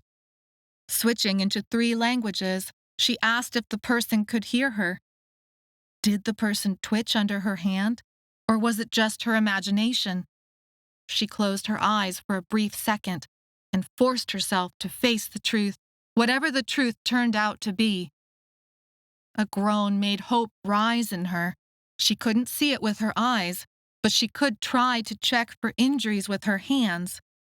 No broken bones, no major wounds that she could find. She tried again in 3 languages. A ragged voice spoke so low, she barely caught anything. She asked him to repeat the words, louder. Hope beat wildly in her chest. "You are still rolling your L's too much," Sethlo said. Chapter 32. She set Sethlo up with lycathrine water to ease his headache and get his energy up. They talked about what had happened. Sethlo only remembered blinding white light and being thrown so hard he went unconscious after hitting his head. Other than some dizziness and pain in his chest from the beating he had endured several days before, he said he felt fine. Only after that did Maella let herself go back for the book. Its hum had been there the entire time, near where the door no longer was, near where she had found Sethlo. She went back for it, while people took their time waking up, realizing what had happened, and searching out who was still alive and who had died. When Maella came back to Sethlo with the book, she turned her attention to helping him and one other person. A young boy, thin and ragged, like Torian had been. His skin was covered in angry red scratches over pale purple staining. He was about the same age as Torian, but he did not smile. His eyes stayed glassy, and dark circles made them look sunken. His teeth were stained red, like he had bitten the inside of his mouth, but Maella could find no wound. His fingernails were dirty, and he lay on the floor like the dead, except that his bare chest rose and fell steadily, his ribs showing at each breath. He had been naked when Senta found him, but now he wore a cloth tied around his waist like a skirt. Maella had never seen him before. Maella knew exactly who he was. She did not tell anyone about him, mostly because she didn't know what to think about it, and she didn't know what anyone would do if they knew. The chaos, the injuries, the dead bodies. The boy was responsible for much of it in his clylop form. It could have been her, but she had not needed to transform into a clylop to wreak havoc upon the people around her. Maella did not find the hesteroth and figured they must have gotten trapped on the Thray side. She did not know if they were alive or dead, but remembered the blood on Zomara's shoulder and how Oren had abandoned the book. It did not imply well for them. Senta had not died. Sethlo had not died. Daniel had escaped into the trees. Claritza had been kidnapped. Maella's heart lurched, thinking about her best friend. Dev and Deep were also alive, as were many of the other Torchlighters. There were guards, Master Hull's guards who had gotten trapped on this side, but they had surrendered immediately. or were too injured to continue fighting. Some had refused to fight the workers when Master Hull had demanded it. Senta continued to tend to the wounded. Maella sat next to Sethlo, her body trembling with fatigue, her eyes heavy with an inexorable sort of exhaustion. She could lean her head against the wall and sleep for an eternity. But Sethlo had come awake and looked at her with brown eyes flecked with gold, and she could not read his thoughts. Maybe before, she would have left him to his thoughts, but they had gone through so much together, and she had been left in the dark about so many things. She decided never to hold back her questions again. "What are you thinking?" Sethlo coughed, as if clearing his throat. His dirt-streaked face and bloodshot eyes spoke of his own exhaustion. "How are you still alive?" "The pattern machine was wrong." 3 times wrong? First Keeper Shaw's prediction, then June Lee's, and even your own, and all the drawings about you in that. Sethlo pointed his chin at the book that sat at Maella's feet. As if knowing that Sethlo's attention was on it, the vibrations picked up. Of course, only Maella could feel them, but it puzzled her, how the vibrations seemed to stop and start again. She didn't remember them doing that before. "I'm here," Maella said simply. "Have you looked through it more?" Sethlo said. Maella frowned. "You know I can't." "I forgot." Sethlo briefly closed his eyes, as if from pain. They had wrapped his ribs, but there wasn't much else to do, except drink more like Catherine water. "I can never forget," Maella said softly. "I know what that feels like," Sethlo said. There was a long pause, and then he said, "Do you want me to turn the pages for you, so that you can see?" Yes, Sethlo had revealed himself when he had reacted to her opening her 7th door, by worry over the 1 door. But it didn't matter that she could not fully trust Sethlo's motives anymore. He had his own reasons, good reasons, for wanting to find the 1 door, even if Maella didn't agree with them. She still needed his help, and she still trusted him more than anyone else, except for Claritza. But Claritza was not there. Sethlo leaned over as if to grab the book, winced, and leaned back against the wall. "Bring it to me." She slid the book to him. A corner of the engraving caught on the rough stone ground and lost a chunk. The cover was torn. Many of the pages were warped. Some of them were stuck together, the ink probably ruined. While people carried away the dead, while Dev and Deep organized the surviving Torchlighters to transfer survivors into the tower's elevator, while Clylop Boy stared listlessly at the wall, Sethlo turned the pages. He could not start at the beginning. Those were too damaged. He had to start almost near the end, and Maella let out a frustrated sigh that so much of what she wanted to see was still hidden from her. It had all been right here, but water had ruined it, and the riot of people had made sure the wet pages sealed together. When he turned to the first unstuck page, its lines were blurred, like a too-wet watercolor painting. No details emerged, and Maella could not piece together a picture. He turned to the next, and the next, all ruined. When his fingers hesitated on the edge of the next page, Maella said, "Keep going."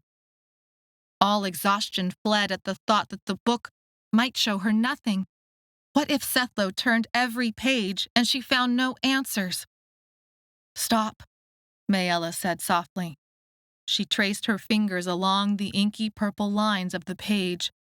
Part of it was blurred, but enough of it remained clear. Her mother's face took up the entire page. It was a close-up, and it showed nothing except for her eyes, her nose, her freckles, the way her hair framed it all with shiny waves. Maella wondered if her father had recognized her mother from this pattern before ever having met her. "Okay," Maella said. Sethlo turned the next page, a scene filled with people and forest. It took Maella a long time to recognize that it was a drawing of a battle, but she did not know who was fighting or what they were fighting for. Sethlo turned page after page. Many drawings were too vague to understand. Others had familiar faces in them, but it was hard to see what they were supposed to be doing. There were many faces that were not familiar at all. Maella felt a growing sense of unease as he continued, and the drawings remained clear. She might not understand any one picture, but what she did understand was this: the worlds had been broken for a long time. The doors had not worked as they should for an even longer time, since before her grandmother and great-grandmother and great-great-grandmother. The one door kept appearing in her family's book, but it had never appeared on the same page with a person until her predictions had been drawn. The boy everyone talked about was not in these pages, unless they had been earlier ones, now damaged beyond repair by water. Maella's gaze slid over to the clylop boy. He had been a doormaker. He still was a doormaker. She wondered if he felt the vibrations from the book like she did. His skin was purple enough to show the Lycatherin still had a hold on him. Sethlo turned through a series of pages that featured her father. She asked him to flip back and forth among a set of 5 until she had made some sense of them. The sick feeling in her stomach could no longer be denied. Her father had opened a door within a door, just like she had done. Drawings showed doors and transformations, pictures of chaos, violence, bloodshed. She remembered Doormaker Taine's words. He had been telling the truth. Her father had opened a door within a door and had created the clylops. Then he had fled with his family to Earth to escape what he had done. Maella's stomach twisted. She had opened a door within a door. What had she done? "We have to see what your pattern is now," Sethlo said. "How can you say that after everything that has happened?"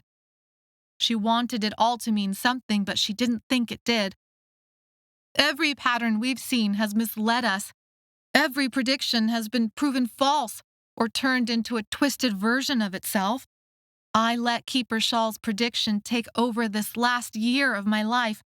Every decision I made in Rock Heaven and here in the tower were because of that 7-door death prediction. You opened your 7th door and lived," Sethlo said. "You changed the pattern that could have been."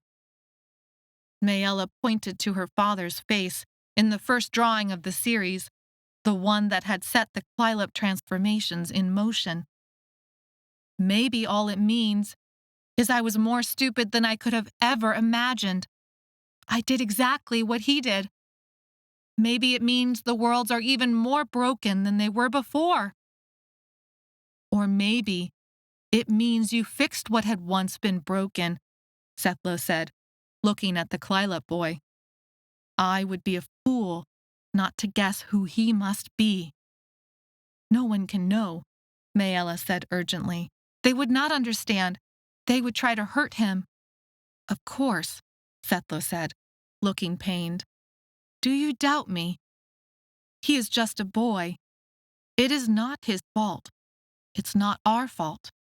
She tested out the words in her mind, but they felt shallow and empty. She didn't believe them. "But what does that mean for what could come next?" Sethlo stood and helped Maella stand.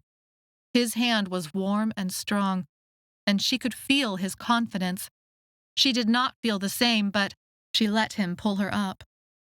There were plans to make and Claritza to search for, but in this moment, with the injured to tend to and the patterns to think through, she could do what he asked. Let the machine draw what it wanted. She didn't have to believe it. All right, help me with him first. Sethlo gathered up Clylop Boy, but then Senta appeared, exhausted, scraped up, but determined. She took Clylop Boy completely in her arms, carrying him like a baby. He was so small and thin, but his legs and arm hung out like a spider's. I will take him, Senta said, because of course, he reminded everyone of Torian. Maella scanned Senta's expression, but could not tell if she knew who the boy had once been. Senta had likely worked on all the children in this factory, tending to their scrapes and cuts and splinters. She had to know she had never seen this boy before.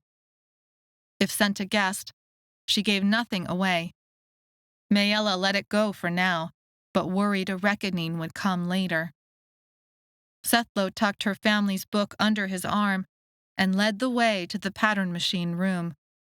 Maella followed the hum of its pages, past groups of wounded workers and silent groups of dead.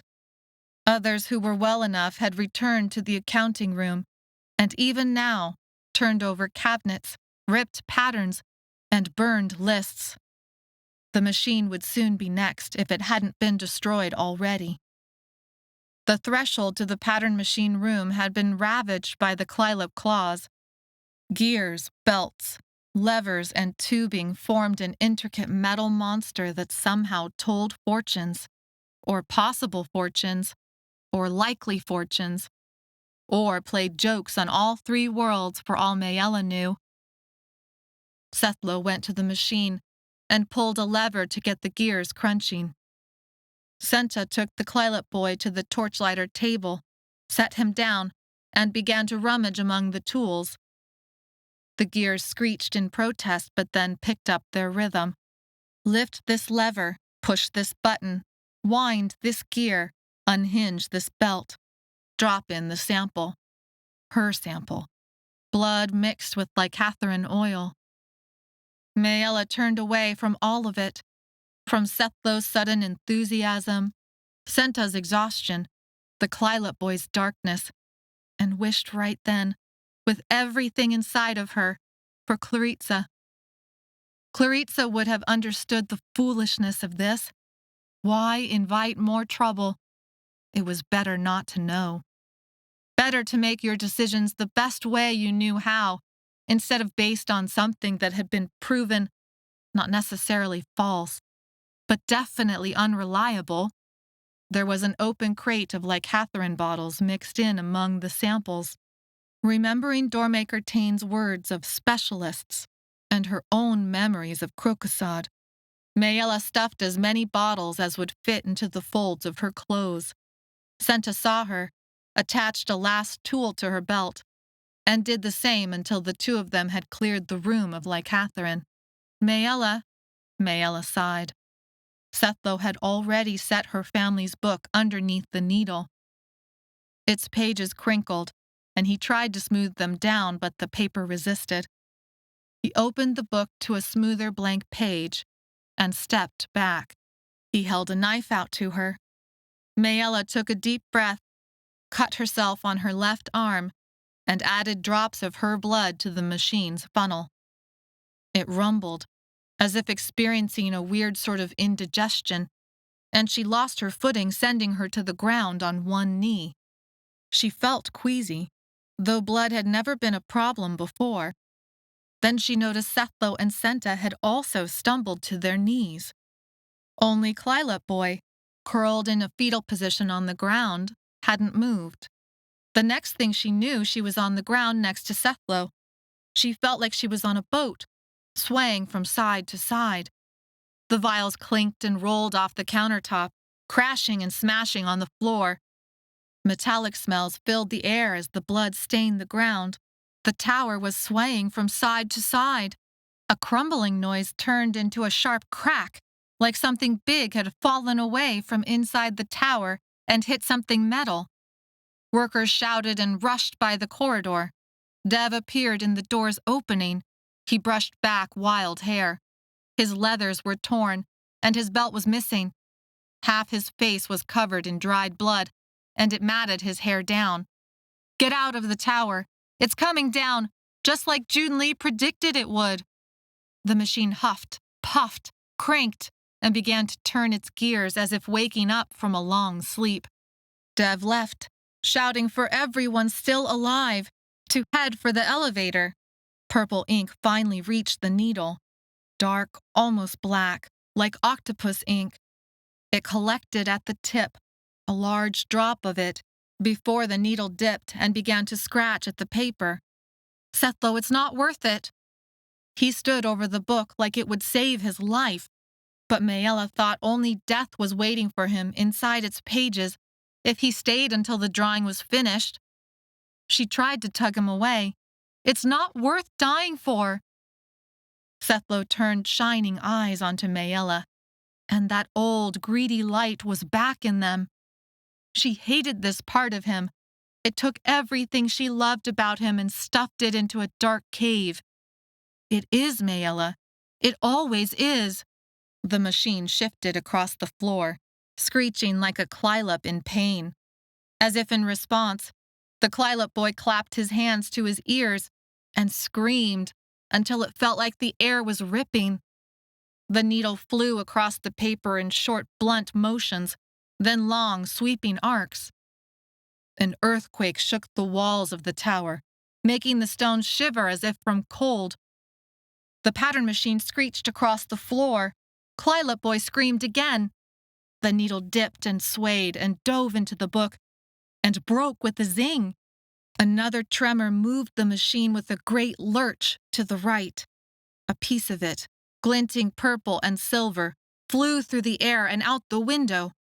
Cabinets around the room flapped open, then closed. Vials crashed onto the floor, the glass breaking and the blood staining.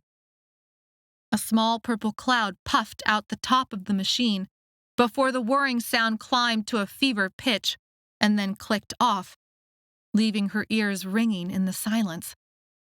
The tower and the machine seemed to tilt sideways. Maella grabbed for the book, ignoring its fluctuating hum, just before the machine crashed onto its side, spinning out levers and gears like bullets. Ink spurted from the broken needle, staining Sethlo's hair, part of his face and neck. "We have to go!" Maella shouted. She snapped the book closed and held it to her chest. Sethlo seemed to wake up at the snap. "The ladder will take too long. Get to the elevator." They rushed into the corridor, Sethlo and Senta both helping hold Clylop boy, while Maella held onto her family's book. The curving hallway walls had fallen in, leaving the center of the tower exposed. The circle was there, but much of it had fallen in, revealing the guts of the tower underneath. Maella saw the ladders she had climbed up and down every day for months, broken away. They rushed to the elevator, but the elevator gate was already closed and lowering out of sight. Sethlo, Senta, and Maella shouted for the elevator to wait. Deep was at the levers and did not look up. A thundering tremor had covered their shouts.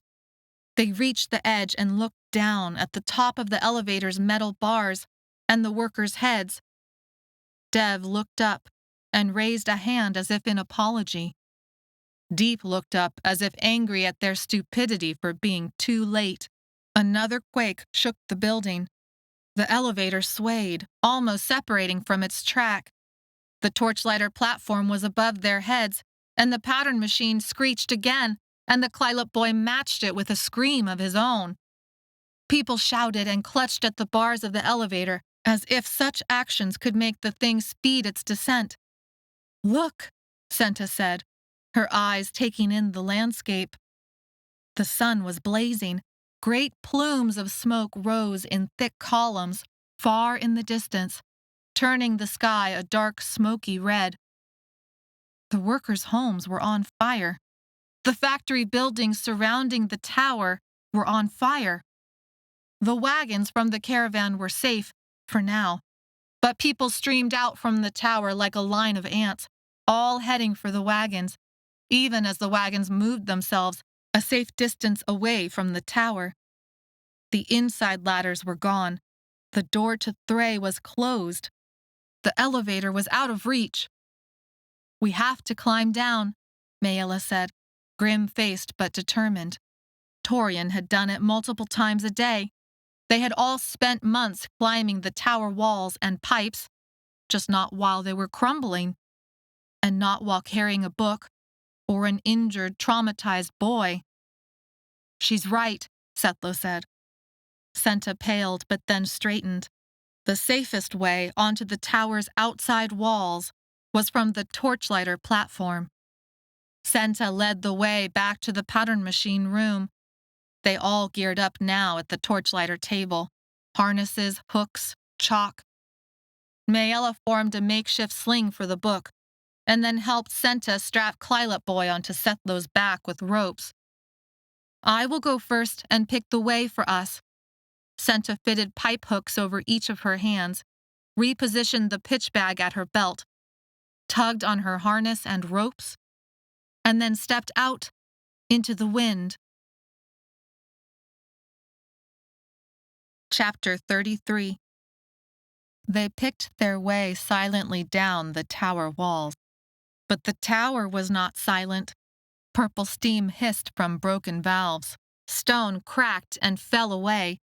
Old handholds screeched, stripping out at the touch of their hands. Pipes split at the seams, pitch tar mixing with lycatharin, making the way slippery. It smelled like someone was burning rotting licorice. Senta led the way down, slamming her torchlighter hooks into the pipes for better grip, not caring about the holes left behind. Even still, she tested, probed, retreated in order to find the safest path. Chunks of stone fell off from the tower, tumbling into the sky.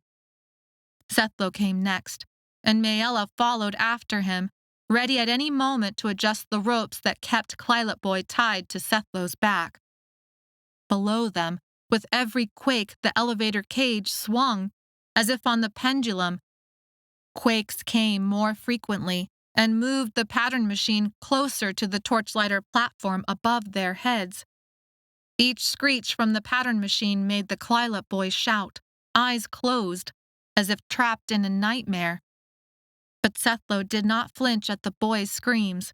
He focused on the next pipe, the next step, the rope hook, until he slipped. Maella snatched for Sethlo's hand, slamming it against the pipe. Clylop Boy twisted against the ropes. Sethlo's foot dangled, slipped, finally found purchase. The precious lycatharin bottles Maella had loaded up on clinked together in her various pockets and pouches. Sethlo took a long moment to settle his breathing and his focus. Maella helped him fix Clylop Boy's position. The pattern machine tipped dangerously out the Torchlighter platform now, the broken needle swinging into the sky as purple ink dripped from its broken end. A tube unhooked, and purple liquid rained down. It hit Maella's lips, and she involuntarily licked them, tasting smoky licorice. Another quake shook the tower. A gear pinged out into the sky. The pattern machine screeched. Clylop Boy screamed. "Move now!" Senta shouted. "No kidding," Maella said, clenching her teeth together as she picked up the path again behind Sethlo.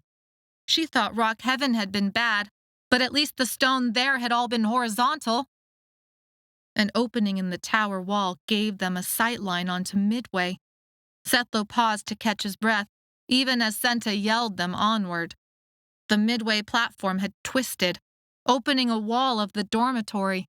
Crates spilled off the edge of the platform into the center of the tower. Other than a few attachments, the central ladder was gone. Midway meant there was another half of the tower to go. A stone swooped by, grazing Maella's arm. Senta ducked out of the way as the stone clunked onto the elevator cage, denting in the metal. The cage swung out, over and then back, crashing into the tower, crumbling more of the wall away. People screamed and worked at the bars trying to open them. With help from the other torchlighters, Dev and Deep rolled the stone off the roof of the elevator, lightening the load, as Deep cursed. People on the ground, little more than specks, fled into the desert with the wagons, away from the tower's falling debris. Another tremor sent the elevator into a twist and floated it off the wall. There was a snap, like a pipe breaking, and then Maella was floating. Everything went upside down and her stomach twisted. Something hit her, like 3 metal bars all at once across the chest. She began to roll, then hands grabbed at her clothes. She had fallen off the tower and onto the elevator's roof. Her heart beat wildly in her chest. Torchlighter, how did you ever manage to survive this long with such slippery hands? Deep's knuckles turned white as she held onto Maella's harness and shirt. Death doesn't seem to like me, Maella said. Deep laughed. Seems so. Seems it loves you. Sethlo and Senta crouched next to her, having jumped onto the cage instead of falling when the pipe gave way. Maella raised herself off her stomach, grabbing onto the elevator. Deep let go, but another tremor and a snap sent the people inside screaming. The elevator dropped and then caught, banging against the tower. It happened twice more.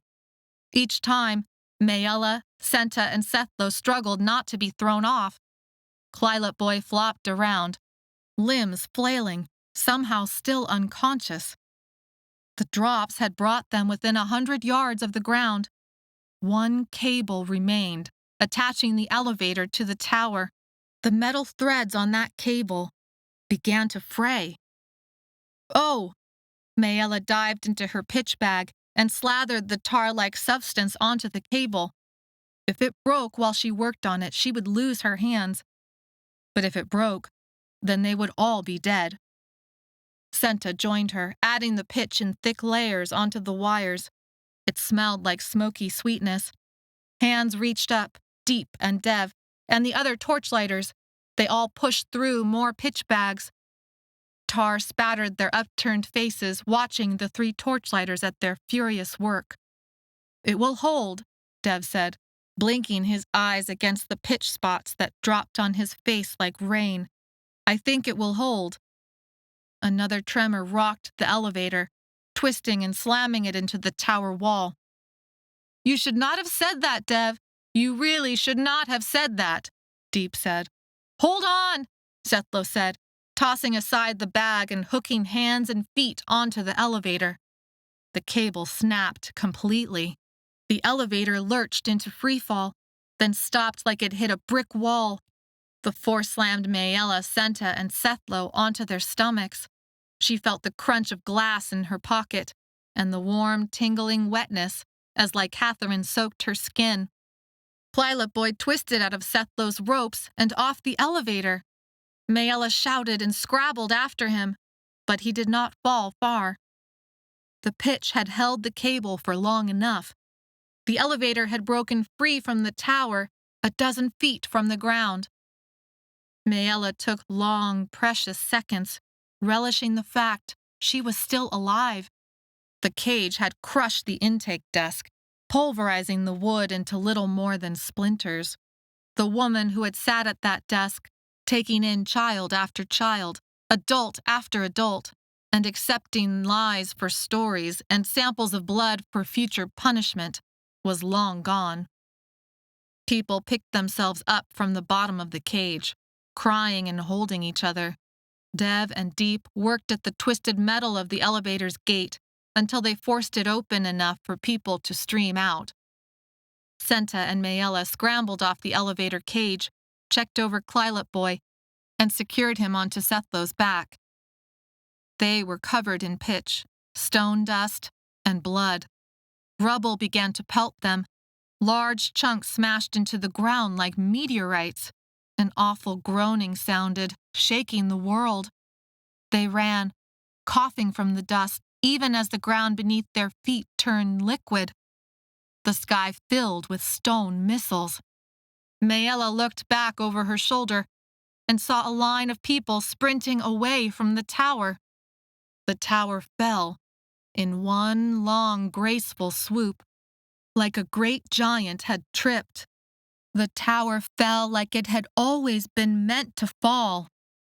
Maella wished Clarissa was there to see it. Stone and shadow and misery.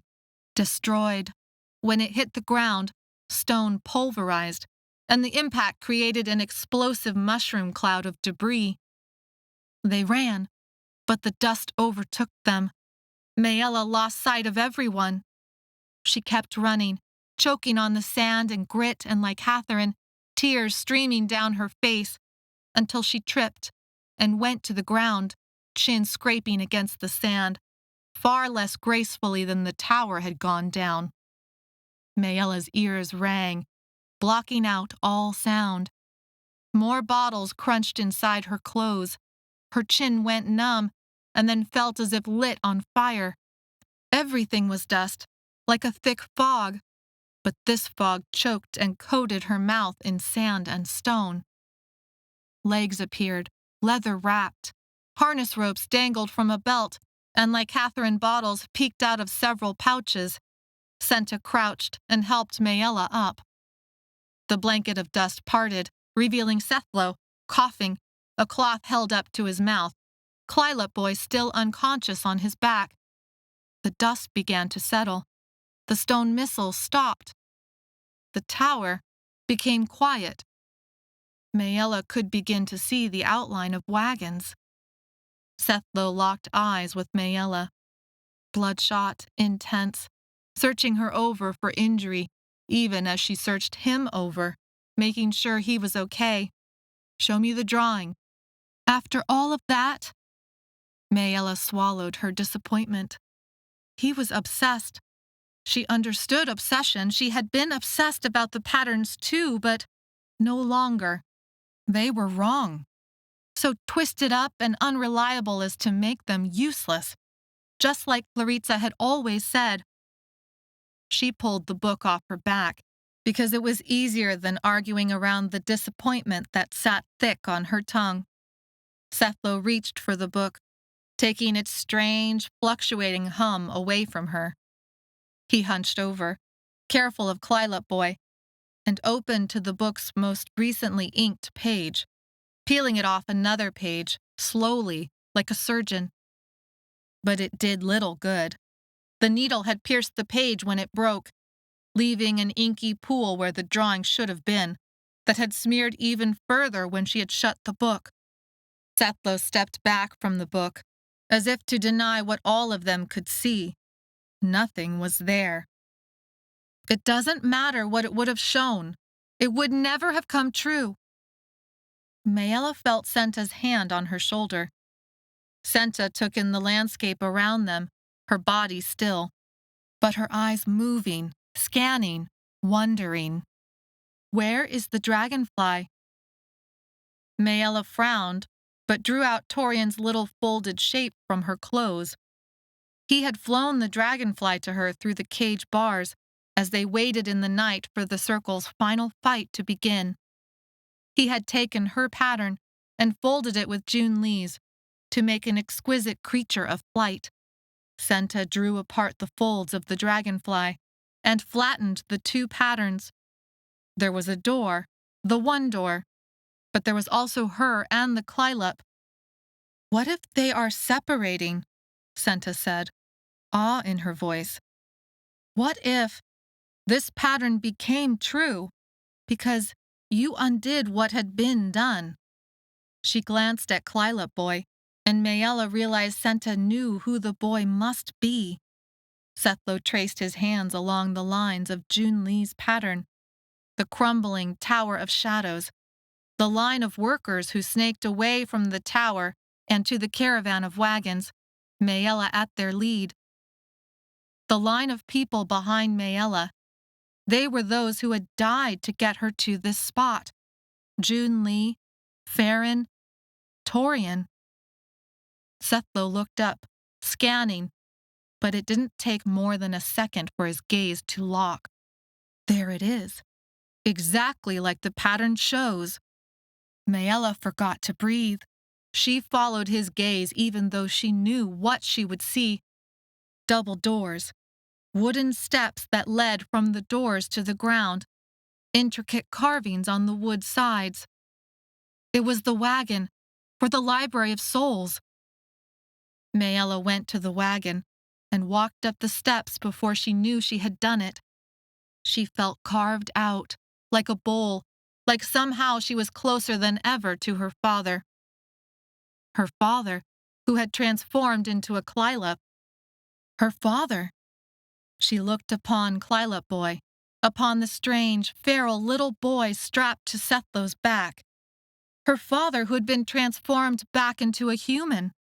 Her father had needed her all along to break the very promise she had made to him over and over again. He was probably alone and afraid, and she knew exactly where to find him. Patterns repeated in their family, but always with a new twist. "Do you trust me?" Maella said, echoing father's words spoken over burnt oatmeal in a kitchen with no doors, but putting her own twist in them. "I trust you," Sethlow said without hesitation. Maella's carved-out heart filled up with his words. "Why?" Senta said. "Tell us why we should." Maella gave Senta a funny little smile. The tower smoked behind them, in ruins. The dust was beginning to settle, and people called out to each other, searching for those still alive. It was puzzling, but she couldn't feel a single vibration. This peculiar kind of darkness gave her a wonderful feeling of safety. "You shouldn't, but somehow you do, don't you?" Maella said. "Even as I trust you, though I shouldn't." Senta swallowed instead of responding, because the only response would be a denial, and that would be a lie. Maella turned back to the wagon, belonging to the Library of Souls. She would go after Claritza. She would find her father. But first, she had to break her promise again. She grabbed both doors, the wood grain of the handles smooth on her pitch-sticky skin, and opened them. Thanks for reading Doormaker, Tower of Shadows, Book 2. This marks the end of the book, but not the end of Maella and her friends. Find out what's on the other side of those wagon doors in Doormaker, Library of Souls, Book 3.